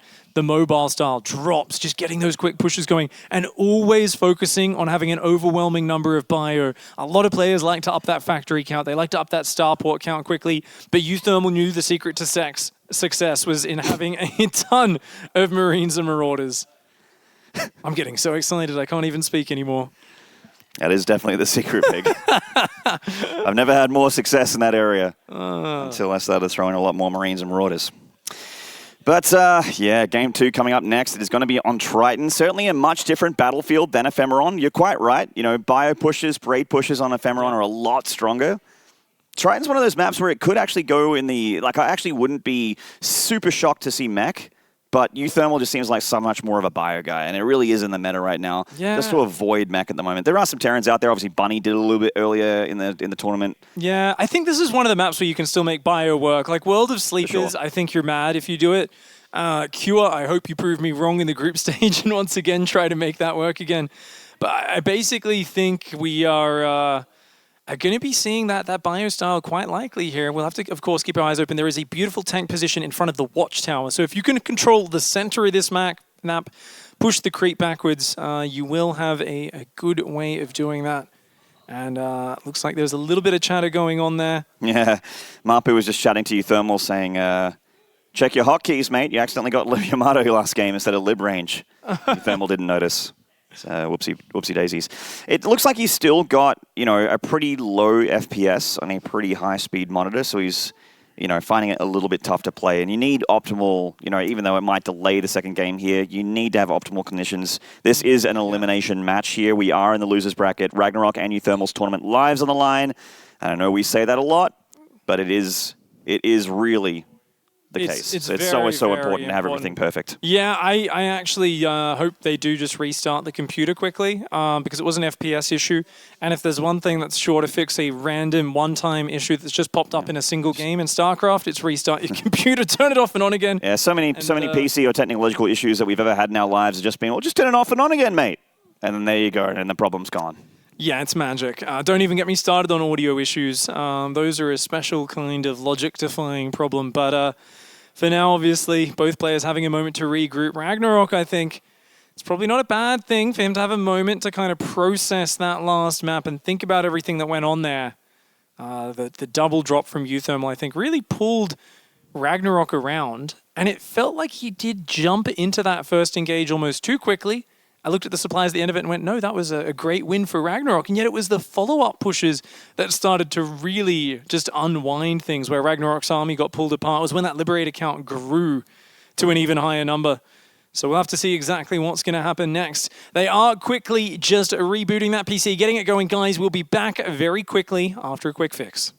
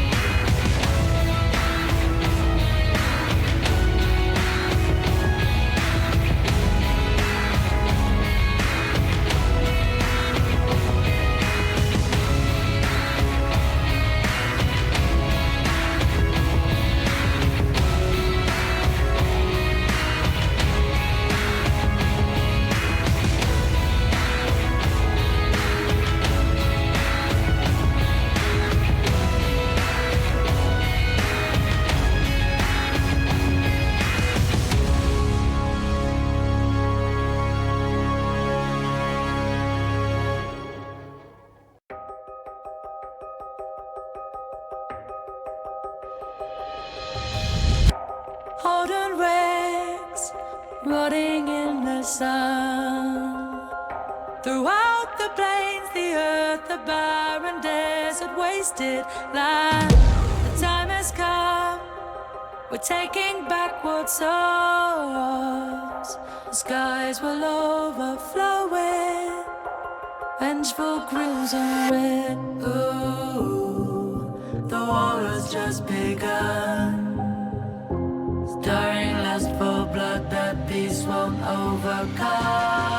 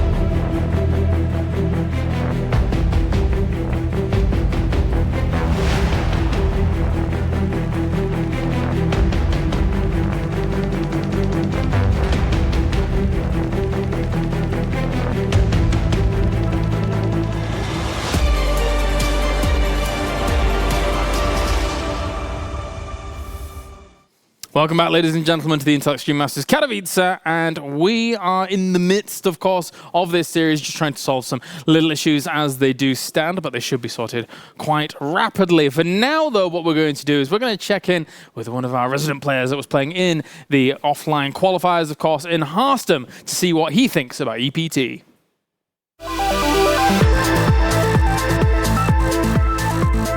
Obviously, I'm very happy with the 3 years of stability that we have now. And I think the system looks very good as well. Basically, all the feedback we ever gave on the WCS system has now been improved in the ESL Pro Tour. So yeah, I'm very happy. 3 years planned in advance as well. So yeah, good life. I'm very happy with representing Team Liquid. It's of course one of the biggest teams in the world. I've had very close contact with a lot of their players for a long time as well. So I feel very at home, and I felt very at home from the start as well, as I basically knew everyone already, whether that be staff or the players. We always got along well. My short-term plans for the future is I'd definitely like to either get into a final or into a semi-final of one of the EPT stops again. And in the long term, I don't really plan too far ahead, but short term, definitely get a higher level again. It's always difficult to predict stuff. I mean, Serral is a pretty safe bet, obviously. I think Raynor is very good again as well. So Dark, I think these three are the guys to look out for. And then there might be a couple of guys who, of course, have some chance. Trap, I'm very curious to see Cure's form as well, as he's been killing it online. But yeah, the main three guys I would watch are Serral, Raynor, and Dark.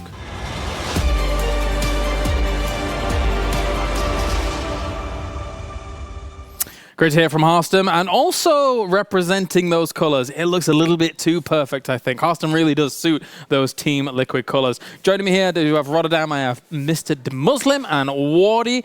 Gents, in fact, especially you, Rotterdam, I think you'd probably agree with me that Harstem does suit the Team Liquid colours. Oh, absolutely. No, I thought it was a really cool pickup. It was not one that I expected. I thought Clem was a little more logical, you know, like a young, very ambitious, very talented Terran player. It makes sense, right? If Team Liquid wanted to expand the roster, Clem is one of the first people that you were going to look at. Harstem surprised me a little bit more. Obviously, he's a really good player, but he's been around for so long. And I was like, this kind of came out of nowhere, but I'm very happy with it. I think everyone in the scene loves Harstem. He's a great streamer. He's a fantastic Protoss player, obviously, and I think he fits really well in the team. Well, from one Dutchman to another, currently uThermal is one game up here in this very important match to Muslim. What have you made of the game, the series so far? Actually, I think they've both been playing pretty darn well. The Roach Rush was a nice start to a game, just to throw off your opponent a bit, but Mark's counterattack did so much damage. When his whole army got demolished by Ragnarok, I was a bit like, oh, I hope this isn't the start of uThermal tilting a little bit. But he kept composure, came out with a new army with the Liberators and the Marauders, and ended up taking a nice game one. I'm a little nervous to see how they both handle this little bit of a pause, because it felt like that kind of knocks out the momentum out of uThermal a little bit and gives Ragnarok time to kind of breathe and recompose. Especially since I suppose he, even halfway through that game, had that kind of little moment where he's like, hey, there's an issue here, guys. Come on, can we get this sorted out? Wardy, what have you made of it so far? It was a really fun game, right? Especially kind of what I thought from uThermal. Getting some bio play, bit of a lead early, gives him that momentum that he loves to play with, because then he's just always pushing. He's always trying to be aggressive. He keeps on attacking. It's exactly what I expected from uThermal. And it got a little close, especially from the lead he had. I thought it would be easier to close out, but he got there in the end. And I think it's going to be a great second game as well when we get into that. Nice.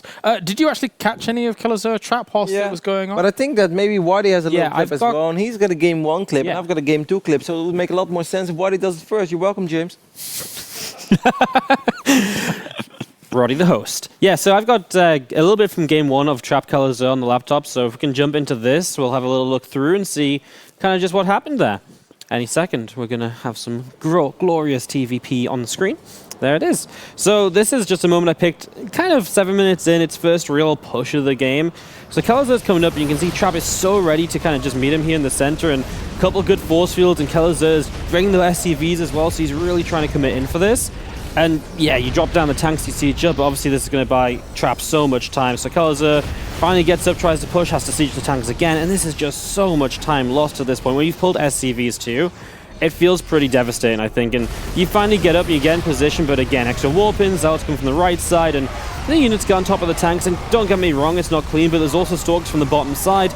But look at what happens here. Kelazur comes out, he's down half the worker count. He's got a bit of an army advantage, but when you do this kind of attack, you're looking for a huge army advantage to overwhelm and keep pushing in. That just isn't there. Very close, but Trap did a lot of good things to buy himself the time. It's kind of a funny situation when you're doing a 2-base all-in and your opponent has 30 more supply than you. Yeah. But yeah, I mean, Trap obviously handled that pretty darn well. I've got a little clip out of game 2, James, don't you worry. So the second game was played on Nightshade. It started off very standard. Trap went quick 3-base with Blink Stalkers defensively. Kelazur tried to drop, didn't really do any damage. Actually, it got shut down really hard. Then he tried a follow-up push. Didn't really get that much done either because Trap was just ready for it. And then we're fast-forwarding a couple of minutes into the game, and then I've got this Protoss Joy for you. As you guys can see, Kelazur obviously in trouble in a game like this, right? He's down 45 supply. This is what happened so far in this game. Apologize for that. 22 SCVs going down, only 3 probes. So it's just been a very clean game up to this point. It's actually hard to remove this. It doesn't always go away. No! Let me just... Oh, this is so frustrating. Like, I know how to move it, but we have a drawing. That's on the... Okay, now I think we're good. Yep. So here we go. And we're fast-forwarding. Kelazur realizing that Trap's army is actually a little bit stronger than he's ready for at this point. And Trap is like, yeah, I'll take this fight. Look at that War Prism, James. Look at it. Look at it. Oh. What do you think, Ben? Isn't this beautiful? No words, man. Nothing. Sorry, there was just too much laughter in the stadium. But like, this reminds me of my Bling days, actually, when he used to do this kind of stuff to me. But no, that was revolting, actually. But yeah, Brit versus Brit rivalry. I remember that. Yeah. Yes, yes. Yes, it was horrible. That is a really sad moment for Kelazur. Also, the War Prism came like over the cliff, so it was kind of very hard to EMP it correctly. You saw Kelazur trying there, but yeah, I think Kelazur actually had a pretty decent showing this tournament, though. Like he beat quite a few decent players and started off beating Vindicta, right? It's kind of like old school against new school, and he did put new school kind of in his place. I'm like, you're good, young man, but you're not Kelazur good yet. So. And he almost beat Dia. Like he was 1-0 up against Dia, which was quite an upset. I mean, he went through the winner bracket, pretty uncontested. Yep. No, I think overall a good showing by Kelazur. We know that he's also focusing on studying and stuff like that, but to still come here and make it into lower bracket, round 4, pretty damn impressive. Yeah, definitely. It's unfortunate that we've kind of ran into some slight hiccups here towards the very end of the day. We can take another look at the storms, actually. Shall we do it one more time? Come on. Ben, do you want it? Yeah, Ben is ready for it. He just walks off This stage. is just for all the Terran fans out there. Come on, production, one more time. Let's go to the laptop. One more time. One more time. We can do this. Laptop one. Come on. Let's just put it on repeat. Come on. I think we can just put it on repeat. Can you do that? Until the next series is ready. Ben, in slow motion for the you. slowest motion. Ben, are you there? Kevin, you're disgusting.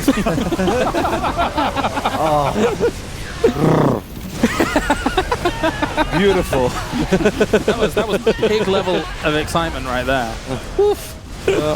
I was always wondering where those sounds came from that Pig keeps making when he sees a couple of roaches hugging each other, but I'm starting to get it, guys. Delightful. Yeah. I have no more updates as to whether or not we are going to be going to the game just yet. So, Wardy, how have you enjoyed your offline brackets so far here, being one of the new boys to the desk, etc.? It's been really fun, right? Yeah. We've had some really good games on both days. Yesterday kind of slowed down a bit after we had Showtime Hero Marine, but today I feel like we've had great game after great game. There's been a couple faster wins, but overall it's just been great fun. We've had some good laughs. That's definitely one of the things. Yeah. I think not a lot of people understand just quite how many laughs we have when it comes to being at these tournaments. A couple of great clips coming out of the Intel Extreme Masters so far. Not just the mainstream. I mean, Wardy's clip was great. That was good. But I gotta give to my boy Grant as well, though. Grant had an absolutely fantastic clip. Shout out to the dog, too. Sorry, Grant. We love you. It's been good. Phenomenal. Yeah. All right. It's time for a break. I can hear that guy giggling over there as well. Definitely time for a break. We'll be back after this, hopefully with game number 2 of uThermal against Ragnarok to see if we can keep giving him the slappy.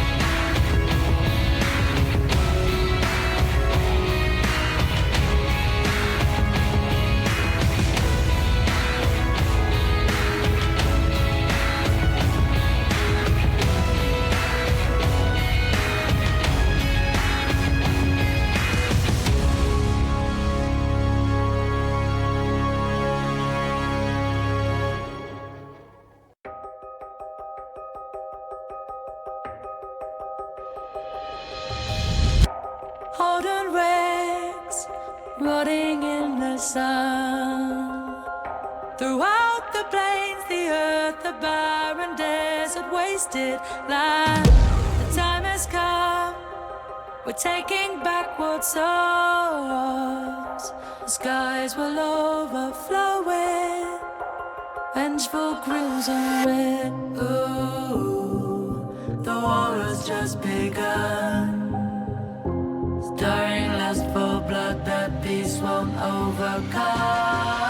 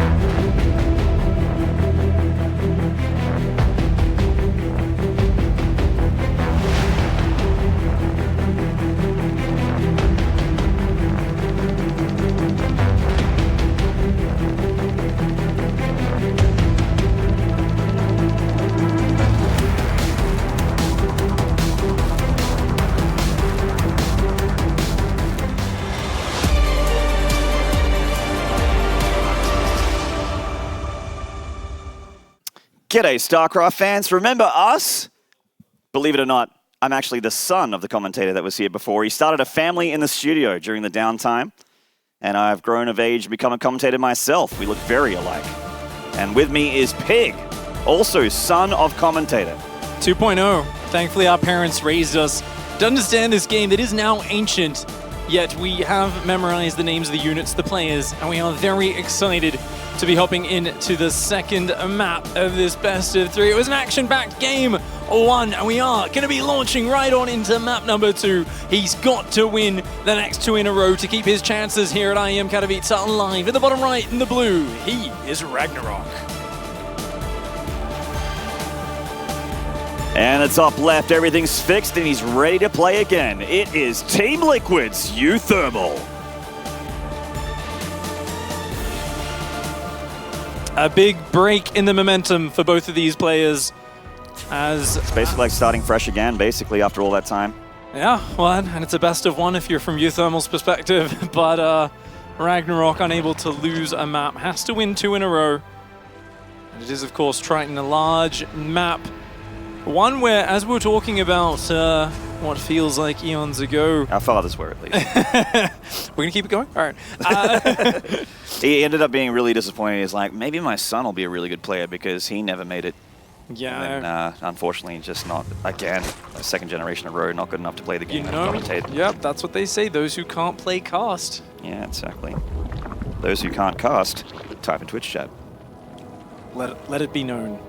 Let it be known. It is known. I have spoken. So interesting areas on this map to pay attention to. If we do see Bio up against the Zerg, is this watchtower low ground in the middle of the map is really an important area, because as you push forwards, if you can control this area and get rid of the creep spread, there's lovely ledges on it. And also down towards the actual 4th base, there is a kind of area across the cliff where they can siege up on that high ground in the top left of our screen and reach over and cover, and you can start to kind of branch into the Zerg's territory. So that really seems to be the key to success on this map for the tank pushes. But you know what? We've seen our fair share of mech here as well. Those battlecruiser openings, very common. Hellions darting around the maps. Hellion Cyclone in the case of some players as well. All very interesting options. It's definitely not a terrible map for it, but I think that if uThermal goes with that tried and true, the bio-tank composition, like you mentioned, there are some very good spots if you can nestle your tanks in there when you're starting to push the Zerg, especially if you can get the block off on that 3rd base on the on the edge of the map and force the Zerg to expand in a triangular pattern. That's a very strong push location for the Terran.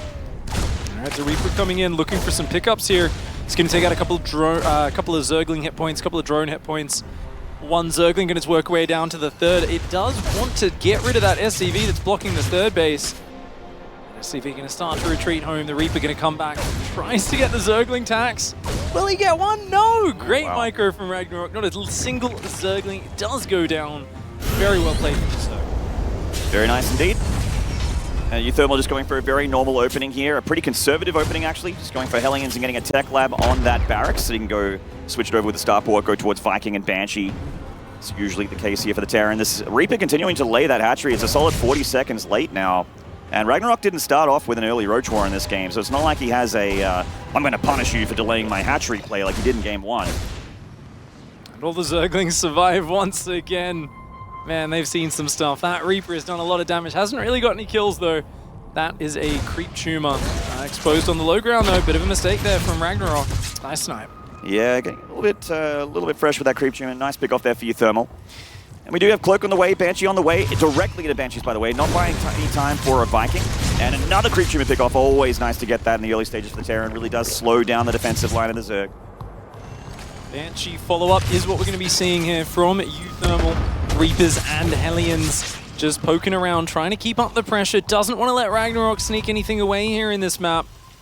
And it's one of the safest openings you can do as a Terran as well.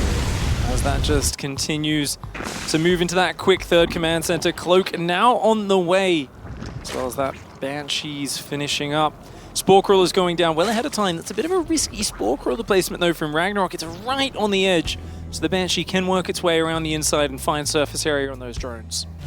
Certainly can, and Banshee number 1 is going across the map. We do have the extra bit of production going down for uThermal. It is going to be Bio here in this game. Ragnarok getting that Baneling nest down pad. It is going to be done very shortly here, so we can get some Banes up to handle the Terran army. uThermal just going to keep up these Hellions alive as long as he can, trying to slow down the Zerg, picking off creep trimmers, drones here as a dream scenario. Banshee #1 going down the south side of the map here. There's no second Banshee hitting at the same time, so Ragnarok can concentrate his defenses. Spore's not done just yet, so he might be able to get a drone or two and then leave. Yeah, not bad. Does take out 2 workers and evacs over the high ground. Gets between the rally points. Is going to find a few more workers. Nice. Trying to transfer. Nicely done. Yeah, 4 drones here with the Banshee, and the Banshee not really getting dealt with either. Very, very nice for the Terran. It's only a smaller bit of drone damage, but it's chip damage, right? Just like you would talk about in a fighting game. A little bit here and there can definitely stack up as time goes forward, especially at this level. Yep, those Banshees just continue to zone here and stopping Ragnarok from properly transferring down to this base. That lair is not finished, which means Overseer's unable to be made just yet. And things are looking a little bit weird there. Yeah, the second Banshee showing up in the main base now. uThermal sort of cycling around into the watchtower here with those Hellions. The Banshee's still finding more damage here. That Queen exposed a little bit as well. She can fight back. The Banshee in detection range, just pulling back now. And yeah, this has been a little bit of an annoying bit of harassment for Ragnarok. Not game ending, of course, but still just a bit here and there. Yeah, he sees the double Evo going down. Terran's upgrades a little bit further along as they generally are. These Banshees of uThermal do survive for a long time. Finally does go down there, but not before. There is quite a few losses on the side of Ragnarok. More drones. Of course, the 1-1 advantage goes here to uThermal. That's going to open up a few potential timing attacks. It's always interesting to see the different sorts of games that come out with those upgrade timings, because it is so important. When you're talking about Marines and Zerglings, these kind of low damage units, but they attack very quickly. Every upgrade, every +1 damage actually makes a huge difference, and it really does help out there.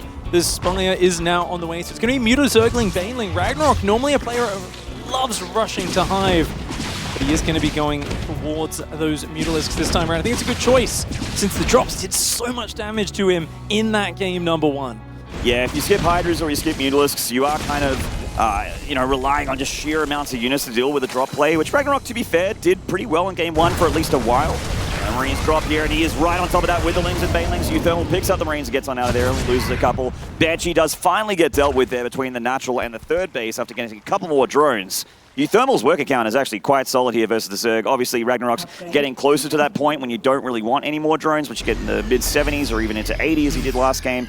uThermal, also not too far away from being done with workers. He's getting that 4th base up right next to 3rd. A couple Banelings rolling in from Ragnarok, but looks like they're just going to die to the siege tank in that mineral line.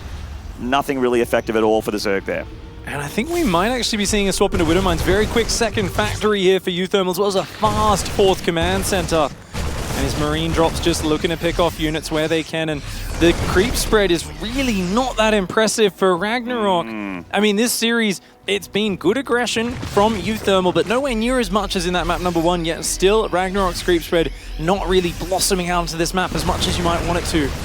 uThermal's Marine count over here, nestled inside that mineral line just to make it tough for the Lings and Banelings to get surface area. He's going to try and drop it to the main to expose those Mutalisks on their lonesome. Mutas don't want to directly engage the Marines. They want the Lings and Banes there to help out. And meanwhile, uThermal in the main also pushing back creep again here, making a worse creep spread even worse as time goes forward with those Marines and scans. A couple of Mutalisks do go down. I think it was maybe only just one, but uThermal, good target fire, good focusing as normal. And the Thors are on the way. The Drilling Claws upgrade is coming, Widowmines coming out, and a 4th command center already floating out of the location. uThermal here wants to get a parade push going. He knows there's a long time till that Hive comes out. And these Mutas, they're good for shutting down drops, but if he can just rally across the map, he's going to have an overwhelming Terran push. And remember that 2-2 upgrade, very nicely timed for uThermal. It is about 30-40 seconds ahead of the Zerg's 2-2. It is quite far along. We've got a small pocket of Marines out here as well to try and catch those Mutalisks, but Ragnarok, quick response there, paying attention, thankfully for the Zerg player. And we do have that second factory kicking in with Drilling Claws. uThermal even squeezed out a Thor, taking the Mutalisk threat very seriously. But keep in mind that the Widowmines aren't just great against the Mutalisk harassment. Also, when he does begin that parade push, Ragnarok is just on Ling Bane on the ground. And Marines with Widowmines are absolutely devastating that ground army if Ragnarok doesn't control very, very perfectly. The Mutas and the Zerglings regain control of the center of the map, but the creep spread has been massively delayed there. It is, though, starting to blossom out on the edges, and that is why it's about time uThermal got moving. He's got a 5th command center on the way, tons of Marines and mines, a couple of Thors as well. He's going to start moving out across this map. Just a single dropship on the left-hand side, looking to create some threat. Ragnarok looking for some huge backstabs. A massive Ling Bane in the top right of the map. That 4th base so exposed. Certainly is. That is so many Banelings. He could absolutely bust down this planetary if he wanted to commit, and he shall. Down goes the planetary, forces a cancel on the 5th. And uThermal is pushing to the north side. Not going to let Ragnarok get away with it for free. Those drops starting to move forward. The one on the bottom left is down there. It's going to slowly get cornered, but he's moving forward. He's within hitting distance of the 5th. uThermal's 3-3 now on the way as well. He's rebuilding at least one of those command centers that went down. And there we go, those Widow Mines, a very present danger. You got to be real wary of those as Ragnarok. The Banelings actually coming in a nice little spread, and quite a few of those Widow Mines bruised. There's not too many Marines left over here. These Widow Mines getting their charges off. Oh, a miscontrol from uThermal. The Marines walk straight into Baneling fire there. And uThermal's push gets cleaned up. Ragnarok actually just way too good of a trade. uThermal doesn't want to play it out. GG. And Ragnarok tying things up after the break. Things fell apart there very suddenly for the Terran. The Zerg just pulling things together. Banelings into the planetary, dealing with the drop in the bottom left and crashing through that Widow Mine spread. You know, uThermal didn't really have many Marauders up front with that, and we saw a bit of unfortunate luck with how those Widow Mines were tracking. They simply weren't firing when needed to. There is a little bit of randomness with the way Widow Mines work because they'll track onto the closest target coming at them. If that target gets shot down before they fire, which takes about a second and a half, they're going to start tracking onto another target that's close by. Sometimes it just so happens your Marines keep on gunning down the targets the Widow Mines are aiming for, and right when you need a big Widow Mine explosion on the Banelings, they're all kind of sitting there just changing targets and not actually firing. We saw, of course, uThermal, his medevacs misplaced. About 20-30 Marines running into Banelings there, trying to get inside the medevacs. A big mistake in that final battle. Yeah, an uncharacteristic micro error there for someone whose biocontrol has been legendary over the many, many years of his career. And you can see that he's visibly frustrated with how Game 2 went, but a consummate professional can delete that from his mind and reset the palette for Game 3. A good game for Ragnarok there. Definitely going to have a little bit more confidence. Definitely would want to be pressing that creep spread out a little bit more if we see another macro game in Game 3, as I think that's going to give him a lot more comfort as he progresses throughout. But he was much more stable there, looking a bit more controlled on Triton. Very curious, of course, what that third map will be. It turns out it is Zen. Wow. This one snuck on in there. We haven't seen any Zen in the broadcast. This is the veto map, man. These are best of threes. Yeah. Each player gets 2 vetoes. Zen has not made it into a single series that we've broadcast on the mainstream, I don't think, this tournament. We also learned not too long ago that Zen is going to be in the next season, so it'll be vetoed again. But I actually don't mind Zen. No, I mean, in all seriousness. It's so different. It's so different to the normal maps, right? It's hard to adapt to. It is very different, but I actually feel like, particularly for Terran fans out there, it's a pretty good map for TVZ. Like, there's a lot of choke points in there, which Terrans love. Big ledges to the edge of the main base, depending on where the Zerg spawns, to be the left or the right of the main base, for Reapers to sneak on in and to sneak on out. It's a really good map for BC openers as well. You got lots of dead space between the main and the natural to be able to park that BC where nothing can hit it unless you have an air unit. Tanks enjoy the ledges. I mean, the whole middle of this map is just choked up by ledges. There are these paths through the middle, but they're incredibly narrow, so small. Siege tanks can't fit through them until you mine out the mineral walls. So really cool to see what's going to happen in the next map. uThermal up against Ragnarok. It's 1-1 for both of the players. And one more map to go through to the final qualification match here in this bracket. Up here in the top right-hand side in the blue, it is Ragnarok. And in the bottom left, represented by Team Liquid, the last remaining Liquid player, the Terran in the red. He is uThermal. Marek Schlappy, looking to put the Schlappy down on the Zerg. Schlip, slap, slop. That is the way he does like to do it. Lots of medevac drops all over the place and just kind of moving his way through the map. I've seen uThermal play this map before. And with it was with his traditional kind of 8 barrack style, similar to what we saw on Ephemeron. at the first game of this series. You know, Bio pushing constantly across, just one tank building at a time. So wouldn't be surprised if we see the same thing here. And as we said, the base is a little bit exposed to air harassment. Things like battle cruisers can come in. But the drops as well, working their way around the backside of this map can be very, very painful. Yeah, absolutely not wrong. It's a pretty solid map for it, but I feel like when I've seen Terran play on this map, it's been more like I mentioned, sort of like the BC opener. Just seems incredibly powerful. Even though the mech gets messed with because you have that small choke point in the middle, mech can be incredibly powerful, especially when you get to those certain terrains. Mapu's showing us the rocks in the middle, or rather the minerals in the middle, that do make it awkward because you can only really fit the small units through there. Tanks don't fit, Thors don't fit, Ultras don't fit, but that ledge as well, like that cliff space with all the shrubbery around it, a brilliant spot to put your tanks when you're pushing the base there. So pretty interesting map in general, and just very different than norm. Expansion now on the way here for uThermal. Overlords, of course, for Ragnarok, keeping an eye out for proxy barracks, something that uThermal has been known for in the past. Yeah, CV Scout for uThermal gonna come across, will block the third hatchery.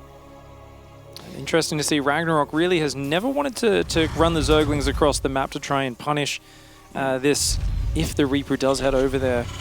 And Ragnarok seems to just be saying, you know what, I'll just build my Overlords a little bit earlier. In the previous game, this time he will send the drone over. Yeah, you really don't want a third anywhere else than here as Zerg. You can take the one out the front, but then that means that you can't really block off that mineral gap to your natural because, you know, you want to be able to drone saturate that base as quickly as possible, and that means that you're a little bit more vulnerable to Hellion run-bys, which is normally something with Zerg you can shut down. Now this time he is paying the Reaper tax. You know, Ragnarok taking a bit of damage on his Lings and actually losing a couple. Or losing one the creep tumor as well! The first one as well. That was a greedy creep tumor from Ragnarok. You are not allowed to do that. That Reaper poke back in more as a force of habit than anything else for uThermal, where he says, yeah, this forces you to make sure that you can't put the creep tumor down immediately. You've got to wait till your Zerglings are guarding it. And then I'm sure his eyes lit up when he saw that and he said, oh, you greedy Zerg player, you're not allowed to put that down until you're in position.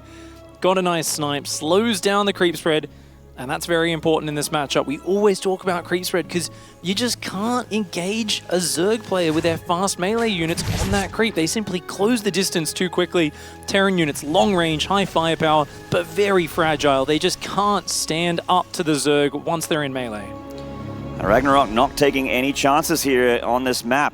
One more map needs to be won for each player. This is an elimination map for either of these players, so he's going to get Overlord speed here. Extra bit of gas and minerals invested in it, but it is for safety. The Terran will not really get away with any tech, and there's that fusion core going down. Like I said, a pretty strong opener on this map. We're seeing Medivacs first here from uThermal though, so definitely a different version of this opener. I really like it. I love Hellion drop into BC. Really cool adjustment. The Overlord speed, of course, does see the edge of the fusion core, and the Medivac as well. Which definitely gives the heads up there. And these Hellions ready for the drop, but like you said, great space in the back. You can also drop in the natural. You don't have to go to the back corner of the main. You can actually just drop here to the left-hand side, right where our lovely observer is showing. Thank you very much, Mapu. And Baneley Nest is blocking off that front entrance here. Overlord spread reasonably well around the bases. It looks like the Lings should be in position in the main base. Ragnarok seems very, very prepared here as uThermal heads towards that drop. He's got a Spore Crawler as well, so the Medivac can't dive too deep to save the Hellions or drop them in that mineral line. BC #1 on the way here for uThermal as well, and looks like he's just going to pull out of this. It's a little bit too risky. Oh, cute play there, putting some low ground Hellions to secure the high ground ones. Nice micro. Just going to look for a few waves of fire on the Zerglings, takes a few of them out. Yeah, free damage. Yeah, any chance for uThermal to micro, get those little edges, he'll always take it. Overlord's coming on back through the main base. A couple of unupgraded Marines, just going to start to whittle them down. Armory coming up here for uThermal. So with the Medivac, there could actually be a BC Hellbat attack here from uThermal. And that is something that's pretty uncommon, but pretty spicy against what we're seeing from the Zerg, which is heavy Ling, Banelings, not that many Queens. Yeah, and I mean, you could always unload these 4, turn them all into Hellbats in the main while attacking the natural on the third base with BCs and Hellions as well. I think that BC is going to teleport right across. I think you've called it there, Maynard. uThermal does not have a lot of other things on the way. Doesn't really have anything like a third CC just yet. And he's coming right on in with these Hellbats in this Medivac. That natural base is under assault. Hellbats on the front as well. That BC, where is it going to teleport to? I think it's going to go right on top of those Queens. That is a few queens right there. 6 queens on that front line with a bit of energy for transfusions. They're clumped. Oh, they are clumped, Pig, and those Hellbats looking to put on that splash damage. The Banelings on the left side. Split from uThermal on the Hellbats. No medevac over here to assist as the Hellbats and the Natural get cleaned up. The medevac does get picked off as well. And the BC starts to carpet bomb through, picking off drones. This is a very committed attack from uThermal, so if Ragnarok can take small amount of damage, he can absolutely be in a good spot. Incredible micro by Ragnarok so far. Those queens did a full circuit of that mineral line to evade the Hellbats while trying to defend elsewhere at the same time. But also good prioritization by uThermal. He says, you know what, let's just go up into the main base. And the Natural has taken out 10 workers, continuing to pick off units. Really good movement by Ragnarok, though. Just so impressed with how he's handled this situation. And that BC has that dead space that I was talking about earlier to go down. Ragnarok getting a Spire. Second BC tactical jumping in here. Looking to try and muscle through those queens with just extra DPS and so many hit points. That's a lot of queens, though. uThermal might just have to tag out that hurt one. Baneling Bus going through that base there. He doesn't actually do a ton of damage. He just gets the wall. Yeah, that's actually great for uThermal. He was very safe with his Hellions on the backside of that, and a few more workers going down here. It's so awkward for these queens to rotate between these 3 bases. You called this at the start at Maynard. You said the dead space on this map means BC harass can be very frustrating to deal with. If you don't have flying units, you actually can't hit them. So the BCs are just flying around, doing more and more damage, getting more and more drones, and they have tactical jump to return back home just in case. And it looks like it's not even needed here. uThermal just pulling back, happy with the 14+ drone kills from these BCs. Hellbats looking to assist again, and he is battle meching behind this. He's been making Cyclones, Magfield's on the way, Yamato's on the way. So the Bioman gonna try his mech shorts on and see how they fit. And this is a good map for it, Pig, I gotta say. The Spire is coming up at a pretty good time. But despite Ragnarok's initial fantastic hold, the follow-up battlecruiser damage has managed to keep him down. And what is the pattern we've seen in this series? It is uThermal in the Zerg player's face and the creep spread just being so far back. And once again, it's the same situation here. This creep only now leaving the 3rd base, the 4th base only now going down for the Zerg. The Zerg player, especially against mech, wants to be up a base, wants to be ahead in economy here. But uThermal keeping it on par. 3 battlecruisers out, a 4th on the way. Yamato almost finished. Magfield almost finished as well. Does have to be careful though. Corruptors are hitting the field. Certainly. I mean, when you go battle, BC open into battle mech, it does usually force out Corruptors and Roaches, and that's a relatively expensive army for the Zerg. Even though it does do the job, it does slow down things like Tier 3 for Ragnarok. At this point, he was starting, his Infestation Pit was done, he was going towards Hive, all that sort of stuff, but he's going to have to chill in Tier 2 for a little while longer. 3 BCs fighting the Corruptors over this base, going to drop some Yamatos as it finishes, getting 3 Corruptor kills, and then he just tags out. Yeah, he's going to try and just kite his way down, but realizes, okay, too much damage, not worth taking that trade. Teleports out. That's a good hold for Ragnarok. If he lost that 4th base, ooh, that would be a disaster. His economy in the next few minutes would not be what he wants it to be. Instead, though, the double upgrades are on the way. He's got the Infestation Pit coming in. Lots of Ravager Lingbane to complement these Corruptors. And that's going to do very well for Ragnarok. uThermal, of course, with the Battle Mech style, massively skimping on upgrades. Only +1 armor starting just now. He does have a lot of Hellions, though. No blue flame on these units, so they're not as effective as they should be. Oh, they're so close to the Banelings. The Banelings are going to connect, but no Baneling speed. It's just barely been started here for Ragnarok. So the Cyclones and Hellions are very, very threatening. A lot of BCs showing up as well with Yamatos ready for those Corruptors. The Cyclones also keeping those BCs safe. 1 Corruptor goes down. In comes Ragnarok. Can he push back uThermal? Those Cyclones adding so much anti-air damage. And those battlecruisers just so tanky. What a timing attack. 4 battlecruisers, a pack of Hellbats and Cyclones, and overwhelming the Corruptors. There's nothing left that shoots up. Exactly, there's technically Corrosive Files, but without the Corruptors, he has no convincing answer to the BCs. That hatchery is dead. Ragnarok with the Hail Mary going across the map here to try and do anything to uThermal to slow him down, but uThermal's rally points are good. He's down here with enough units to hold on. The BC even to assist. He's eating a bile on it, but the BC can actually fight back. As you mentioned, they don't really shoot up. That BC so low, does teleport it out. Nicely done preserving those battlecruisers. One of the most important things. Oh, Zergling's getting in those SCVs. They've got to get out of there. A quick mineral walk Loses about 7 or 8 of them, but the Hellbats hold firm on the ramp. And even though his work account's not amazing, it's 57 against 75, he is going to get the Spire, so however many Corruptors are out, that is going to be it for Ragnarok. He doesn't have a Hydra Den, he doesn't have an Infestation Pit, he doesn't have a way to deal with the BCs other than Corruptors, so getting that Spire is a big deal if uThermal can take a good fight against the Corruptors that are out now. Oh, lots of drones going down there as well. Ragnarok transfers to the new base on the left-hand side that's just finished. And another Corruptor falls to Yamato. Oh, this is so expensive. Certainly is. One last Corrupt about to join in. The Battlecruiser tags out. uThermal, I think he's lost 1 BC in this game, but still a lot of them are still alive. There we go. Good call, Maynard. And look at those trades, Pig. Did you see the resources lost for both players? Massive differences here with the Terran being way more efficient. Those battle cruisers paying off in a big way here. uThermal has a 4th base up now. Hellions coming to the left-hand side. The units are close by, but they're not quite on top of it. Blue Flame just finished. Sliding in those Zerglings. Oh man, even focus fires the Zerglings. Does get quite a few of them. That was actually a decent hold there from Ragnarok, only losing a few drones. Did lose a cluster of Lings, but they're relatively inexpensive. Ragnarok just trying to stabilize here. uThermal not taking his foot off the gas pedal. He is just always in the Zerg's face. Another Hellion run by here. 5 Hellions going for the drone line. Oh wow, once again, Hellbats being surrounded by Zerglings. The Zerglings actually doing an okay job of dealing with this. Pretty good defense, honestly. Very nicely done by Ragnarok. But look at that Corruptor count, it's just not there. That is a fleet of battlecruisers, Pig. That's almost as many battlecruisers as there are Corruptors. Ragnarok just starting more now in production. Yeah, 5 battlecruisers is huge. They don't have any upgrades, it's just +1 armor, but that's all they need right now. There's not many upgrades for Ragnarok either. He needs to defend his 4th base, but right now he's running, tail between his legs, just a few Ravagers and Corruptors. That's nothing. There's next to no units there. That's my line, but that's okay. I'll let you have it this one time as uThermal keeps pushing forward. Ragnarok just running out of steam here. Yamato's on all the Corruptors, and that's it. GG, uThermal stays alive and moves to the qualification match. A smashing final win there after a disappointing map number 2. And the Dutch Terran player, he's living up to his legacy of once again going through to that group stage here. It might just be his year, maybe.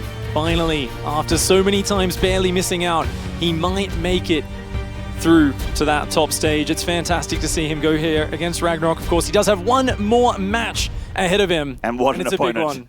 Yeah, Trap next on the menu for uThermal. So a prize that a lot of people probably wouldn't want to win. But there he is staying alive and hopefully can show us a good games against Trap. We're going to take a short break and we will return. More StarCraft. Do not go away.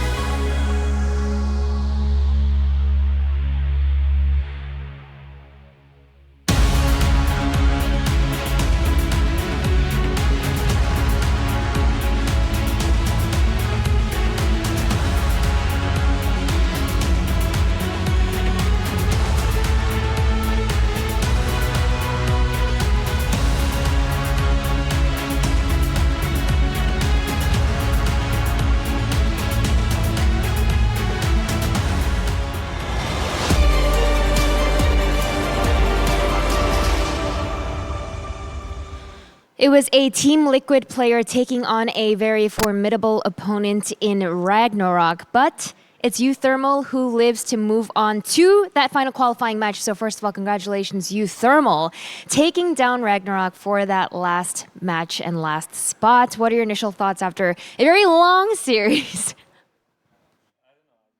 I was really tired after the break, so I just wanted to get through it, and now I'm here. I'm like, I don't know, I feel a bit empty, to be honest.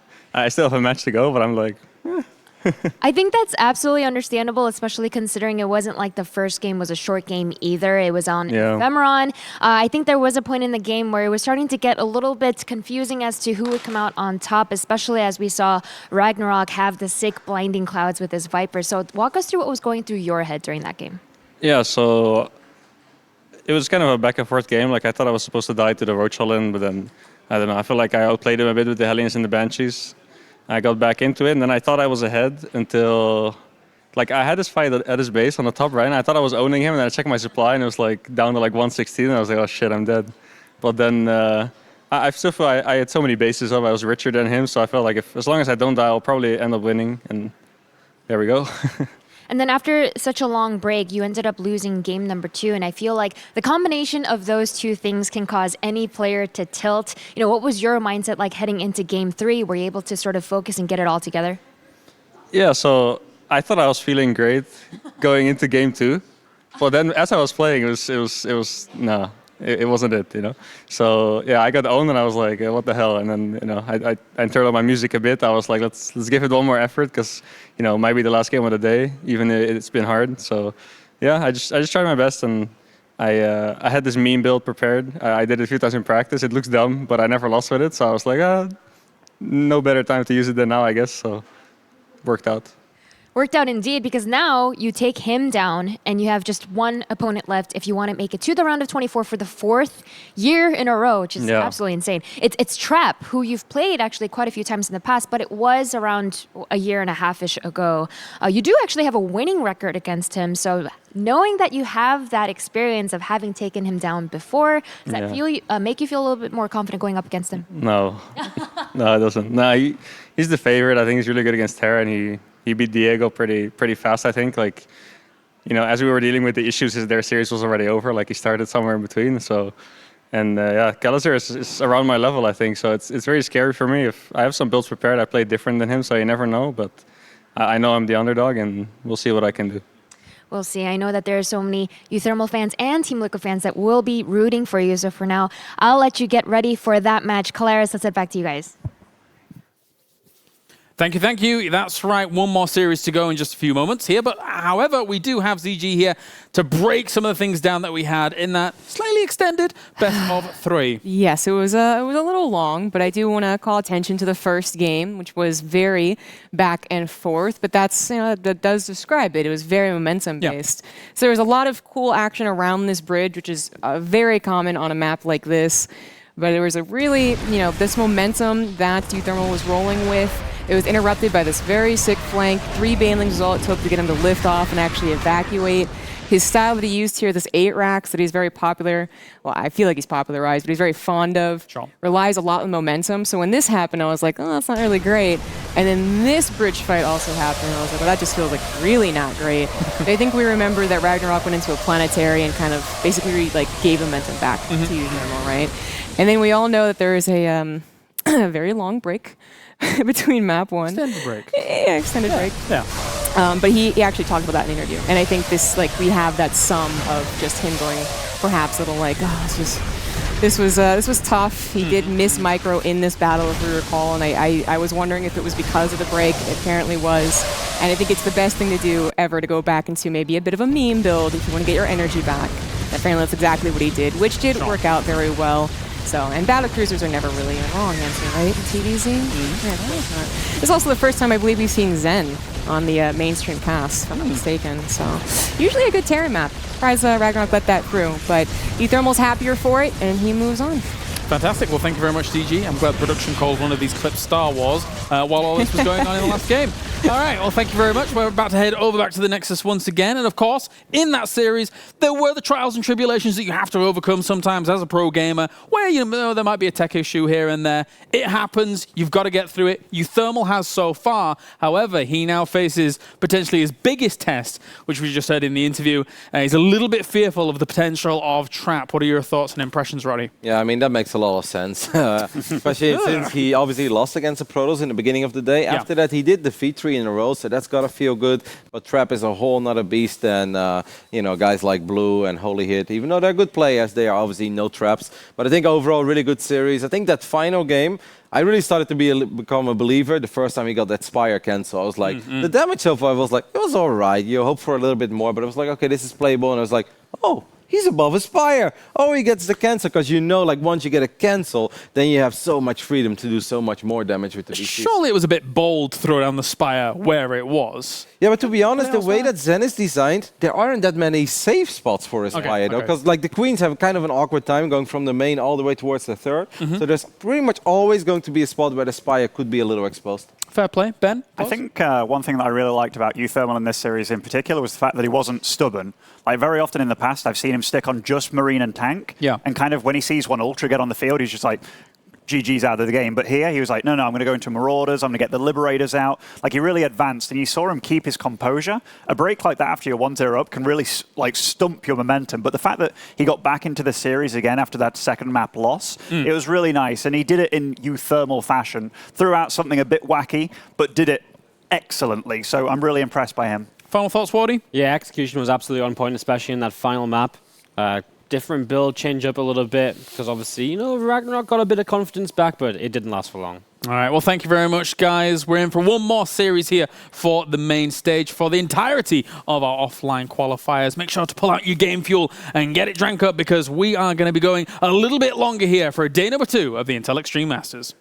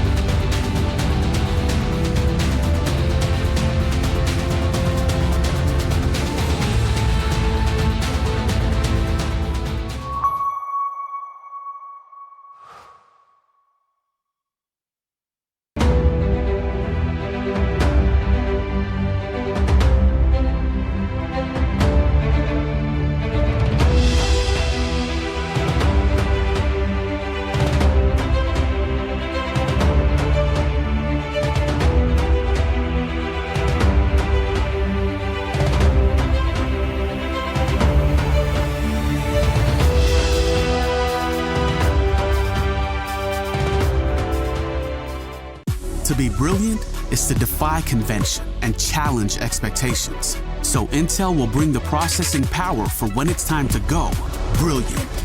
Frame rates that keep up with your reflexes. Brilliant. Fast clock speeds for when you're on the clock. Brilliant.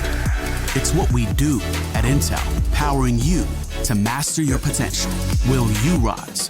Intel. Unleash your brilliance.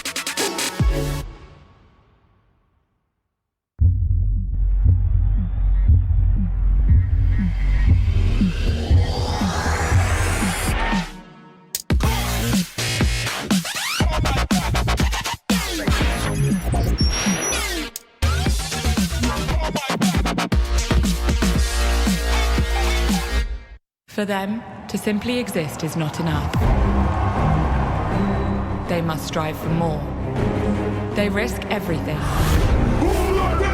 to build a legacy, just to have it torn down. Many have tried to reach the unobtainable, but only a few achieve greatness. They have many names. We call them stars. Euronics, a human touch in a digital world.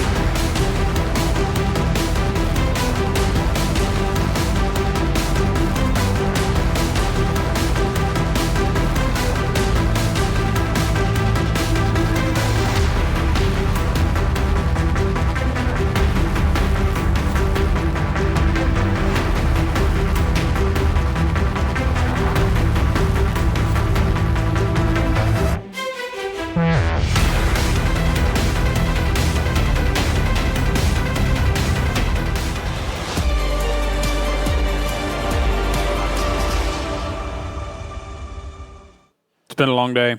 One more series. Intel Extreme. Why are you laughing at me? What did I do? You're funny. Oh, okay. We're back. We're back. We have that one more series indeed to find out who is going to be moving on into that last spot, as we already have 23 players confirmed. And now we need to find out number 24. Joining me, Rotterdam, we have Mr. De Muslim and Maynard. Guys, it is the final match. Let's take a look at the bracket. Let's do that. Let's do that. Then we can focus on this heroic run that uThermal's had so far. As we can see, he actually fell down to the lower bracket in the very first round and now made it all the way to the final round. I think that's really sick. We're going through the brackets fast, by the way. There's so many numbers to look at, James. Are you a proud Dutchman? Absolutely. Well, I want him to qualify. I actually thought he would. Yeah? Yeah, I really thought he would. Obviously, I didn't feel very good about it after lower bracket round 1. Here we are. I think having Trap in the final match is absolutely one of the most horrific scenarios for uThermal. I would even argue the most horrific situation. Yeah, no, I can actually agree. That's probably like, if people look at bracket 4, they're like, Trap is the best player in this bracket. So having him in your final match, yeah, that's obviously a very tough scenario. Yeah, but he has been able to persevere, Ben, through the issues that were occurring in the previous series, and it can be easy to kind of fall under that kind of craziness in the moments that do unfold, I suppose. Yeah, I mean, going to the lower bracket in round 1 kind of thing, that sucks. But the fact that he's lasted the whole time and he's really bounced back, that just shows that he's in pretty darn good form. Going up against Trap, though, that's really, really tricky. I mean, he's probably the one player that he didn't want to play in this bracket. Like, maybe he was expecting to play against Dia later on in his bracket, and he was getting a bit prepped for TVP in general, but this is the big test for uThermal. And he mentioned in that interview with Smix that he did feel a bit empty after that series. He's going to have more in the tank if he's going to take out Trap. Yeah, the interview kind of got me feeling a little bit like about uThermal's chances. I was like, all the momentum, you know, he's on a great streak, and that losers bracket is about as good as you could possibly expect. And then he's just slouched on that couch. He's just like, oh, I feel a bit empty inside. And I'm like, uh-oh. I've seen Mark do that kind of stuff before, though, where he looks like really out of it. He's like, yeah, I'm just not feeling it, and I'm playing horrible today. And then it's like, bam, 2-0 innovation. We're like, what the hell? Where did that came from? So I wouldn't really count him out on that interview. Obviously, I mean, winning 5 rounds in a row is tough. I don't think anybody obviously qualified so far while going lower bracket round 1. Nice, however, also lost in the first round of his upper bracket. And he came so close, like he probably should have got the job done earlier today in bracket 3. He couldn't get it done. Let's see if Mark I feel like that's been every moment when uThermal's done really well. I think it was IEM Shanghai, where before he was like, nah, I'm not feeling so great about stuff. The replacement man.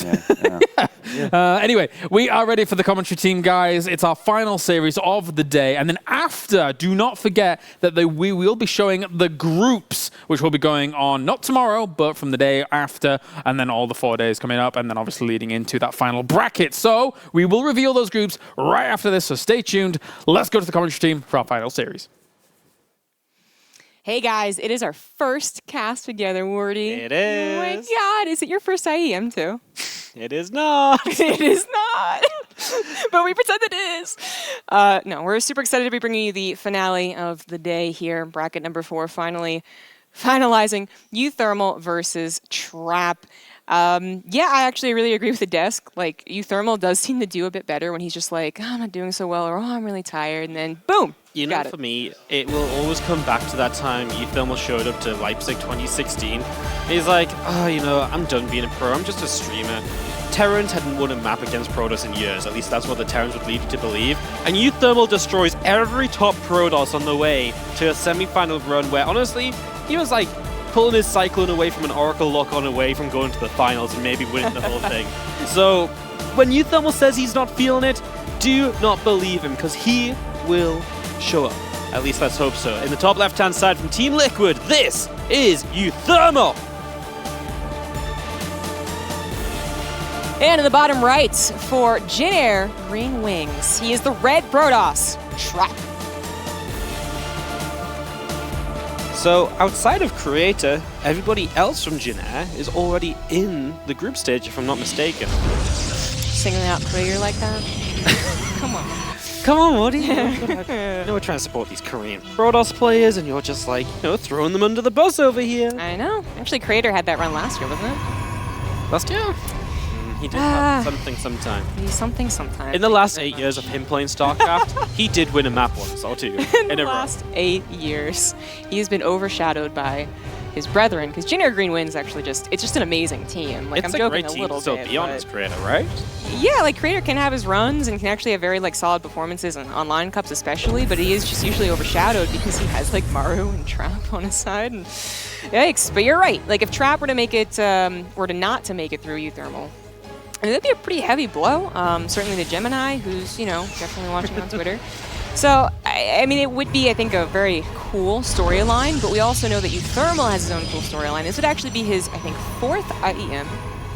So that's so weird. IEM that he actually would make it to the round of 24. So that'd be pretty cool. Which is crazy as well, because in 3 of them, aka everyone he's made it to, he's been a map score away from going to the playoffs. Every time. It's a tragedy, really, and maybe this time will be his effort if he gets there. But he's up against Trap, and that's going to be tough. The one thing I will say is that while Trap is so good at PvT, uThermal doesn't play regular TVP a lot. He loves to play some mech, he likes to go mech, not even mech that you've seen before, but mech with Thors, are you kidding me? And it just gets a little bit funky in the early stages. And on top of that, he even sometimes, I mean, not in this game obviously, but sometimes he plays proxy, sometimes he'll play like mass marine tank. You've got to be really thinking about what uThermal is doing and reacting, because it's not like every other TVP matchup. You're absolutely right. He does do mech. He has this like weird like triple factory marine thing as well. Haven't seen him do that in a while, it feels like. But yeah, I mean, will he bring it out versus Trap? That is a different question. I still feel we're going to see those just tank pushes with bunkers, because that seems to be what he's been favoring for this tournament specifically. Trap is going to be going for a Twilight Council open after finally taking out that Reaper. Probe might want to go back. Actually, it's been very popular on Ephemeron to patrol that probe around the 3rd to see a medevac drop. And it's worked out a decent amount of times. We'll see if it will this time. uThermal goes for a single Hellion. I imagine that's nothing too particular apart from maybe getting across the map to try and reconfirm scouting.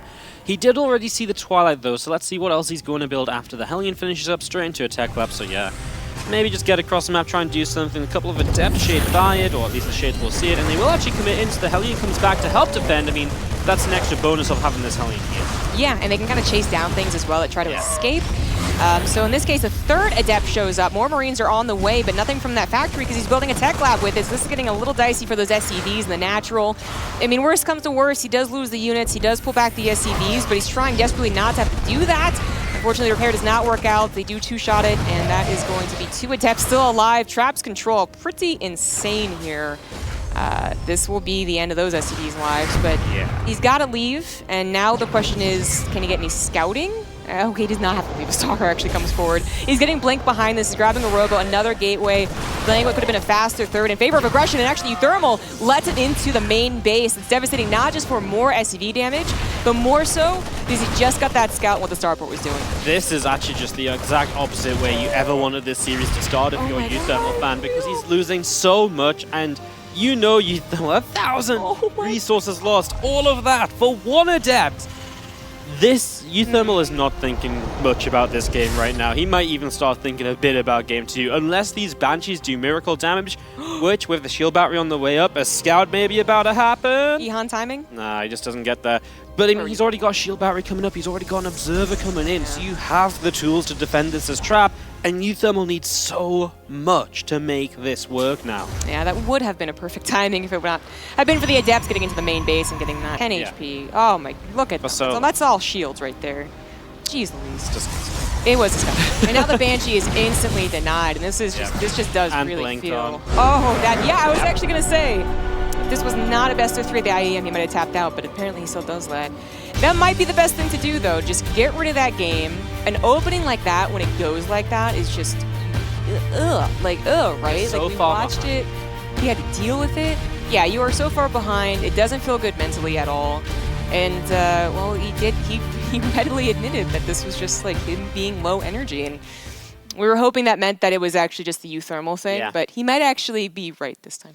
maybe uThermal was actually just telling the truth. He's like, no, guys, can you shut up? I actually am just going to lose in like 10 minutes. Oh, no. Leave me be. No. I really hope you can pull this back a little bit. I don't know. What do you do in game number 2? I mean, the problem is it's not like some overarching strategy problem. It's literally the first 3 units of the game did too much damage. And you see this get out of hand now and again in TVP. And it is, you just let them do a little bit too much. A Marine too many goes down. and recovery is so difficult.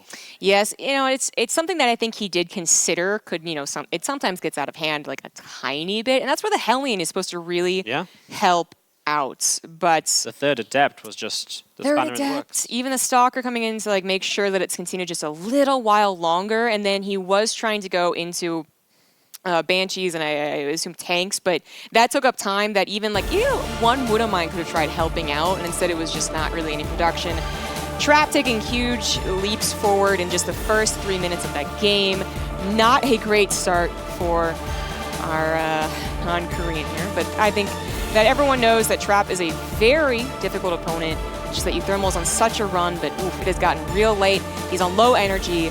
Can he actually bring it back? In the bottom right as the blue Terran for Team Liquid, he is uThermal. In the upper left, one map away from joining his Jin-Air brethren in the round of 24. This is Trap. Kind of looking unimpressed right there. He's like, come on, dude, I want to play some PvT, not just Micro and Adept. Are you kidding me? That's, gosh, it's really unfortunate. I think sometimes uThermal would just kind of be like, okay, whatever, let's just go for the proxy, but that's like a little on the nose. I really do think that uThermal has like other builds up the sleeve that he can try and make work. I mean, simply playing safer in the early game to even get there in the first place would obviously be very helpful. We're on Triton here, which does have that ramp in the natural, which can help out. But, I mean, Trap, he's going to have other plans himself as well, and now he just has a huge confidence boost from such a quick victory. Yeah, there's no way uThermal's going into this game feeling 100% at all. And this probe comes across as the SCV pulled to, of course, help its brother out and to help push that probe away. And the probe just comes through for the Scout. Reaper starts Cybercore first again, so you still have potential for the earlier Adept, etc. As the Nexus will come down. And away we go with the pretty standard openings. Yeah, very standard. I mean, he microed those 3 Adepts pretty well, but that probe's not going to delay that CC that much longer. uThermal did have a lot of TVPs in this bracket. In fact, it was the surprising 1-2 to Rail that started this whole, was uThermal just, not having a good day? Well, he kind of made up for that. But I think he beat 2 more or 3 more Protosses, and then obviously the TVZ, but then back to TVP. Any frustrations he might have, and we have heard certainly some Terrans, talk about Protoss, everyone talk about Protoss a little bit. They've been tried and tested, and he still managed to come through. But Trap is that next step, and uThermal really needs to, I feel just get something, in the early game, like a decent Widowmine shot on the probe line. 5 probes would probably just really help him. Especially because uThermal's such a micro-based player, and so much of that comes down to momentum, right? You get a good start, you get the good first fight, and on from there, it just goes better and better for you. That wasn't a good start, though. Loses the Reaper early on, and that's uncharacteristic, because actually, uThermal is usually so good and so annoying with the Reaper. Even in the last game, he was pushing probes of Trap around. The Reaper control in the last game was really good for uThermal. Yeah. You already lose that, and you're kind of like, oh, come on. Wow. Yeah. I think he literally just did that. He was like, oh, come on. And he scratched his head. Yeah, and that Reaper, continuing to live does threaten any more Adepts from coming over, because they know they have to worry about something hitting their own probe line, but as soon as it's dead, this now opens up an opportunity. But uThermal this time does go for the bunker, doesn't just try to rely on Micro again, a Hellion, and maybe that high ground, low ground of the ramp. Now he's going to take this seriously, but Trap now he's like, great, now I actually get to do my build. We don't just win in the first 5 minutes. So it is going to be Blink once again, but the question is he's going to try and actually be aggressive with it, or going to just that third base. Well, it's not like a really double forge, is it? It's a single forge. Yeah, it does a little bit of everything. Some people even play no forge. It's kind of a bit in between, isn't it? A gate and a robo at the same time.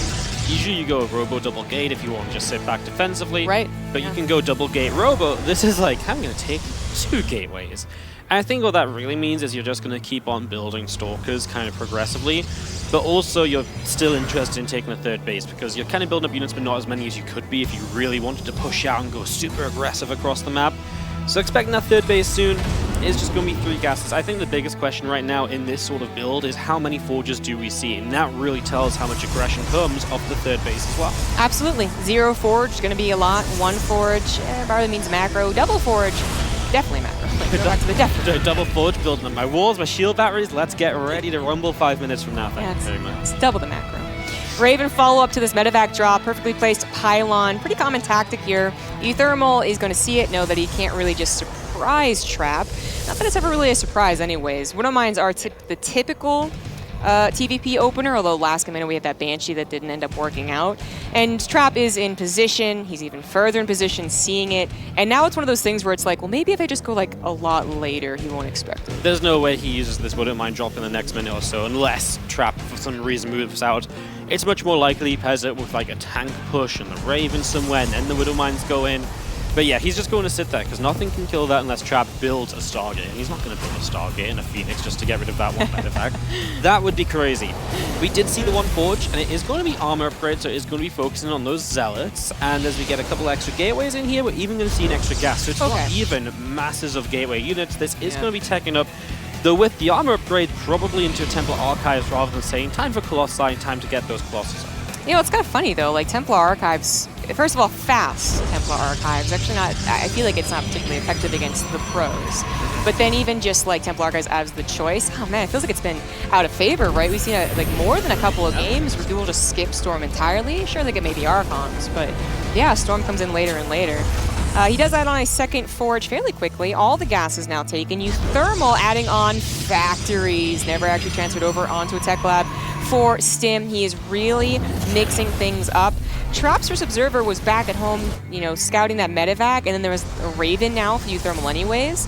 When is he going to get sight on uThermal style here? Yeah, not seeing this, the longer you don't see it for, right, the more you build into something you expect is to fight bio, and then it isn't. It's like, oh, and obviously you can use some of the same tools, but it's usually done a bit differently. I'm really intrigued. When this armory finishes, I really want to see if he goes Force, because this is the one thing that uThermal has been doing in mech that is so different from like anyone else that's played mech in TVP, and it's not been unheard of in the offseason. You know, TY has done it against Trap, and Trap, by the way, loves to play like a big bust against it usually. And I'm kind of wondering if uThermal does still choose to build Force here, because it's very rare it succeeds, although if it gets out of hand, it looks pretty good, but then you're kind of relying on your opponent just messing up anyways. I mean, I feel like that sometimes defines mech versus Protoss, you know, like a little bit late, you don't have the momentum, you don't really, stylistically, you don't just react to it like you would have, and then suddenly, before you know it, it's out of control. But even if you just go for what would be a typical PVT bio thing, like you can pretty much adapt, I feel, and he now has that full scout confirmation on the factories. The first Thor is on the way, as well as Banshee speed upgrade. So a couple of Banshees suddenly a lot more threatening to be able to escape and come back. And literally a couple of Banshees coming in now with the Widowmine drop that finally comes in like 2 minutes later. It's going to help with one Stalker, not even blink over to the right side, deal with the Banshees too. So far, so good. I mean, 4 probes do go down, and a Stalker, actually. That's not too bad. But the cannon was there to help out. Medevac doesn't even get to survive. That's actually not a bad use of the Widowmine drop if it pulls the Stalkers away for a moment or so, and the Banshees getting a couple probes, Stalker kill, because the Banshees now stay alive, and obviously you want to build up their numbers for Hyperfly Rotors, because they can get out of control when there's 4 to 5. Yeah, they start sniping like everything. There's an Observer right over his army, and I'm like, where is that Raven? It is off on an adventure, maybe. Maybe it left. I think it's maybe off to kind of drop some other turrets, so it's okay, it's literally in the main base. He's actually watching for the Observer flying in the main, but he actually missed that a while ago. Actually, I do want to kind of give a nod to Trap for noticing that he was very intently trying to stop that and able to micro around it. The Banshee's going over the right side again, kind of, they both have missed each other's scouts. War Prism's looking to go in the main. He was already building missile turrets though. I know I saw at least 2 and then 2 more. So some defense against that. And then if he adds like even just 1 Widowmine, it will just KO the War Prism, take that out of the equation. Trap is setting up a 4th base, getting War Prism speed. Actually, he really wants to utilize this. Yeah, so what Trap loves to do against mech usually is utilize the War Prism ability to kind of go one way and the other, right? And really try and break mech before it builds into that super scary comp. I don't know if that's already maybe timing starting to pass. Second, Robo feels very expensive to then do that with, right? And he also went Storm early in the game, because remember, he scouted mech pretty late here, all things considered. So we'll see. I mean, it may just be that he wants to still guarantee damage in the main base, and knowing that uThermal's probably going to invest in stack defense. That's really bad. Yeah. As you were saying, when the Banshee count gets high like that, it's like scary to even cannon defenses, right? Yeah. And just poking around, making sure you don't expand without his knowledge. But to just fly over cannons and stalkers, certainly a mistake. Not just taking away the potential snipe, comeback maneuver perhaps, or just distraction. It's just map control at all, like scouting of what Trap is doing. Now limited, he is going to be using his tiny mech force, ultimately. I would say it's kind of tiny to move forward Well, now. he's maxed out. Actually, no, it's not tiny at all. Yeah, he is maxed It was. out pretty quickly. And then it was maxed out, and there's the rest of the army coming forward. No longer just trickles here. Trap is going to try and buy some time with the Warp Prism, and there's nothing to defend the third base, even though Blizzard's in the main. Yeah. That's going to start something here, but is it going to buy enough time? I think uThermal just doesn't even care. I think he knows he's got a pretty good time to go across. He's got a Banshee or so back at home. There are Thors and Hellions building at home, so there's possibilities here. As well, remember there's High Templars with Storm. If they hit Hellbats, that's a great target, right? Because those Hellbats can be quite tanky otherwise.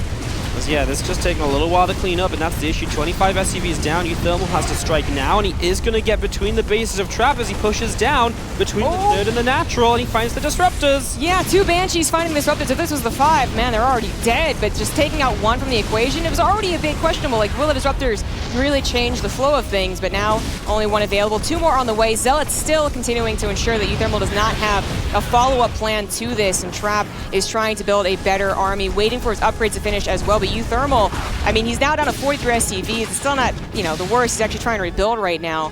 But the army supply of just mech units already in position on your side of the map is quite intimidating. The only thing I will say is it's only 3 siege tanks, right? Because it's a lot of Thors. Yeah. And so the controlling position that you usually expect mech to be isn't quite as strong as usual. So that's, again, I feel like otherwise uThermal would have already been creeping further forwards, but now he's backing away before the flank comes in. It's a great game sense, because if he's still there for this flank coming in, he's in a lot of trouble. He's actually going to fight from top left and top right now. Traps, he's going to go for it. Blinks on in. Storms are going to start joining the party, and now the Disruptors that want to connect onto those Thors, and they will in the center. Yeah, the Storms don't do a whole lot, but the Disruptors still definitely do. uThermal's actually just going to tap out as Trap takes a pretty swift 2-0. The first game, I don't even think he really got to do what he wanted at all with the Adepts. Second game, he did get to execute a little bit more, but Trap was ultimately prepared. You gotta wonder how much of the series was that momentum that uThermal lost. Yeah, it's really tough with tech issues. I just want to say that Trap, when that game ended, had like 2,000 minerals and 1,000 gas in the bank. He was ready for more fights. Yeah. So uThermal was very committed, and I think rightly so. Maybe he feels a bit early of a GG, but he lost so many SCVs earlier, etc. Everybody, I hope you enjoyed the offline qualifiers and the casting, and of course we'll hear from the winner after this break, and of course from the desk.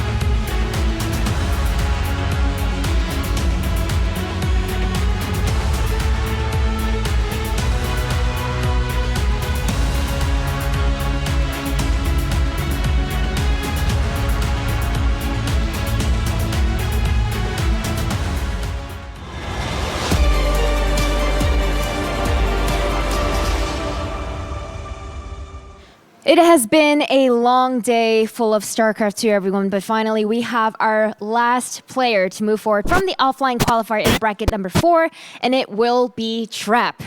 So first of all, congratulations, Trap. I know you must be relieved to be able to make it out of that lower bracket. Every single year for the last 3 years, you have made it to the round of 24, but this is the first year you actually fell down to that lower bracket. So what is going through your mind to be able to survive and make it forward to that group stage? 일단 축하드리고요. 3년 연속으로 이제 그 24강 진출을 하셨는데 올해 처음으로 이제 패자 브라켓에 내려가서 이제 진출을 하셨는데 이제 지금 소감 한마디만 해주세요. 그동안에는 좀 항상 빨리 진출하다 보니까 여기서 져서 빨리 집에 가면 안 되는데 약간 이런 생각을 해본 적이 없다가 오늘 좀 엄청 고비도 많고 그러다 보니까 심장이 좀 쫄깃했어요. So he says, absolutely. I feel like every year for the last 3 years, it's been pretty straightforward. I've always been able to advance with an easy 3 wins. And so I've never thought to myself, oh, if I lose here, I'll be going home early. I've never had to have that thought.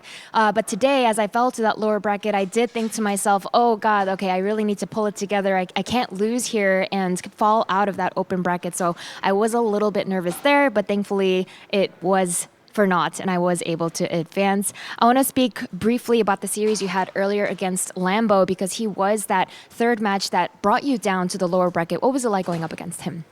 램보 선수에 대해서 물어보고 싶은데 2대1로 패배를 했었잖아요. 만나니까 어땠어요? 게임을 하면서 저는 뭐 딱히 실수한 거 크게 없었는데 그냥 람보 선수가 잘한다고 느꼈어요. 그리고 주변에서 많은 사람들이 제 라인 있잖아요. 제 라인 보고 좀 꿀조라고 하는 거예요. 그랬었는데 막상 람보 선수가 너무 잘해가지고 그래서 좀 배운 것 같아요. So he says when it came to Lambo, for sure he just felt throughout the games that he played against him, he didn't really feel that he had made any particularly large mistakes, and yet he lost. So what he felt from that was that Lambo is indeed a very, very strong and very good player. And it was interesting because a lot of people had looked at the route that he had in his bracket and said that he had such an easy route and that he was gifted. It's like a easy ride to the round of 24. But now that he played against Lambo and lost him, he realizes, okay, that wasn't true. Lambo was indeed a very formidable opponent. I'm sure if he hears that, he would be very happy to hear it. And last but not least, I want to ask about that round of 24 group stage. You are no stranger to it. You've been in it for 3 years straight. What are your expectations this year? 이제 24강을 또 다시 진출을 하셨는데 올해 목표가 뭐고 어떻게 될 거라고 예상하세요? 일단 저 속으로는 1차 목표는 4강으로 잡고 왔는데 그냥 일단 4강을 가고 싶고 뭐 4강에 올라가게 되면 뭐 그 이후에도 더 잘하고 싶다는 마음이에요. So he says, inwardly, my first goal was to make it to the semifinals. So that is my first and foremost goal. If I'm able to make it to the semifinals, I'm sure, of course, that I will have more desires and higher goals moving forward, and I'm sure I'll do even better then. But for right now, my first goal will be to make it to the round of 4. But for now, it's been a very long day. So congratulations once again to Trap. Guys, let's wrap it up.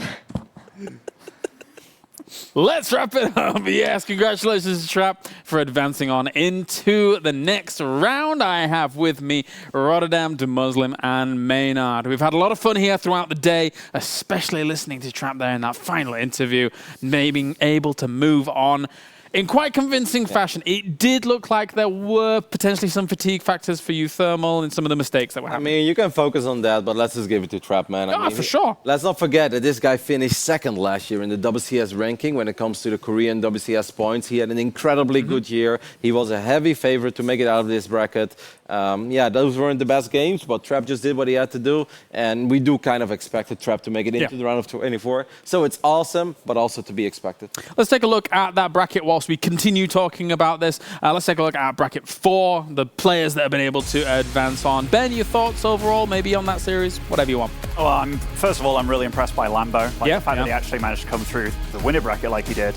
Dia obviously did really well. Ragnarok kind of failed to show up in quite a few of his games, which was a bit disappointing, but Trap just did such a good job of shutting down uThermal. Even that little push that he did with like 2 or 3 Adepts and a Stalker, the fact that he killed like 1,000 minerals worth of units. Yeah, it really was. So, and I mean, that barely ever happens to you. Yeah, you can lose an SCV here and there and stuff, but wow. And to that point about that, Trap Lambo series, I'm really glad that we got to hear from Trap about those losses as well. You kind of like... You can count on Smix for that, don't worry. Count on Smix to hear about those. They're very, very nice. Hard-hitting questions. Yeah, Maynard... You just played a flawless qualification match, but talk to me about those losses, Trap. What happened earlier today?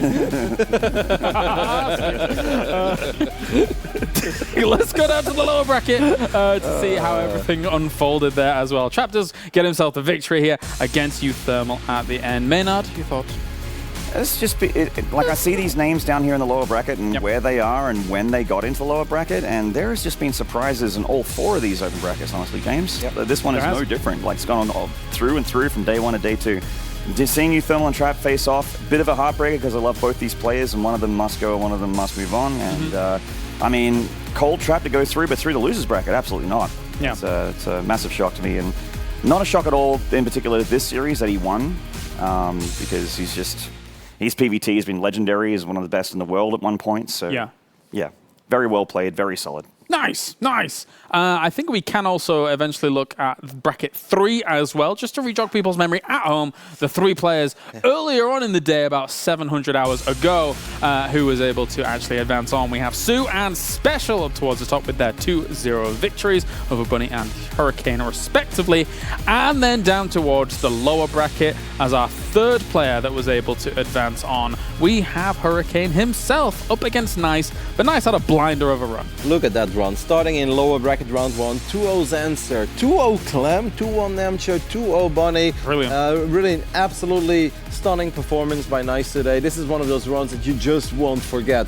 From now on, when we talk about Nice in future tournaments, we'll be like, well, we saw how good he can be at the Intel Extreme Masters. And if you guys joined us later today and you missed that PvP between Hurricane and Nice, do yourself a favor and go ahead and watch that, because all 3 games were freaking intense, crazy, close. It was just awesome. Yeah, very much so. Ben, that is our now Ultimate 24 players decided.